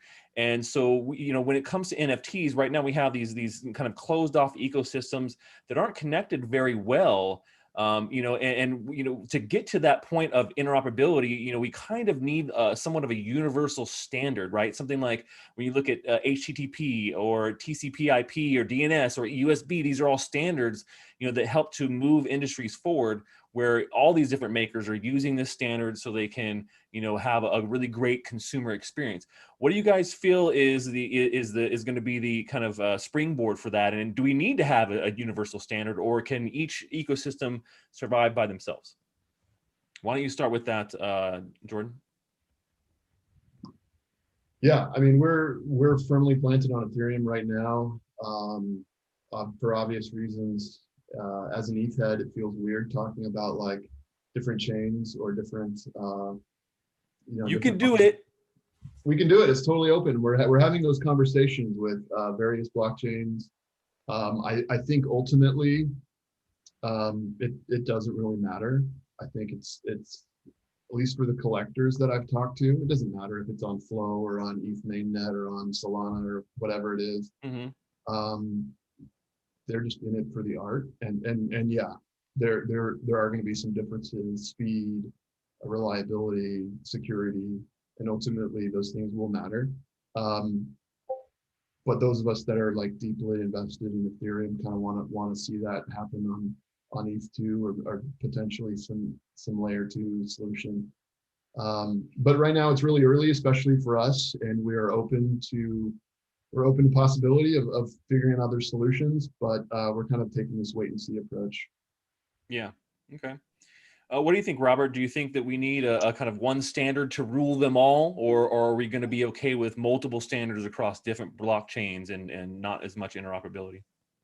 I think it's clear that, when you have standards, you have a broader adoption. I mean, that's kind of the history of technology can be summed up in that. And so, look, I think that we're in a still early phase of the sort of blockchain community. There are a lot of silos.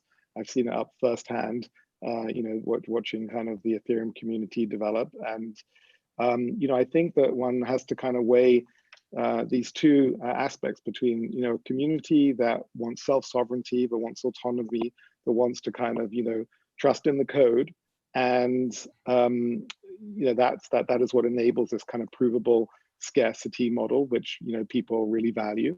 But at the same time, often the value of the experience is in the context, right? So think about your example of, Epic and kind of Fortnite and what they're making. I'm thinking about my time at King.com before doing Search Online, and the context of Candy Crush and what the digital kind of goods that we were able to kind of sell through that platform. And I think that actually the value from a consumer point of view might be less in the actual ownership of the items. There will be some kind of traders that see value in that, but perhaps more in the context of how those items are experienced within the game or within the world or within a community. And I think, largely the digital collectibles are still defined primarily through a digital context of value, whether that be a game or a world or some other thing. And so I would think that there's a huge opportunity to provide that digital context. And that may be kind of a little less restricted to one particular technological smart contract over another. Right. Yeah, no, it's a great point. No, I definitely agree with you there. What do you think, Devin? I agree with what has been said. I think the only thing I would add is, I mean, I'm personally excited to see new chains kind of come online and push the boundaries of what's possible with NFTs and kind of widen the design space. I think it's been particularly challenging to have like super high throughput games on Ethereum, for example. Like that use case, people really tried to do that early on, but it got pretty stifled by the technical limitations, gas prices, things like that. So I think, I think some of these experiments, even if they're just sort of EVM side chains or just other environments where, gas prices aren't as high because there's just not as much DeFi activity on the network. I think we're already starting to see those sorts of chains gain interest and adoption. So yeah, I think it'll all kind of happen. It might be messy for a while, but it'll be interesting to see. No, I totally agree with you. And, just to wrap up here with things, we've had a great conversation, but real quick, what is your favorite NFT that you hold, that you own, that is not one of your projects? Go, Devin. Favorite NFT, the one you love, that you own, that you can't live without. I'll go with my, I have some OpenSea soccer jerseys in Decentraland that you can wear for our Decentraland soccer match. What do you think, Jordan? What's your favorite? I just got some F1 Delta time. This is the from the Animoco people. Oh, and, very cool. I bought a crate and have a car and I have a driver and a helmet, and it's really fun. Very cool. What about you, Robert? Do you hold any NFTs or just like I do? I have one of the artists that actually uses our platform Verisat to certify his work, and the Nifty gateway to sell his work is Lucio Paletti, is a Bitcoin artist. Oh yeah, one of my friends. He's one of oh great. Well, you have one of his. Very cool. Yeah, personally, like one of my favorites is my Engine MFT. It was a token that you had to get early on as a supporter of Engine, and then they locked it to everyone's wallet, so you can't trade it, but it gives you airdrops every once in a while of like different NFTs for their platform. So, okay, once again, thank you guys so much for being here with me today, talking about NFTs and their rise to fame. I think that's all we have for today, folks. Until next time, stash that crypto, friends. What are cryptocurrencies? Cryptocurrencies are digital tokens of value that can be transferred to anyone around the world without relying on a third party like a bank or credit card company. eToro.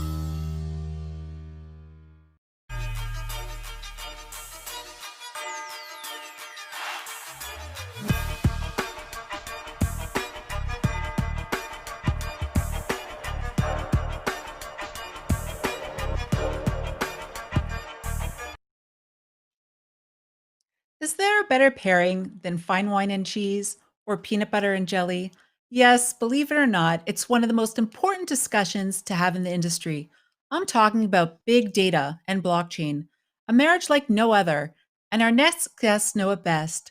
Please help me welcome Barbara Bickham of Trillion Ventures, leading a discussion with John Farjo of LunarCRUSH, Michael Grunger of Chainless, Bobby Ung of CoinGecko, Ambre Subriran of Kaiko, and Frederick Haga of Dune Analytics. Hello, good afternoon. My name is Barbara Bickham, and this is the perfect marriage between blockchain and big data. So Ambre, thank you to all my lovely panelists. But Ambre, how does your company make it easy for end users to understand blockchain data?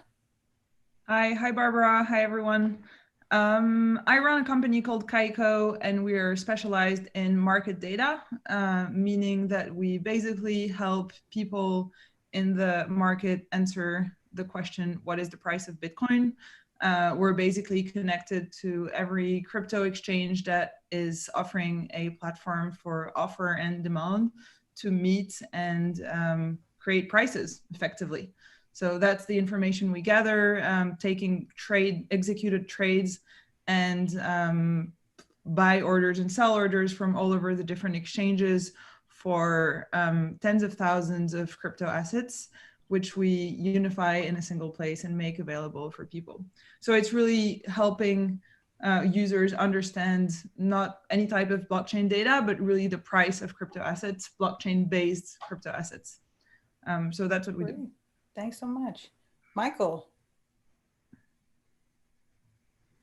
Michael, how does your company make it easy for users to understand blockchain data? Thank you. Yeah. So basically what we are looking at is like when I looked at the blockchain back in the days and looked at like how do we actually convey this kind of information? What I was thinking about is like there's a lot of, if you look at normal block explorer, you see a lot of cryptic information, you see transaction hashes, you see addresses, you see all of these things.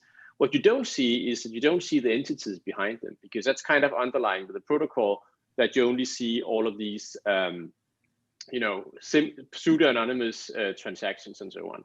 So what we did is basically we cluster everything into big groups of what transactions belong to a certain exchange, what belong to another exchange. And now we can look at it in like layman's terms, where it basically just becomes big entities transacting with each other. There's kind of a line that says like, that's the funds that were sent that day to one entity to another.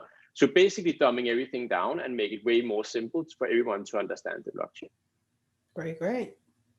Bobby, how do you make end users understand the blockchain data? Yeah, so my name is Bobby. I'm the co-founder of CoinGecko. CoinGecko is the largest independent crypto data aggregator. What we really do is we try to simplify market data tracking, and we track price, market cap, trading volume from a large variety of coins and exchanges. So we have one of the most comprehensive list of cryptocurrencies, and we're always on the lookout for new coins. So I think the easy way is we have one simple interface that allows everyone to search for all their coins and all the exchanges and all the venues that's trading all these coins. So at this point in time, we have close to 6,000 coins, and we track 400 exchanges, including the derivative platforms and decentralized exchanges. Great, great. Frederick, how does your company make it easy for end users to understand blockchain data? Yeah, so at Dune Analytics, we allow anyone to create, share, and explore an analysis of what's happening on blockchains. So that means that anyone are free to go in and create their own analysis, and then you can share it with the community. So you can aggregate the knowledge of the community and utilize what other people are doing and collaborate to really find the details in new products, in novel ways. And it's all open and shareable. Great. John. Hi, thanks for having me. Yeah, sure. So I'm John Farjo, co-founder and chief product officer of LunarCRUSH. And LunarCRUSH, you can sign up at lunarcrush.com. And it aggregates community activity across many different sources out there. Things like Twitter, YouTube, Medium. We have probably the largest collection of news out there. We capture news from thousands of websites. And I'd say for us to make things easy to understand, it's more of a cultural thing that we implement internally. You know, users are always out there, I'm sure as Bobby knows, asking for coins constantly to be listed. But they have questions. What does that mean? You know, and I think the biggest thing is like, it's great to take that feedback, but we have an internal process of doing something with it. And, you know, we have a 12-month rolling product roadmap, but we update it every single week. And we update it with feedback from users that we internally discuss, and what makes sense, we implement, and we continually implement it. I'd say the other thing that we do is we're never done. Nothing we ever build is done. And so we have a never-ending process of continuous optimization. We have sprints and all of that. On some scenarios, we're doing code deployments every single day and making modifications to the interface, a lot of the times based upon user feedback. So that is what we do. That's great. Thank you guys so much. So Michael, how does your company ensure the integrity of your data, the data that you collect? Yeah, it's like, it's one of the things that's really core to us. So our product is being used by government agencies in 30 countries worldwide. It means that it's being used for investigations. It's being used for a lot of big cases you've seen recently in media, like the Twitter hack, like big child abuse material sites that have been taken down and so on. So we want to, of course, ensure that the integrity is really, really high.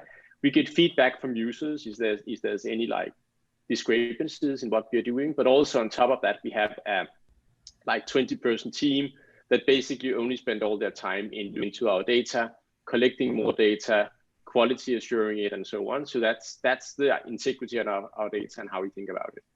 Great. Bobby, how do you ensure the integrity of your data with CoinGecko? You know, everyone's going there checking stuff out. Yeah, I mean, the one thing that a lot of people refer to CoinGecko is the pricing data, and then followed by the market cap data. So I think with regards to the pricing data, we rely a lot on the API that's provided by exchanges. And when we do that, we sort of trust and hope that the data that they return is same, is good.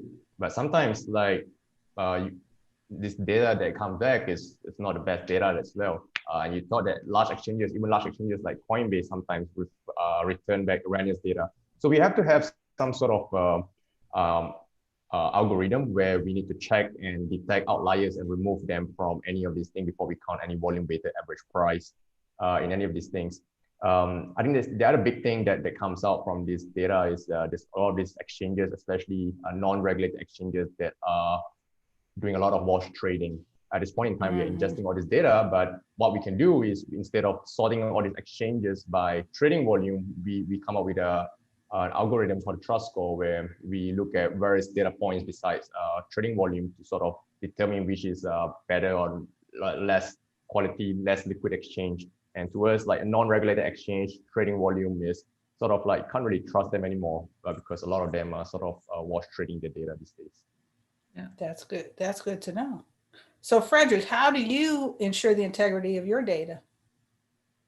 So anything that that you can find on Dune, you can reference back to the blockchain via events or transaction hashes. And all the stats you will find on Dune are built by open SQL queries. So anything that you see on Dune, you can actually inspect and see the underlying method that the community member used to find that data and pull that data. And then if you want, you can also reference that all the way back to the blockchain. So you will always have a chain from the blockchain to the actual statistic you're looking at Dune. I think it's important, Barbara, sorry to interject. No, go for it. I think it's very important for people in the audience differentiating on-chain data, which is really where Michael and Frederick get their data from, which is everything traced back to the blockchains, where you can find the kind of original information, with what Bobby and I, and to some extent John as well, but it's a bit different because it's more sentiment data, but to what Bobby and I get for our own data, which is market data. So we really heavily rely on what is published by exchanges. And there's two types of, I guess, quality insurance that you can do on the data. One of them is really purely quantitative, which is, do you have duplicates? Do you have gaps in your collection, et cetera, for which there are technological solutions. And other types of kind of quality insurance on the data, which is much more qualitative than quantitative, and it's really about, is the original source of the data trustworthy or not? And I think that's one of the main issues in crypto markets, or at least has been for the past couple of years. We at Kaiko don't really take any judgment on is this a real trade or is this a fake trade? However, we do work a lot with academia and researchers and companies like Bitwise and people that are basically leveraging the data to do some, to add some intelligence on the data and try to identify when you see wash trading, kind of events, comparing order book structures with actual trades and see if there's large orders disappearing once you have orders on the other side of the order book that are appearing, etc. But there's really a difference between blockchain data, which is kind of hard-coded, hard written in the blockchain, and on-chain data where you kind of have the double risk of the technological issue on top of the original source of the creation of the data. Thank you, Ambre. Wonderful points. John, did you have anything to add to that? The question is about integrity, and I think we break that into two parts. We look at that presentation layer that a user is accessing. Do they feel that the data has integrity? Do they understand it? Is it cleanly displayed and understandable? Is there more that we can do there? So there's that side of it. And then there's the back end side of it, where things like machine learning and using narrow training to understand sentiment properly, or spam, or there's always a new game out there with giveaways. So what's a giveaway versus a serious post? And so we get into, hand trained machine learning processes where we have teams of individuals that review, and it gets smarter. And I think, it's like if one day you're 70% accurate, you try to get to 71, and then you try to get to 72, and then you have your data scientists that try and tweak how the system works.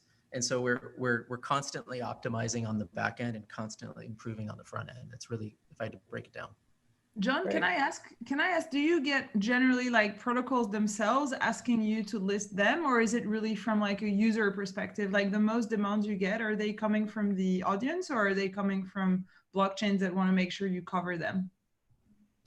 Great question. I think it's a little bit of both. You get really just aggro investors out there that they want their coin listed now, and they'll message you 19 times a day, DMs, and it's real fun to manage that. I love Bobby's nodding over there. We get it. And then there's the other side of it that projects that genuinely want to get listed, they want to do a lot more. They want to make sure that all their about info is updated, their team is updated, their URLs to all of the things that they have out there is correct. And that's been, to be honest, as far as the industry goes, that's been a weak spot that we've had feedback from the coins, from the projects, where there's a lot lacking and data is different on all the sites that they go to. So that's something that we've experienced a lot of, especially logos. Logos is something as simple as a logo. Changing it 97 places, and then some message you back and some don't, and the logo's now a year old. So there's some simple problems out there that still haven't been tackled properly. Well, that's interesting. So this kind of leads into my next question, and this, I'll throw this out to Bobby, and then everyone can chime in on this one. But so how do you help build the trust with end users on these blockchains, or about these coins and these blockchains that they're dealing with? How do you build end user trust? Yeah, I think let's talk about the wash trading issue with respect to exchanges. So I think a couple of years ago, a lot of exchanges, especially Chinese-based exchanges, they were wash trading the data, and then aggregators like us, the traditional way, like an exchange and a coin or exchange that does more trading volume, larger trading volume, is generally referred to as someone that has larger liquidity. So traditionally, these data are not fake in the traditional financial system, and then you can sort of see which one is better that way. So a lot of aggregators like us, we sort by trading volume, but after like a couple of years, we realized that more and more of these guys, because they're not regulated, they realize they can just publish whatever they want. And then if they publish a larger volume, they appear at the top. So it comes to a point where we say that, look, all this data that comes in, if they're a non-regulated exchange, pretty much can't really trust them, because they can just report whatever they want. And that's what they do. They just put out a fake, very high trading volume and then try to appear at the top of CoinGecko. So we kind of have to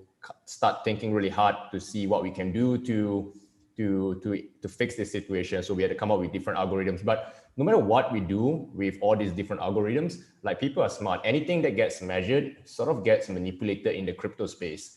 So for example, at this point in time, we have this trending search that sort of tells what are the hottest coins on CoinGecko, like what are the coins that people are searching. So what happens now is that a lot of people are just going around and trying to spam our search bar just to have their coin appear at the top. So this is kind of the problem that we are facing right now, trying to see like, okay, what can we do to combat all these spammers, and trying to make sure that the data that we display is still meaningful data for people in the space.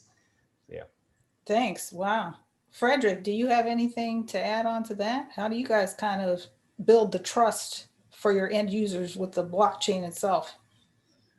Yeah, so I think there's another angle here, and that's like the actual products that are built on the blockchain, and most of these products are some kind of marketplace. So that means that sort of the better end user experience will be the places where there's most activity most often, and this can also be like gamed or like inflated short term without actually being like a long-term thing for that product and the users that want to interact with that product.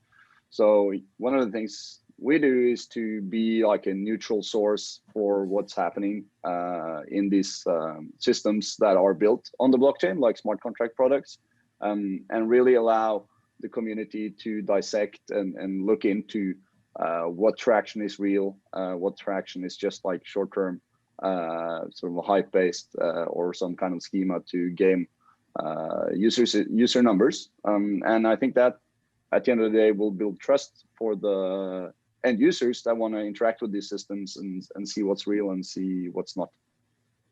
Awesome. John, So how do you help build trust? So if any of us went onto Twitter right now, we'd see what's in front of us right now based upon who we follow and perhaps a degree or two away from their network. You're capturing a small piece of what's actually going on out there. And you're not understanding, is that relevant? I should say, is that the right post that you're looking at? Are those the trending things that you need to be paying attention to? And that's just right now. So what if I told you, over the last 24 hours that there were 91,822 tweets on Twitter that related to Bitcoin. And that's what we track. And we track that over time. So it's kind of like we're going from a position of very little trust out there because people just literally see feeds that are algorithmically led, follower led, and they're not really seeing everything. So we kind of capture all of it. We classify it, we make sense of it, and then we classify it over time. So you can see specifically what happened. Are we higher or lower?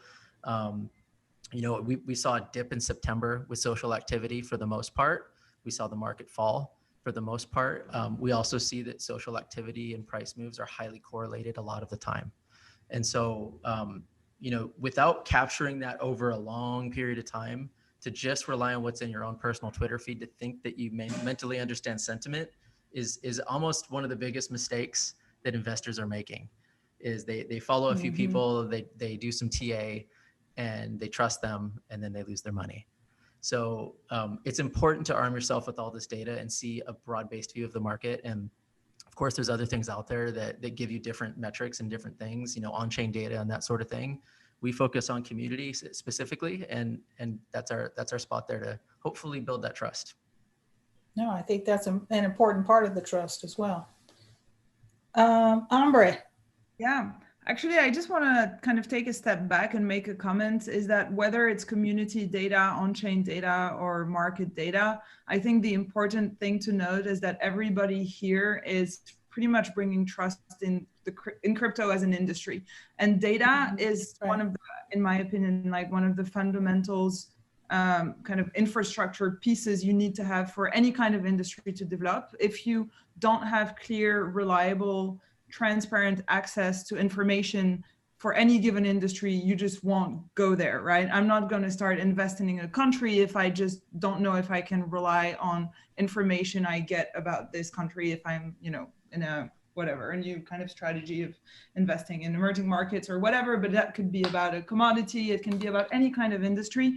For me, access to information is one of the fundamental blocks of any kind of industry, even just starting to develop. And that's how we bring trust in crypto as a whole, is really making information available so that people can make educated judgments and educated decisions, be it investing money, time, energy, resources, whatever it is. You need to have access to that kind of transparency and information. And the combination of everything that our companies offer is basically all blockchain data, with different kind of angles, looking into crypto from different angles, depending on who you are and what you need to know about the industry. And I think that's how we bring trust in crypto at large, is really by making this information available in centralized places, in transparent, actionable ways. Great. Michael. Yeah, I think it's a really core question, and I really love what you said, Amber. I totally agree with that sentiment around what trust is about. I would say that, so I built our company based on what happened in 2014 with the demise of Mt. Gox, that basically went bankrupt. You had $500 million that were lost, and no one knew where they went, and that created 2014 was the start of a crypto winter that lasted for several years. And the reason, so the sentiment for our company has always been that you build trust with end users and with people and everyone in the world, basically, for blockchains. And you do that by building trust within the leading institutions of the world. So if you have countries with, government agencies that thinks that you can hire someone to kill another president or whatever in using Bitcoin, and no one can trace it. If you think that everything can happen with no traceability and there's no visibility into it, people don't trust this anymore. It's become super dangerous, and that was basically what happened in 2014. So what we doubled down on was basically saying, okay, we need to understand this by providing data. And data is like basically, as Amber said, like this is all kind of data. We were curious just to understand what are the number of users in different countries. We have like a ranking index we released like a couple of, I think it was a month ago or so on. The country #1 using crypto in the world is Ukraine. They are followed by Russia. And then you have Venezuela higher on the list, and US is #6. Just like these things you could not say 5 years ago, you couldn't say it 1 year ago. And if you don't know these things, you don't trust an industry. That's just stuff you want to understand. You would also say crypto is money for criminals. Well, what is the number of criminals using crypto? 8% of the transactions. That's not a number you knew 5 years ago, you know it today. That means that build trust in the industry and trust with the end users. How do you identify? Wait, hold on, Ambre. We only have a few more minutes left, so I would like to get to my last question, which is the most important question. So how do you guys see big data and blockchain evolving in the next 12 months? Because we only have about 5 minutes left. John, I'm going to kick this off with you, and then we'll kind of go around, everybody put their thoughts in. So I think, you know, despite all the ups and downs this year, we've seen social activity increase anywhere between 150 and 200% this year so far. And we see that just exponentially growing from here. You know, the community just keeps growing. And what I mean by that is we actually track the number of individuals that post, not just the number of posts. And we see those individuals going up quite substantially. From our side, you know, we want to expand our use of machine learning to get broader. We have very narrow use of machine learning. We want to chain it together and do very interesting things, you know, transcription, all sorts of different things with what we're collecting. So and then maybe go deeper into classification and things like that. You know, from a trading perspective, I think we're going to end up seeing a lot more AI-driven trading. There's some that I've seen scratch the surface. A lot of the bots that I've seen out there, majority are just, I'm not going to say too many bad things, but they're not good. And I think there's a lot of room to go there. And the more trading bots that use better, broader data, more real-time insights are going to do a lot better. And so I think we're going to see a lot more on that front. And a lot of, I guess the bottom line is just a lot more AI-driven experiences out there. Awesome. Bobby. Yeah, I think what we were seeing is that there will be an exponential growth of tokens in the coming months and years. I think what we are building at CoinGecko is really laying the foundation for a future where anything that makes sense to be tokenized, can be tokenized, will be tokenized. So I think we'll see in the future and years to come, there'll be not just 6,000 tokens, there'll be hundreds of thousands or millions of tokens in the future. And what we really want to do is trying to find a way to scale CoinGecko and gathering all this price data, market cap, trading volume information in a way that is scalable in the future. So yeah, I think there'll be a lot of challenges, but also a very exciting future ahead. Awesome. Michael. Yeah, so I think this is a unique opportunity because like we have had the joy of basically dealing with all the information in the world, having that available, being able to analyze that in a lot of different ways. And now we have the opportunity to do the value. So basically money and value being moved around in the world suddenly is freely available to everyone to analyze. And it means that it's a key opportunity to suddenly figure out like how are the money streams moving around in the world and how can we understand that? And we only started in the very, very early days. We are still in the very beginning of all of this. And there'll be a lot of opportunities here that's being unlocked right now. So I think it is like a super exciting next 12 months. I'm almost say like next 12 minutes as well. Is like everything goes super fast when you're in crypto, and this will be a fun year. Awesome. Ambre, I'm gonna give you the last word. Yeah, I mean, I guess to Bobby's point, you know, I also believe in kind of an exponential growth of the crypto industry. And there's something I like to say, it's part of like my kind of, when I talk about Kaiko, it's part of my initial pitch is really, we shouldn't kind of overestimate intelligence and underestimate data. And I think kind of the first layer in leveraging this information in smart ways is getting access to very good quality data. And that's kind of where we come in. Kaiko is really positioned as an infrastructure kind of company. We're not, I think we have a slightly different positioning with CoinGecko, where we're much more like API based. We don't really have a UI or a front end, but we try to just make data available in one place. And for me, that's the first step. Before adding intelligence to data, you need to have data you can really rely upon. And I think that's key. I mean, and we're talking about increasing amounts of data that's going to be getting more and more complex to aggregate and standardize and make sure it's there and actionable and available in a relatively seamless fashion for market participants. And I think that's really the piece we're trying to focus on at Kaiko. All right, Frederick, do you want a few seconds on this one? Sure. Yeah, I think that just like providers, like all of us in general, will be more important as blockchain scale and the amount of data scale. So it's been great chatting with all of you. Thank you guys so much. This has been the perfect marriage, blockchain and big data. Hopefully we see it's still like in the honeymoon phase. What is blockchain? Blockchain is the technology that powers cryptocurrencies. To put it simply, a blockchain is a distributed ledger that facilitates and tracks all transactions for a given cryptocurrency. eToro.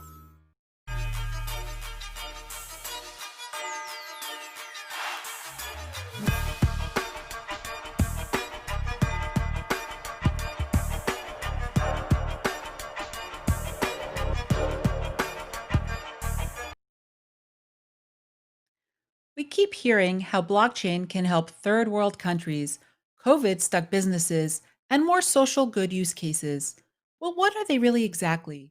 To help us better understand, please welcome Rodney Sampson of OHub and Draper Goren Home, with Anna Stone of Good Dollar, Xiao Chen Giang of FinTech for Good, and John Paukolis of Glitz.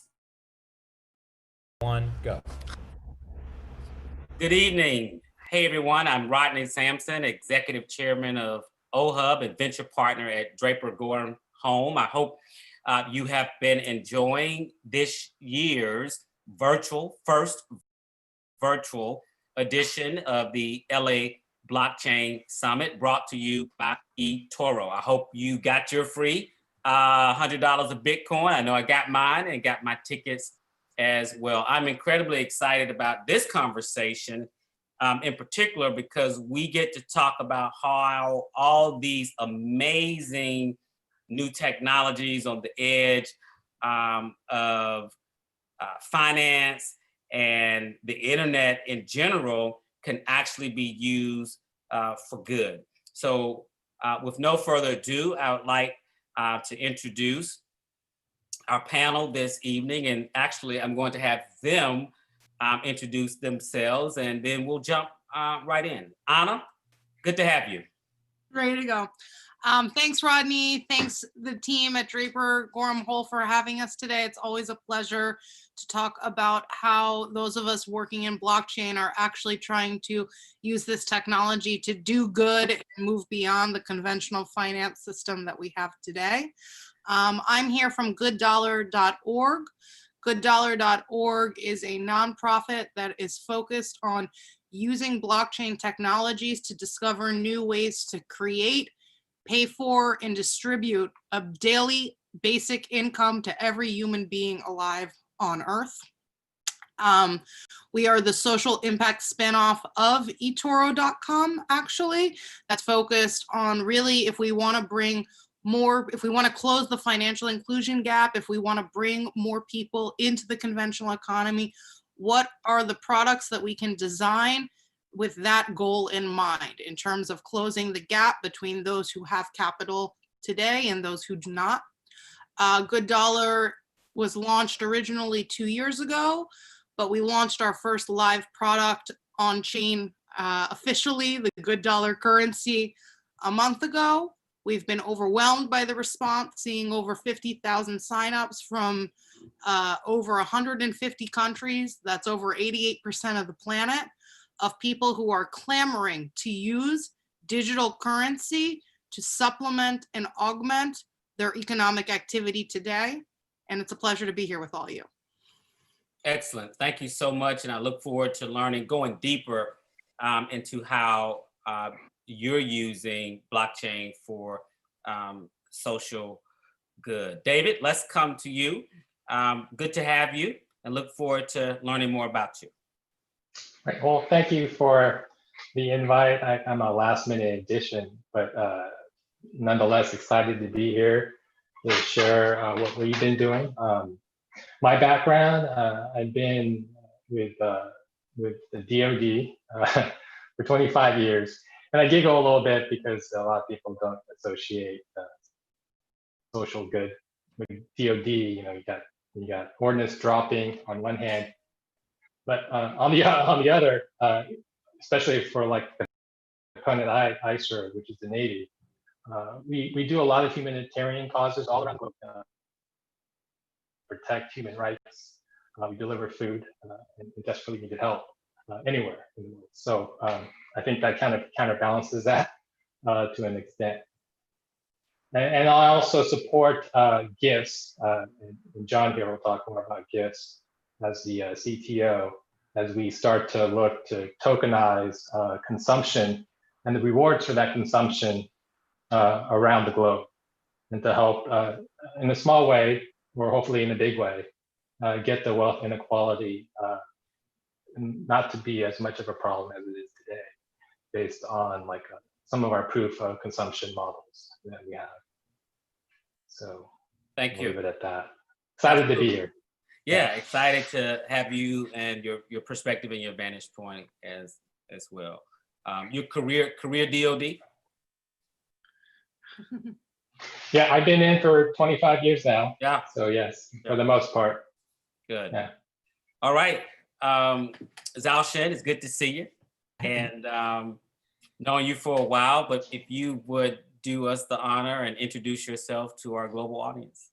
Sure. Thank you for the invitation. It's really great to just catch up again.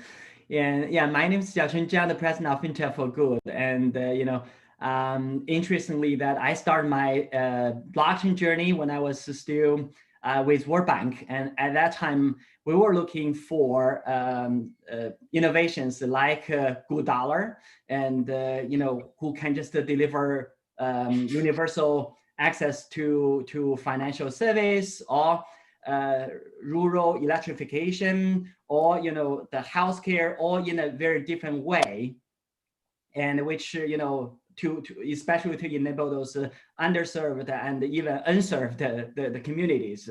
And from World Bank, that I started after I left the World Bank, started Fintech for Good, and where that we saw that from the technology sector, it's the international development is an area which is not natural, and they are not familiar with the area, and also they don't have the access to international organizations or governments.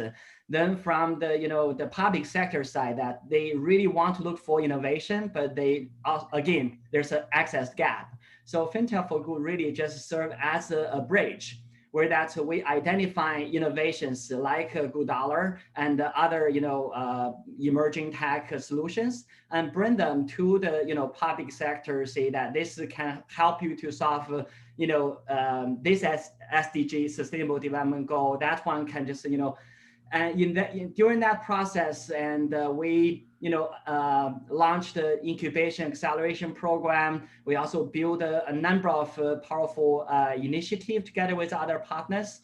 Just this January, together with United Nations, World Economic Forum, Refinitiv, and many other partners, we launched the Future of Sustainable Data Alliance, and to really fill the data gap. And when we are also a co-founding member of the Prosperity Alliance, and we're again that we try to use digital currency to just solve the financial access problem.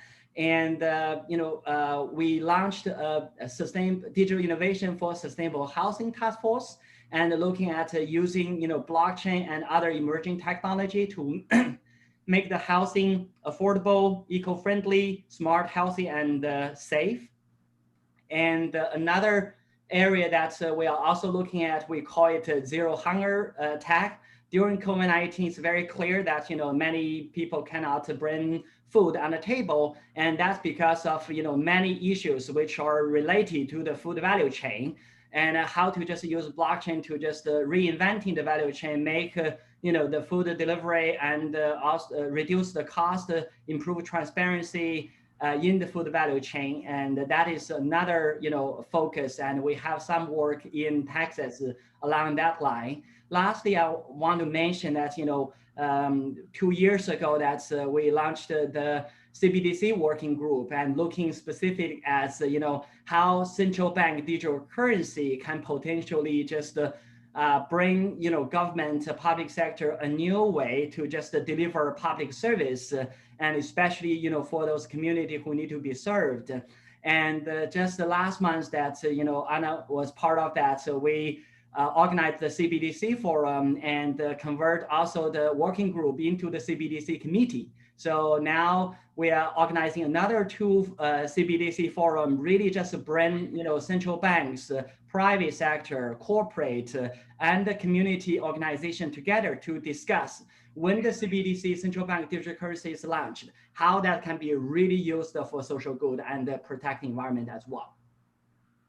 Incredible. I've known of your work for a while, and it's definitely good to see you still pioneering for the planet. So thank you very much. John, bring us home. It's good to have you this evening. Thanks, Rodney. I appreciate it. My name is John Paukalis. I am the founder and CEO of Gifts. We're a for-profit company. However, I believe I'm here because Draper Goren Home joined forces with Gifts to launch a program called Give Back Heroes, givebackheroes.org. And what we do is we are a COVID-19 humanitarian relief and economic recovery initiative. And what we do is we send e-gift aid to first responders like the California firefighters, frontline workers like nurses, and those in need. And we are reaching out to corporate social responsibility programs. And what we do is we give back gift cards or digital gift cards. So we actually have two beneficiaries. It's the person in need, and it's also to stimulate the economy.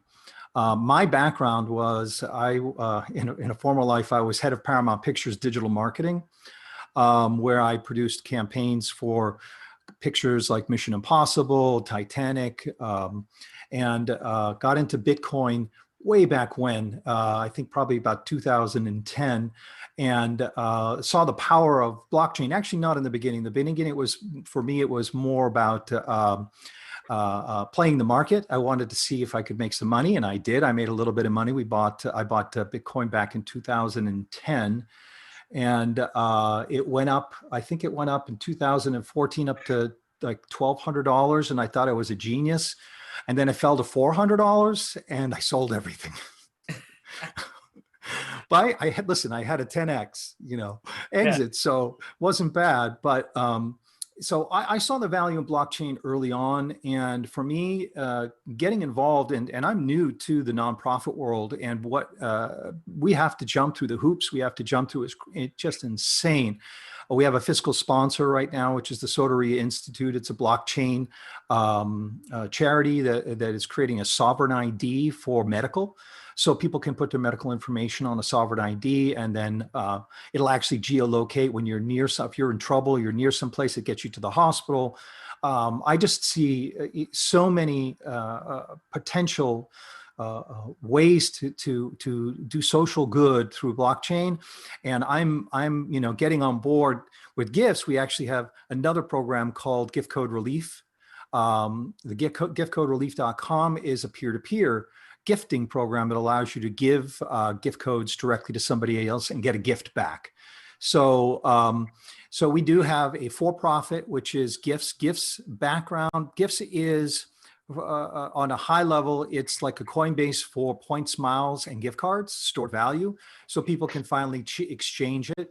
but with the ultimate goal to have a giving or a gift economy within our ecosystem that would allow people to gift value. We're working with a county right now who's interested in helping some merchants who are struggling, but they don't want to just give them money. They want to give them say, home like Lowe's or Home Depot. They want to be able to give them value so they know that they're actually spending it. And so what we're doing is we're tokenizing that stored value, and we're able to track that to make sure that the money that gets to somebody doesn't end up at the liquor store, which, by the way, I don't blame anybody for drinking, these days. It's a crazy world we're in. But that said, I think that, transparency and the ability to stop some of the charities. I mean, some of these big charities they are, God, I forget what the name of it. There's like a kids, I think it's Children's Wish Foundation. That's what it is. Children's Wish Foundation. They give 1% to the beneficiaries, and they've used the Children's Wish Foundation because of the Make-A-Wish Foundation, and they've raised $100 million, and they give 1 to 4% to the beneficiaries. If this was on blockchain, we could prevent a lot of this fraud. And that's kind of what we're trying to do with gifts, is to tokenize the value and then track the transfer of that value from either peer-to-peer or from corporate social responsibility programs to the actual charity, and then to the donor.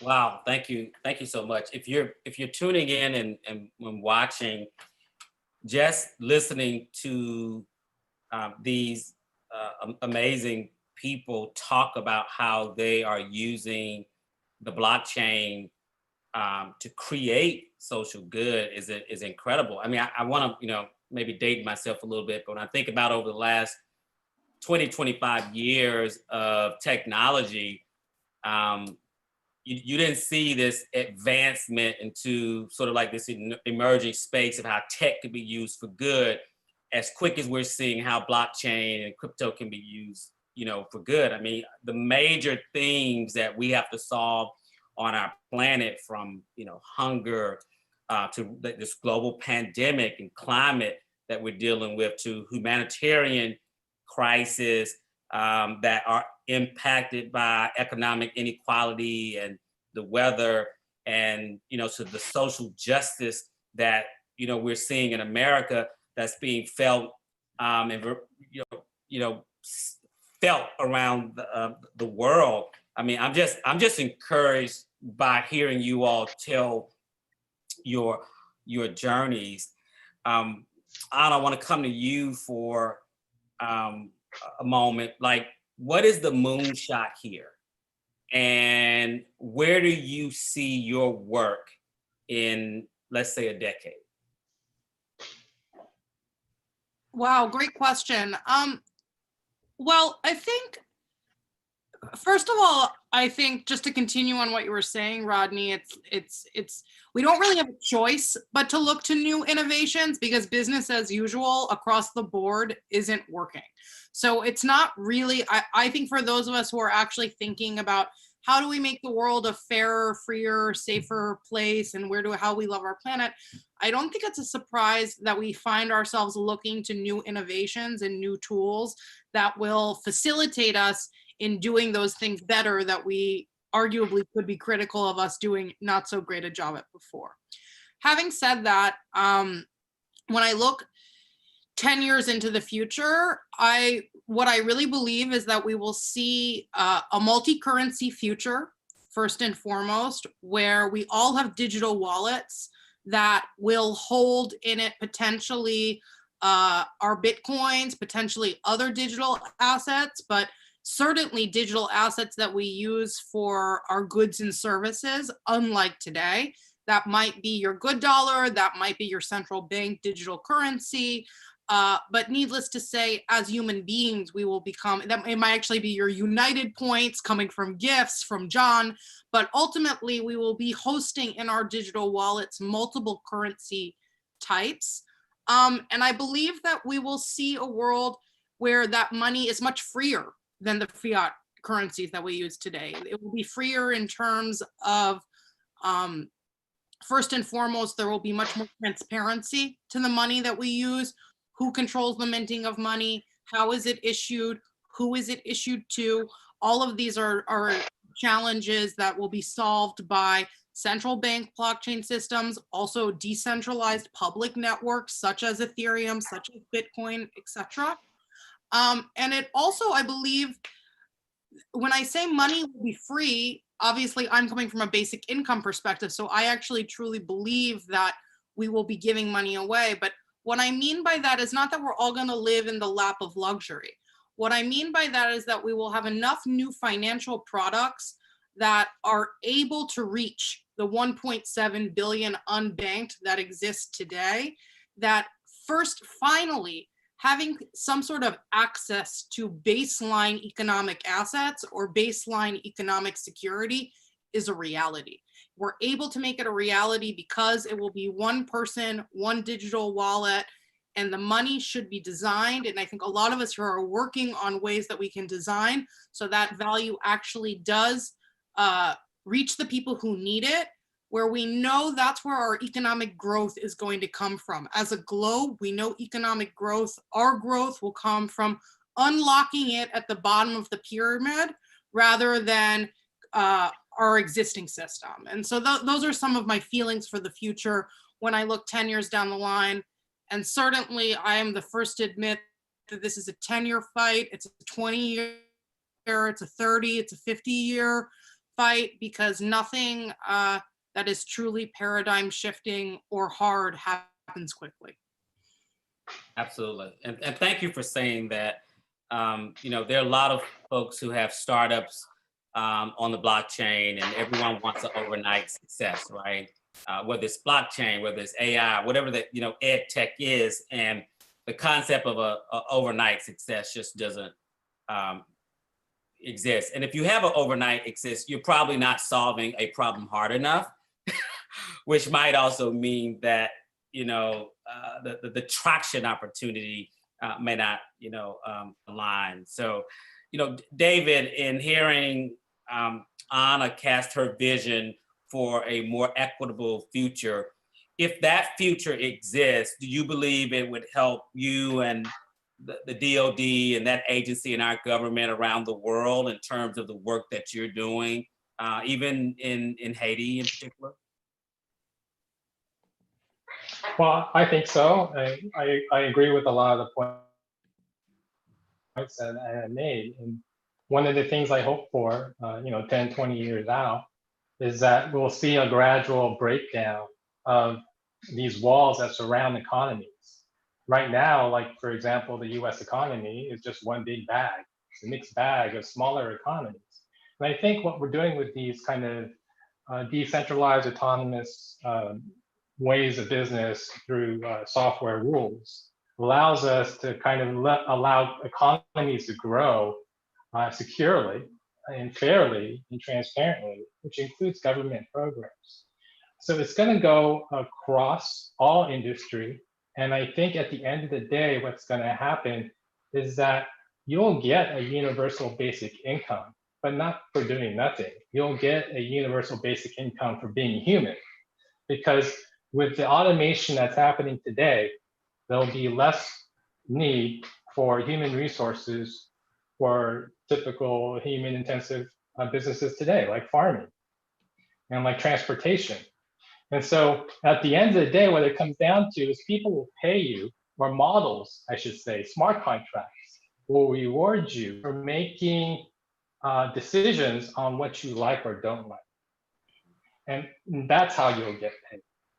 Because that's what an economy is about. It's about an efficient pooling of resources to build products and services that a human population wants. And the only way a model can understand the human population is to reward the human population for providing that input. AI can go only do so much, right? AI can help us automate a lot of stuff. But at the end of the day, I hope that the human population will remain creative, will remain, keep its uniqueness, so that we will always have a model for us to be rewarded for being human. And when that happens, Rodney, I think conflict will go down. because when we come together as humans, and there's no boundaries in between those kind of relationships around the globe, because you're joining with some other human in some other country because you're in the same economic model, whether that be social media, whether that be the labor economy, whether that be in finance. That economy now isn't broken up and fragmented by government boundaries. It's just kind of contained within the economic roles for that economy. And so that's very exciting to me. And what that means for conflict is, I think what's going to happen is that the things that lead to conflict are like misunderstandings between government leaders. And I think what you'll see is a richer kind of understanding between government leaders, especially when you see these government programs kind of expand out and link up with other government programs that are run on a common smart contract. To have global transparency that we've always wished for, but to this point, never had the technology to implement. So I think that's coming, and I'm super excited for that. I'm super excited what that means for our kids, and I've always tried to tell my kids to get exposed to new technologies, especially blockchain, because it's going to enable a lot of models that we can't even think of right now.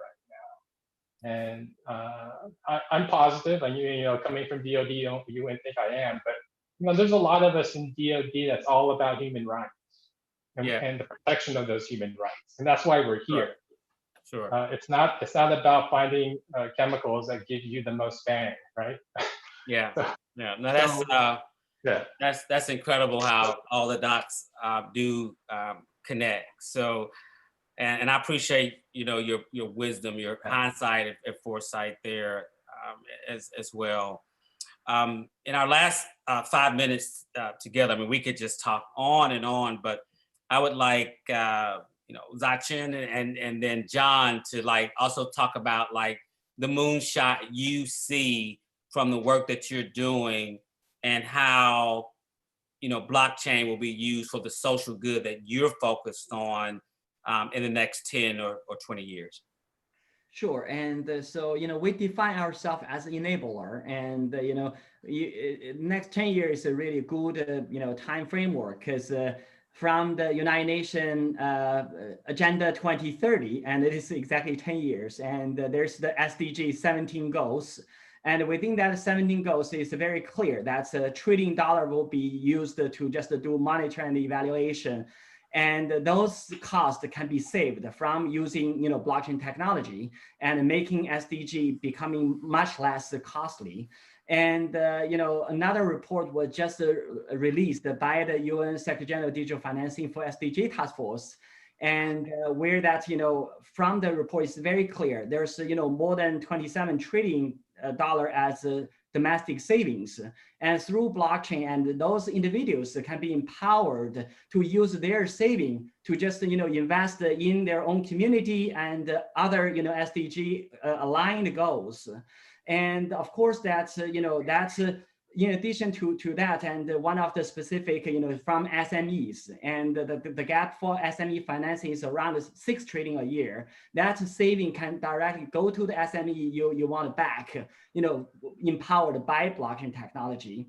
And in addition to that, we are going to see many public-private type of engagement partnership, and where that you have the, as what Anna mentioned, that's a multiple currency type of system. You have the central bank digital currency, which just deliver public service in a way which has never been able to deliver before. Then you also have the decentralized finance system, where just enable individuals to also just channel their finance through their own unique way and enable their own community. So you have multiple currency and create new opportunities for both the environment and also the society.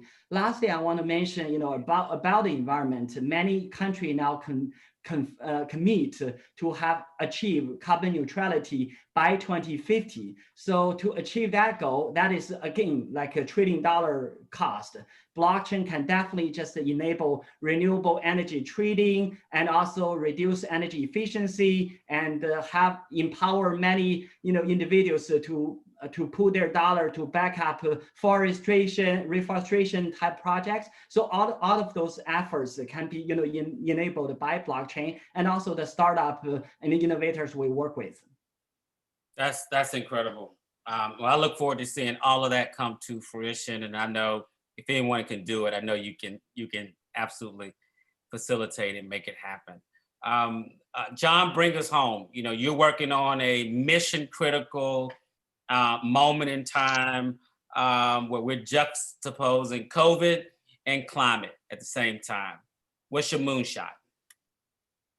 Well, I have a simple outlook. I see the ability, blockchain, to be used for voting, for ways to tell the truth, for the community to be able to speak up, for the population to, we're about to have a presidential debate coming up right after this. And I would love to see polling along the way that's decentralized and get a real clear understanding of what the people think. So from, listen, when it comes to gifts, this program is dear to my heart. It's a wallet where you can give. It's a place to give and trust.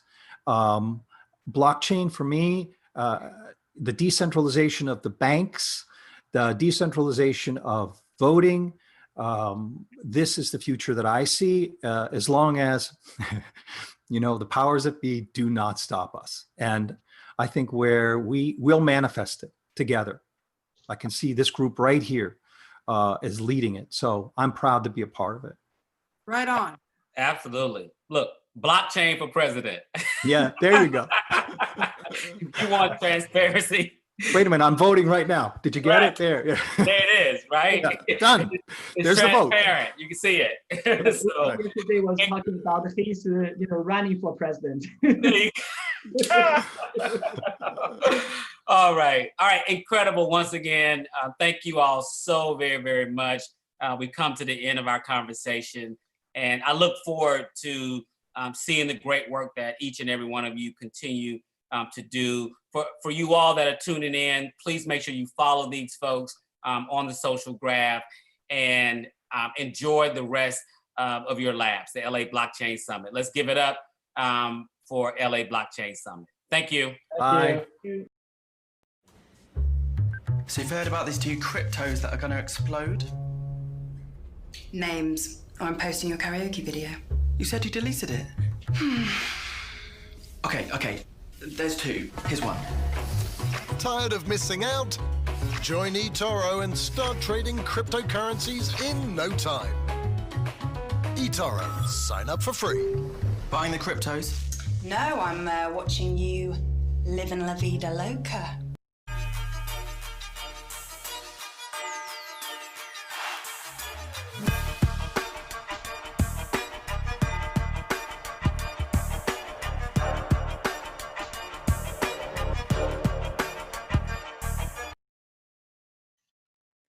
With the recent return of the sports industry, we have to talk about blockchain's integration within that sector, and more specifically, sports betting.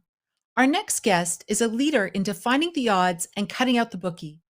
Please help me welcome Dara Albright of Dara Albright Media and Doug Hoyt of Deegan's The Sports Betting Exchange. Great. Thank you so much for having us. Really like to just first start off and say thank you to Draper Goren Home. Love your events. You guys are always on the forefront of tackling a lot of these new topics for the first time, and use cases of blockchain that no one else is talking about, especially like this session here, sports betting on the blockchain. So I'm so excited to be here with Doug Hoyt, who's the co-founder of Deegan's, which is the blockchain betting exchange, a P2P sports betting platform that utilizes blockchain technology to facilitate betting transactions. So Doug, let's just jump right in, and maybe you could introduce yourself a little bit, tell us a little bit about the platform, and I think in particular how blockchain and smart contracts are being used to ensure the integrity of the transaction or wager. Sure. Yeah. Hi, Dara there. Thanks for having me. And Draper Gorham Holmes also.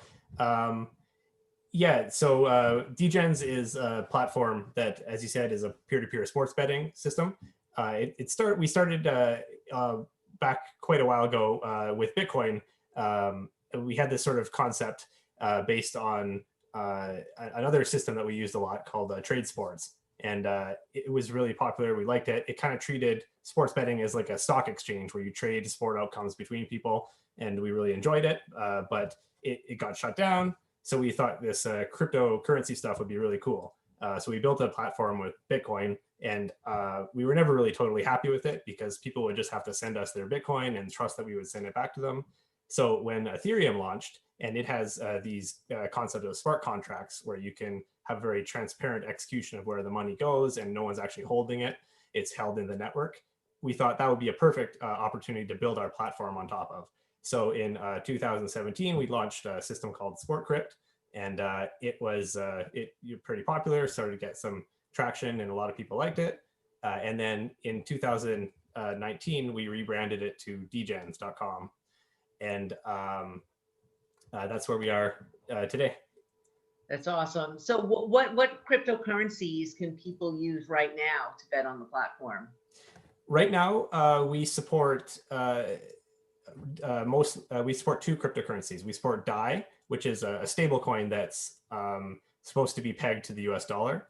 And we also support wrapped Ether, which is it's just another way to use Ether, the native currency on Ethereum. Our platform is very general purpose, so it could actually support any ERC20 token on Ethereum that people would want to bet for, but we don't want to split the liquidity too much, right? If we have a million different tokens, it might be hard for people to find a matching partner to bet on that has the same token they want to bet with.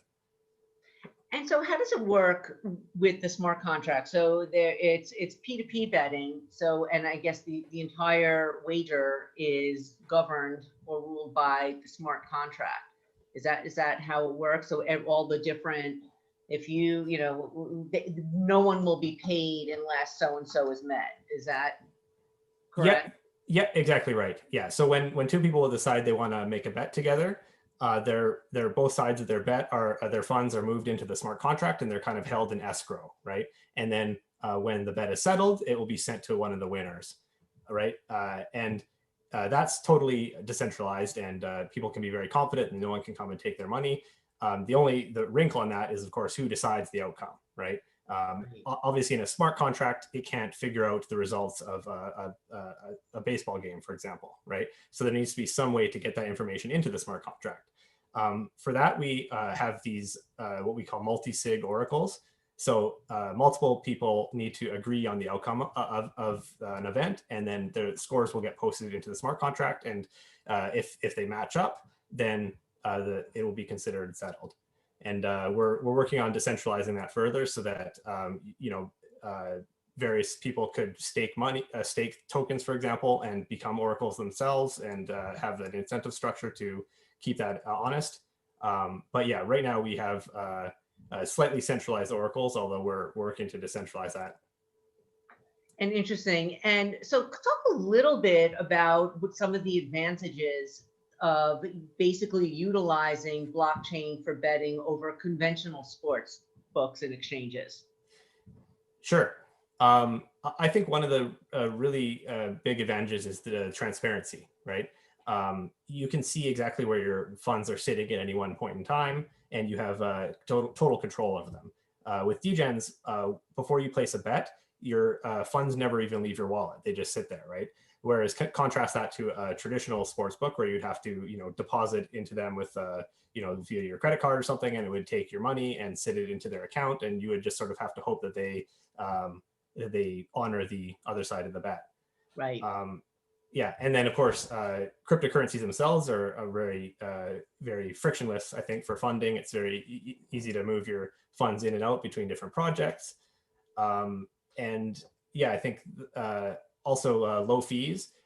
because we have a lot less overhead because the blockchain is handling a lot of the stuff that would normally be handled otherwise, like for example, funding and settlement and so forth. We can charge a lot lower fees, right? So that's another advantage of the blockchain. And what about something like spreads? Is that determined within the smart contract, or is that determined by the people that are betting against one another, or is that determined by basically like looking in Vegas or however they typically determine spreads in sporting events? Good question. Yeah, so there's a couple different meanings for spread. So I think what you're talking about is the point spread. So that's Right. usually, for anyone who doesn't know, it's a handicap that's applied to the outcome of a sporting event. So for example, if you have the best team in the league playing the worst team in the league, it's not very interesting for many people to bet on who's going to win that, because 99% of the time, the best team is going to win. So instead, they change the bet slightly and they say, well, is the best team going to win by more than 22.5 points? And then that's what they bet on. So it's more of an even 50-50 sort of bet. Point spreads are set by professional handicappers. Often there's a few companies in Vegas that specialize in this, and also internationally. Those can be set by anyone. Our platform, we kind of post the most popular point spreads that we think people would want to bet on, and then people can request other different point spreads. And that's embedded also into the smart contract. Yes, so exactly, yeah. So every proposition that people want to bet on has all of those details, the teams, the time that the game is going to start, and the point spread, and the type of the bet. It has all of those embedded into the unique description of that proposition that people bet on. So when the bet is settled, that'll be used to determine who won. So talk a little bit about some of the activities that people are betting on now. Is it all sports, and what type of sports, and what are people looking at? Yeah, we offer a good range of sports. Not everything, but we're working to improve that too. It sort of depends on the season. Right now, there's the baseball World Series is coming up, and basketball finals are on. There's a lot of popular European soccer matches on, and those are the things that we offer and that our customers are mostly requesting. We did have a bet on the upcoming U.S. presidential election offer too, just because so many people were asking for it. But that's not really our specialization. We're more, focused on the sports market. Right, and I would imagine too, just with COVID impacting sports, this whole year, everything that we've seen, people looking for a whole bunch of other things to bet on. So I would imagine election would be pretty much on top of that list there. Yeah, I think so. Yeah. Definitely our user base and volumes went way down when the sports were shut down because of COVID. But most of them have started up again. So things are definitely picking up on the platform. But since you guys are P2P, could someone bet, let's say, like when COVID hit and basically, the sports were shut down for a while.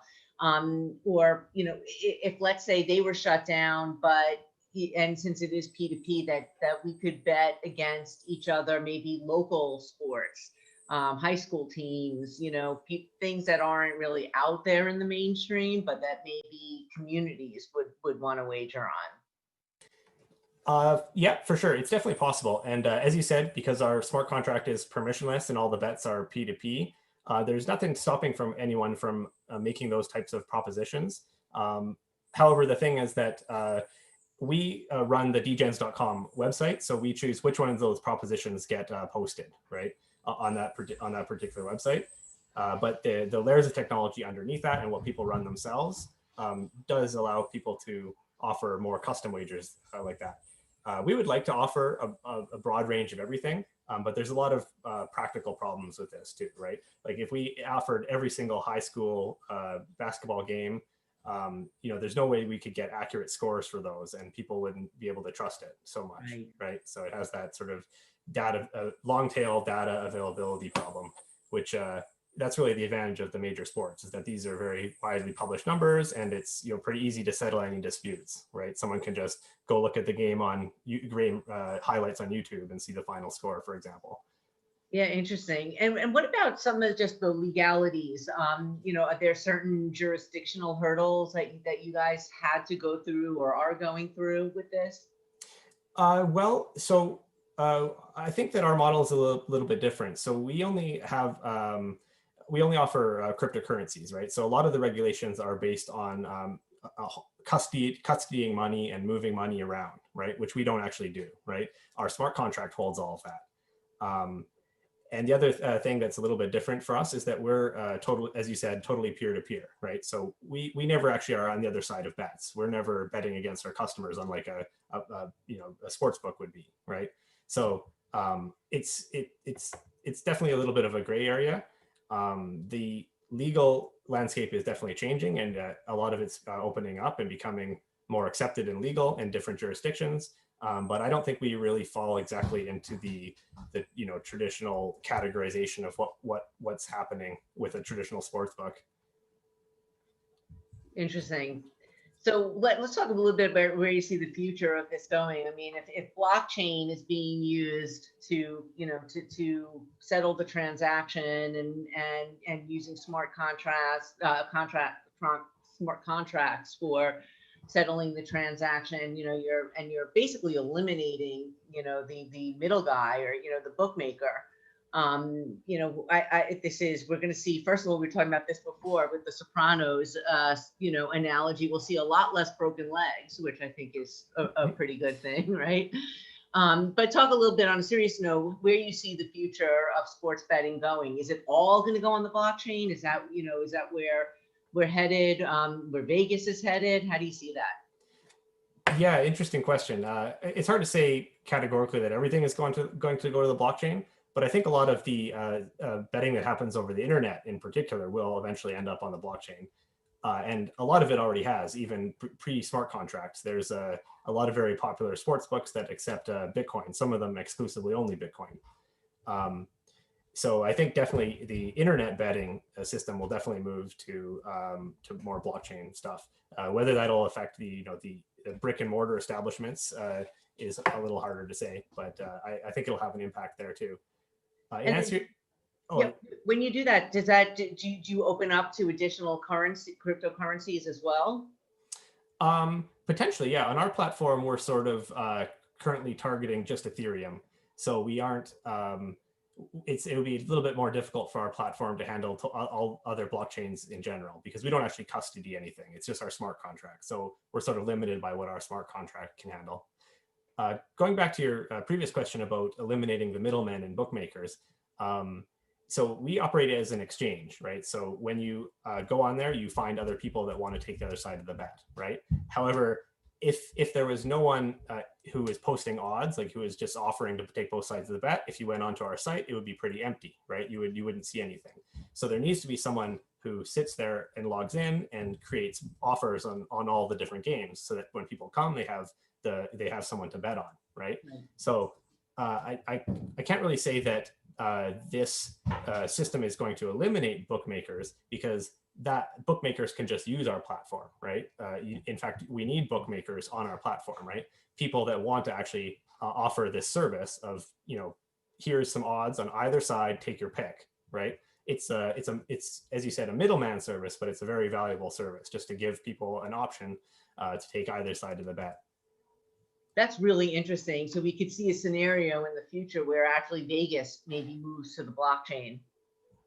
Yeah, I think so, definitely, yeah. And even some of our users I know run their own bookmaking businesses, and they come onto DGens to hedge their exposure, right? Like if they have too big of a position on a team, they'll make a bet on our position on our platform on that team also, right, to offset it.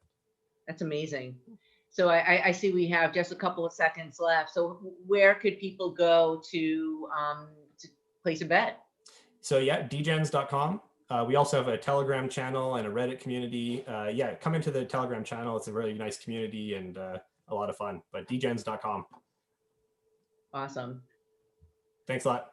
Thank you. What are cryptocurrencies? Cryptocurrencies are digital tokens of value that can be transferred to anyone around the world without relying on a third party like a bank or credit card company. eToro.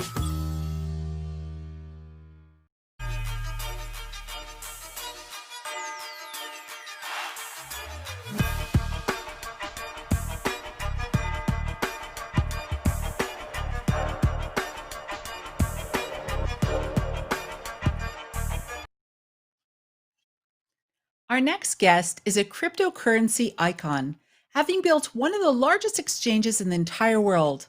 He is the definition of a blockchain mover and shaker. Please help me welcome Reuters chief correspondent of FinTech, Anna Irila, in an exclusive pre-recorded fireside a week ago with Binance's CEO and founder, CZ, only at LA Blockchain Summit. Hi, everyone. Welcome to LA Blockchain Summit. I'm here with CZ, the CEO of Binance. We're going to have 30 minutes to talk to him in a fireside chat where, as usual these days, we're in completely different parts of the world, but we'll try to make it engaging, even though I can only see him as a tiny little image in my screen. So I guess to set the scene, do you maybe want to give us an overview of sort of what's keeping Binance busy these days? Sure. Thanks, Anna. Thanks for the introduction. Thanks for having me here. So yeah, Binance, we're always busy with a bunch of different things. I guess these days we're quite busy with DeFi, and you also some CeFi, Launch Pool, Binance Liquidity Swap, and also the Binance Smart Chain. So I think all of those things are relatively new to our ecosystem, and we're spending quite a lot of time on that. So I guess we can jump into DeFi. What are your thoughts generally on that? What do you find interesting in DeFi? What do you think might not be interesting? And do you think it's the future of finance? Sure. So I think DeFi has some really interesting innovations in the last year, mostly starting from Uniswap. So there's the concept of you can stake your coins so that those coins are used for market makers to provide liquidity for other people to trade. And then the trading fees and the spreads are rebated to the people who are staking those coins. And I think this is a very valid model for people to stake coins to get an interest. And at the same time, those coins are used to provide a lower spread trading, which are beneficial for the traders. So I think this is really, really good. I think this aspect will stay. So I typically call this the liquidity pool aspect of DeFi. Right, but of course, in any decentralized finance or area, it's easy to copy. So there's a lot of copycats on this model, and everyone's trying to give a higher yield, which gets us to like a higher yield competition with people issuing new tokens to compensate as rebates. I think the super high yield models won't last that long. So most coins, they drop in value in 2 weeks. It drops significantly in value in 2 weeks. And then, so I think we will eventually settle into a more healthier range. I would guess somewhere between 5 to 50% APY. And those things, I think eventually the liquidity pools will stay. Yeah, I mean, if this is the future of finance, I think this is definitely a part of the future of finance. I don't know how big or how small you will be, but so far it's getting a lot of traction, and we're spending quite a lot of time on it as well. So how do you make sure, since you've said that so many coins drop in value, how do you make sure that you're sort of listing the good ones and not listing junk, so that then your investors are buying sort of things that won't be valuable in 2 weeks and losing money? Sure. So we typically take a approach where we look at what's popular, what has users. So we typically go by number of users as the metric. But even this is very subjective and controversial. We go by, like, say, number of followers on Twitter, number of people in the Telegram group, number of community users, number of unique addresses, trading volume, total value locked. So we look at all of this to sort of try to get an understanding of how popular, how many people are using this coin. Generally, the more users, the better. But any metric we publish can be gamed. So if we just say, look, unique number of addresses, people can do a massive airdrop, and then they'll get a high number of addresses.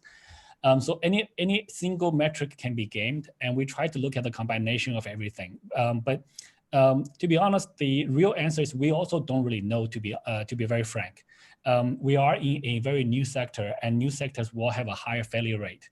And Binance has always been one of those exchanges. Binance started as an altcoin exchange. So we have a history of listing a fairly large selection of tokens. And in a new sector that's really hot, it's actually a large number of projects will fail in time, and only a small number of those will be successful. So we just want to make that warning to our users very clearly. And we have recently launched what we call a innovation zone, where we ask very explicit questions to our users. So hopefully that will help filter them, or at least educate them about the risks and filter out the users who are not in that risk profile. So it's not 100%, or it's not an easy thing to do, but we try to do our best. Does Binance invest in DeFi projects in yourself, or do you you have deposits? Do you stake those so that customers get an interest? Or yeah, so I personally don't do any investment myself. But Binance, we actually just recently launched a $100 million fund for investing in DeFi and helping projects to grow in this ecosystem. So we actually have made about 5 to 10 investments already. Some of them may be already announced. Some of there's always a bunch of them in the pipeline. So we want to encourage, help people to mostly developers to develop more products in this space. So I personally have not really used DeFi myself. Even I read about them, I look at tutorial videos, but I'm not a trader. So I'm not a trader on Binance.com. I'm not a trader on DeFi either. So I don't really stake my coins. I'm too busy running Binance than worried about those things. So I'm unfortunately not an active user in this space, but I do see the value and the potential for it.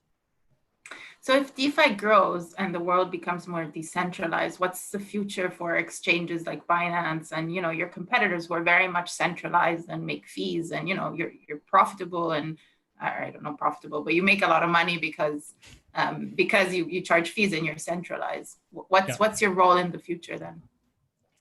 I think eventually, my view, in the long term, I think DeFi will replace CeFi.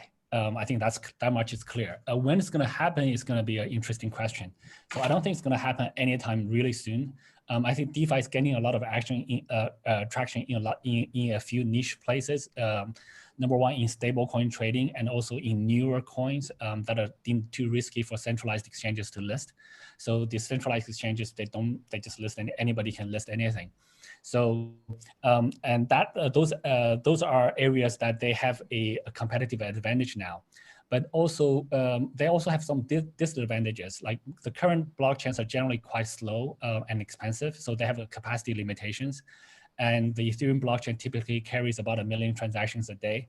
And right now, there's clearly more demand than that number of transactions.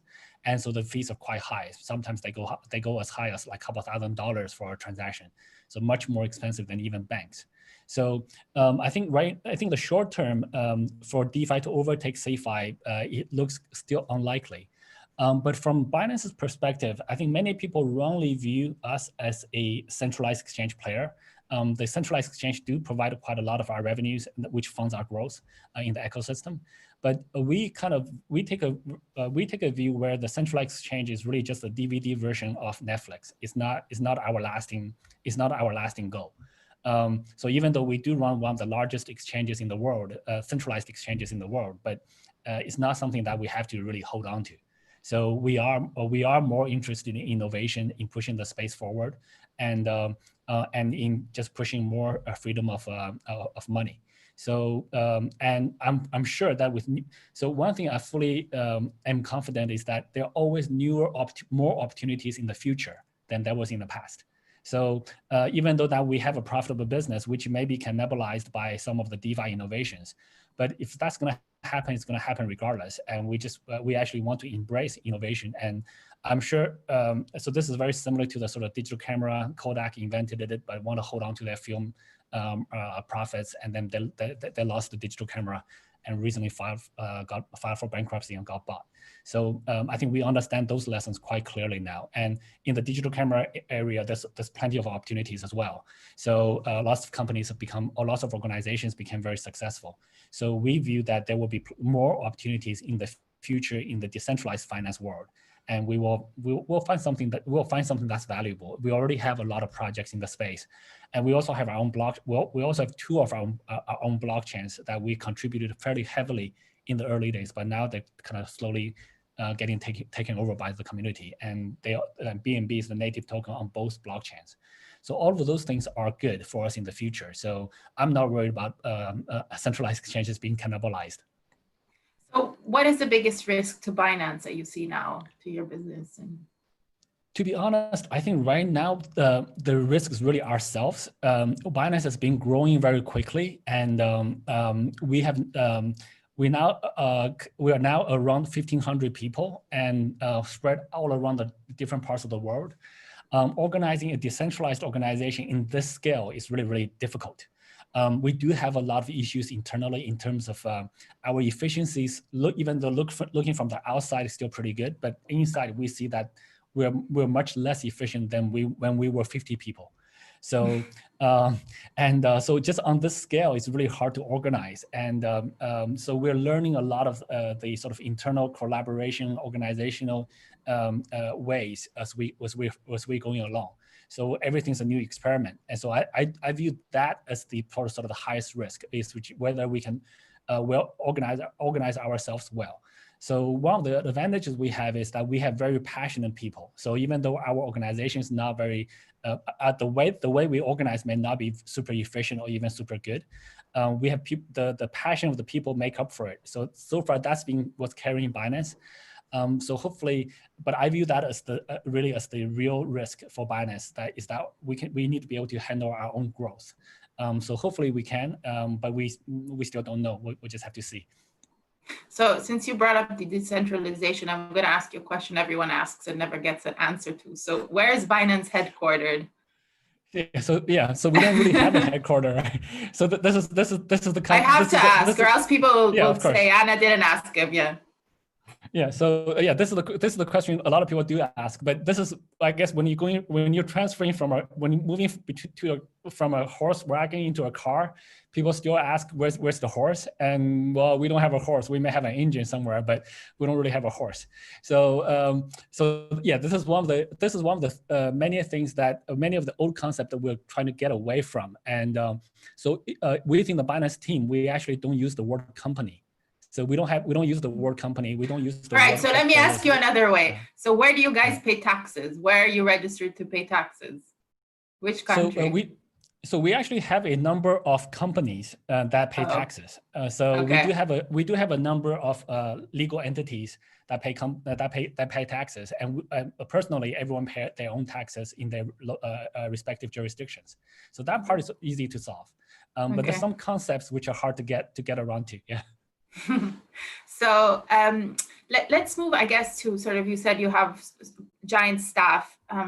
What's the breakup now? Is it like a lot of people in tech? Do you have lots of people in compliance? How does that break up once you become a big exchange like you are? Sure. I think the three biggest teams are tech is the biggest one. It's about 500 people or so. So basically a third of the workforce. And then customer support and compliance is probably the second biggest one, about 300 something, closer to 400. So that takes up about half of the organization. So compliance is part of the, we combine the compliance together with a service team. So it is a very, very heavy part of our of any centralized exchange. And then we have a decent sized marketing team. So the marketing team is about 100 something. Much smaller than the other companies that are this global. The other teams are all small. They are like but we also have many small independent teams that they have their own tech team, marketing team, all in one little group. So that's really for the sort of centralized exchange part. So we have many smaller teams, either through acquisitions or just internal entrepreneur organizations, etc. So we also have many small, what we call independent business units that they run their own business. So how do you guys work now these days to prevent money laundering and KYC and make sure that, you know, you're not a vehicle for cyber criminals to cash out, or, you know, or the, I guess, you know, a point of concentration in the industry for that, or facilitating more of it? Sure. I think so this is one of the things that many eyes are on Binance, because we are one of the largest crypto exchanges. So one of the misconceptions people have is our KYC, AML, and compliance procedures. So I would say we have the most comprehensive KYC and anti-money laundering procedures and processes in place. So we pretty much work with all the vendors for blockchain analysis, for KYC, for big data analysis. And we also work with almost every law enforcement agency in the world. So this is something that people don't really understand about Binance, because they think Binance is a crypto exchange. But the fact that we survive for this long is because we do this part actually really, really well. But having said that, none of these procedures are 100%. So there are transactions which are there are ways for hackers to mix their transactions, and then the monitoring tools do not flag them, and sometimes they get through. So nothing's 100%, but we do try to our best to I think we have one of the most comprehensive both internal and third-party systems combined. So we have one of the most comprehensive systems to prevent money laundering, and to also help victims recover funds from hackers. And we also help victims, even if they send funds to a wrong address, we try to help them recover that. So we have quite a lot of this infrastructure in place, which people don't really hear about, or don't really hear that often about, and many people have misconceptions about it. But I would say we probably have one of the most comprehensive KYC AML systems on the planet. How has KYC and AML in the industry changed since when you started, even before Binance, you know, when you were at OKCoin? Like how has it become, you know, how has it evolved? Is it stricter? And yeah, I think over the last 5 years, things have become much more mature. So number one, the tools, the third-party blockchain analysis tools I mentioned have become much more mature. So before there was like maybe in 2014, there was no company doing that. And then I think right now there's like 8 or 9 different companies who all do that. And they now cover more blockchains, not just Bitcoin and not just Ethereum. So Ethereum was like Ethereum and ERC20 tokens was a new addition to most of these tools in the last couple of years. So, and also some of these tools like CoinForm now supports Binance Chain transactions as well. So a lot of these tools become much more mature. And also the automated KYC AML tools are also becoming much better. So Jumio, like Authentics, Onfido, all of their services become much smarter to facilitate a real-time processing with AI. So you can, we have tools where we ask the user to sort of take a video of themselves on a mobile phone. They have to blink their eye, squeeze their tongue. So they have to, and then the AI AI algorithms match that to a real person and together with their ID. So a lot of these technologies and the AI pattern, human facial recognition, all of these technologies actually also improved in the last 5 years. So now we are able to onboard people very quickly and relatively painlessly, but also fully compliant with all these tools being available. And also the third aspect of this is the regulatory clarity has become much better in the last, I would say, 2 to 3 years. When we first started, everyone, like many countries, don't have the clear regulatory stance whether Bitcoin is illegal or not. Some countries try to ban. There was many rumors of ban or not ban. But I think right now, in most countries, blockchain cryptocurrencies are accepted, and they're kind of known to, they will last, they'll stay around. And especially with leading countries like big players like US, China, they're now really embracing blockchain. So that aspect of it has also made it a lot easier for crypto players like business providers in this space to be able to provide our business in a more clear way. So I think basically over the last 5 years or even just 2 years, we have come a long way. And I think over the next couple of years, more and more countries will have much clearer regulations towards crypto. So hopefully that will help the industry grow. Yeah, I was going to ask you. So the EU is proposing new crypto regulation. Other sort of developed countries are cracking down a bit or just coming up with frames to regulate crypto. How do you think, you know, the EU1 and other regulations are going to impact Binance, Binance's business? Sure. So I think, to be very honest, so there's a couple different parts. Having regulatory clarity is good. So it's better than not, like, we're not sure if we're in a gray area, we don't know what to do, we don't know what we can or cannot do. So having regulatory clarity is good. But at the same time, I do think that the first iterations of regulations in most regions are going to be overly restrictive. So because what regulators are going to do is they're going to take the traditional financial regulations and apply them to crypto. So the security regulator is going to call it a security and dump all the security regulations on that.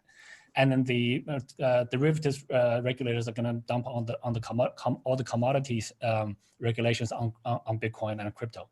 And then, so this is a fairly natural thing for people to do. This is fairly logical. So I think there's nothing wrong with that type of approach.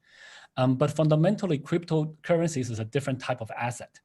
Many of the current regulations do not take into account that, look, you can just transfer the value on the blockchain, and there's no KYC, there is no AML, and there's DeFi, there's liquidity pools, there's decentralized exchanges, and there's no KYC, no AML, and there's a lot of transactions on those platforms.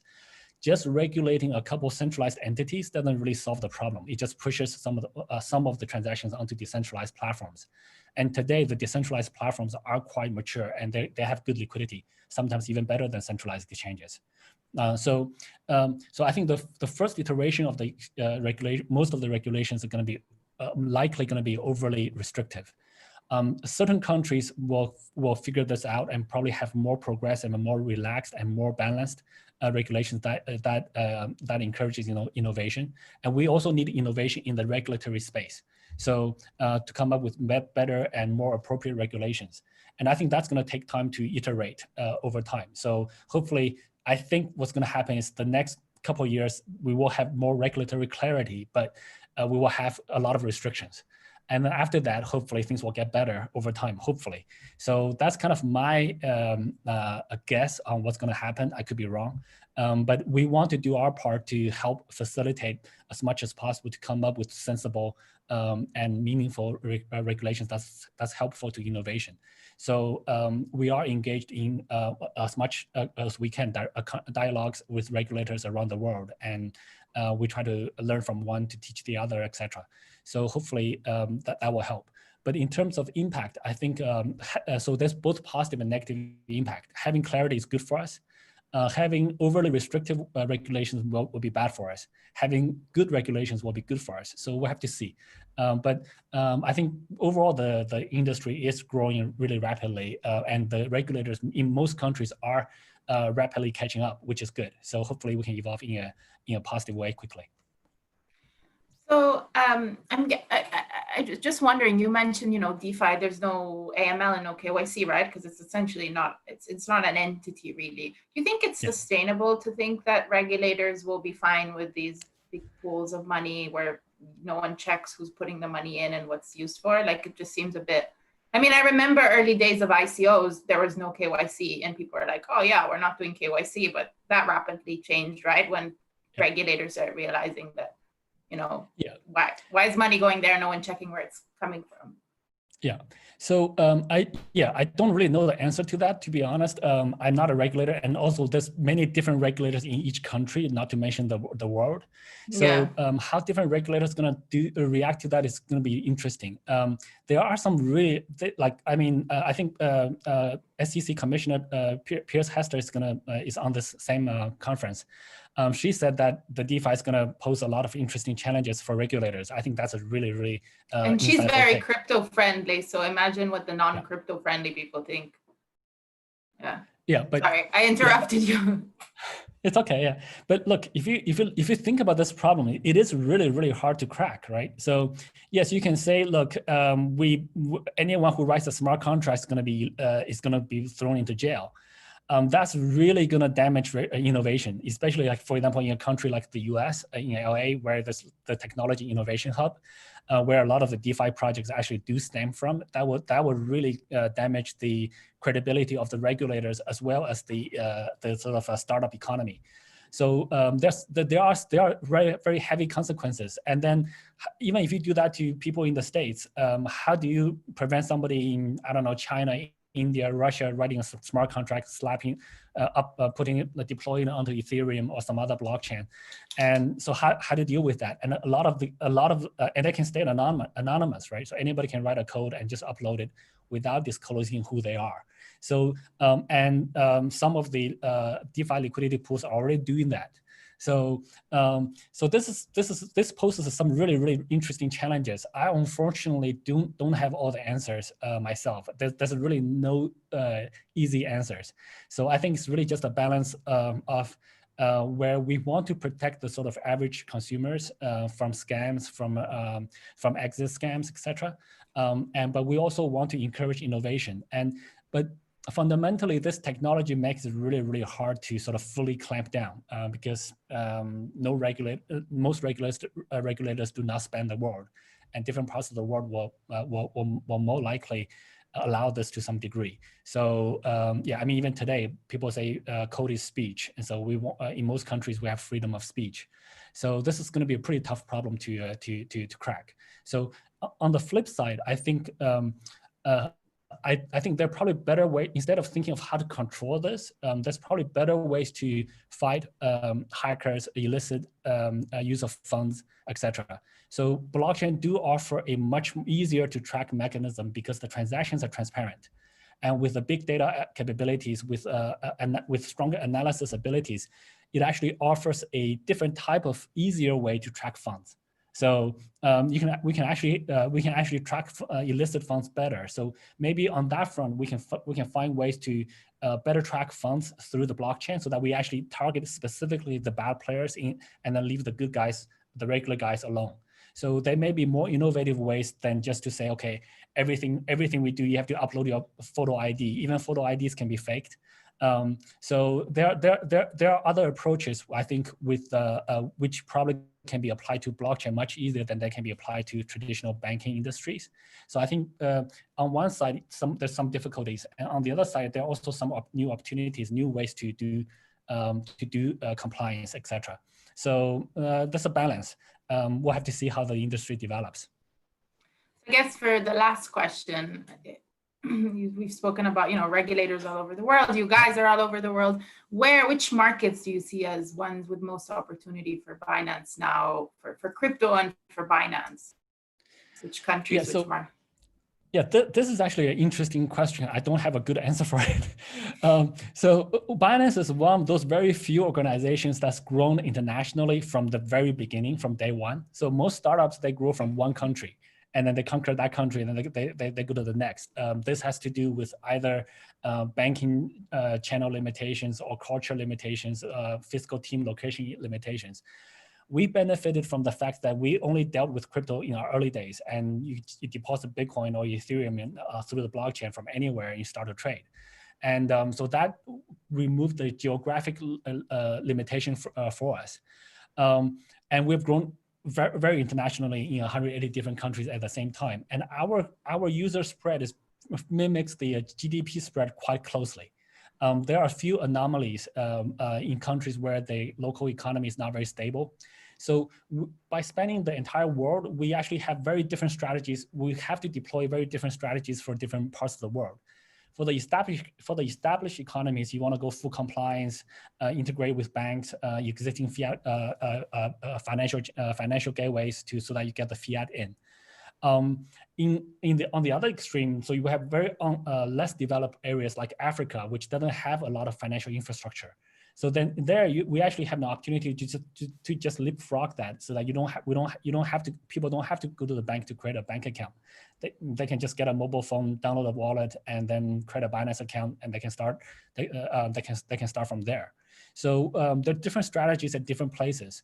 So for us, I think we just our philosophy is now we want to go local. So initially we got global and we just had one product. And now we actually want to go local. We want to much more finely localize our products, our customer support, our our offerings there. So we deploy very different strategies. And I do view, so I have a very different view than most other people. I view the world as one. So we try different things in different regions. I actually don't know which one's going to be the next big thing to grow. It's basically impossible to predict the future. If you ask me, like even 6 months ago, stablecoin trading is going to be a thing, I will not believe you. But today, stablecoin trading is a big thing for DeFi. And in 2016, if you ask me what's the next trigger, I would not have said ICOs of blockchain fundraising. So it's very hard to predict. But we typically listen to our users and then react. So I'm not a very good predictor, but we do try to just provide the best services for our users when they ask for it. All right, I think we've run out of time. Thank you so much, CZ. Yeah, thank you, Anna. Thank you for having me. Thanks, guys, for listening. What are cryptocurrencies? Cryptocurrencies are digital tokens of value that can be transferred to anyone around the world without relying on a third party like a bank or credit card company. eToro.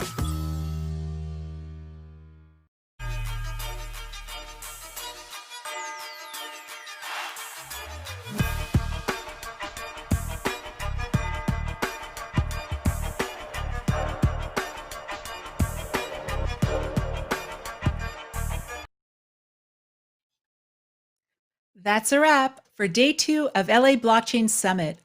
All of you are incredible. Thank you so much for joining us for 2 jam-packed days of content, insight, and fun. The pre-recordings will be live by the end of the week on Draper Goren Homes' YouTube channel, so be sure to look out for that. If you haven't done so already, make sure to take advantage of the incredible networking opportunities that Brella has to offer. And due to popular demand, we've extended your networking hours till midnight Pacific, so go, go, go. Also, if you qualify for the $100 in Bitcoin and you still haven't visited Bitcoin giveaway booth by Cellulus Network, then do so now. There you'll find out how to get your $100 in Bitcoin. My name is Shira Rubinoff, and I thank you for letting me guide you throughout these 2 amazing days. See you next year.